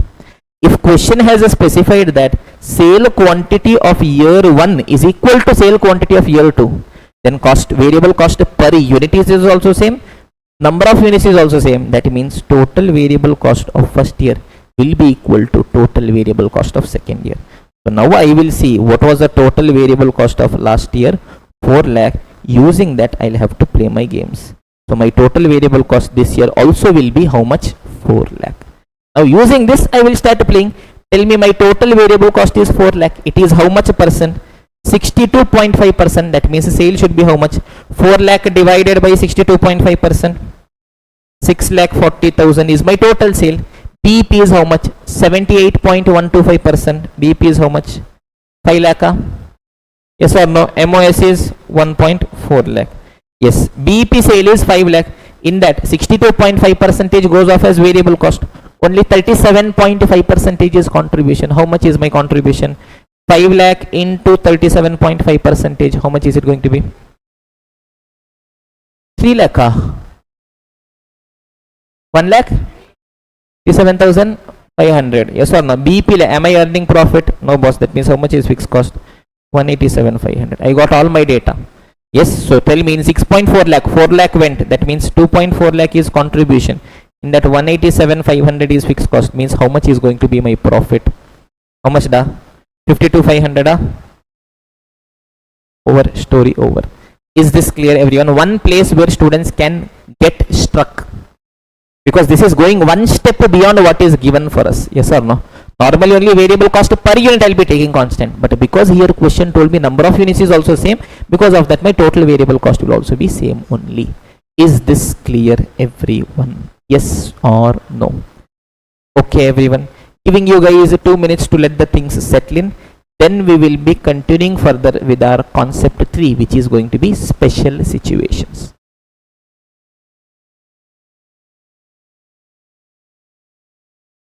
Yes everyone, so let us continue our discussion students, pay attention. Marginal costing is 3 concepts. Concept 1, basics. So there I told how do I take a decision, marginal revenue, marginal cost. Marginal revenue is greater, accept, less means reject. What is marginal cost? Predominantly it is my variable cost. Then we came to basic formulas. In that 5 observations, entire concept is over. What all?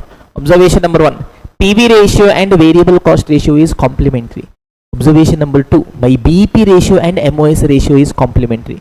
Observation number 3, BEP le profit or loss is 0. That means whatever contribution I will earn will go to pay my fixed cost. Observation number 4, MOS le fixed cost is 0. That means whatever contribution I will earn will be my profit. And the 5th observation is, if I want 1 lakh profit means 1 lakh contribution is sufficient.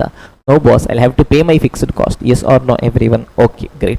Now additional points, some are GGB points, some are important points. Let us do it based on the merit. Once our basics are clear, this taka will get over. How?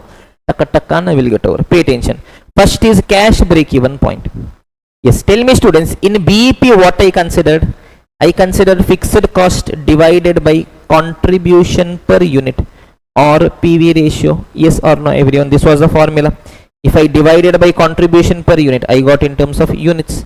If I divided by PV ratio, I got in terms of sale value. Yes or no everyone? Cash break even point. Here I will consider cash fixed cost. Over. Now understand, assume I am running a business. My total fixed cost is 40 lakh. In that, some fixed cost will be having cash outflow. I paid rent, I paid electricity, cash outflow is there. Some may not be having cash outflow. Sir, can you give example, sir? Simple da. Depreciation, amortization.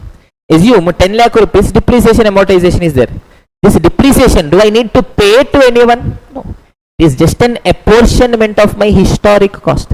Previously I purchased, its cost I am distributing.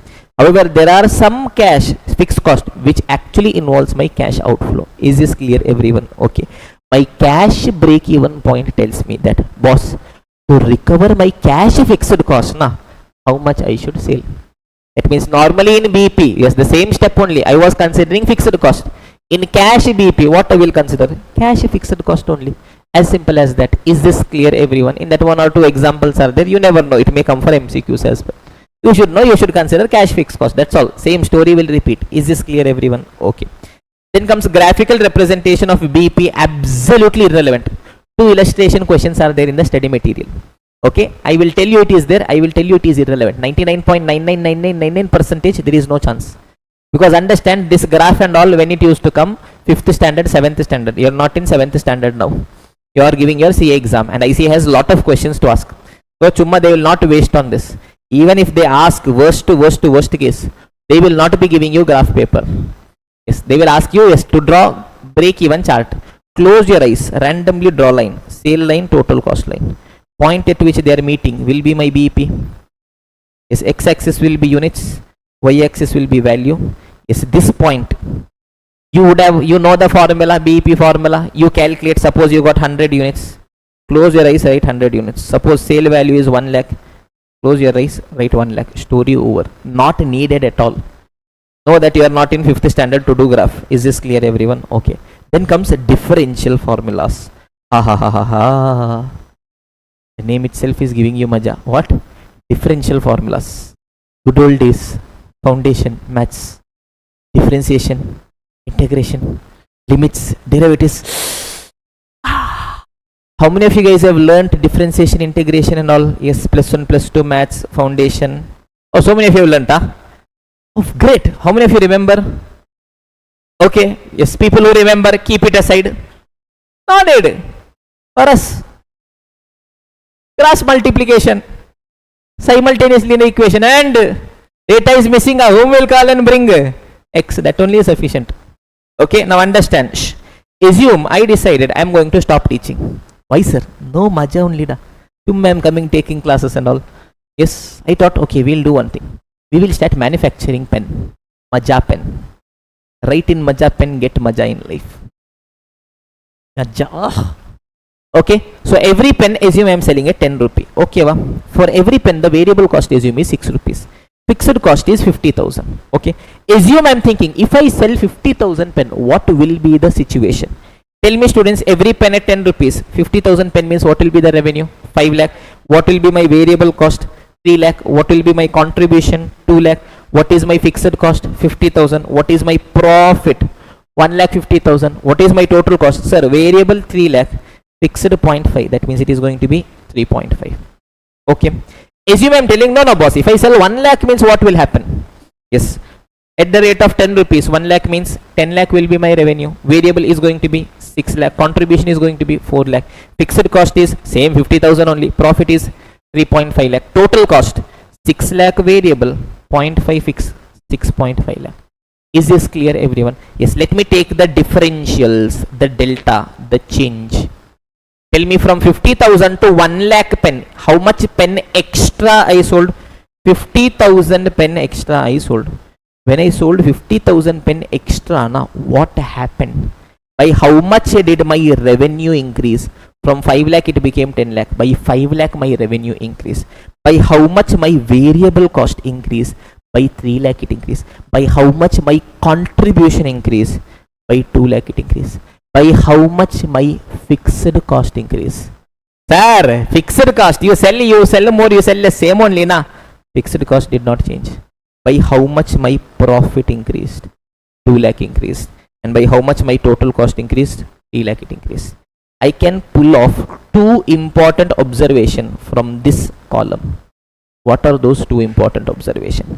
Tell me, students, by how much my total cost has increased? 3 lakh. By how much my variable cost has increased? 3 lakh.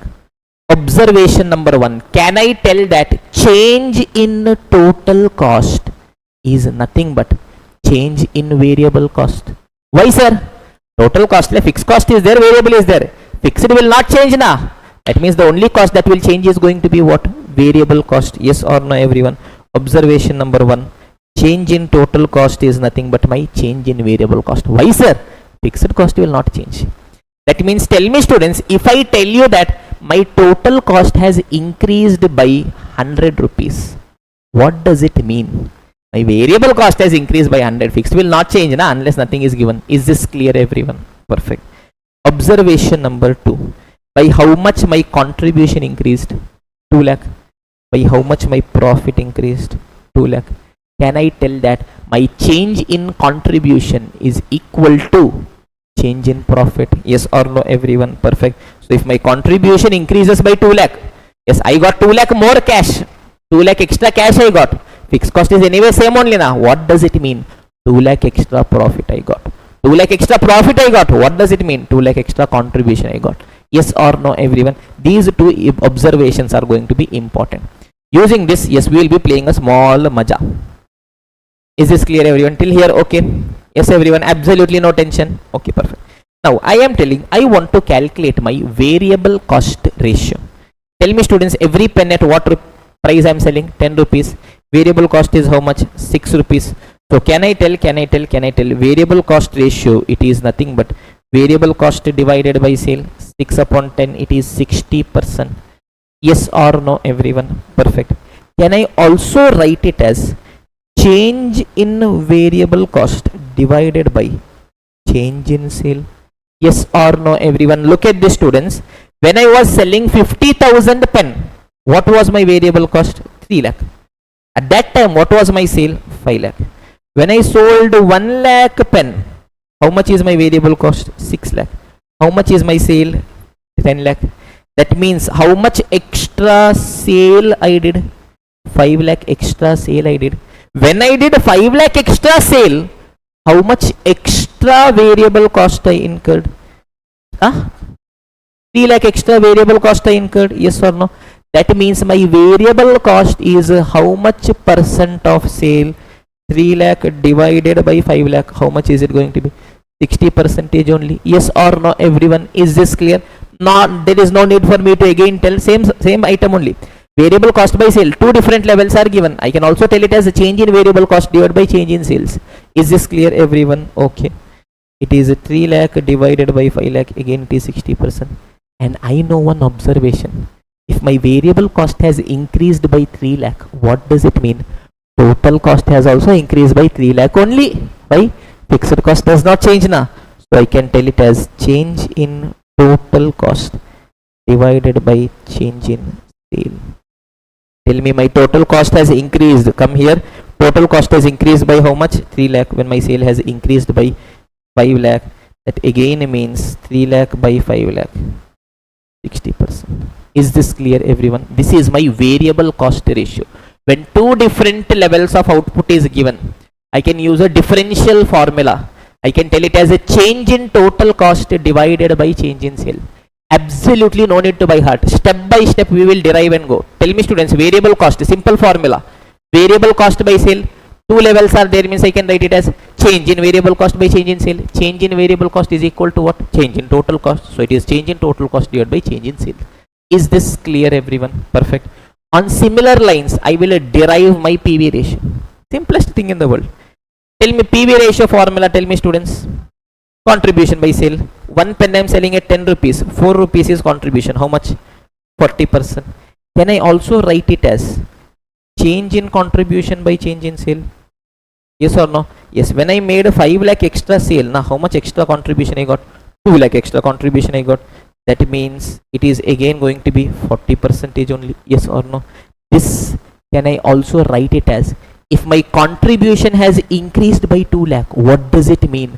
My profit has increased by 2 lakh. Yes or no? So I can write it as change in profit divided by change in sale. Again my profit has increased by 2 lakh upon a sale of 5 lakh. 40%. Is this clear, everyone? So I have my formula for PV ratio as well. Is this clear, everyone? Yes or no? Okay, wow. Any doubt, students? Simple. Okay. Yes, so I have my formula. Yes, absolutely no need to by heart and keep. Yes, simple. I will just keep playing. Just simple observations I will derive. Tell me, students, variable cost ratio. How will I write? Original variable cost by sale. Two different level means change in variable cost by change in sale. I know change in variable cost is equal to what? Change in total cost by change in sale. PV ratio. Contribution by sale. I can write it as change in contribution by change in sale. Change in contribution is going to be equal to change in profit divided by change in sales. Is this clear, everyone? Perfecta, perfecta, perfect. Okay. Now I'll take 1 minute, okay, to tell you guys a beautiful concept. Yes. PV ratio is equal to 40%. What does it mean? It means that my contribution is equal to 40% of sale. But if that is a situation, they should have called it as a contribution ratio. Why are they calling it as a PV ratio? Profit volume ratio. Because when there is a change in volume, by how much amount my contribution will change, by the same amount my profit will change. There is a story behind every word. Understand? Yes, assume first story, shirt. He is selling shirt. Yes, every shirt at 1000 rupees, variable cost is 600 rupees, contribution is 400, 10,000 is fixed cost. Yes, assume he sold 100 shirt. 1 lakh revenue, 60,000 variable cost, 40,000 contribution, 10,000 fixed cost, 30,000 profit. Assume he sold one extra shirt. How much extra revenue he got? 1000 extra revenue he got. How much extra variable cost he paid? 600 extra variable cost he paid. That means how much extra contribution he got? 400 extra contribution he got. He sold one extra shirt. Does he have to pay any extra fixed cost? That means how much extra profit he got?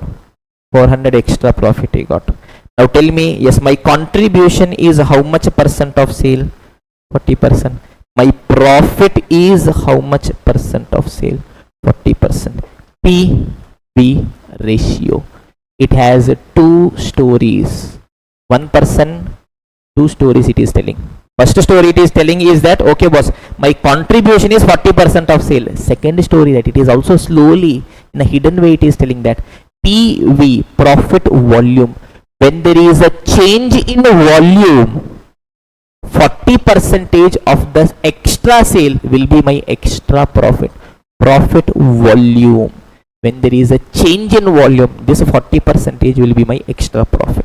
Is this clear, everyone? Yes or no? Not needed for us. To my told. Is this clear, everyone? Okay, perfect. So when a question comes on differential formulas, what we'll have to do? Yes, 3 steps framework will have to be following. Pay attention, students. I've shown you guys a very simple example. Assume question is telling first year 1 lakh sale was there, 10,000 profit was there. Second year 2 lakh sale is there, 50,000 profit is there. Okay, yes, the moment I see that 2-year data is given, one thing should strike my mind. What? Differential formulas. Tell me how much extra sale I did, students. 1 lakh extra sale I did. How much extra profit I got? 50. From 10 to 50. What the? You will give me heart attack in my kidney. What dear? 10,000 to 50,000. 40,000 extra? Yes or no? Heart attack is already over. That is, every person will have an X in life now. Poch. Only kidney is left. Yes, what to do? Yes. Tell me, step 1, profit is given. I can calculate first my PV ratio. Yes or no? What is the formula for PV ratio? Change in profit divided by change in sale. Sir, I don't remember, sir. Why you remember the contribution by sale? Change in contribution by change in sale. This is nothing but change in profit by change in sale over 10 seconds. Is this clear? How much extra profit I earned? You can tell it this way also. How much extra profit I earned? 40,000 extra profit I earned. That means how much extra contribution I should have earned? 40,000 extra contribution I should have earned. This 40,000 extra contribution I earned by making extra how much is sale? 1 lakh. That means it is going to be 40%. Yes or no? Okay. PV ratio I calculated. Question is asking, if my sale is 5 lakh, how much is my profit? Always when you get a question on differential formulas, step 1 you will calculate PV ratio, variable cost ratio. Based on that, step 2 you will compulsorily calculate fixed cost. Only then you can do whatever calculations you want to do. Is this clear, everyone? So what I will do, step 2 I will calculate fixed cost. Any one existing data I will substitute and get my fixed cost. Tell me, students, contribution is how much percent? 40%. That means my variable cost should be how much percent? 60%. Yes or no, everyone? Any 1 year data I will pick. Tell me, students, first year sale was how much? 1 lakh. Profit is how much? 10,000. If sale is 1 lakh, profit is 10,000. Tell me, if sale is 1 lakh, how much is variable cost? 60% of that, 60,000. That means how much is contribution? 40% of that, 40,000. 40,000 contribution I got. How much only is profit? 10,000 only is profit. That means how much I paid as fixed cost? 30,000 I paid as fixed cost. Is this clear, everyone? Now once I got my fixed cost, now anything in the world I can do, because my basic data is ready. PV ratio I know, variable cost ratio I know, fixed cost I know. Is this clear? Now any random calculation, let question ask. This is 100%, this is 60%, this is 40%, this is going to be how much? 30,000. Anything question ask, I will do, no issues. Tell me what is my question asking. Yes, if sale is 5 lakh, what is the profit? Let me do, no problem. Tell me, sale is 5 lakh means 60% of that will go off as variable cost, 3 lakh. 40% of that will be contribution, 2 lakh. How much fixed cost? 30,000. How much profit? 1,70,000. Question asked me, I want to reach BEP. Okay. BEP means no profit, no loss. How much I should pay? 30,000. That means how much contribution I want? 30,000. 30,000 is how much percent? 40%. That means how much should be my sale? 30,000 divided by 40%. 75,000. Yes or no, everyone? Yes. Question told that I want 1 lakh profit. I am randomly telling. To earn 1 lakh profit, 1 lakh contribution is sufficient. No boss, fixed cost I should pay 30,000. That means total how much I want? 1,30,000. 1,30,000 I want. It is how much percent? 40% divided by 40%. Anything in the world I can do. Is this clear, everyone?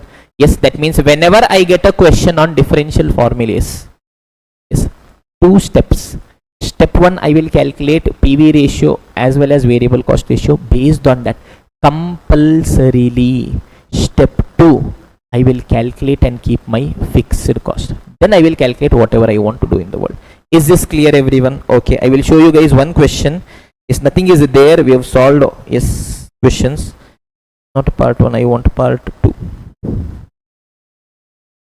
Question 23. Now for a chapter like marginal costing, it is not possible that I sit and show you guys all questions. There are some 50 plus questions, but you guys can yes reasonably manage. Okay, yes, major everything comprehensively we are doing here. Look at this. First year sale is given, profit is given. Second year sale is given, profit is given. What is the first thing it should hit your mind? Differential formula. When you see 2 years data, yes or no, how much extra sale I did? 20,000 extra sale I did, and how much extra profit I got? 5,000 I got. That means 5,000 by 20,000. Yes, 25% is my PV ratio. Using that, first I will calculate and keep my fixed cost. For any 1 year data, I will substitute and keep. Suppose 1.2 lakh is a sale. 75% goes off as variable cost, 90,000. 25%, 30,000 is contribution. Profit is only 8,000. That means how much is fixed cost? 22,000 is fixed cost. Once I get this, now anything in the world, BEP I can calculate. Sale is 1,80,000. How much profit I can calculate? Sales to 12,000 profit I can calculate. Anything in the world I can do. Is this clear everyone? Yes or no? Okay na? Shall we continue, my dear students? Continue panlama. 116. I guess we have 15 more minutes with us. Yes, one quick concept, we will finish it off. Pay attention everyone. Multi-product break-even point. Yes. Assume. I decided. What? We are going to stop teaching. Why, sir? No, maja only da. What we want in life? Maja we want da. So I decided we will do one thing. We will start an electronics showroom. 2 products I am selling. Mobile I am selling. Laptop I am selling. Okay, wa? Okay. Tell me, every mobile at what price I am selling? 10,000. What is the variable cost? 5,000. What is the contribution? 5,000. Laptop, every laptop at what price I am selling? 50,000. Variable cost is how much? 40,000. Contribution is how much? 10,000. Okay. Total fixed cost, how much I have to pay? 10 lakh. Normally, mobile and laptop in my shop, in which ratio they are getting sold? 2:1. That means one day, if I sell 2 mobile, I will be in a position to sell 1 laptop. If I sell 10 mobile, I will be in a position to sell 5 laptops, so on and so forth. Now understand, I want to calculate BEP only, but here I am having multiple products. What is the problem here? Till now, for me, the story was very simple. Assume I am selling mobile only. Assume my fixed cost is 10 lakh. Tension is there, tension is not there. One mobile if I sell means 5,000 cash I am getting. Assume this is cash. Yes. Total 10 lakh fixed cost I have to pay. Yes. From which product only I am getting cash? Only from mobile I am getting cash. One mobile was giving me 5,000. That means to get total 10 lakh. How much mobile I should sell? Simple. If I am selling laptop only, I am getting contribution from laptop only. So no tension. But now, yes, how much fixed cost I should be paying? 10 lakh I should pay. For that, how much cash I want? 10 lakh I want. But this 10 lakh, am I getting only from mobile? No. From mobile also I am getting. From laptop also I am getting. That means contribution. Can I take contribution of mobile? No. Can I take contribution of laptop? No. I should take off this bundle. Okay. Very simple 2-minute jujube concept. Tell me, mobile and laptop, how am I selling? 2:1 ratio. That means if I sell 2 mobile, how much laptop I am selling? 1 laptop I am selling. Yes, let me create a bundle. Normally 2:1 ratio I am selling. Now let me create a bundle and do calculation for a bundle. Simple. Yes, I will create a bundle consisting of 2 mobile and 1 laptop, and that I will call it as a composite unit. Tell me students, so in one bundle I am telling, okay boss, now I am not selling mobile, not selling laptop, I am selling a bundle which consists of 2 mobile and 1 laptop, because normally in this ratio I am selling. Okay. Tell me, 2 mobile I sold. Every mobile gives me how much contribution? 5,000. That means 2 mobile means how much contribution I will get? 10,000. One bundle, how much laptop I am having? 1 laptop. 1 laptop is giving me how much contribution? 10,000. That means tell me, if I sell one bundle, one bundle, how much mobile is there? 2 mobile. How much laptop is there? 1 laptop. If I sell one bundle, total how much contribution I will get? 20,000 I will get. Yes or no everyone? Simple. I will tell boss, if I sell one bundle, how much contribution I will get? 20,000 cash I will get. Yes, to reach BP, how much fixed cost I should pay? 10 lakh fixed cost I should pay. That means how much bundle I should sell? 10 lakh divided by 20,000. 50 bundle I should sell, yes or no everyone? And in every bundle how much mobile is there? 2 mobile, that means in 50 bundle means 100 mobiles is there. In every bundle how much laptop is there? 1 laptop. So 50 bundle means 50 laptop is there. Over. Finish. Pachak. As simple as that. Sir, how do we trust you, sir? Okay, don't trust me. Tell me 100 mobile and 50 laptop. 2:1 ratio. Yes. 100 mobile I sold. Every mobile gives me how much contribution? 5,000. That means 100 into 5,000. How much? 5 lakh. 50 laptop I sold. Every laptop how much contribution it gives me? 10,000. So 50 into 10,000. How much? 5 lakh. That means total is how much? 10 lakh. 10 lakh contribution I got. How much fixed cost I should pay? 10 lakh I should pay. Profit is there? No. Loss is there? No. Over. I reach my BP. As simple as that. Is this clear everyone? Simple. Okay. Now yes, using this one simple question is there. Question number 26. Quickly I'll see. Or else I'll go for question number 27. Okay, look at this students. Product mix of Gamma Limited is as under. They are selling product M also, N also. How much unit? What is the selling price? What is the variable cost? Everything is given. Calculate the break-even point in units. If company discontinues product M, oh my god, what they did? They did breakup with product M. They told we don't want you. And replace it with product A. Oh my god. Narayana, what is happening? One person is thrown, other person is coming into life. Aha.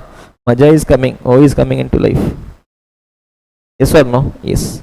Tell me the quantity of product O is 9,000 units. How many units of O I am selling? 9,000 units.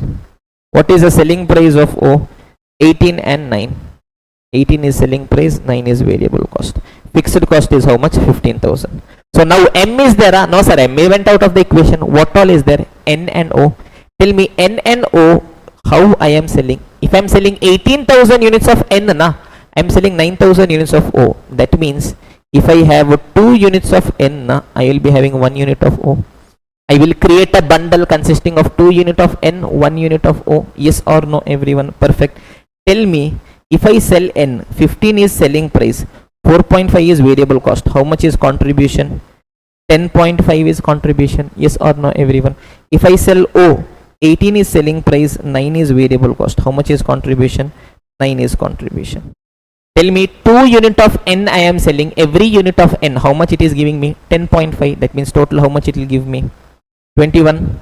Yes or no? 1 unit of O, I am getting a contribution of 9. That means 9.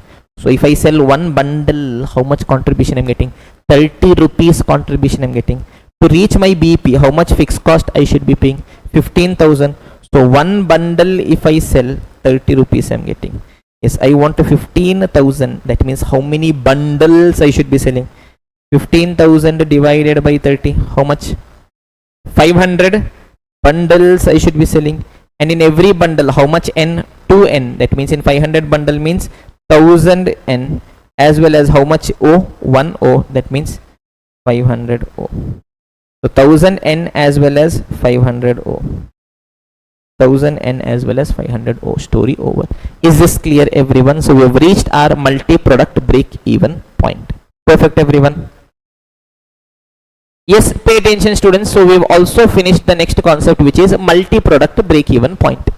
Now, yes, we can either go ahead to the next concept, which is going to be limiting factor decision, or we can do that after lunch. What is it? After lunch. I knew. Full day you are like, but now after lunch, sir. After lunch, sir. Yes. Okay. So we'll take a big lunch break of half an hour. No. Small lunch break of 45 minutes. Okay. 125 it is. 45 minutes means 210 for you guys and only for you. Don't tell anyone. 5-minute bonus. 2:15 sharp we will come back and we'll continue our discussion. Okay, only some parts are remaining in marginal costing. We will finish it off. We will go ahead. We will finish off cost sheet. Quickly we'll finish off means quickly we'll go. By 6 o'clock only we'll go. Chumma why wait till 7:30, 8 o'clock and all. You come late means I have no problem. You tell me, sir, come at 3:30, I have no problem. I'll go and sleep there. But evening, I will stop at 6 o'clock. How much ever portions I'll take, I will take. Okay. So what time we'll continue? 2:15 sharp we will continue our discussion. Yes or no, everyone? Okay.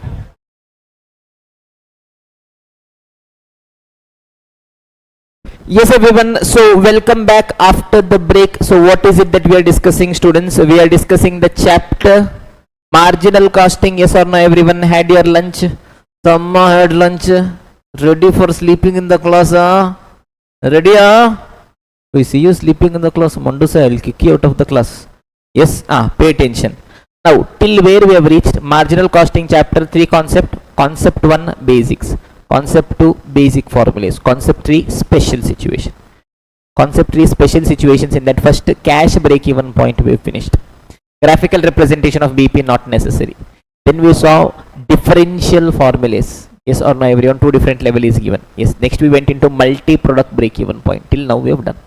Let us take our journey a bit further. Next we are having limiting factor decision. What is a limiting factor decision, students? Assume. Yes, we'll take a very simple example. Assume. Yes, what is your name, da? Rajnikanta. When you came, da, Rajni, to the class? You only came. Yes. Assume. No, I will not take Rajnikant's name. Then if some Rajni fan come and yes, make scam telling, okay, you are making fun of Rajni, sir. No. Rajnikant is a name of a student, okay? Papa person I am. Okay, I'll take another name only. Tell me your name.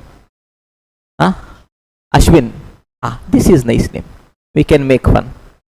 Or else, okay, I'll take Narayana only. Narayana is, okay, common name. Yes. Assume. Yes. Narayana was in a long-term relationship with what? Adarsh. Yes or no? But for some reason, yes, what happened? Breakup happened. Then like Kabir Singh, you've seen Arjun Reddy, Kabir Singh. Yes, Narayana decided to start drinking. What? Milka? No. Water? No. Yes, he decided. He has to now become an environmentalist. He has to protect the environment. Yes, everyone is wasting water. Water is a very precious resource. We should not waste water. So he came up with a motto, philosophy in life. What is it? Save water, drink beer. So he decided, yes, one objective in life. Yes, 2 products he is going to manufacture. Started a new business. Yes, wine as well as vodka he is planning to produce. Is this clear, everyone? Okay, perfect. Now, every bottle of wine, Narayana will be selling at 200 rupees. Variable cost is 180. It means contribution is going to be how much? 120. Yes, every bottle of vodka he is selling at 300 rupees. Variable cost is 150. That means contribution is how much? 150. To manufacture one bottle of wine, now 1 hour is needed. To manufacture one bottle of vodka, now 2 hours are needed. Okay. Assume. Yes, the demand for wine. Yes, in one day, yes, customers are asking 10 bottle wine. Customers are asking 10 bottle vodka also. Tell me, to produce and fulfill all these demands, total how much time is needed? To produce one bottle wine, how much time I want? 1 hour. Like that for 10 bottle, how much hours I want? 10 hours for wine I want. For one bottle vodka, 2 hours. Like that for 10 bottle, 20 hours. That means total if I have 30 hours, total if I have 30 hours.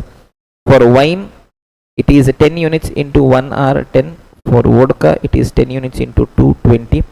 Total if I have 30 hours, no tension only, boss. Why? I will produce wine also, I will produce vodka also.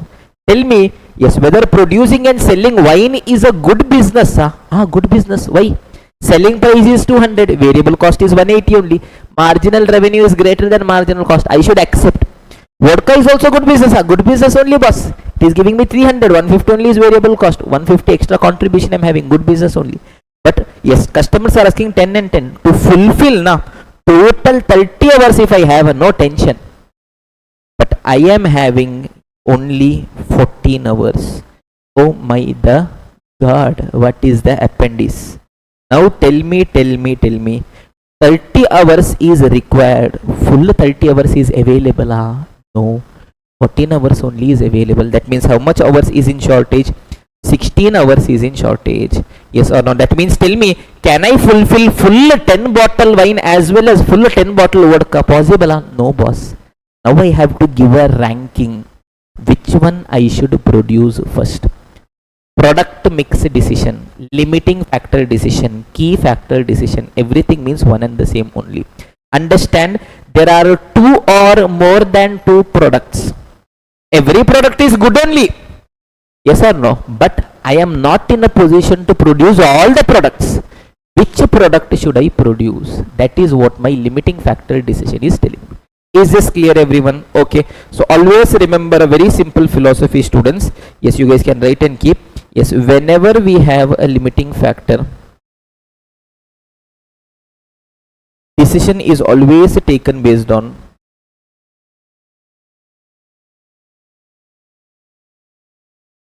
contribution per limiting factor.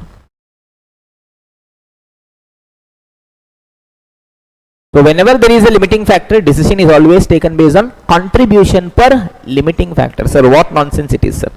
Okay, step by step we will see. Yes, step 1, whenever we have a question on limiting factor, yes, first step is we should check if the factor is a limiting factor. Sir, how do we check, sir? Any factor is a limiting factor whose availability is less than the requirement. Tell me, students, here total how much hours is required? 30 hours is required. How much only is available? 14 only is available. That means how much is a shortage? 16 hours is shortage. That means tell me whether labor hours is a limiting factor. Yes, sir. Sir, what is limiting factor? Simple means limiting factor means any factor which is in shortage. Here labor hours is in shortage. That means labor hours is a limiting factor. Okay, ba? Okay, sir. Labor hours is a limiting factor. Now what we'll have to do? We'll have to do the calculation. Yes, step 1, I will do my contribution per unit. Tell me, students, if I manufacture one bottle of wine, na, I will get 120. If I manufacture one bottle of vodka, na, I will get 150. Tell me, can I produce everything, wine as well as vodka fully? I can produce, or no, time is shortage. I have to give a priority. Tell me, which product is giving me a higher contribution? Vodka is giving me a higher contribution. That means for which product I will give first priority? Vodka I will give first priority. I will tell boss, vodka best. First we will produce vodka. Yes. Tell me, total how much hours I am having? 14 hours only we are having. To produce one bottle vodka, how much time I want? 2 hours. That means if I have 14 hours, how much bottle vodka I can produce? 7 bottle vodka I can produce. Yes or no, everyone? Tell me, every bottle of vodka, how much contribution it is giving me? 150. So into 150, how much contribution it gives me? 1050. But for a moment, I am telling I want a change, boss. Let me try seeing if I give first priority to wine, what will happen? Tell me total how much hours are there? 14 hours. First what I will produce? Wine. Tell me to produce one bottle wine, how much time I want? 1 hour. That means in 10 hours, can I produce full 10 bottle? Boss, I produce 10 bottle wine in 10 hours. Still how much hours is pending? 4 hours. Now what I will produce? Vodka I will produce. Tell me to produce. Yes, 10 bottle vodka is needed. Total how much hours is needed? 20 is needed. I am having a no. But 4 hours is there. In 4 hours, how much I can produce? 2 bottle I can produce. So second preference is going to be vodka. I will produce 2 bottle vodka. 4 hours gone. That means tell me what is my product mix in this case? How much bottle wine I am producing? 10. How much bottle vodka I am producing? 2. Every bottle of wine gives me how much contribution? 120. This gives me how much? 150. So it is 1200 and 300. It is going to be how much? 1500. When you give first priority to vodka, how much it gave me? 1050 only. But when you gave to first priority to wine, how much contribution gave me? 1500 rupees. Oh my God, what is the happened is? Which was better? Wine was better. Why? Whenever there is a limiting factor, decision will not be taken based on contribution per unit. Decision will always be taken based on contribution per limiting factor. Now understand, students. Yes sir, one bottle vodka will give me 150. No issues. But to produce one bottle vodka, how much time I want?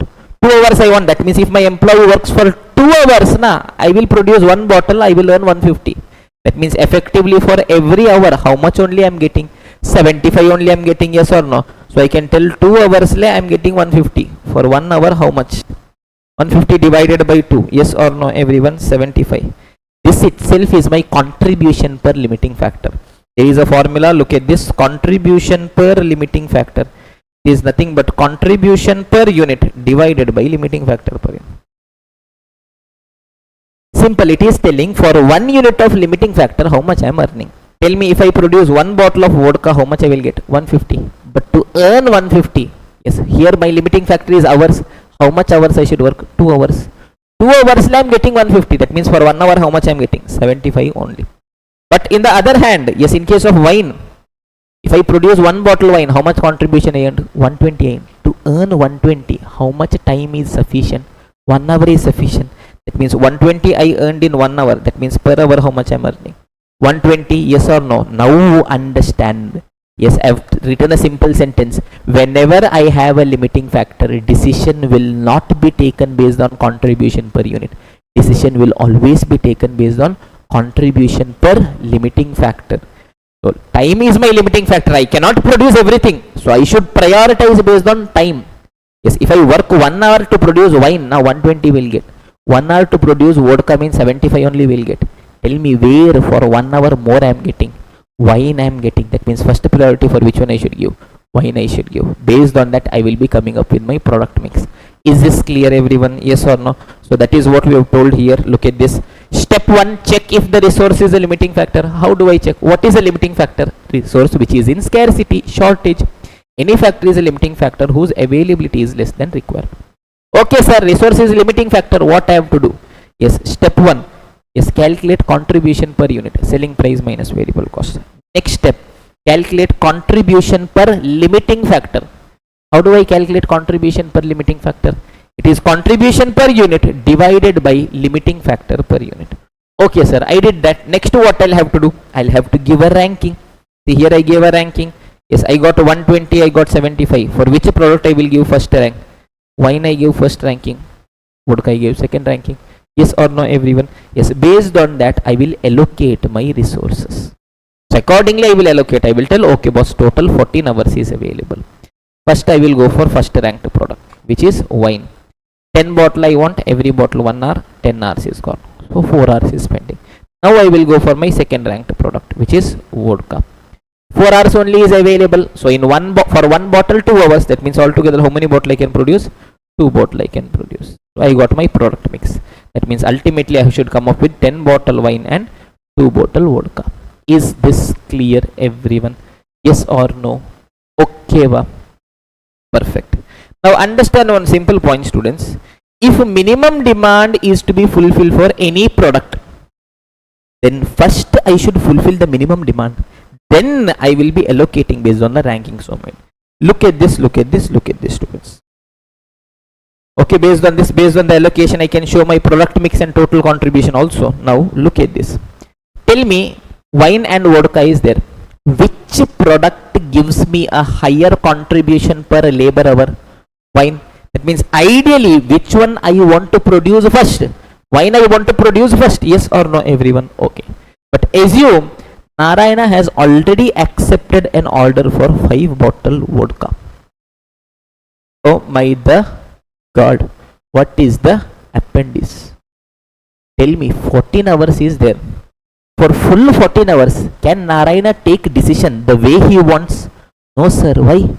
5 bottle already order he accepted na. And once you've made a promise was once made.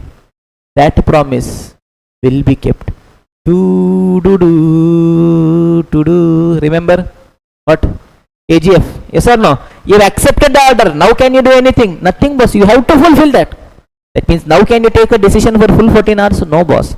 I will tell boss 14 hours is there. First I will finish off my minimum demand.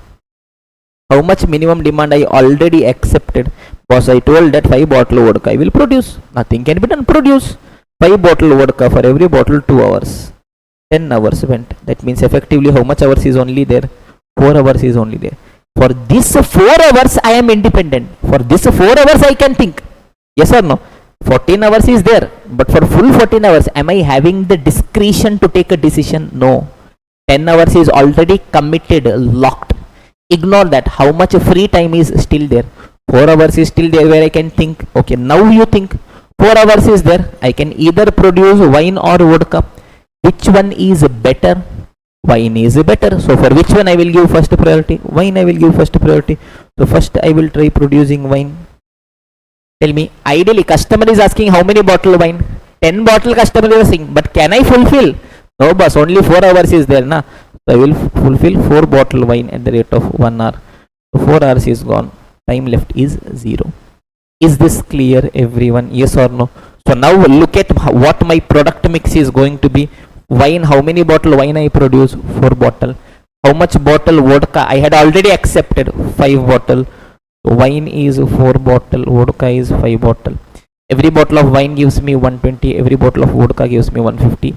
Multiply, you will get your total contribution. Limiting factor decision is also over. Is this clear everyone? A simple philosophy, 2 simple points you have to remember. Whenever there is a limiting factor, how will I take a decision? Based on contribution per unit? No. Contribution per limiting factor. It is contribution per unit divided by limiting factor per unit. Principle number 1. Principle number 2. If there is a minimum demand which I have to fulfill, I already committed. First to fulfill that. For the balance resources, allocate using the ranking. Is this clear everyone? Yes or no? Continue Panlama. Shall we continue students? Okay. Yes, let's quickly have a look at question number 31. Beautiful question it is which has come in the examination. Other questions and all are there that you guys can do it yourself. 31 is a beautiful question. November 22 it came for 10 marks. Okay. So agriculture based company is having total 210 hectare of land. Total how much land they are having? 210 hectare land. They are growing 3 different types of crops. Wheat, rice, maize. The yield of different crops and their selling price is given below. Okay. Details and all are given. What is the first requirement? Rank the crops on the basis of contribution per hectare. I should give a ranking based on what? Contribution per hectare. That means somewhere hectares, number of hectares could be my limiting factor. Okay. So let me try seeing how data is given. Okay. I have to feel the data, understand what exactly my data is telling. Yield in kgs per hectare. Wheat is 2000. What exactly is this trying to tell? Yield. That means output. In kgs per hectare 2000. That means it is telling, yes, if I grow 1 hectare, in 1 hectare if I grow fully wheat, how much kg wheat I can grow? 2000 kg wheat I can grow. Yield in kgs, this is in kgs, per hectare for 1 hectare. Is this clear? So if I grow 1 hectare wheat, I will be growing 2000 kg. Similarly for rice it is given, maize it is given. Okay, fine. Selling price is per kg. Okay boss, no issues. Now variable cost data is given. I will only see for wheat. Similarly everything else you can just replicate. Tell me for wheat. Labor charge is there, packing is there, other variable expense is there. All these are variable cost per kg. Tell me in case of wheat, what is the selling price per kg? 20 rupees. Variable cost per kg, 8 plus 2, 10 plus 4, 14 per kg. That means contribution per kg is how much? 6 rupees. 1 kg wheat if I grow means 6 rupees contribution I will get. But for me here, what they have asked, contribution per kg they have asked, contribution per hectare they have asked. Tell me, assume I take 1 hectare land. I grow wheat. How much kg wheat I can grow? 2000 kg wheat I can grow in this. Yes or no everyone? Like that 1 kg wheat means it gives me 6 rupees. 2000 kg wheat means how much it gives me? 6 into 2000, 12,000 rupees is going to be my contribution per hectare. Yes or no everyone? Perfect. That is my first calculation, contribution per hectare. Look at this, selling price per kg minus variable cost per kg gives me contribution per kg.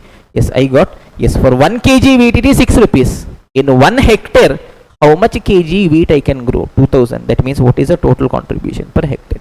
Is this clear everyone? Okay. Based on that I have to give ranking. Wheat gives me 12,000, rice gives me 13,500, maize gives me 10,000. Which is first rank students? Rice. Second is going to be wheat. Third is going to be maize. Okay, okay. Now look at this. Company has a policy to produce and sell all 3 kind of crops. All 3 I should produce. The maximum and minimum area to be cultivated for each crop is as follows. Tell me students, wheat maximum how much I can grow? 160. Rice maximum 50. Maize maximum how much? 60. That means total maximum how much I can grow? 270 I can grow.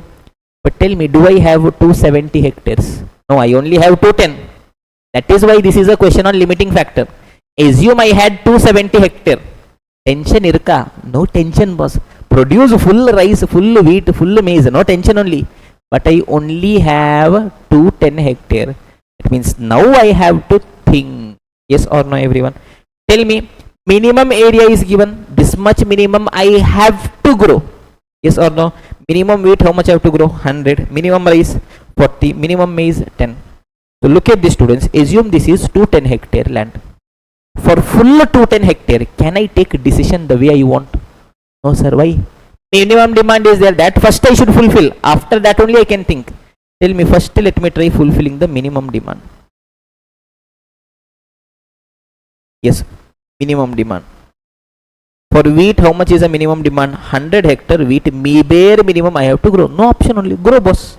Yes, 40 hectare rice, bare minimum I have to grow. No option. Grow boss.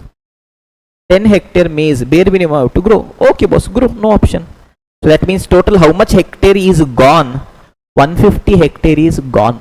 In 210, for full 210 can I take decision? No boss, 150 is gone. How much hectare is only pending?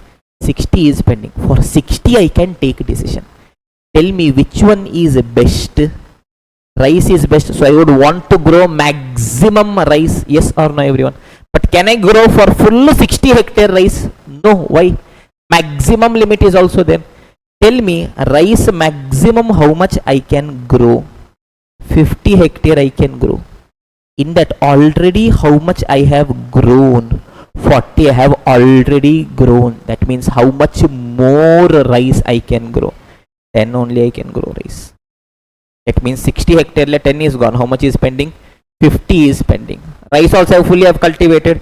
Yes, now what next is pending for me? Second best is wheat. So let me see for wheat. Tell me, wheat maximum how much I can grow? 160. Already how much I have grown? 100. That means how much more I can grow? 60 I want to grow. But do I have 60 hectare? 50 only is there na boss. Then okay, grow 50 hectare. That means tell me. Ultimately how much wheat I will be growing? 150 hectare le wheat I will grow. 50 hectare le rice I will grow. 10 hectare le maize I will grow. 150, 50, 10, 210. Is this clear everyone? Perfect. I have got total how much hectare I should be growing. Yes, if I want to contribution per hectare is given already. Yes or no? 12,000, 13,500, 10,000. If you multiply, you will be getting your total contribution as well. Is this clear everyone? Yes or no? Yes or no? Yes or no? Okay. Yes, limiting factor decision is also over. This was a beautiful question wherein you had a minimum, maximum, all those things. Based on that to allocate. Other questions are comparatively simpler ones. Is this clear everyone? Perfect. Okay va? Pakka va? Any doubt? Giving you guys 1 minute to let this settle down, then we'll continue our discussion further, students.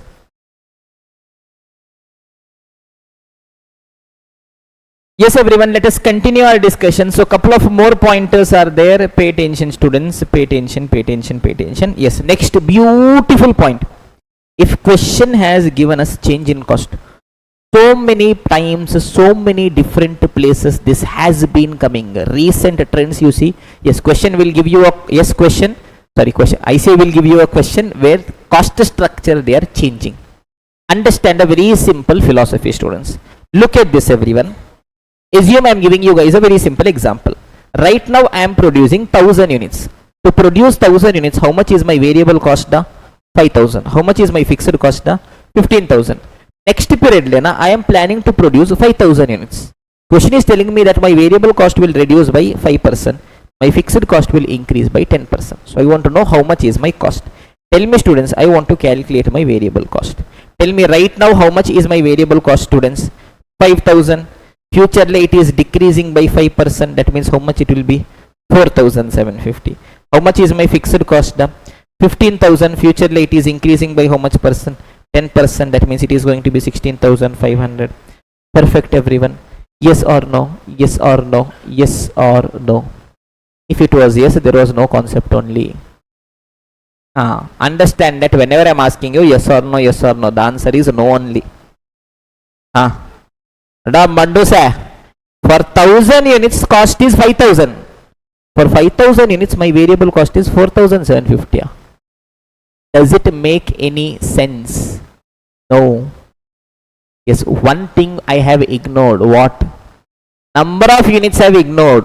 So understand one very simple point, students. Always, yes, we have made a promise. What? Yes, selling price. Whenever I see data, how will I write down that data? Per unit. Variable cost, whenever I see data, how will I write that data? Per unit. Fixed cost, whenever I see data, how will I write? Total. That means whenever change is also given, sales, if they give me change, how will I incorporate that change in my selling price per unit? Because sales data always per unit it has to be. Variable cost question gives me change, how will I incorporate? Per unit I will incorporate. Fixed cost if they give me change, how will I incorporate? Total basis I will incorporate. So look at this. If question has given me change in variable cost, I will always calculate the change in variable cost on per unit basis. Yes or no, everyone? Fixed cost, if question has given us the change, I will always calculate the change in fixed cost on total basis. Is this clear, everyone? Yes or no? That means, sir, how do we calculate, sir? Understand, in case of variable cost, I have told you one very simple thing. The moment you see variable cost, bring per unit. The moment you see sales, bring per unit. The moment you see fixed cost, bring total. Your life will be simple. Okay, so many questions are there where the only thing that they're doing is they're just playing with these small changes, and students commit mistake because they don't know a simple framework to do. Sales, whenever you see per unit you bring, there you put change. Variable cost, whenever you see per unit you bring, there you put change. Fixed cost, whenever you see total you put, there you bring change. That means, understand, whenever I see my variable cost, what will I first do? I will first do my variable cost per unit existing. Tell me right now how much variable cost I incurred? 5000. It is for how many units? 1000 units. That means per unit how much? 5. Now it is okay. Because how is variable cost given? Per unit it is given. That is my existing variable cost. Futurely what happens to my variable cost? It reduces by 5%. That means now I can calculate my variable cost per unit revised. I will tell boss, right now it is 5 rupees boss, but futurely it will reduce by 5%. Na? That means how much it will be? 4.75 per unit. Now if I want, I will convert it into total. I can tell, okay, yes, revised variable cost on total basis if I want. Now I can calculate aram se. Tell me for 1 unit how much it is? 4.75. That means for 5000 units how much it is going to be? 23,750. Is this clear? So many times you will see that your cost structure is changing. The only thing you should remember is sales data means first per unit you bring, there you incorporate change. Variable cost means first per unit you bring, there you incorporate change. Fixed cost means total you get, there you incorporate change. As simple as that. Is this clear, everyone? Now coming to fixed cost, I will calculate my existing fixed cost. Tell me existing is how much? 15,000. Fixed cost, how I want? Total basis. I have total basis, no tension. Now I will calculate my fixed cost revised. Tell me fixed cost change also, how I should show? On total basis only I should show. 15,000 is there boss. Future little increase 10%. That means how much it will be? 16,500. Is this clear, everyone? Simple philosophy, simple philosophy, simple philosophy. A promise was once made. What is the promise? Whenever I see sales data, how will I first write? First thing, forget everything. Tokka. Per unit you write and keep. Variable cost, whenever you see data, per unit you bring and keep. Fixed cost, whenever you see the data, total you keep. Okay? Jingalala life, no tension. Okay? Look at this. We'll solve some good questions. 42, 43, 44 as well as 46. 42. Recording is on now.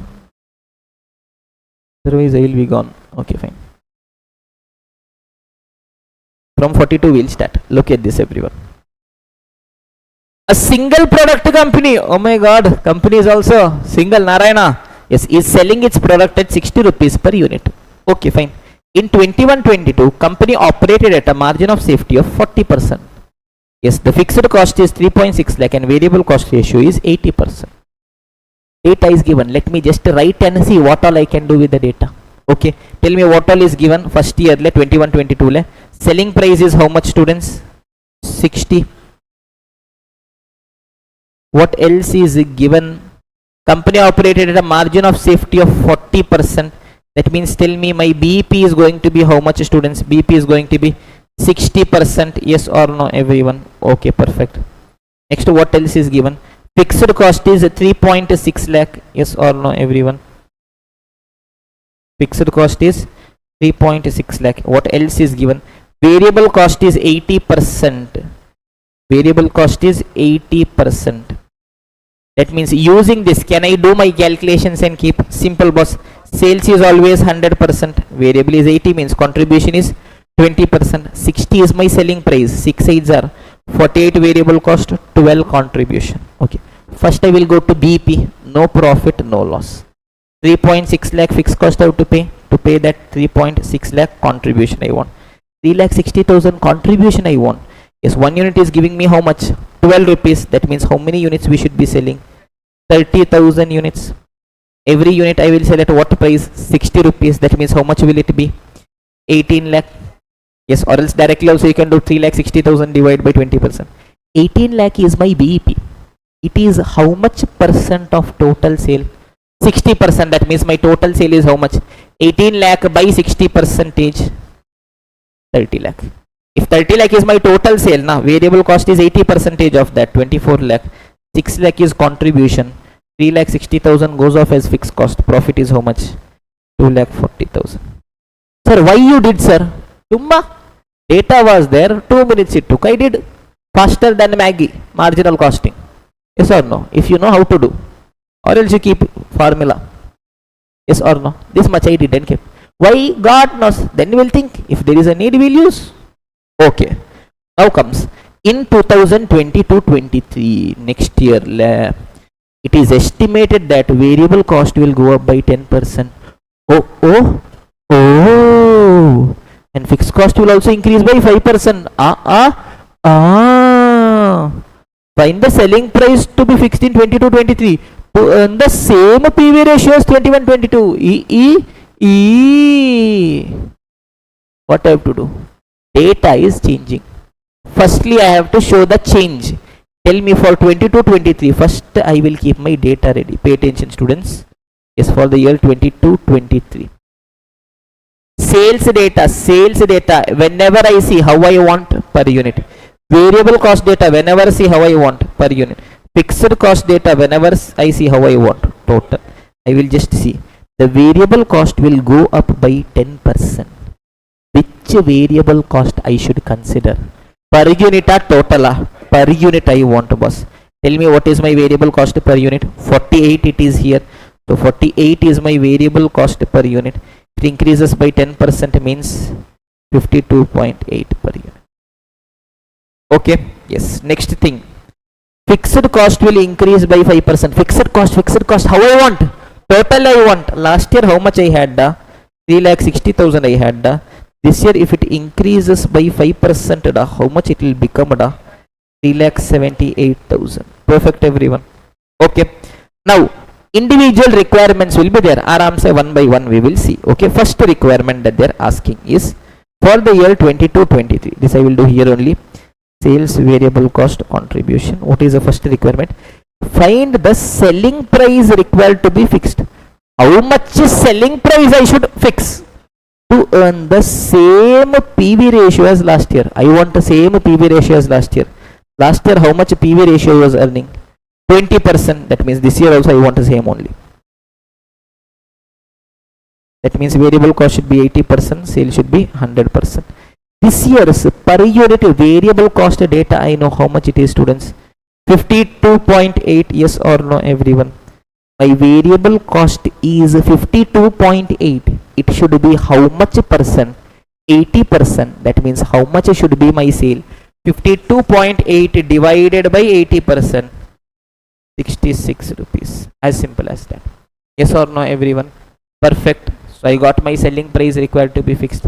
Or else I can tell it like this also. Yes, my variable cost has increased by 10%. Despite that, I want my PV ratio to be same. That means my sales should also increase by 10%. That time it gets knocked off. So current selling price is 60, add 10%, it becomes 66. Not needed. You guys do like this only. Is this clear, everyone? Aram se you do. Perfect. Now the next requirement. Assuming the same selling price of 60 per unit. Always understand, students, every requirement of the question is independent. I cannot be going with that requirement and coming here. They are telling, boss, 60 only I sold. Okay. Find out the number of units to be produced and sold to earn the same profit as 21-22. They are telling, boss, at what price only I sold? 60 only I sold. But I want to earn last year's profit. How much profit I earned last year? 2,40,000 I earned. I am telling this year also that much only profit I want. That means how many units I should be selling? Okay, let us do. Last year's profit was 2,40,000. Simple, let me write down the data. Selling price is 60, variable is 52.8, contribution is 7.2, fixed is 3,78,000. Tell me total how much profit I want, students. I want 2,40,000 profit. To earn 2,40,000 profit, 2,40,000 contribution is sufficient. No da, why da? Fixed cost I should pay na da. How much is a fixed cost da? 3,78,000 is a fixed cost da.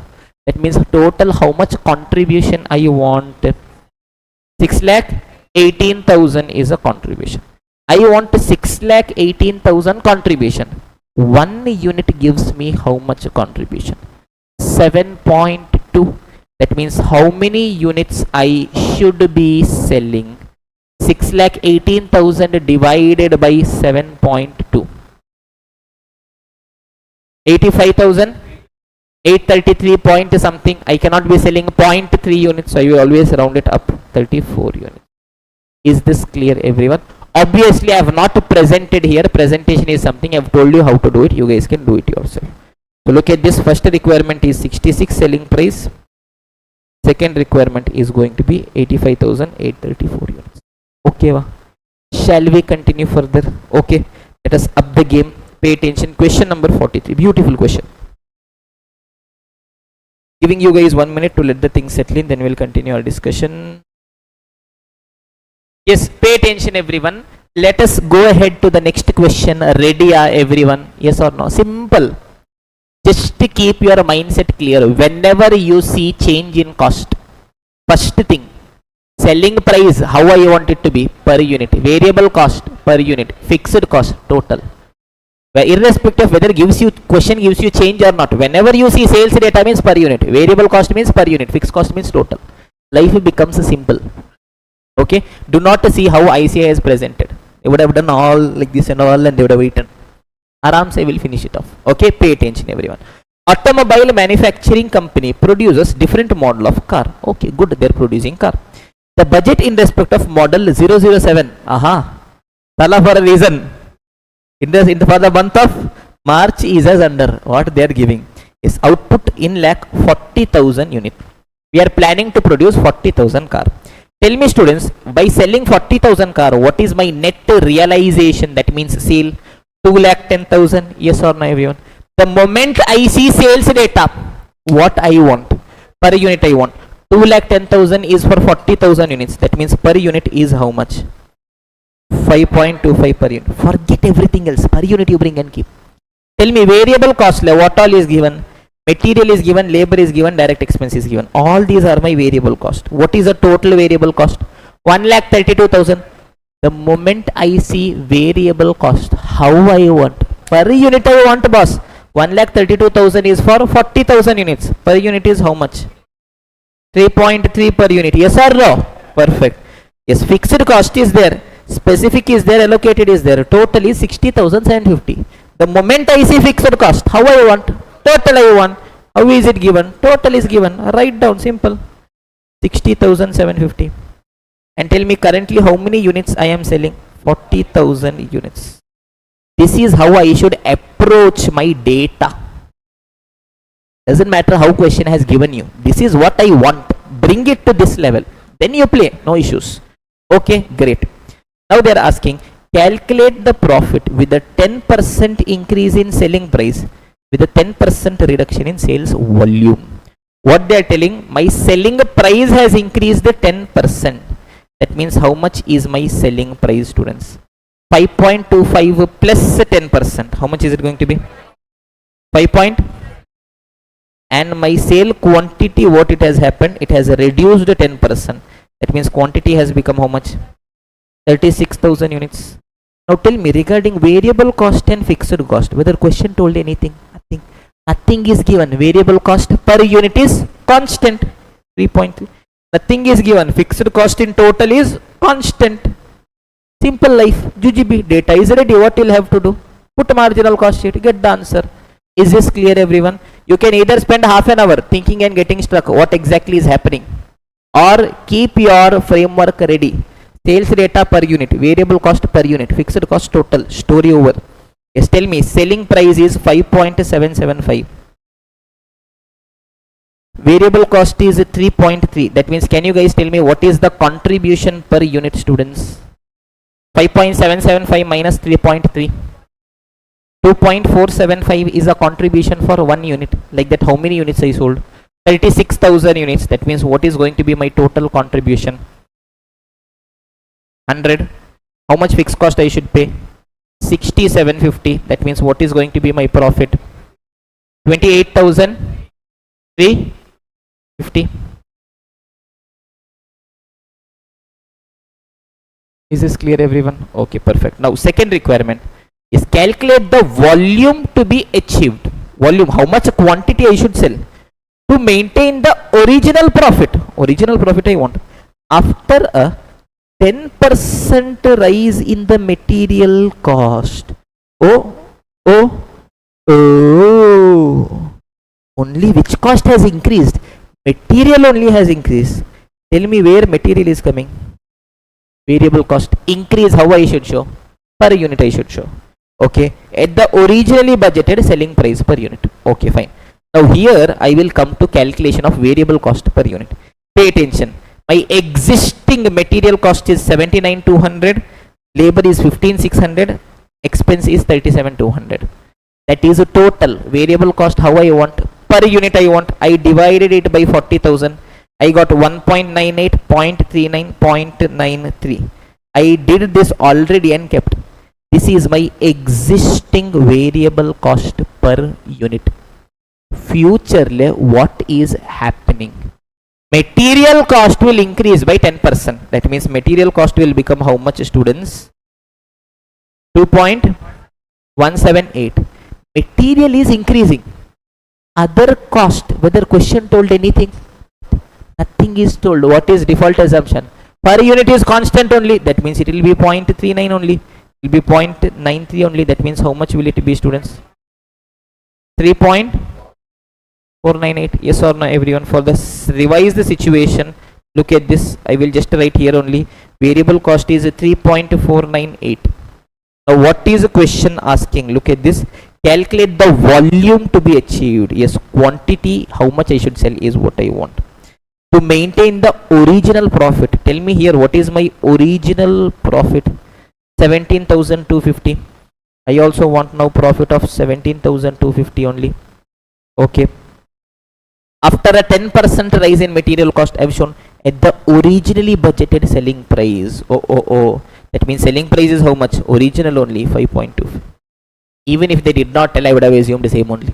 Yes or no? Okay, fine. Now tell me regarding fixed cost, whether question told anything? No. What is default assumption? Total cost will be same only. 60,750. Using this data, let me try calculating. Look at the students quickly. We'll finish it off. Yes, tell me selling price per unit is 5.25. Variable cost is how much? 3.498. That means contribution is how much, students? 1.752. How much profit I want? 17,250 profit I want. To earn 17,250 profit, 17,250 contribution is sufficient? No sir, what I have to pay? Fixed cost I have to pay na? How much I have to pay? 60,750 I have to pay. That means total how much contribution I want? 78,000. How much da? 78,000 I want. Okay. 78,000 contribution I want. 1 unit is giving me how much? 1.752. That means how many units I should be selling? 44,521 unit. Every unit at a selling price of 5.25 means my revenue will be how much? 44,521 into 5.25. You will be getting the revenue. Okay, remember here in the question every number is given in terms of lakhs. So in the table in the top you will be writing all calculations are done in terms of rupee lakhs. 44,521. Is this clear everyone? Yes or no? Okay, do not see this, you will go mad. Okay, you will not understand exactly what, why, how they are doing. Is this clear? Simple structure. Sales data. The moment you see sales, per unit. Variable cost, the moment you see, per unit. Fixed cost, the moment you see, total. Story over. Question number 44. I will not be solving the entire question, but I will show you the crux of this. Look at this, students. Based on the estimated annual sale of 40,000 bottle, cost structure they have given. Material, total cost is 2,10,000. Okay. Percentage of annual cost which is variable. How much percentage is variable? 100% is variable. That means can I bifurcate this as variable and fixed? Tell me total 2,10,000 is there. How much percentage is variable, students? 100% is variable. That means full 2,10,000 is variable. Fixed is 0. Yes or no? Labor 1.5 lakh. How much percent is variable? 80%. That means 1.2 lakh is variable. That means how much percent is fixed? 20%, 30,000 is fixed. Yes, factory overhead 92,000. How much percent is variable? 60% is variable. That means how much is it going to be? 55, 200. That means balance 40% should be fixed. Yes or no? Don't press AC and all, directly 0.4 equals constant function. How much it is? 36, 800. Next, admin overhead 40,000. How much only is variable? 35%, 14,000 is variable. That means how much is fixed? 65%, 26,000 is fixed. Perfect. Now tell me variable cost data how I want. Per unit I want. This is what? Total. So what I'll have to do? Per unit I'll have to bring. How? Divide. Simple. If you add this, how much you are getting? Your total variable cost. Can you add and tell? 2,10,000 plus 1,20,000 plus 55,200 plus 14,000. 399. That is your total variable cost. Variable cost per unit. Divided by 40,000 bottle. This data is for 40,000 units. 9 point. Yes, fixed cost how I want? Total I want. How is it given? Total is given. How much is it? Fixed cost on total is 92. Data is given, then you start playing boss. Is this clear? Here they have told that yes, there is a Bhutanese production will be sold by manufacturers representatives who will receive a commission of 8% of selling price. And they are asking what is the selling price? Selling price is not given. Commission is 8% of selling price. It is time to bring home X. Whom will take as X? Selling price will take as X. Accordingly, yes, commission is going to be 0.08x. Accordingly, you will solve. Story is going to be over. Is this clear, everyone? This much only is there. Okay, Pakka. Okay, selling price here they have not taken X. They have come a reverse. Mad people. They could have called X. Aram se X would have helped them. Yes or no? Yes. Next, again you see the question. See. Yes, the cost for each stick, direct material, direct wages. Understand, if question does not tell me anything, direct material, direct labor, direct expenses and variable factory overheads, all these are which kind of cost? Variable cost. If nothing is given, this 150, sir, in this fixed the variable, direct material, the variable only. This is also variable only. Works overhead, they have told fixed. Variable I want per unit, but here 50% fixed is there. That I'll have to convert it into total. Here 25% variable, okay, I want per unit only. Fixed is there, I have to convert it into total. Yes, accordingly changes they have told. I will finish off the question. Is this clear, everyone? Yes or no, everyone? Perfect. Yes, one final segment is there in the chapter.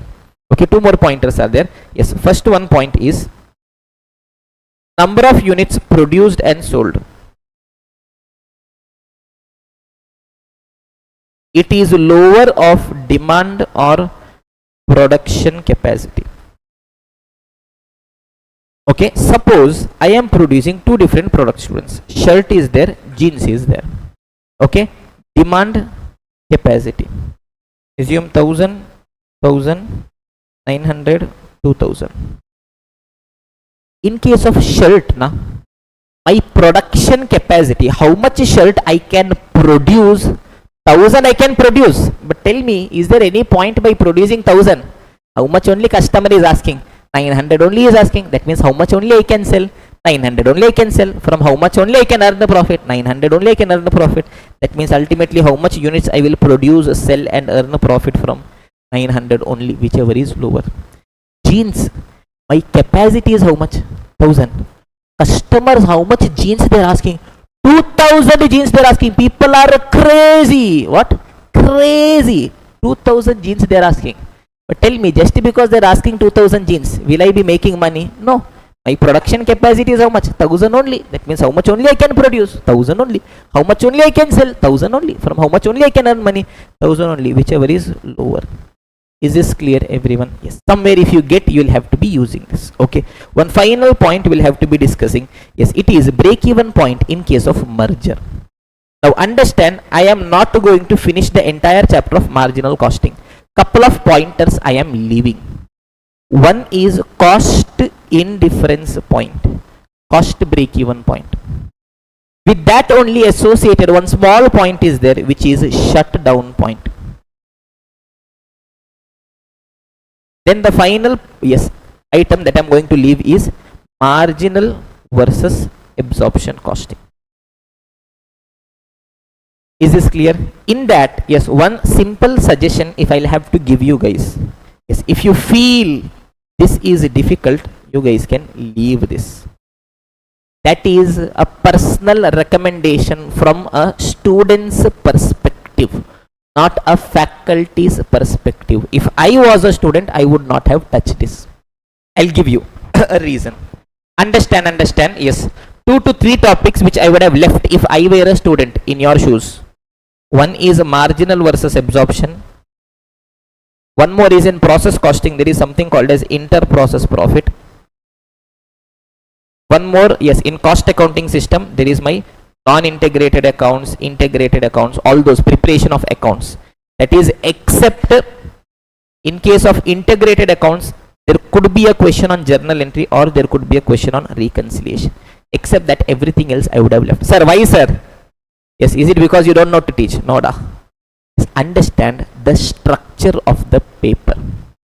Right now, 30 marks MCQ, 70 descriptive. 14 marks, one question. That also they are compulsorily splitting. Maximum a question can come for 8 marks. Maximum.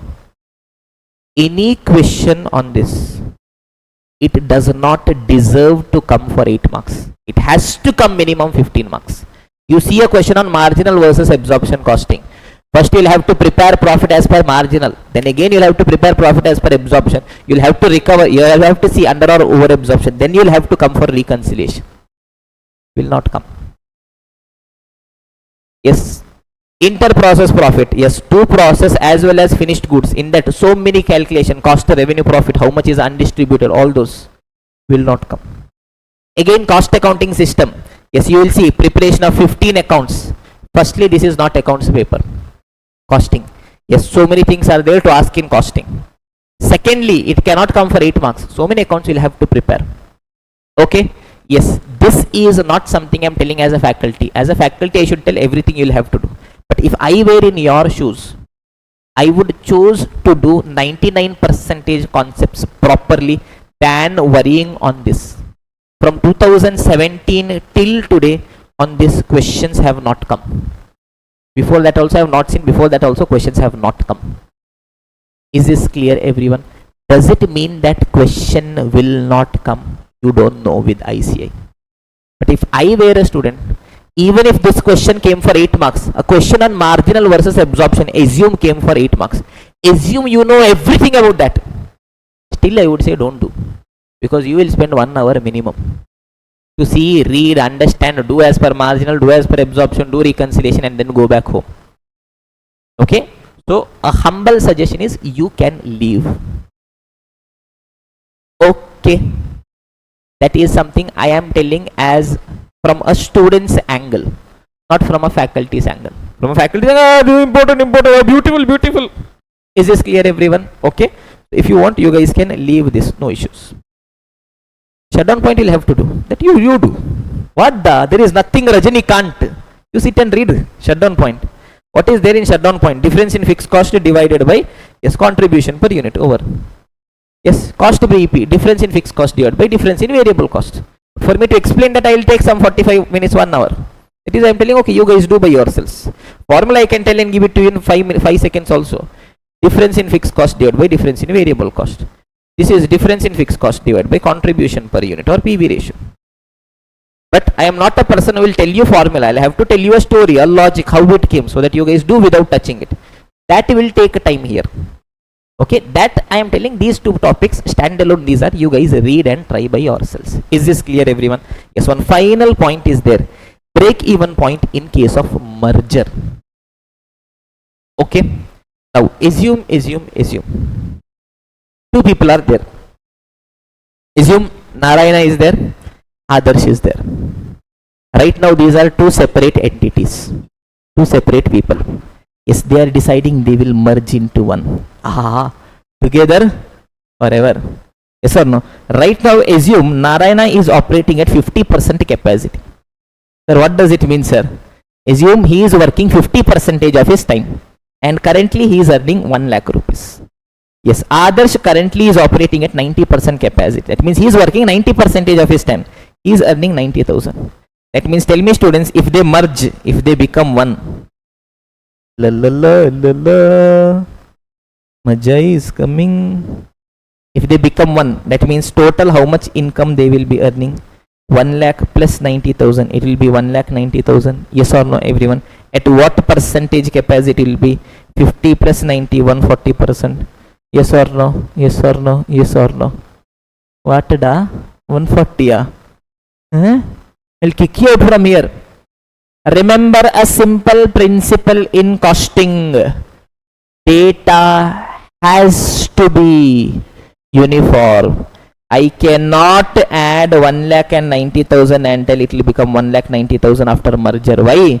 This is at 50%, boss. This is at 90%, boss. Once they become one, two hearts, one soul.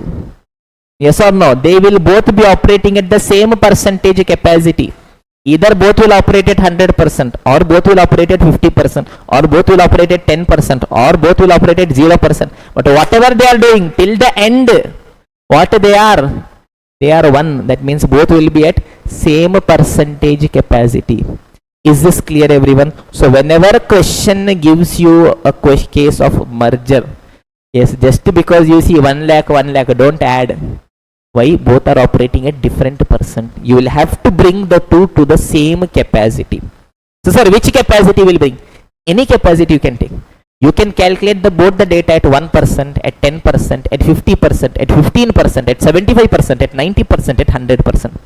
For simplicity's sake, I will assume that both the companies are operating at 100% and then do merger. Then accordingly, whatever question asks, accordingly I can keep playing. Is this clear, everyone? So look at this simple rule, ensure that data is uniform. Full costing, this much only da. Data should be same, that's all. Then you do plus minus into divide. Yes, bring all the data to 100% level and then do merger. Now look at this, everyone. Two manufacturing companies, Jan 21 exam, 10 marks. Two manufacturing companies, A and B, are planning to merge. Okay, boss. A is currently operating at what percent capacity? 90%. B is operating at what percent capacity? 60%. A's sale is 63 lakh, variable is 39.6, fixed is 13. B's is 48, 22.5, 15 lakh. Tell me, that means after merger, their sale will be how much? 63 lakh plus 48 lakh. Yes or no? Yes or no? Yes or no? No, sir. Why, sir? Sir, this is 90% na, sir. This is 60% na, sir. After merger, capacity will be 1 na. It can be any capacity, but it has to be brought at single capacity now. Okay. So I will assume I will bring every data to 100%. Tell me, students, A's sale is how much? 63 lakh. It is at 90%. That means if it operates at 100%, how much will it be? How much? 70 lakh. A's variable cost is how much? 39 lakh 60,000. It is at how much percent capacity? 90%. That means at 100% it is going to be how much? Divided by 90%. I hope you guys know this. At 90% it is 63 lakh. That means at 100% how much? Cross multiplication only. How much variable cost is? 44 lakh. Yes, fixed cost. Right now it is 13 lakh at 90%. That means 13 lakh divided by 0.9. How much is it going to be? 14 lakh 44,000. 444. 0.44. Do not miss 0.44. Yes or no? Yes or no? Yes or no? Yada Mandasa. If my capacity changes, only which data changes based on change in output? Sale and variable cost. Fixed cost. Fixed for a period. You increase capacity, you decrease capacity. Whatever you do, it will be same only, boss. Is this clear? Don't change that also based on capacity. You guys will do that. I know. Yes, the most important thing for you is to be present. Fixed cost is 13 lakh only. Tell me, B is operating at 60%. 60% it is 48 lakh is a revenue. That means total 100% how much? 48 lakh divided by 60%. 80 lakh. 22.5 lakh is a variable cost at 60%. So 22.5 lakh divided by 60%. How much is it going to be? 37 lakh 50,000. Yes, 15 lakh is at 60%. That means 15 lakh divided by 0.6. How much? Fixed cost, fixed total. It does not fluctuate based on change in my output. Yes or no, everyone? Basics of marginal costing. That means, tell me students, if both of them merge, tell me if A is at 100% 70, B is at 100% 80, total together will be 150 lakh. A is at 100% 44, this is 37.5, total is going to be how much? 81.5. Fixed is 13 plus 15, 28 lakh. I have now got the data for the merged company at 100%.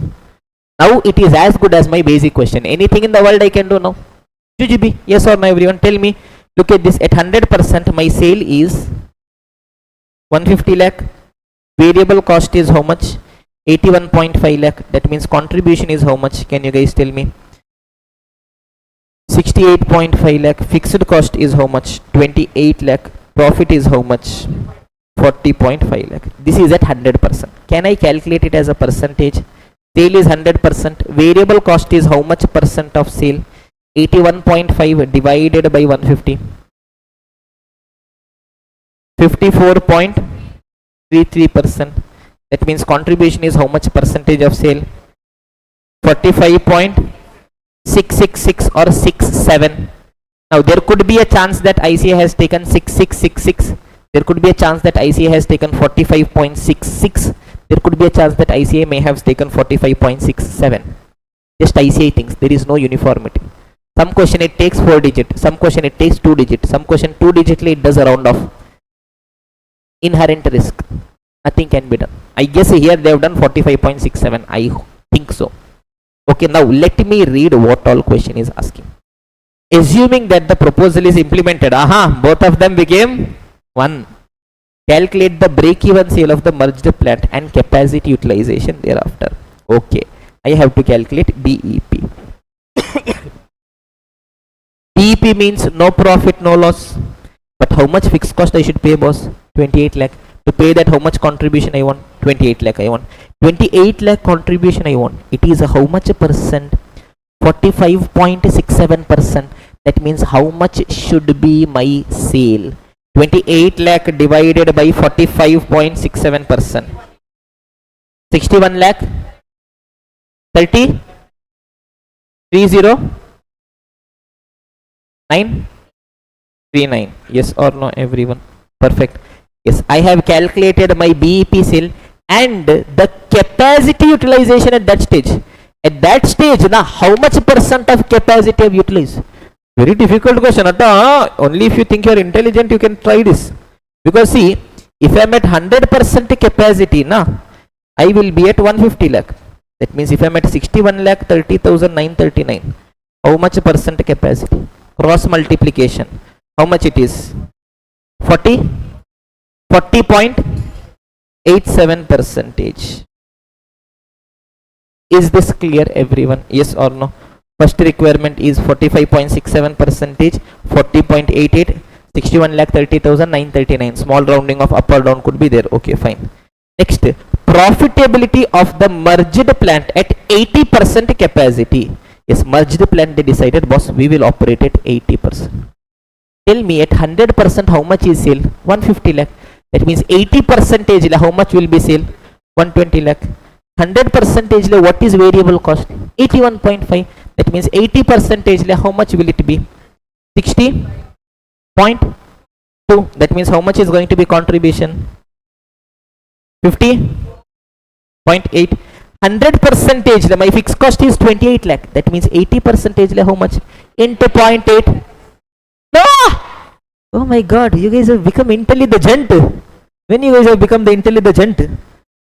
People who are watching it on YouTube, intelligent people they have become now. Not that easy to commit mistake. For this model, next new model will come. Aram se they'll tell. Oh. Yes, you will be getting your profit. Yes or no, everyone?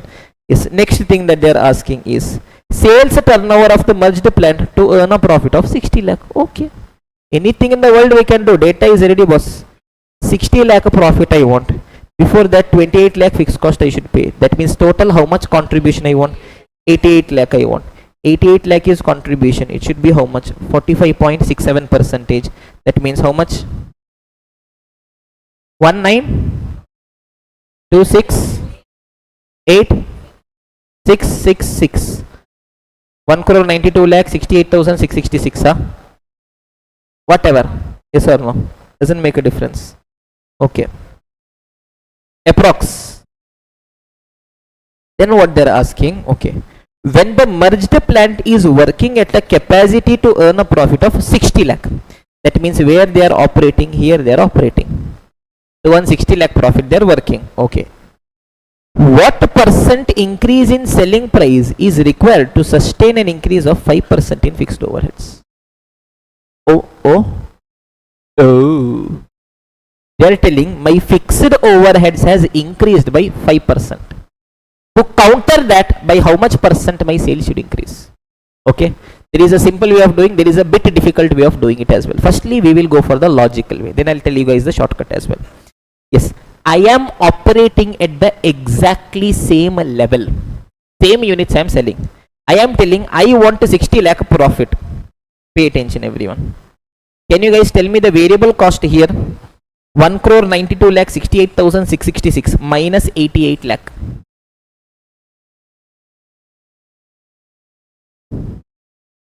One crore. Okay, fine. Now futurely I am telling here I am standing at this level. I am standing. Yes, I am telling I want 60 lakh sale only. But what happened? My fixed cost has increased by how much? 5%. That means my fixed cost has become how much? 29 lakh 40,000. That means if I want to earn 60 lakh profit means total how much contribution I want? 80? Yes or no, everyone? Perfect. Now, yes, do not divide by PV ratio. Understand, my structure is going to change. I am increasing my selling price. I am telling boss, my fixed cost has increased by 1,40,000. Despite that, I want the same profit. That means, can I tell that my sale value should also increase by 1,40,000?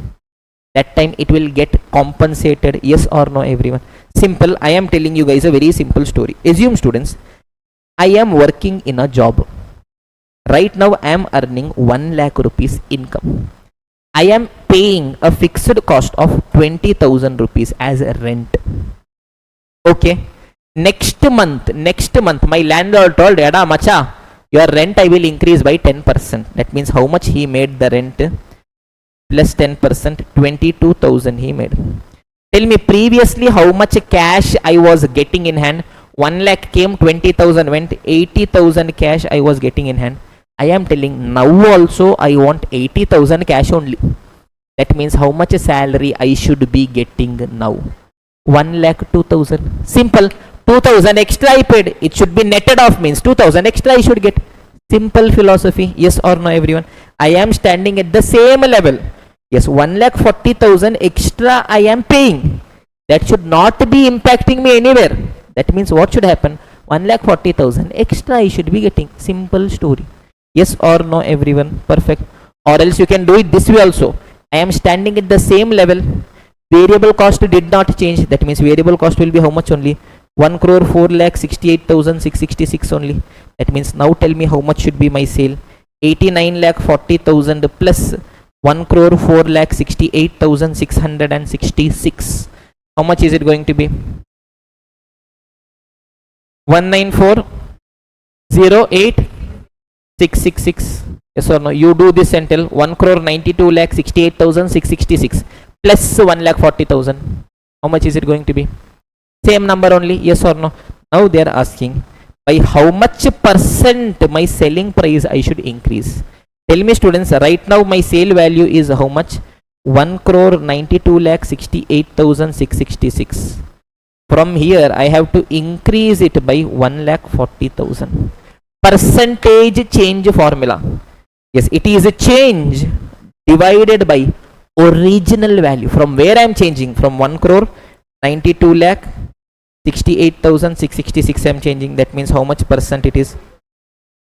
0.72% or 0.73 percentage. Yes or no? You understood, great. You did not understand, leave it. Yes or no? No problem. Yes, understand. Yes, this question came for 10 marks. This requirement maximum it will be carrying 3 marks. It was a new requirement. Yes, in the moment if it striked your mind, great. Otherwise 3 marks, now leave it. 7 marks you got now. Over, as simple as that. Is this clear everyone? Yes or no? Perfect. Costing is a paper wherein for every question 100% you did not get it right. Whatever you get it right, for that aram se you will score marks. Understand the game for every paper. The game is different in every paper. Is this clear everyone? With this we have finished the chapter of marginal costing also. Perfect. We will revise, take a quick break, come back, go ahead to cost sheet. Yes or no everyone? Boarda, you want me to go back home? You guys will also go back home and sleep? That's the case. Tell me quickly. So much sleep is coming. Samma, I'll order a biryani, properly I'll eat and I'll sleep. No tension only. Anta? Oh, okay. Then we'll continue our discussion. Pay attention. Now let us quickly revise whatever we discussed. Pay attention students. Marginal costing chapter, 3 concepts. What are those 3 concepts? Concept 1, basics. Concept 2, basic formulas. Concept 3, special situation. Basics, I told decision making framework. How do I take decision? Marginal revenue versus marginal cost. Marginal revenue is greater means accept. Less means reject. What is marginal cost? It is the variable cost. Yes or no everyone? Perfect. Then we came to basic formulas. We understood marginal cost sheet format. Sale minus variable cost is contribution minus fixed cost is profit. Then I told my selling price can be bifurcated as variable cost, contribution. Variable cost is how much percent? Variable cost ratio. Contribution is how much percent? PV ratio. Both are complementary. Then BEP I understood, MOS I understood, sales to achieve desired profit or loss I understood. The entire discussion I brought it in the form of 5 observations. Observation number 1. My PV ratio and variable cost ratio are complementary. I know one, I can calculate other. Observation number 2. My BEP ratio and MOS ratio is complementary. I know one, I can calculate other. Now know that I have the summary chart available with me, but I am not showing it. Then you will ask, sir, share in PDF. It will not add any value to you. You have to prepare your summary notes. Okay. Yes. Point number 3. At BEP, profit or loss is equal to 0. That means how much contribution I will earn, that will go to pay my fixed cost.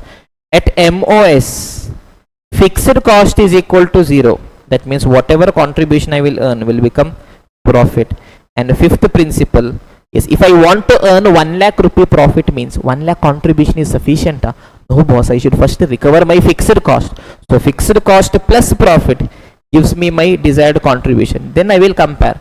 with PV ratio or contribution per unit. Accordingly, I will continue my story. Is this clear, everyone? Okay. Then coming to special situation. First one was a cash break-even point. I will consider cash fixed cost divided by contribution per unit or PV ratio. Yes. Next, graphical representation not needed. Third one was a differential formulas. Tell me two important observations. Yes. First, change in total cost is nothing but change in my variable cost. Second, change in contribution is nothing but my change in profit. Using that, I derived variable cost ratio. Yes, it is variable cost by sale. I can also tell it as change in variable cost by change in sale. Tell me, change in variable cost is nothing but change in total cost by change in sale. PV ratio, it is a contribution by sale. I can tell it as change in contribution by change in sale is nothing but change in profit by change in sale. Once your revision is over, you should only sit, you should only write. Yes, pick a heading, okay, in that what all pointers are there, in your own language you write. Then you see, this much only, GGP. Tell me differential formula, whenever a question comes, two-step framework. Step 1, I will calculate variable cost ratio or PV ratio. With that, compulsorily, what I'll have to calculate? Fixed cost. Any one date I will substitute and get fixed cost. After that, you solve whatever you want to do. Then came my multi-product break-even point. Yes or no, when I'm selling multiple products, I have to create a bundle and do calculation for a bundle. Story over. Then came my limiting factor. Whenever there is a limiting factor, I will calculate a contribution per unit, but on that basis I am taking decision. No boss. Contribution per limiting factor. It is contribution per unit divided by limiting factor per unit. On that basis I will give rank and allocate resources.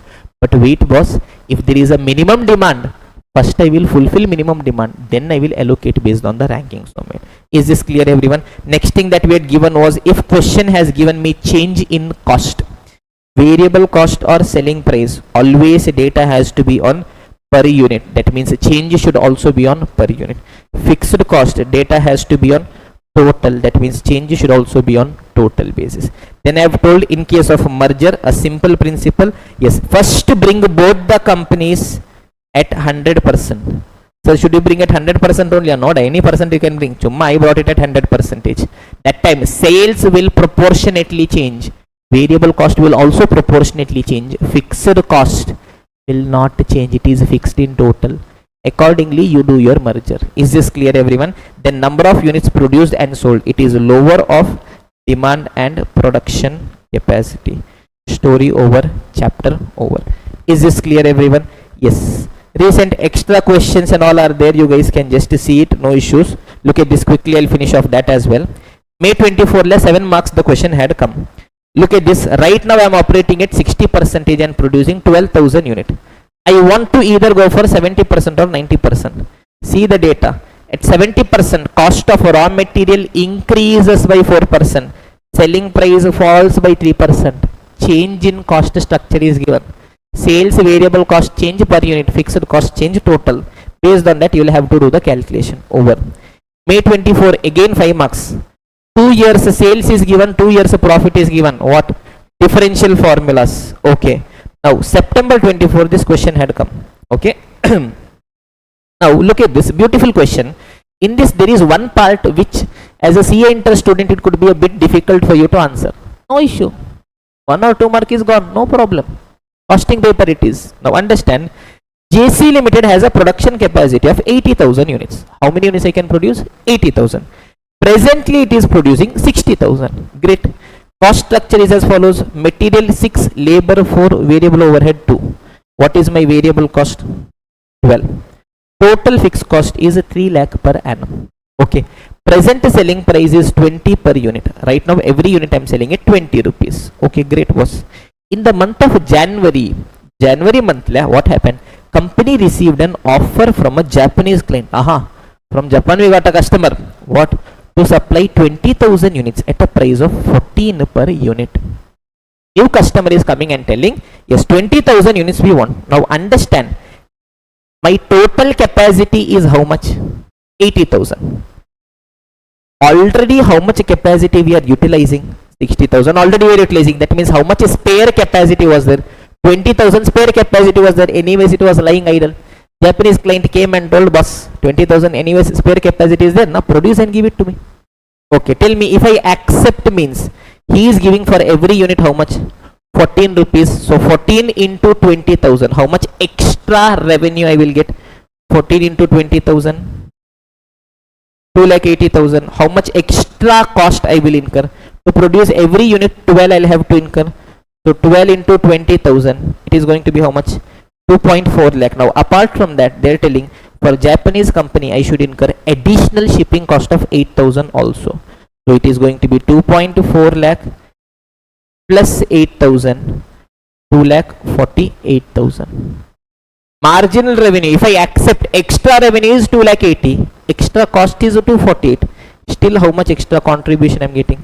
32,000. Should I accept or reject? Accept. Extra profit you are getting, boss. Simple.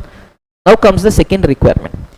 Will your advice be different if the customer is a local one? They are telling, if customer is local, now whether your answer will vary. Yes. Now our mind will go for telling that, okay, yes, it is additional shipping cost of 8,000. Is it going to come or not?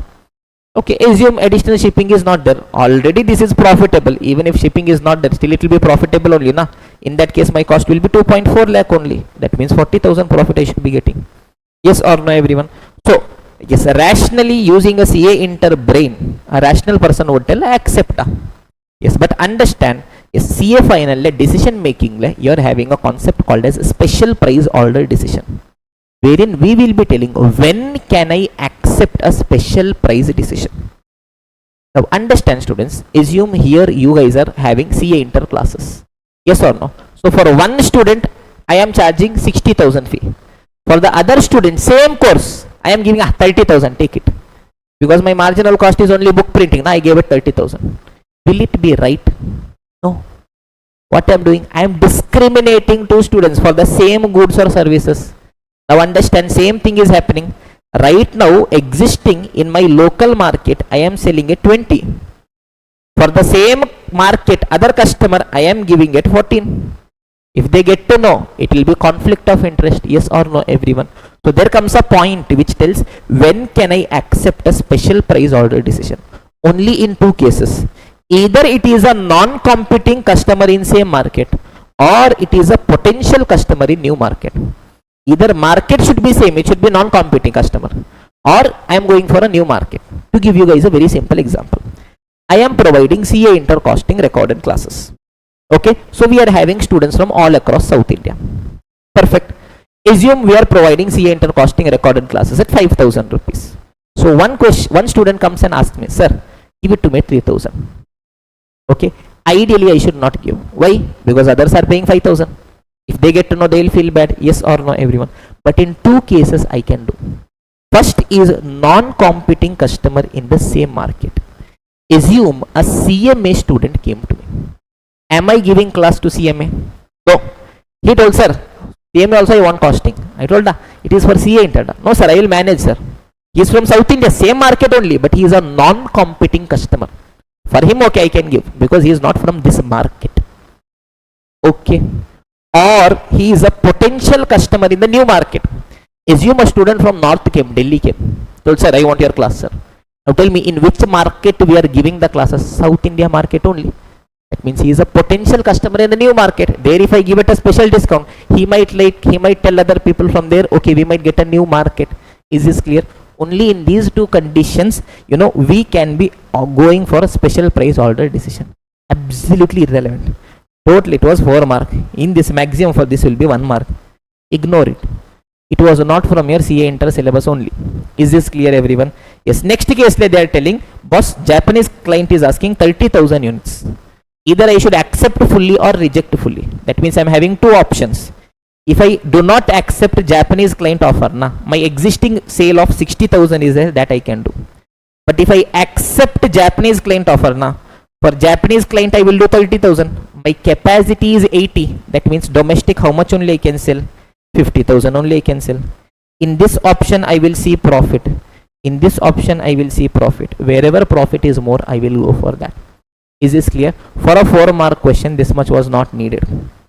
Okay, yes, but still it was there. I have discussed this with you guys. Is this clear, everyone? Okay, perfect, everyone.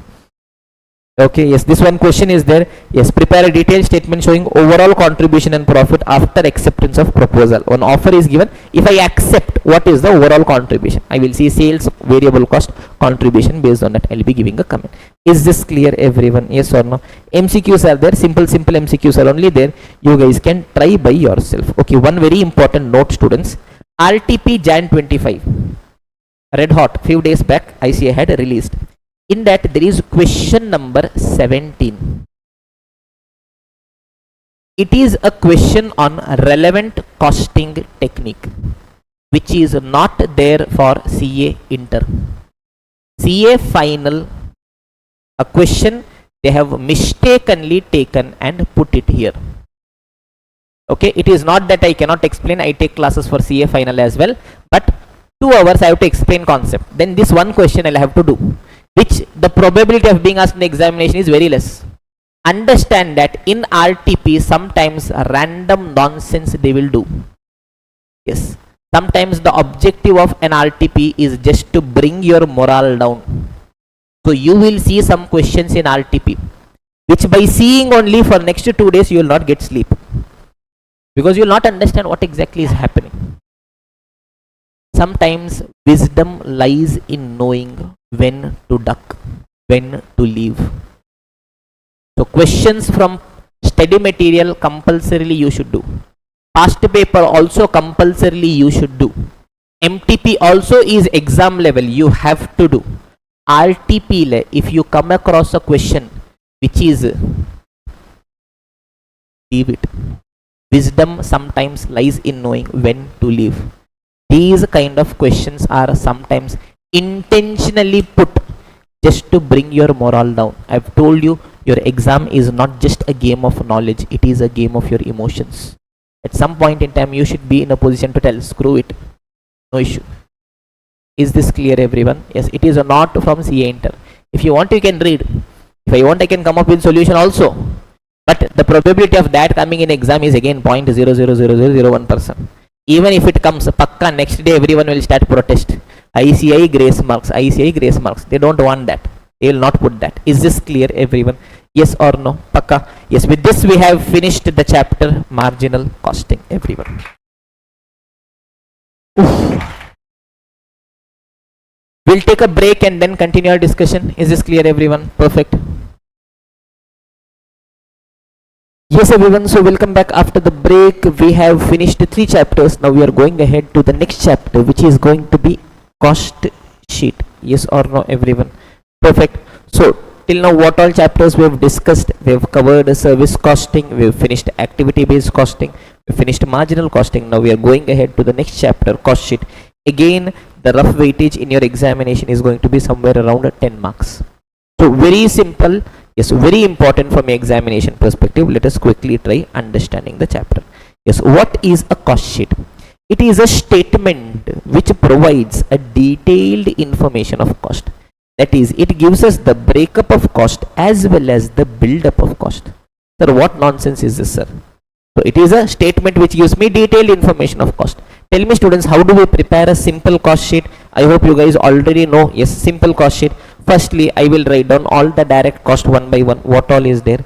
Direct material, direct labor, direct expense. What do I get? Prime cost. I'll have to add my overheads.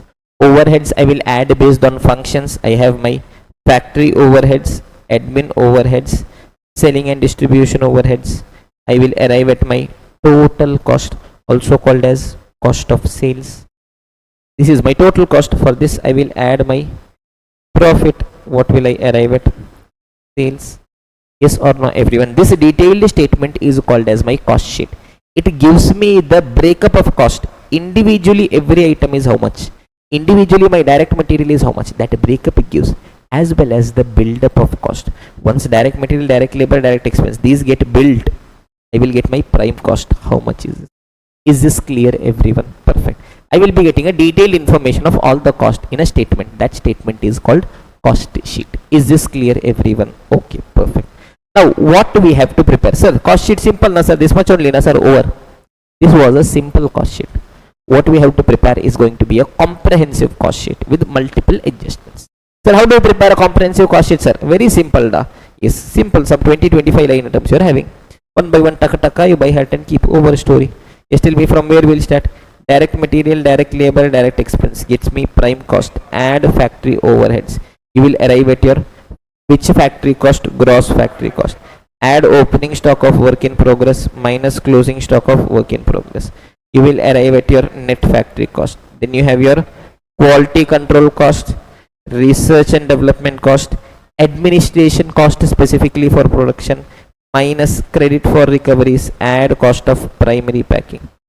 You will arrive at your cost of production. Add opening stock of finished goods minus closing stock of finished goods. You will arrive at your cost of goods sold. Add admin overheads, add selling and distribution overheads. You will arrive at your total cost, which is cost of sales. Add profit, you will arrive at sales. Simple, GGB. Sir, what is this, sir? Okay, let us try understanding it properly. Pay attention, everyone. Aram se will understand. One by one will understand. Pay attention, students.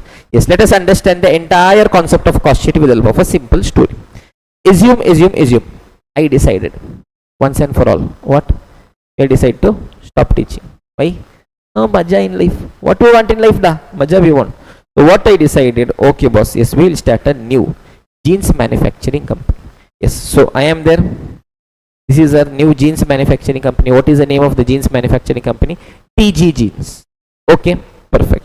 Now we decided to manufacture jeans. To manufacture jeans, firstly, what all I will be incurring? My direct cost.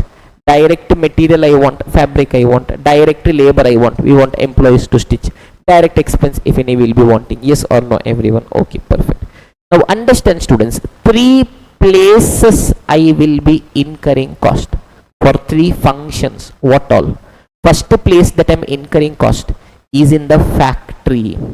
In factory, what I am doing? I am producing goods, so my function is going to be production. Second place that I am incurring cost is office. In office, what we are doing? We are doing administration. Yes or no, everyone? Yes, the last place where we are incurring cost, it is the marketing, also called as selling and distribution. Okay, 3 places we are incurring cost, and we are having 3 different types of stocks. What all stocks we are having? First, we will be having a stock of a raw material. Yes or no, everyone? Perfect. Assume I am producing jeans. What is going to be my raw material? Fabric is my raw material, so I'll be having, yes, stock of fabric, that is my raw material. Yes or no, everyone? Perfect. Then I will be having my stock of work in progress. Yes, now what is my work in progress, students? Assume I decided to start stitching, but stitching is not fully over, that is my work in progress. Then I'll be having my stock of finished goods. Jeans is fully ready but not yet sold, boss, that is I'm having my stock of finished goods. Is this clear, everyone? Perfect. Now tell me, where is my stock of raw material stored? The place where my raw material is kept, I will be calling a specific name for that. What is it called? That place is called as stores. Stores is a place where my raw material is stored. Okay, then yes, once I have stored my raw material in stores, when I am producing, where is the production happening? Factory. That means from stores raw material is coming into factory. Production has started. Assume production did not get over, that means goods are lying as work in progress. Where are goods lying? In the factory only they are lying. Work in progress means they will be lying in the factory. Assume production is over. After that also, will I be keeping my goods in the factory? No sir. Where I will be transferring? To my warehouse or go down? Yes or no, everyone? Perfect. So yes, with this background, yes, let us try, yes, starting our discussion. 3 places where cost is incurred: factory, office, marketing. 3 different stocks: raw material, work in progress, finished goods. Is this clear? Using this, let us prepare our cost sheet. Pay attention, everyone. Yes, first let me start my discussion. To produce jeans, first what I want? Fabric I want, yes or no? Direct material I want. Okay boss, so from my stores I issue some direct material to the factory. Okay, I get some direct material. Okay, just direct material is sufficient. I brought the fabric, I am seeing the fabric and telling, oh yes, om jeansaya nama, where it will become jeans? No. Whom I want? Labor I want to convert my raw material into finished goods. Okay, direct labor I want. and sometimes some direct expense will be incurring. Yes or no, everyone? Perfect. So all of this together, when did this get saved? Wait a minute. Yes, pay attention, everyone. Yes, I guess previously I just saved this without deleting it off. Okay, no issues. So what all cost I've included, students, in the factory? I've started production. What all cost I've included? Direct material, direct labor, direct expense. What did I get? Prime cost, my primary cost, direct cost, which is required for producing my goods or services. This only is sufficient. No, boss. What I want? I want my factory overheads. Yes or no, everyone? Yes. Okay, boss. I'm producing jeans, but for that I want a place. For place, what I'm paying? Rent. Yes. Whether rent is my direct cost, can I tell for one jeans this much I'm paying? No, boss. But why am I incurring rent? So that I produce jeans there. Yes or no, everyone? This is my factory overhead cost. Is this clear? Indirect cost, but it is incurred to produce my goods or services only. Yes, if I add this, what I will be getting? I should be getting my factory cost. But what kind of factory cost it is? It is my gross factory cost. What do I want? I want the net factory cost. Now comes the question, sir, what nonsense is this, sir? Gross factory cost, net factory cost. Understand? Yes, you know the structure, format. Add opening stock minus closing stock of work in progress. But why is the question? Now when I tell gross factory cost, what does it mean? It is the factory cost. The cost that I have incurred in the factory. But it is a cost for this period. Yes, net factory cost means what? It is a factory cost which is incurred in the factory, but for the goods produced. So now what nonsense is this, sir? Period goods produced. Okay, I will tell. Now tell me, students, ultimately in cost sheet, I will compare my total cost with the sales, and accordingly I'll be getting my profit or loss. Yes or no? In the end, tell me, yes, when I'm comparing cost and sales and accordingly getting my profit, yes, matching concept should be coming into picture. Assume I produced 1200 units. So cost is of 1200, but I sold 1000 only. Will I be getting the correct picture? No, sir, I will not be getting the correct picture. That means ultimately I want the cost for which quantity? I want the cost for the goods sold. Yes or no, everyone? If I have sold 1000, I want cost also for 1000. That time profit also I'll be getting for 1000. Is this clear, everyone? Okay, perfect. So that means ultimately I want the cost for the goods sold. Perfect. But tell me, cost I am incurring to produce goods or to sell goods? Cost is incurred, borne to produce goods. Yes or no, everyone? That means even before that I would have incurred my cost to produce goods. That means cost is incurred to produce goods. Ultimately whatever is sold, not sold, that adjustment if I do, I will arrive at the cost for the goods sold. Is this clear, everyone? Perfect. Now tell me, cost data from where I will pick? From my books of accounts. When I'm picking my data from my books of accounts, there whether the data is given for the goods produced or whether the data is given for a period. Data is given for a period. I'm preparing books of accounts 1st of April to 31st March, for the month, for the quarter, for the year. That means even before that my data is going to be available for the period. Is this clear, everyone? That means my data, how it will be available. Understand, what I want ultimately, cost for the goods sold. Directly I will not be getting. First from my books of accounts I will get the cost for this period. For this period, how much direct material? For this period, how much direct labor? For this period, how much direct expense? For this period, how much factory overheads?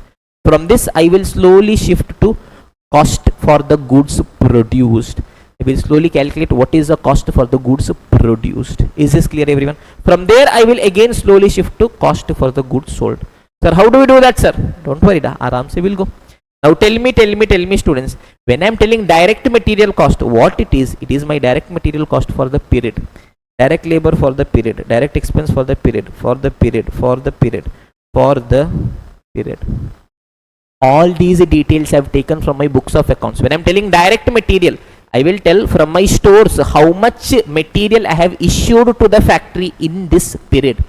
When I am telling direct labor, in this period how much labor we have incurred, in this period how much direct expense, in this period what is the prime cost, in this period what is my factory overhead, in this period what is the factory cost. Okay, but understand, till now the data that I have got is for this period. I want to cost for the goods produced. I have to do adjustment of my work in progress. Understand? Aram se one by one you understand. Pay attention, students. Assume, yes, all these things is over. Yes. Assume it is 28th of March. That means we have almost approaching the end of the year. Yes or no, everyone? Perfect. So what happened on 28th of March? We got a new consignment, an order for 1000 jeans. So we informed our employees that we have to produce thousands of jeans. So what they did, from the stores, they have sent the raw material for thousands of jeans. So from stores, whether direct material is issued, that means in this period, whether material cost will be shown, yes boss, because it is issued. Now my production happens in 3 processes. Step 1 is cutting, they will cut it into 2 meters. Step 2 is stitching, they will stitch it. Step 3 is packing, polish, yes, polishing comes for car, sorry. Packing, branding, yes, ironing, yes, all those things. Is this clear, everyone? Okay. So the person who was there for cutting, he did his work, cutting he did. But the person who was supposed to do the stitching is absent. Okay, va? On 28th of March, okay, we have cut the jeans and kept fabric and kept, but stitching is not yet done. Assume, yes, it is the end of the year. Yes, goods are still lying as it is. That means these goods are lying as what, students? These goods are lying as closing stock of work in progress. Work has started, started boss, but whether the work is over? No, it is not over. Now understand what happens. Assume to produce 1 pair of jeans, the cost I am incurring is, direct material cost is 500. Yes, conversion cost in that, yes, cutting department's cost is, assume 100. Stitching and packing, assume that cost is 400. This way the total cost will be 1000 rupees. Okay, tell me, in this period, what all functions we have done? Direct material is issued to factory. Cutting work is done already. That means if you see here, when I take the direct material cost for this period, in my books of accounts I see, okay, total how much material is issued? This 500 I can see. Yes, when I see direct labor, cutting departments 100 rupees I can see. This cost is incurred in the period. But tell me whether these goods have become finished goods. No sir. By end of the period, what are these goods lying as? Lying as closing stock of work in progress. And I want to cost only for the finished goods. That means this cost, what I'll have to do? I'll have to nullify, I'll have to eliminate. This cost is already shown here.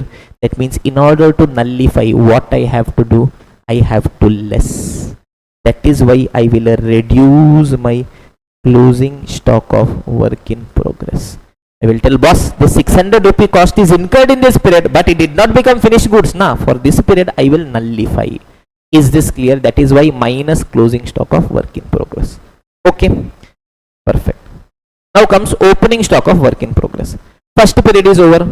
Now assume I go to the second period. Tell me, in the second period, to produce this jeans, how much cost only is incurred in the second period? 400 only I paid in the second period. Yes or no? Because why? Understand, 600 is incurred in first period, 400 only is incurred in second period. So when I see the books of accounts of second period, direct material, direct labor, conversion, all those costs, only how much cost is shown? Only 400 is shown. So when I open my second year's books of accounts, here only 400 cost is shown. But boss, tell me, in the second period, whether the finished goods have been produced? They have been produced. But whether the cost to produce the finished goods is only 400? No sir. A portion of cost is already incurred in the last period. That means this cost, now what I'll have to do? I'll have to add. Yes or no? That is why add opening stock of work in progress. Is this clear, everyone? I'll tell boss, 400 this period I have incurred. Yes, 600 are already incurred last period. That means 1000 is the cost of the goods produced. Is this clear, everyone? That means understand effectively what I am doing. Initially when I take my direct material, direct labor, direct expense, factory overhead, I will be getting this data for this period.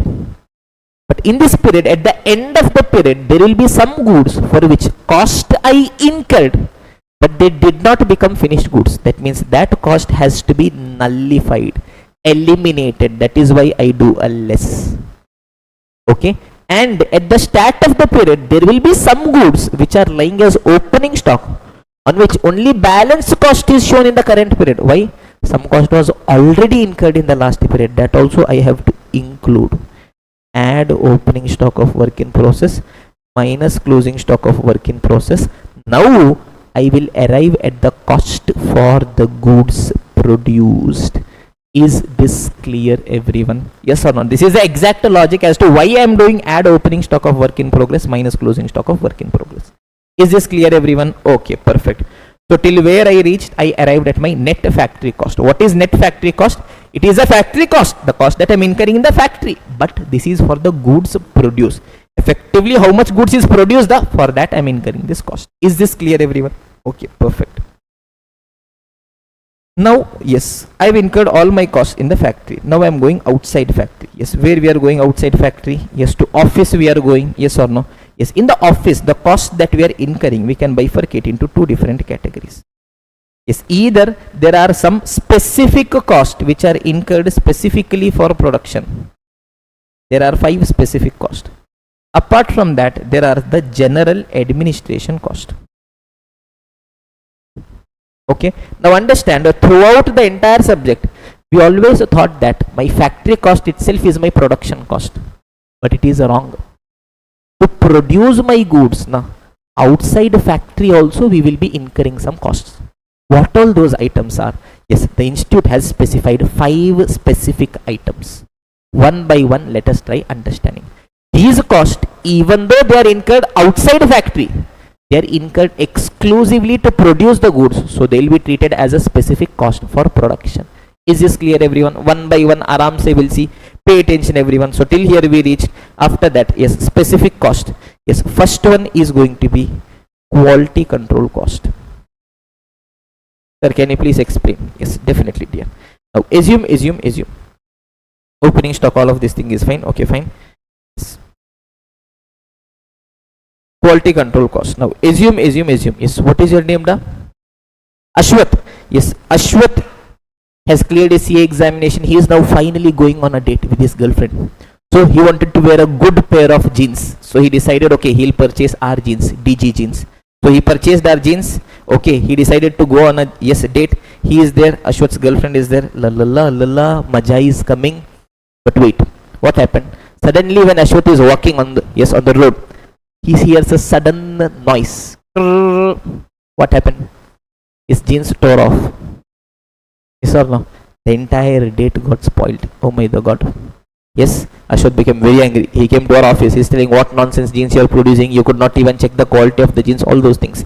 We investigate and try and understand what is the problem. The issue is that the raw material that we had purchased, that was of not good quality. So we decided this story should not repeat to anyone else. So we came up with a separate department called Quality Control Department. Now what is the duty of Quality Control Department? We will ensure that every raw material that you are purchasing is of perfect quality. We will ensure that every finished goods that you are producing is of perfect quality. So yes, the raw material that we receive will ensure that okay, it passes the quality checks. We will send it to some chemical tests, lab checking, external certification. Everything will do to ensure that future no customer should come and complain.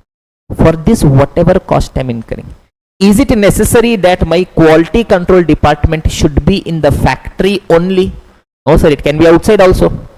Yes or no? Why? Because we'll have to be doing all these tests, etc. So assume in my office a separate floor is kept for quality control department.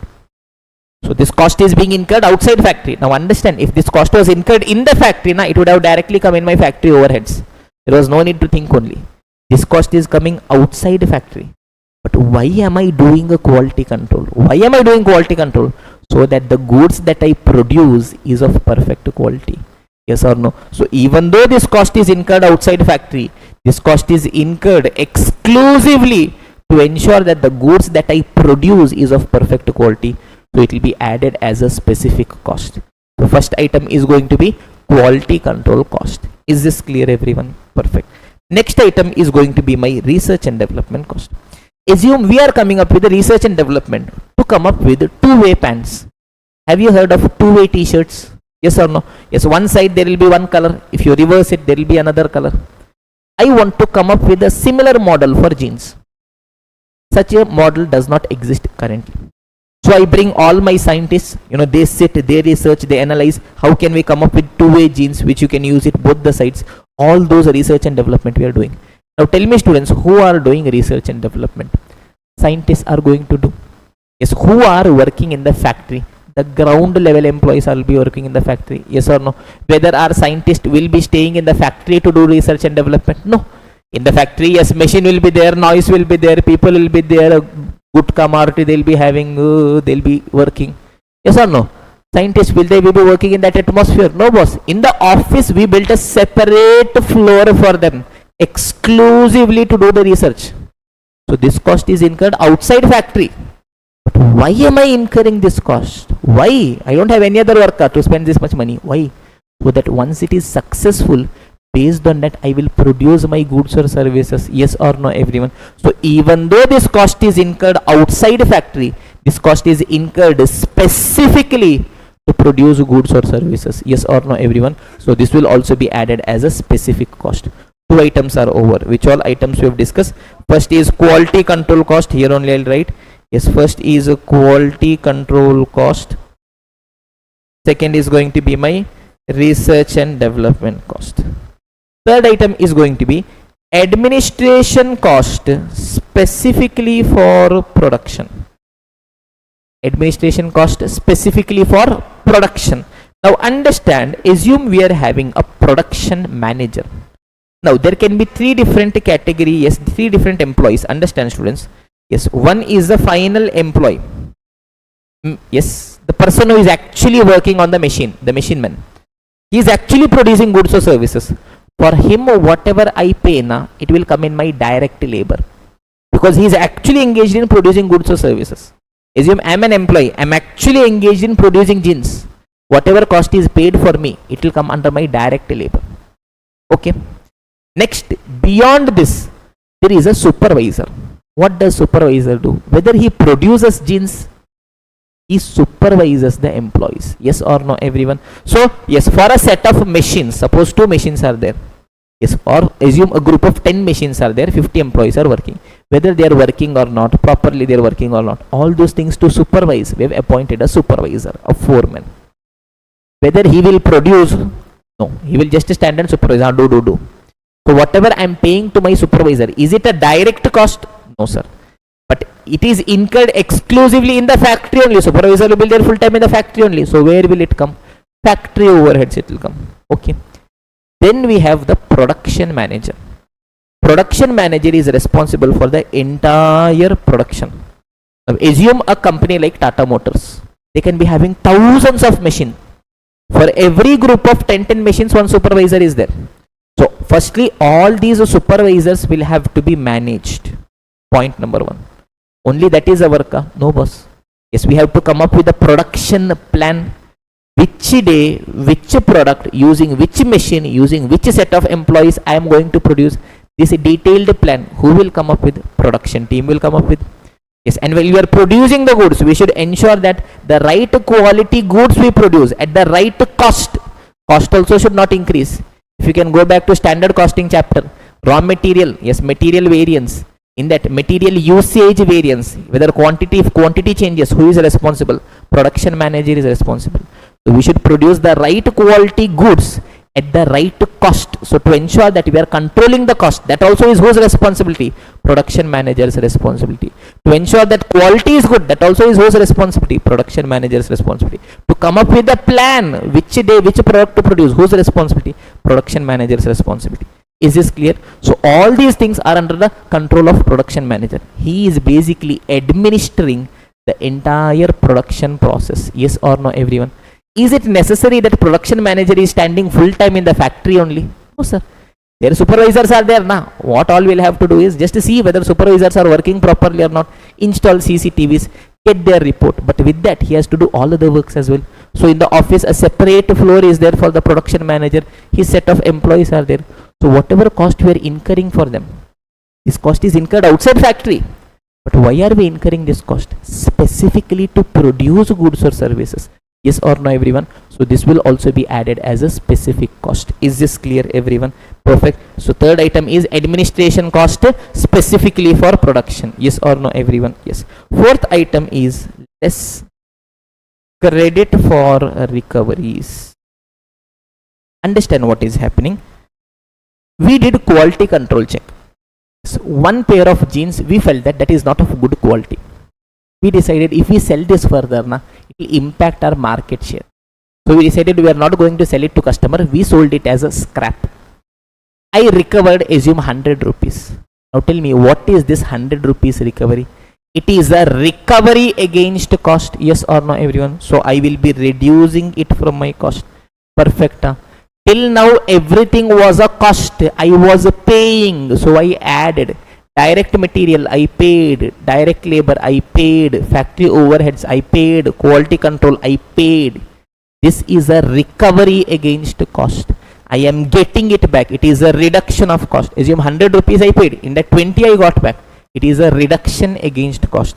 That is why I will reduce. Is this clear everyone? Perfect. And the final item that I am having is the cost of primary packing. Now understand, my packing can be bifurcated into two: primary packing as well as secondary packing. Sir, what is primary packing? Sir, what is secondary packing? Yes, the packing which is necessary to ensure the sustenance of production is primary packing. Without that, my production is not complete only. The packing which is done for selling and distribution is secondary packing. Sir, can you give examples? Definitely, dear. Now assume primary packing here. Yes, assume you guys have purchased a chocolate dairy milk silk. Assume you purchased a dairy milk silk of 100 rupees. So chocolate is there. On that you will first find a golden wrap. Beyond that you will find another, yes, proper layer. This golden wrap, what is this? It is a primary packing. Without that, production is not complete only. Why, sir? Assume we are Cadbury's. We produce the chocolate. Yes, we produce the dairy milk silk. We kept it on the floor. I did not come up with the, yes, golden wrapping. Like that 10 silk I kept it on the floor. After half an hour I'll see all 10 silk will be full mix. Pachak, it would have happened. Yes or no? Point number one. Insects would have come, bees would have come, would have eaten it. Yes or no? Dirt would have happened. So why am I doing this primary packing? Is it to make it saleable? Is it to look attractive? No, boss. Without that, my production, what, yes, product I've produced, I cannot preserve in that way. To ensure that my production is complete, I am doing this packing. It is my primary packing. Is this clear everyone? So primary packing, yes, will be added as a special line item. Yes, under my, yes, separate item before calculating my cost of production. Is this clear everyone? Okay. Then there is a secondary packing. Now on my Cadbury Dairy Milk Silk, just golden wrapping was sufficient. But why did we come up with the additional blue color wrapping? Told, okay, Cadbury Dairy Milk Silk, how far can you go in love? Why? Why? To sell. Because they know people like you are there. If you say, oh, how far can you go in love? You will purchase and send. Yes or no everyone? Yes. Why am I doing a secondary packing? For selling and distribution purposes. So where will it come secondary packing? Selling and distribution overheads. Yes, secondary packing example. First thing is for saleability purpose I am doing. Yes or no? Cadbury Dairy Milk Silk, outside wrapping. One more, for a distribution purpose. Assume I as a dealer, I purchase 10,000 dairy milk silk to sell here. Okay. Yes, whether Cadbury's will give 10,000 dairy milk silk as it is? No, it will be very difficult to hold. What they'll do? They'll take a carton. Inside that carton they'll put 10,000 silk. They will do a packing. They will deliver that carton. Now tell me, why did I take that carton? Why did I incur that carton cost? For distribution. Yes or no? To ensure I distribute it to the customer. Is this clear? So whatever I incur for selling or distribution, it is my secondary packing. It will come in my selling and distribution. Either to market the product, selling, or to distribute the product, distribution. Is this clear everyone? Okay. Primary packing means it will come under my, yes, cost of production. Okay, wow. Perfect. So we've discussed 5 items. What are those 5 items, students? Pay attention, pay attention. First one is going to be quality control cost. Second item is going to be research and development cost. Third item is going to be administration cost specifically for production. Fourth item is going to be Credit for recoveries. Till now everything was cost, I added, it is a recovery less. Final item is going to be cost of primary packing. Okay, now if I add this, I will arrive at my cost of production. Till now I had only taken cost in the factory. Now even outside factory also, whatever specific cost I'm incurring to produce, I've considered. Now what I will get? I will get the production cost. For which quantity? For the goods produced. Yes or no, everyone? Perfect. These 5 specific costs are there. We have to remember those 5 specific costs, the exact name in the exact same order. So yes, let us come up with a small mnemonic. Pay attention, students. Q R A C P. So what is the mnemonic for this?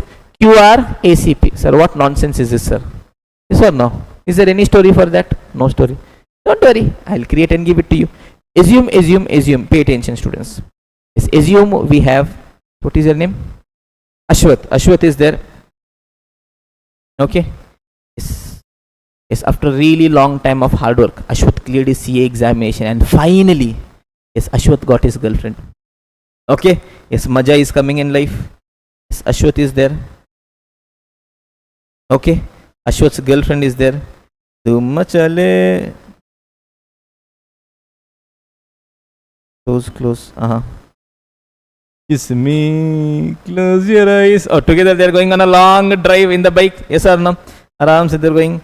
Yes. Maja is coming. Hello, honey bunny. Tin tin tin tin tin. Okay.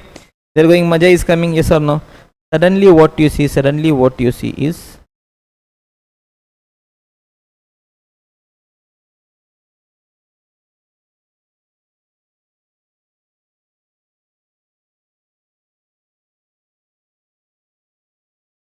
yes, it will bring both to the same level. I am very level artist. You guys can see from my drawings. Okay, both are going happily. Maja is coming. Hello, honey bunny. That time who is there? Police is standing. Hello, honey bunny. He is making you stop. Hello, honey bunny. Making you stop. ACP is there. Yes or no? He's telling stop. Ashwath. Yes. Ashwath is there. Now Ashwath has to get down. Oh, sorry. Yes, they were not wearing a helmet. Oh, bike also came with them.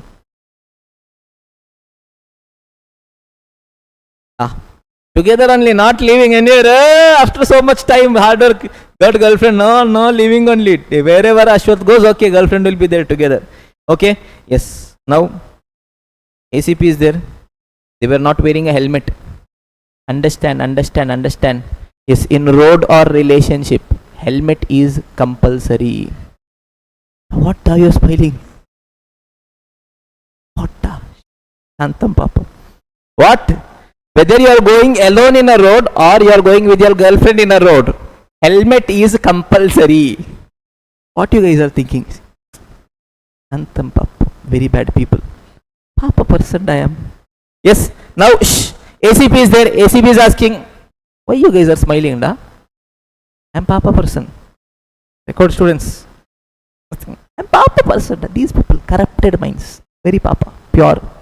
Yes. ACP is there. ACP asks them, where you guys are going? Sir, long drive, sir. Go on a long drive. But what is compulsory? Helmet is compulsory. Where is helmet? Sir, helmet you are not wearing, sir. Then fine you will have to pay. Yes or no, everyone? Suppose ACP imposed the fine of 1,000 rupees. No. Yes. Otherwise, Ashwath would have told, sir, please, sir, sorry, sir, Papa, sir, student, sir, no money, sir, very poor, all those things. But now girlfriend is there. Can Ashwath tell like that? No. But Ashwath was not having cash to make the payment.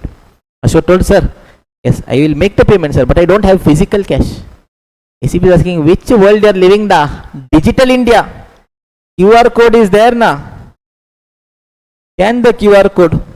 So what Ashwath did? Ashwath scanned the QR code and made payment to ACP. QRACP. Q stands for quality control cost. R stands for research and development cost. A stands for administration cost specifically for production. C stands for credit for recoveries. P stands for cost of primary packing. What is this da? 5 special cost da. QR ACP. Ashwat, scan the QR code, made payment to ACP. Will you forget? Yes or no? Q stands for quality control cost. R stands for research and development cost. A stands for administration cost specifically for production. C stands for credit for recoveries. P stands for cost of primary packing. Yes, once you include all these things, where you will arrive? Cost of production. It is the production cost, total production cost, inside factory as well as outside factory, for which quantity? For the goods produced. But tell me, ultimately, whether all goods produced I will be selling? No sir. I want the production cost for which quantity? For the goods sold. That means finished goods adjustment I'll have to be doing. Yes or no, everyone? Now see how I'm going to do it. Assume. In this period, I produced 1000 units. Okay. Assume already I had an opening stock of finished goods of 100. That means total how much units I'm having? 1100 I'm having.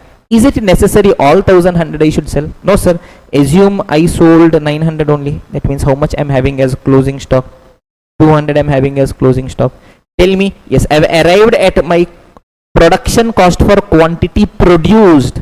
I want to cost for the goods sold. That means what I'll have to do is add opening stock of finished goods less closing stock of finished goods. So what I will be doing is add opening stock of finished goods minus closing stock of finished goods.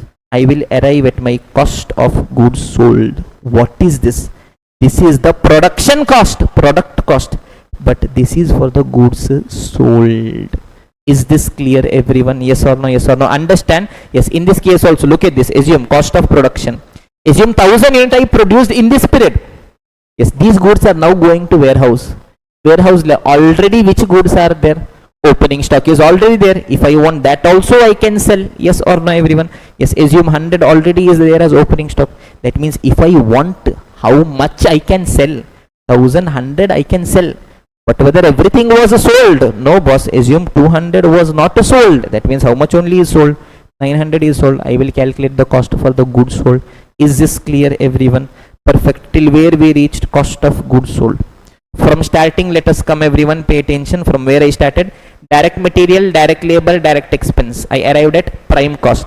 Add factory overheads. I arrived at my gross factory cost. What is it? It is a factory cost, the cost which I have incurred in the factory, but for this period from books of accounts. What I want?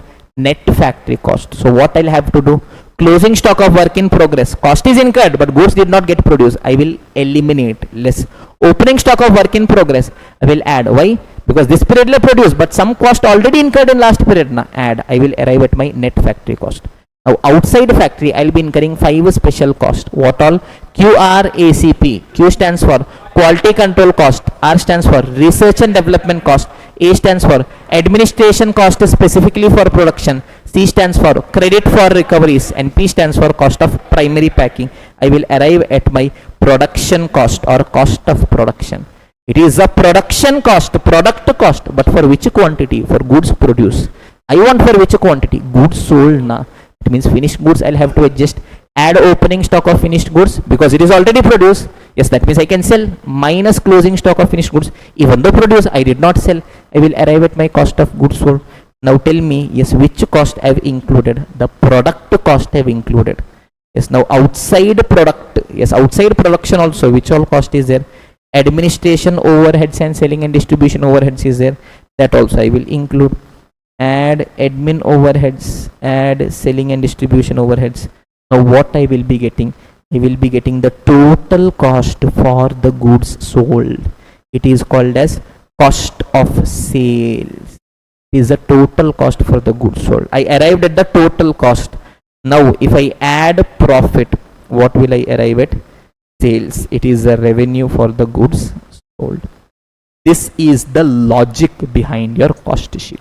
Is this clear, everyone? Yes or no? Okay, va? Any doubts in this? No? So shall we continue our discussion, students? Pay attention. Okay, we'll come back to this. No issues. Now we'll have to understand in some places what is my cost. When I am telling direct material, what did I tell? from my stores to produce the goods, how much I issued. I want ultimately cost for the goods sold. Before that, I want cost for the goods produced. Tell me, to produce my goods, whether just purchasing of raw material is sufficient or whether the raw material has to be consumed. Has to be consumed, issued to the factory. What is cost? Raw material issue is cost. Consumption is cost. Yes or no, everyone? Perfect. Sir, how do we calculate consumption, sir? Simple. Yes, assume I am having opening stock of 100. This period I purchased 500 rupees raw material. Yes, I consumed 400. That means what will be my closing stock? 200. 100 was already there. 500 I purchased. That means total 600. In that 400 I consume means 200 will be my closing stock. Yes or no, everyone? So can I write that opening stock plus purchase is equal to consumption plus closing stock? What I want? I want consumption. Therefore, raw material consumed is opening stock plus purchase minus my closing stock. Yes or no? From plus 1 we've been doing this. Opening stock plus purchase minus closing stock is my raw material consumed, and consumption is my cost. Chumma if I purchase and keep it in stores, that is not my cost. What I want to know, in this period, how much raw material is issued to the factory, that only is my cost. Is this clear, everyone? Okay, perfect. Now what all additional items we'll have to see? Yes, in material costing chapter, there is a concept called as material cost calculation. Cost sheet is a chapter which takes reference from all chapters. Direct material reference I want, direct labor I want, process costing reference I want. Because based on all of this I can do, yes, I will be in a position to do it properly. Now understand, students, in case of raw material, whether only the purchase price is cost or other incidental expenses will also be there. Incidental expenses will also be there. Now understand what is my direct material cost. All expenses which are incurred to bring my raw material to the present condition and location will be forming part of my direct material cost. Okay? Yes, that means understand. Yes, to my supplier I paid purchase price. Is it form of my, yes, raw material cost? Yes, boss. From there, yes, to my stores to transport. Yes, I incurred, say for example, freight inwards, carriage inward. Material cost? Yes, sir. There, loading, unloading I did. Material cost? Yes, sir. There, yes, I paid transit insurance. Transit insurance. Material cost? Yes, boss. There, in between, assume I was not having a GST bill. E-way bill I was not having. Officer held me. I paid a penalty. Direct material cost? Yes, boss. Direct material cost. Yes, sir. Cost only means normal cost. Abnormal items, will they be forming part of cost? No, boss, they are directly dumped to costing B&L. Is this clear, everyone? Abnormal items will never come in my cost. Is this clear? Okay, perfect. Goods reached my factory. Here unloading I did. Yes, goods reached my stores. After that, goods are now in stores. After that, yes, I was having a fear. What if fire or something happens? I take an insurance for my raw material at the warehouse. Is it forming part of my direct material cost? Yes or no? Understand. All expenses which are incurred to bring my raw material to the present condition and location. Raw material, where it should reach? Stores it should reach.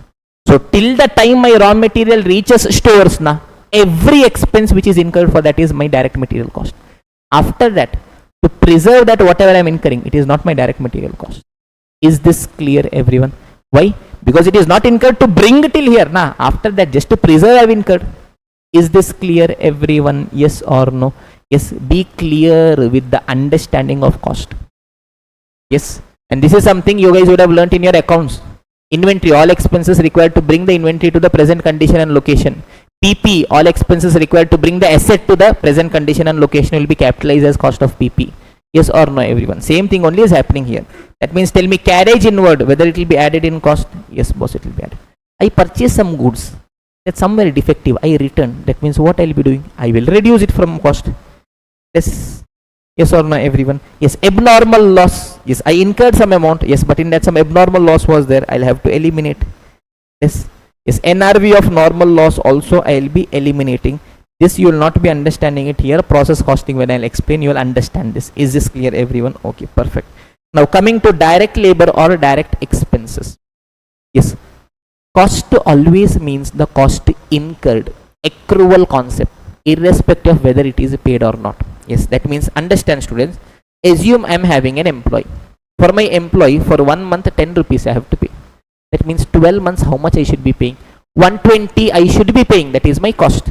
Assume what I did is 10 months salary I paid, 100 I paid. Last 2 months now I am not having cash only. So 20 rupees is outstanding at the end of the year. Tell me how much is my cost? 100 is my cost, 120 is my cost. 120 is my cost. Whether you pay, don't pay, pay early, pay late, does not make a difference. So if I am having outstanding at the end of the year, what I will have to do? I will have to add it to arrive at my cost, because it is this year's cost, boss. You did not pay. It will be added to arrive at cost. Is this clear, everyone? If I am having outstanding at the end of the year, add. If I am having prepaid, assume Ashwath is my employee. Yes, 12 months 10 rupees, 120 I should be paying. But February month came, Ashwath is telling, sir, what I'll do with 10 rupees, sir? February, special month. Give me some extra money. Next month you adjust. What is special in February, da? 28 days I'm having. When you're doing into, if cost per day is given into 28, you should do. If it is leap year, means into 29 you should do. What you guys are thinking, da? Valentine, it seems.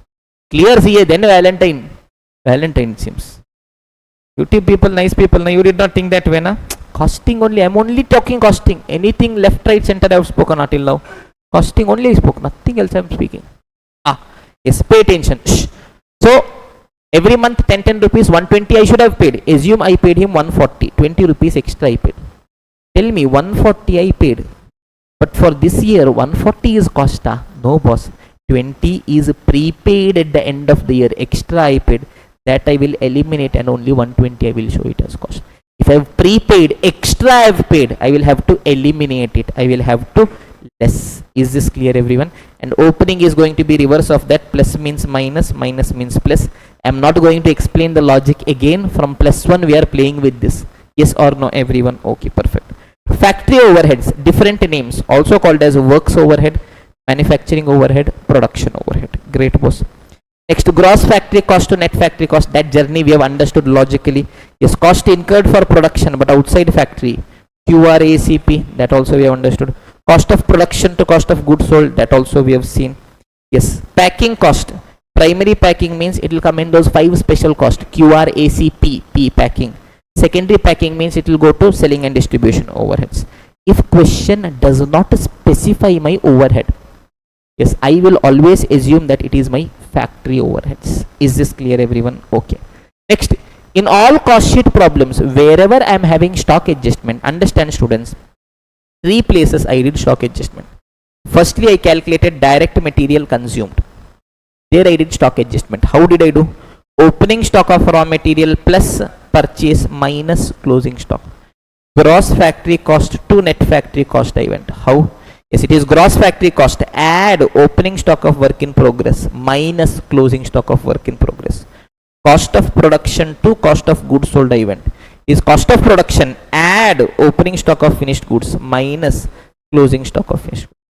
So can I tell in a very simple way, in cost sheet question, wherever I am having stock adjustment, opening stock always what is happening plus closing stock always what I am doing minus. Logically everything we have understood, but as a shortcut also, okay, instead of thinking every time, you can always remember that opening stock means always I will add, closing stock means always I will less. Is this clear, everyone? Perfect.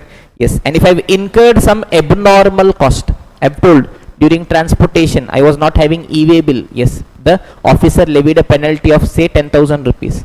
Will I show it in my cost? No, boss, it is abnormal. It does not form part of cost. Is this clear? It will directly be going to my costing P&L. Is this clear, everyone? Okay, all these things are not necessary. Yes, reasonably things are over. We can go ahead to solving questions. Before that, yes, from a different perspective, from a different approach also, cost sheet, let us see. Pay attention, students.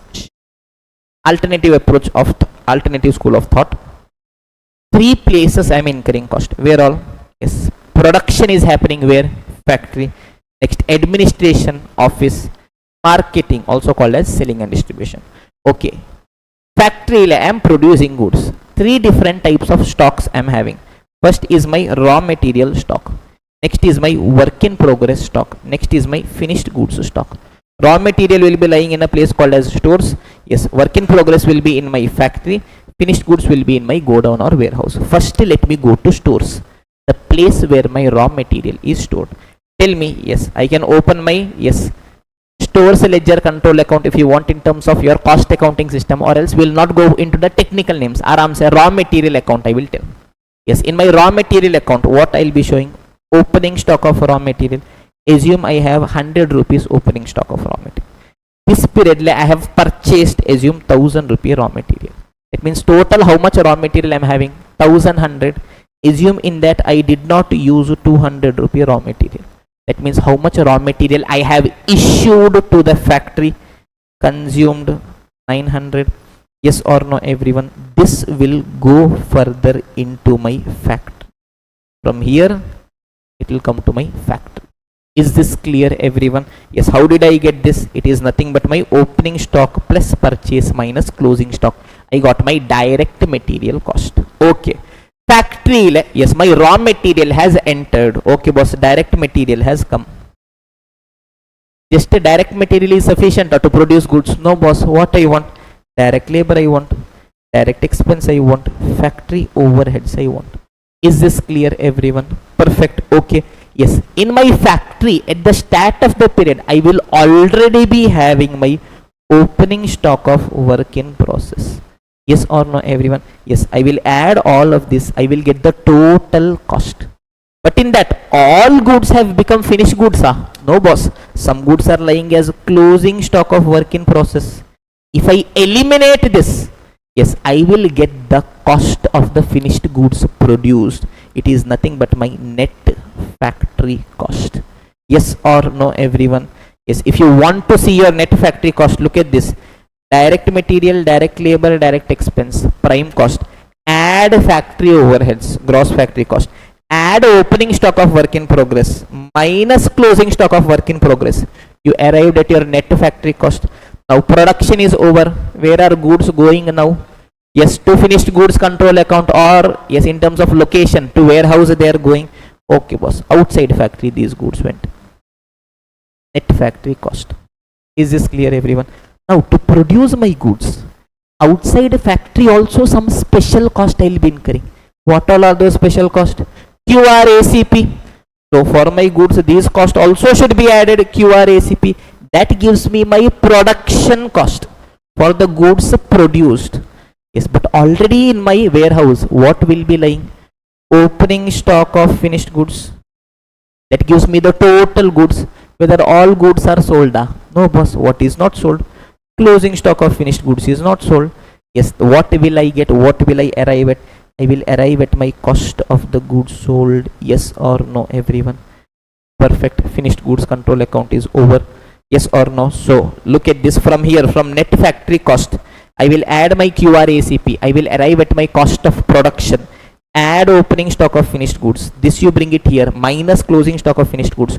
You will arrive at the cost of goods sold. It is the product cost for the goods sold.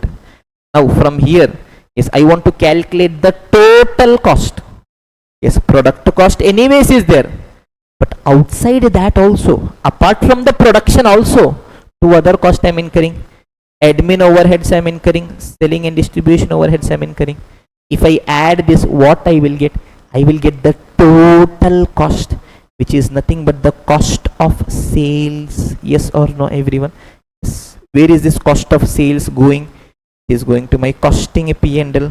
Cost of sales will come. Sales will come. What will I be getting? Profit I will be getting. The same cost sheet in the form of accounts also we have done. Yes or no? From here also, if you want to look at this, opening stock plus product purchase minus closing stock gives me my direct material which is sent to factory. Yes, direct material, direct labor, direct expense gives me prime cost. Add factory overhead gives me gross factory cost. Add opening stock of work in process minus closing stock of work in process gives me net factory cost. This is the cost which I have incurred in the factory to produce goods.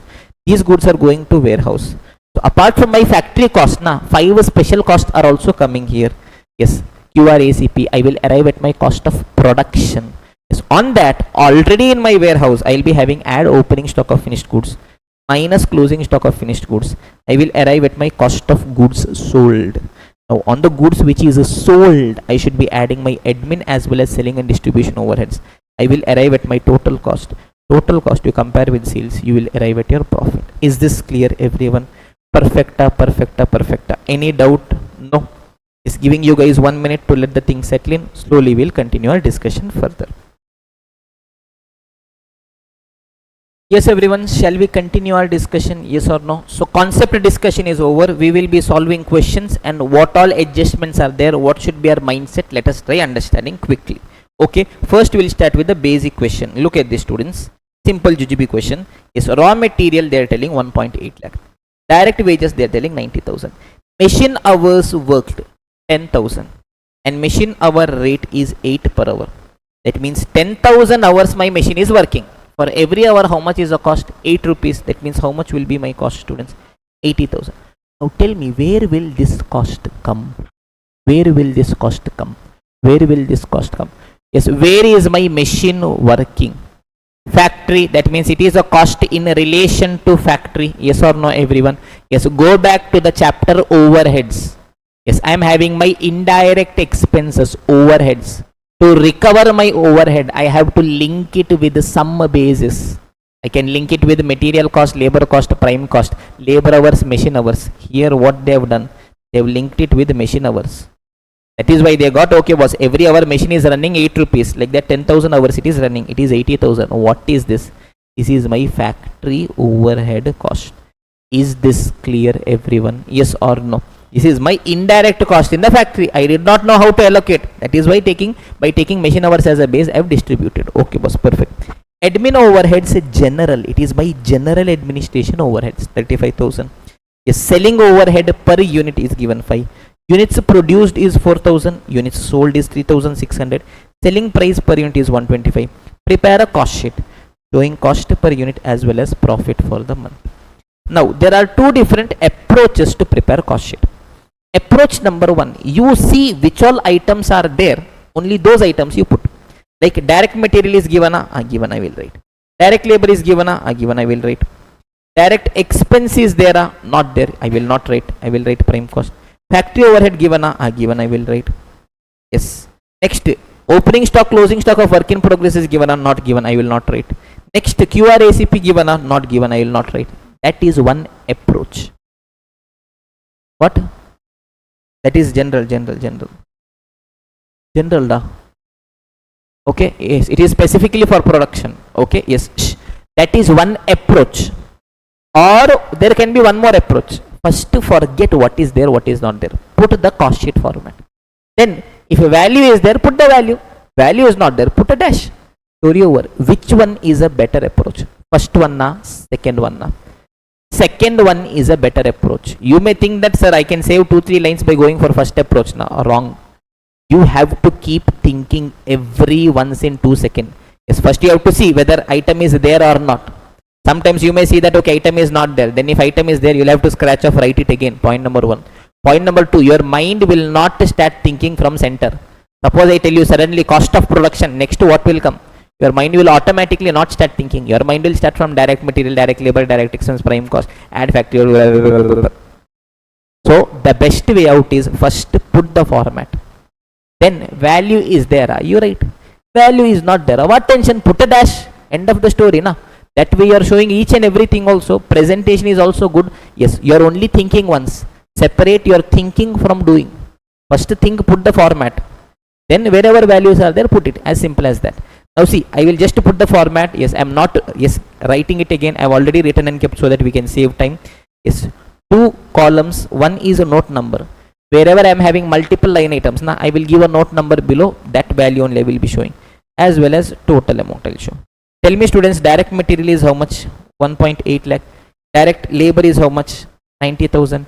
Direct expense is not there. That means prime cost is how much? 2,70,000. Factory overhead. It is 10 per hour into 80,000 hours or 8,000 hours. It is 80,000. That means my gross factory cost is 3,50,000. Opening stock of work in progress is there? No. Closing stock of work in progress is there? No. Tension is there? Put a dash, finish it off. Nah, as simple as that. 3.5 lakh. QRACP, any of the items is there? No. Administration is the general administration. There in QRACP, only administration cost specifically for production will only come. So, dash, dash, dash, dash, dash, full dash, dash, tinka tika. Tell me, how much is my cost of production? 3,50,000. Is this clear, everyone? Yes, this is my cost of production. Now, whatever I am writing in the bracket, this is for our understanding. Not a form, yes, part of the structure, but good for us for understanding. Tell me, what is 3,50,000? It is the cost of production. That means it is the production cost for which quantity? For the goods produced. Tell me how much units I produced. 4,000 units we produced. To produce 4,000 units, now how much is my cost? 3,50,000. That means to produce every unit, how much cost I have incurred? 3,50,000 divided by 4,000. 87.5. Yes or no, everyone? Perfect. Yes. Am I having any opening stock of finished goods? Anywhere question has told? No, sir. Dash. Am I having closing stock of finished goods? Whether question has told? No. Does it mean that it is not there? Ada Mandu sir, open your brain. Question told me that 4,000 I produced, but 3,600 only I sold. That means what happened to balance 400? Magic happened. No, they are lying as closing stock of finished goods. So tell me, closing stock is 400 units are lying as closing stock of finished goods. Every unit, what is the cost? 87.5. That means how much it is going to be? 35,000. That means what is my COGS? 3,15,000. Yes or no, everyone? Yes, this is the production cost, product cost, but for which quantity? For the goods sold. I sold 3,600 units. Now, for that it is the cost. Is this clear, everyone? Okay, perfect. Then I am having my general administration overheads. How much is it? 35,000. I have my selling and distribution overheads. How much is my selling and distribution overhead? 5 rupee per unit. Selling and distribution overhead is incurred on which quantity? On units sold, which is 3,600. So tell me, 5 into 3,600, 18,000. That means my total cost is going to be 3,68,000 is a total cost for how many units that I have sold? 3,600. That means for one unit it is 102.22. Yes. Tell me, every item at what price I am selling? 125 I am selling. That means like this, if I sell 3,600 units, what is my revenue? 4,50,000. That means, can you guys tell what is going to be my profit for the month? 82,000. If I want per unit also I can do. How much it is? 22.78. Now prepare a cost sheet showing the cost per unit, total cost per unit basis. I want. How much is it? 102.22. And profit for the month. Is this clear, everyone? Perfect. So whenever question asks you to calculate cost per unit, simplest way out is total cost you will be getting now divided by total number of units sold. Single statement you can finish it off. But ICI has done 2 columns. In every column they have put cost per unit. There sometimes you will commit a mistake when, yes, stock adjustments and all will come. So ideally it is not preferred. But still, if you want to do it that way, yes, a simple suggestion. Tell me, till cost of production, all the cost I am incurring for what? For producing, for selling. For producing, that means till here every cost I will divide by quantity produced. After that, this is just a stock adjustment. After my cost of production, yes, I have adjusted, I brought it to quantity sold. Then my admin overheads and selling and distribution overheads. This is distributed only for which quantity? Only for units sold, because here I have done the adjustment, brought it for units sold. Is this clear? My admin overheads as well as selling and distribution overheads, it will directly go to the period in which I am incurring that. So for how much units I am selling, only against that it will get, yes, netted off. Is this clear, everyone? So this will be distributed only for the units sold. So I will divide by quantities sold. Is this clear, everyone? Okay, accordingly I will finish off if I want that way. This is sufficient. Total cost divided by units was sufficient. But still, if you want this way, you can, yes, match with ICS presentation also. Is this clear, everyone? Shall we continue our discussion? Now, our intention is to look for the adjustments, look for the new things in questions. Okay, aram se we'll see. Second question, prepare a statement giving the following information: raw material consumed, prime cost, factory, COGS, net profit. Sometimes question will ask you like this. It will not ask you to prepare a cost sheet, but tell me which statement will give all this information: raw material, prime cost, factory cost. Cost sheet. That means what I have to prepare? Cost sheet only I have to prepare. Is this clear, everyone? Look at this simple JGB question. It is June 1st, June 30th. Cost of raw material. Tell me, cost of raw material on June 1st. What is this? Opening stock of raw material. June 30th means closing stock. Work in progress, opening, closing, finished goods, opening, closing. Raw material purchased is given. Okay. Wages is given. Factory overheads is given. Administration overheads, bracket le, relating to production. What is this cost? Administration cost is specifically relating to production. QR ACPA. Yes, selling and distribution overheads. Okay, sales is given. Can I prepare a cost sheet and finish off the story? Yes or no? I am not getting into that. Yes, question number 3. Beautiful question. Slowly. We will get into the game. Look at this. Books of Adarsh Manufacturing Company presents the following data for the month of April. Direct labor cost is 17,500. Tell me, students, direct labor cost is how much? 17,500. Being 175% of works overheads. So one line is telling me two statements. First thing is direct labor, it told 17,500. Being 175% of works overheads. My direct labor 17,500 is how much percentage of works overheads? 175% of works overheads. That means my works overhead is how much? 17,500 divided by 175% or 1.75. How much is it going to be? 10,000. Yes or no, everyone? Next, cost of goods sold excluding admin expenses is 56,000. Oh. Tell me, students, normally in a cost sheet, cost of goods sold, we will be calculating or question will be telling. We will be calculating, we'll do entire calculation, in the end we'll reach COGS. But here question only is telling.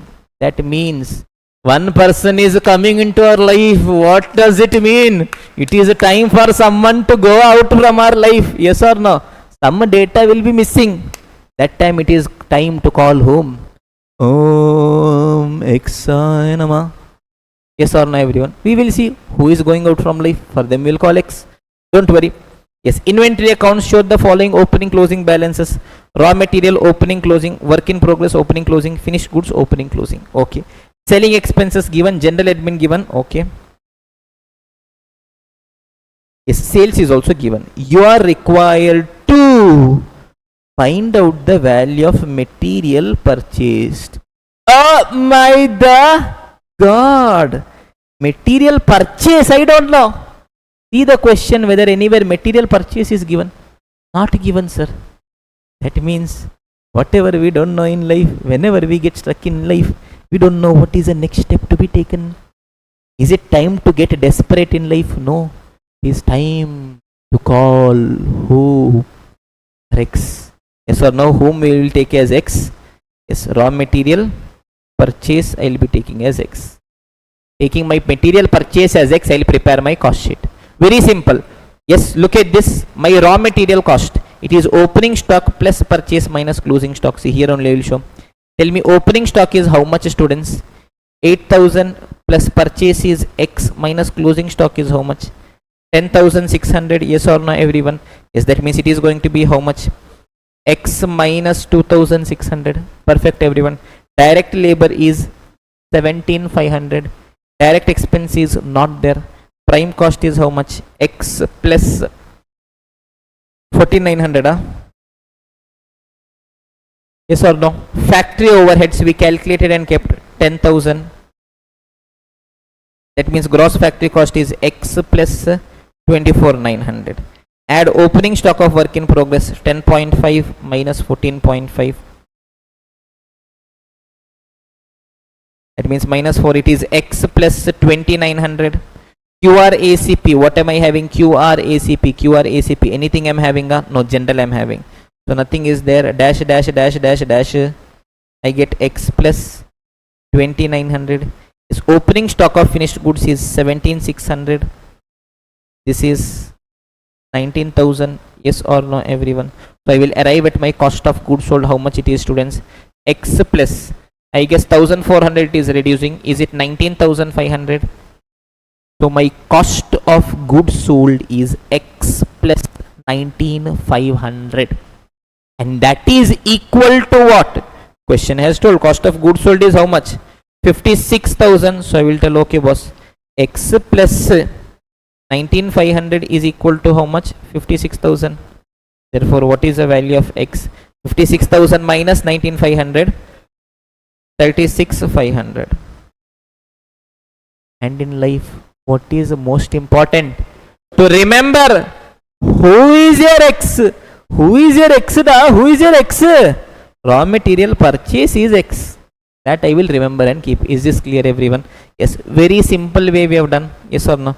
See, I say solution 36,500. They have come a reverse in cost sheet. Now look at this. Look at just this one item. I will show it to you guys. Cost of production plus opening stock of finished goods minus closing stock gives me cost of goods sold. What they did? They went reverse. Cost of goods sold plus opening stock, sorry, plus closing stock minus opening stock would have given cost of production. From this, again reverse. To do this, yes or no, two snakes should have bit us. Why? Because firstly I should write the right format. Then from here I should slowly go back writing the reverse format. And one place, one mistake I did means pachak. Is this clear, everyone? Simplest way out. Whenever data is missing, whom you call? X you call. Aram se you will get the answer. No need to take tension only. Look at this. This if you try pakka, I will tell you 9.9 out of 10 times you will commit a mistake in this. Why? Because our mind is not designed to think both the ways together. One way you are telling direct material plus direct labor plus direct expense, prime cost, add factory overhead, gross factory cost, add opening stock minus closing stock, net factory cost. From here again I'll have to go reverse. Look at this. Here everywhere ulta I am doing. Yes. Ulta I am doing. Normally I was doing add opening stock minus closing stock. Here everything ulta I am doing. Somewhere we will commit a mistake. Best way out is put X, finish off the story. Is this clear, everyone? Okay. Yes, this is one thing that we'll have to keep on the back of our mind. Yes, how do we prepare a cost sheet where an item is missing? Take that item as X, accordingly prepare a cost sheet. Now they are asking us to prepare one more revised cost sheet also. Yes or no? Very simple. When you are preparing cost sheet, now draw two columns. Instead of preparing same cost sheet two times, now draw two columns. Now that I know my material purchase is 36,500, directly in the next column I can show 36,500 is a purchase. Opening stock is 8,000 minus closing stock is how much? 10,600. So I'll get the exact value. Using that I can prepare the actual pakka cost sheet also. Just one extra column is sufficient instead of writing it one more time. Is this clear, everyone? Yes or no? Okay, wow. Perfect. Now we will go for valuation of closing stock of finished goods. Now understand, students, assume there are two different goods at two different prices. Assume I am having opening stock. 10 units opening stock is there. Every unit I purchased at 10 rupees. Current period I produced 50 units.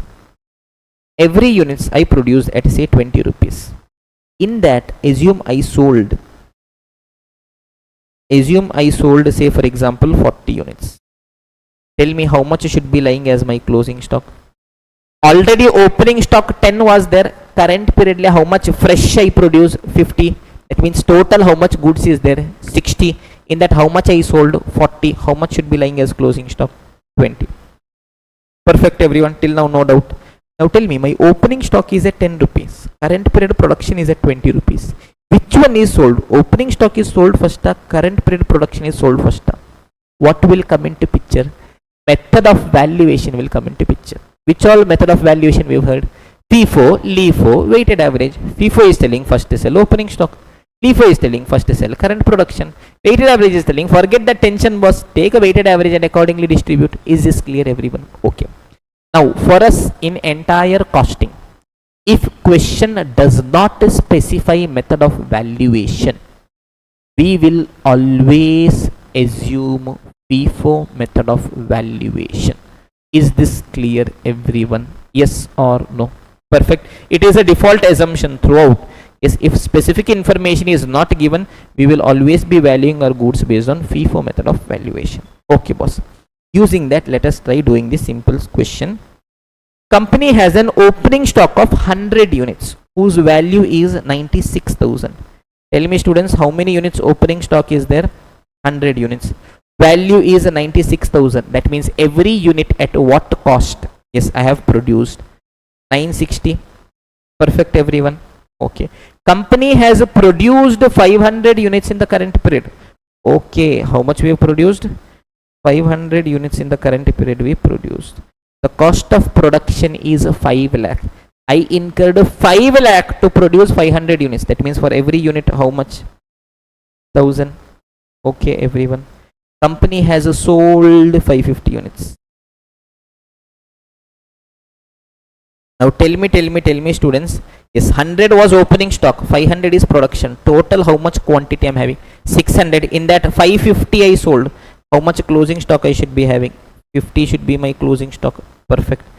Yes, calculate the cost of goods sold. Question does not specify my method of valuation. What is my default method of valuation? FIFO. Tell me, in FIFO, first which goods I will be selling? Opening stock first I will be selling. So I will first tell boss, this is first sold. Total 550 I sold. In that from opening stock how much I can pick? 100 I picked. 100 at the rate of 96,000. So total 550 I sold. From opening stock how much I got? 100 I got. That means from fresh production how much I will be taking? 450 I will be taking. So 450 at the rate of 1000. How much is it going to be, students? 4 lakh. That means total is going to be how much? Sorry, it is 4.5 lakh na? 4.5 lakh. So it is going to be 5,46,000. Now that means, tell me, students, my closing stock, from where I will be picking my closing stock? Current period production, yes or no, everyone? Okay, I will tell 50 units at the rate of 1000 per unit, 50,000 rupees. Okay, now understand one simple sentence. In FIFO, opening stock first I will sell. So can I tell that my closing stock, whether my closing stock can be from the opening stock? No. That means closing stock should always be from the current period production. That means if I'll have to calculate the value of closing stock now, even without doing this entire structure, I can just tell opening stock first one I would have sold na boss. That means closing stock, yes, from where it will be? From this production only. That means it is going to be 50 units at the rate of 1000. It will be 50,000 only. Yes or no? Can I tell this? Okay, boss. Now understand, when I prepare my cost sheet, how it will come? I reached my cost of production. It is the production cost for the goods produced. Assume in this period I produced 500 units. For that I incurred a cost of 5 lakh rupees. I want to arrive at my cost of goods sold, which is the production cost for the goods sold. In between this, I will have add opening stock of finished goods minus closing stock of finished goods. Tell me, students, opening stock of finished goods, what is the value? 96,000 is the value. Yes or no? Yes, it is for how many units? 100 units. Okay. Tell me how many units are lying as closing stock? 50 units are lying as closing stock. Okay, I want my cost per unit. Pay attention, aram se. I am telling, yes, in this period I produced 500. Already 100 was there. That means total 600 goods. In that 50 I did not sell. That means 550 I sold. Quantity is tallied. No tension. Now I want my cost. Tell me, students, my opening stock is there now. Opening stock every unit is 96. Current period every unit cost is 100. Opening stock first only I would have sold. Yes or no? That means its cost will come here. Yes or no? That means closing stock will be from where? Will be from current period production. Tell me, current period how much cost I incurred? 5 lakh. It is for how many units? 500. That means for every unit how much? 100. That means can I just tell current period cost is 5 lakh, it is for 500 units, that means per unit cost is 100. Using that I will directly value my closing stock. 50 units at the rate of 100, how much is it going to be? 1000. Okay, sorry, this was 960 and this was 1000. Okay, it is going to be 50,000. Yes, that means how much is it going to be, students? 5 lakh plus 96,000 minus 50,000, how much is it? 5 lakh 46,000. Same answer only, I got cost of goods sold 5 lakh 46,000. Yes or no, everyone? Perfect. I will show you guys an adjustment. Look at this. Many places it keeps coming, but I'll show you in one place one adjustment. Okay, look at this question. Silence. Finished goods opening stock is 10,000 units. What is the value? 9 lakh 60,000. Okay, boss. Perfect. Next, units sold is 1 lakh 60,000. Units produced is 1 lakh 94,000. First, let me calculate closing stock. How much opening stock of finished goods I had? 10,000 units I had. Yes or no, everyone? Perfect. Just quantity I'm doing. Production. How much I produced? 1 lakh 94,000. That means total how much goods should be there? 2 lakh 4,000 units should be there. In that how much is sold? 1 lakh 60 is sold. That means how much should be lying as closing stock? 44,000 should be lying as closing stock. Okay. Okay, perfect. Now we'll prepare the entire cost sheet. Yes, direct material, direct labor, direct expense, all these things we'll do. Yes, I will arrive at my cost of production. Tell me how much is my cost of production? 1 crore 83 lakh 78 400. From here only I will take things further.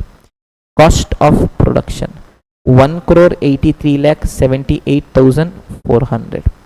It is the production cost for the goods produced. In this period, how much quantity I produce? 1 lakh 94,000 units I produce. For that, this is the cost. Yes or no?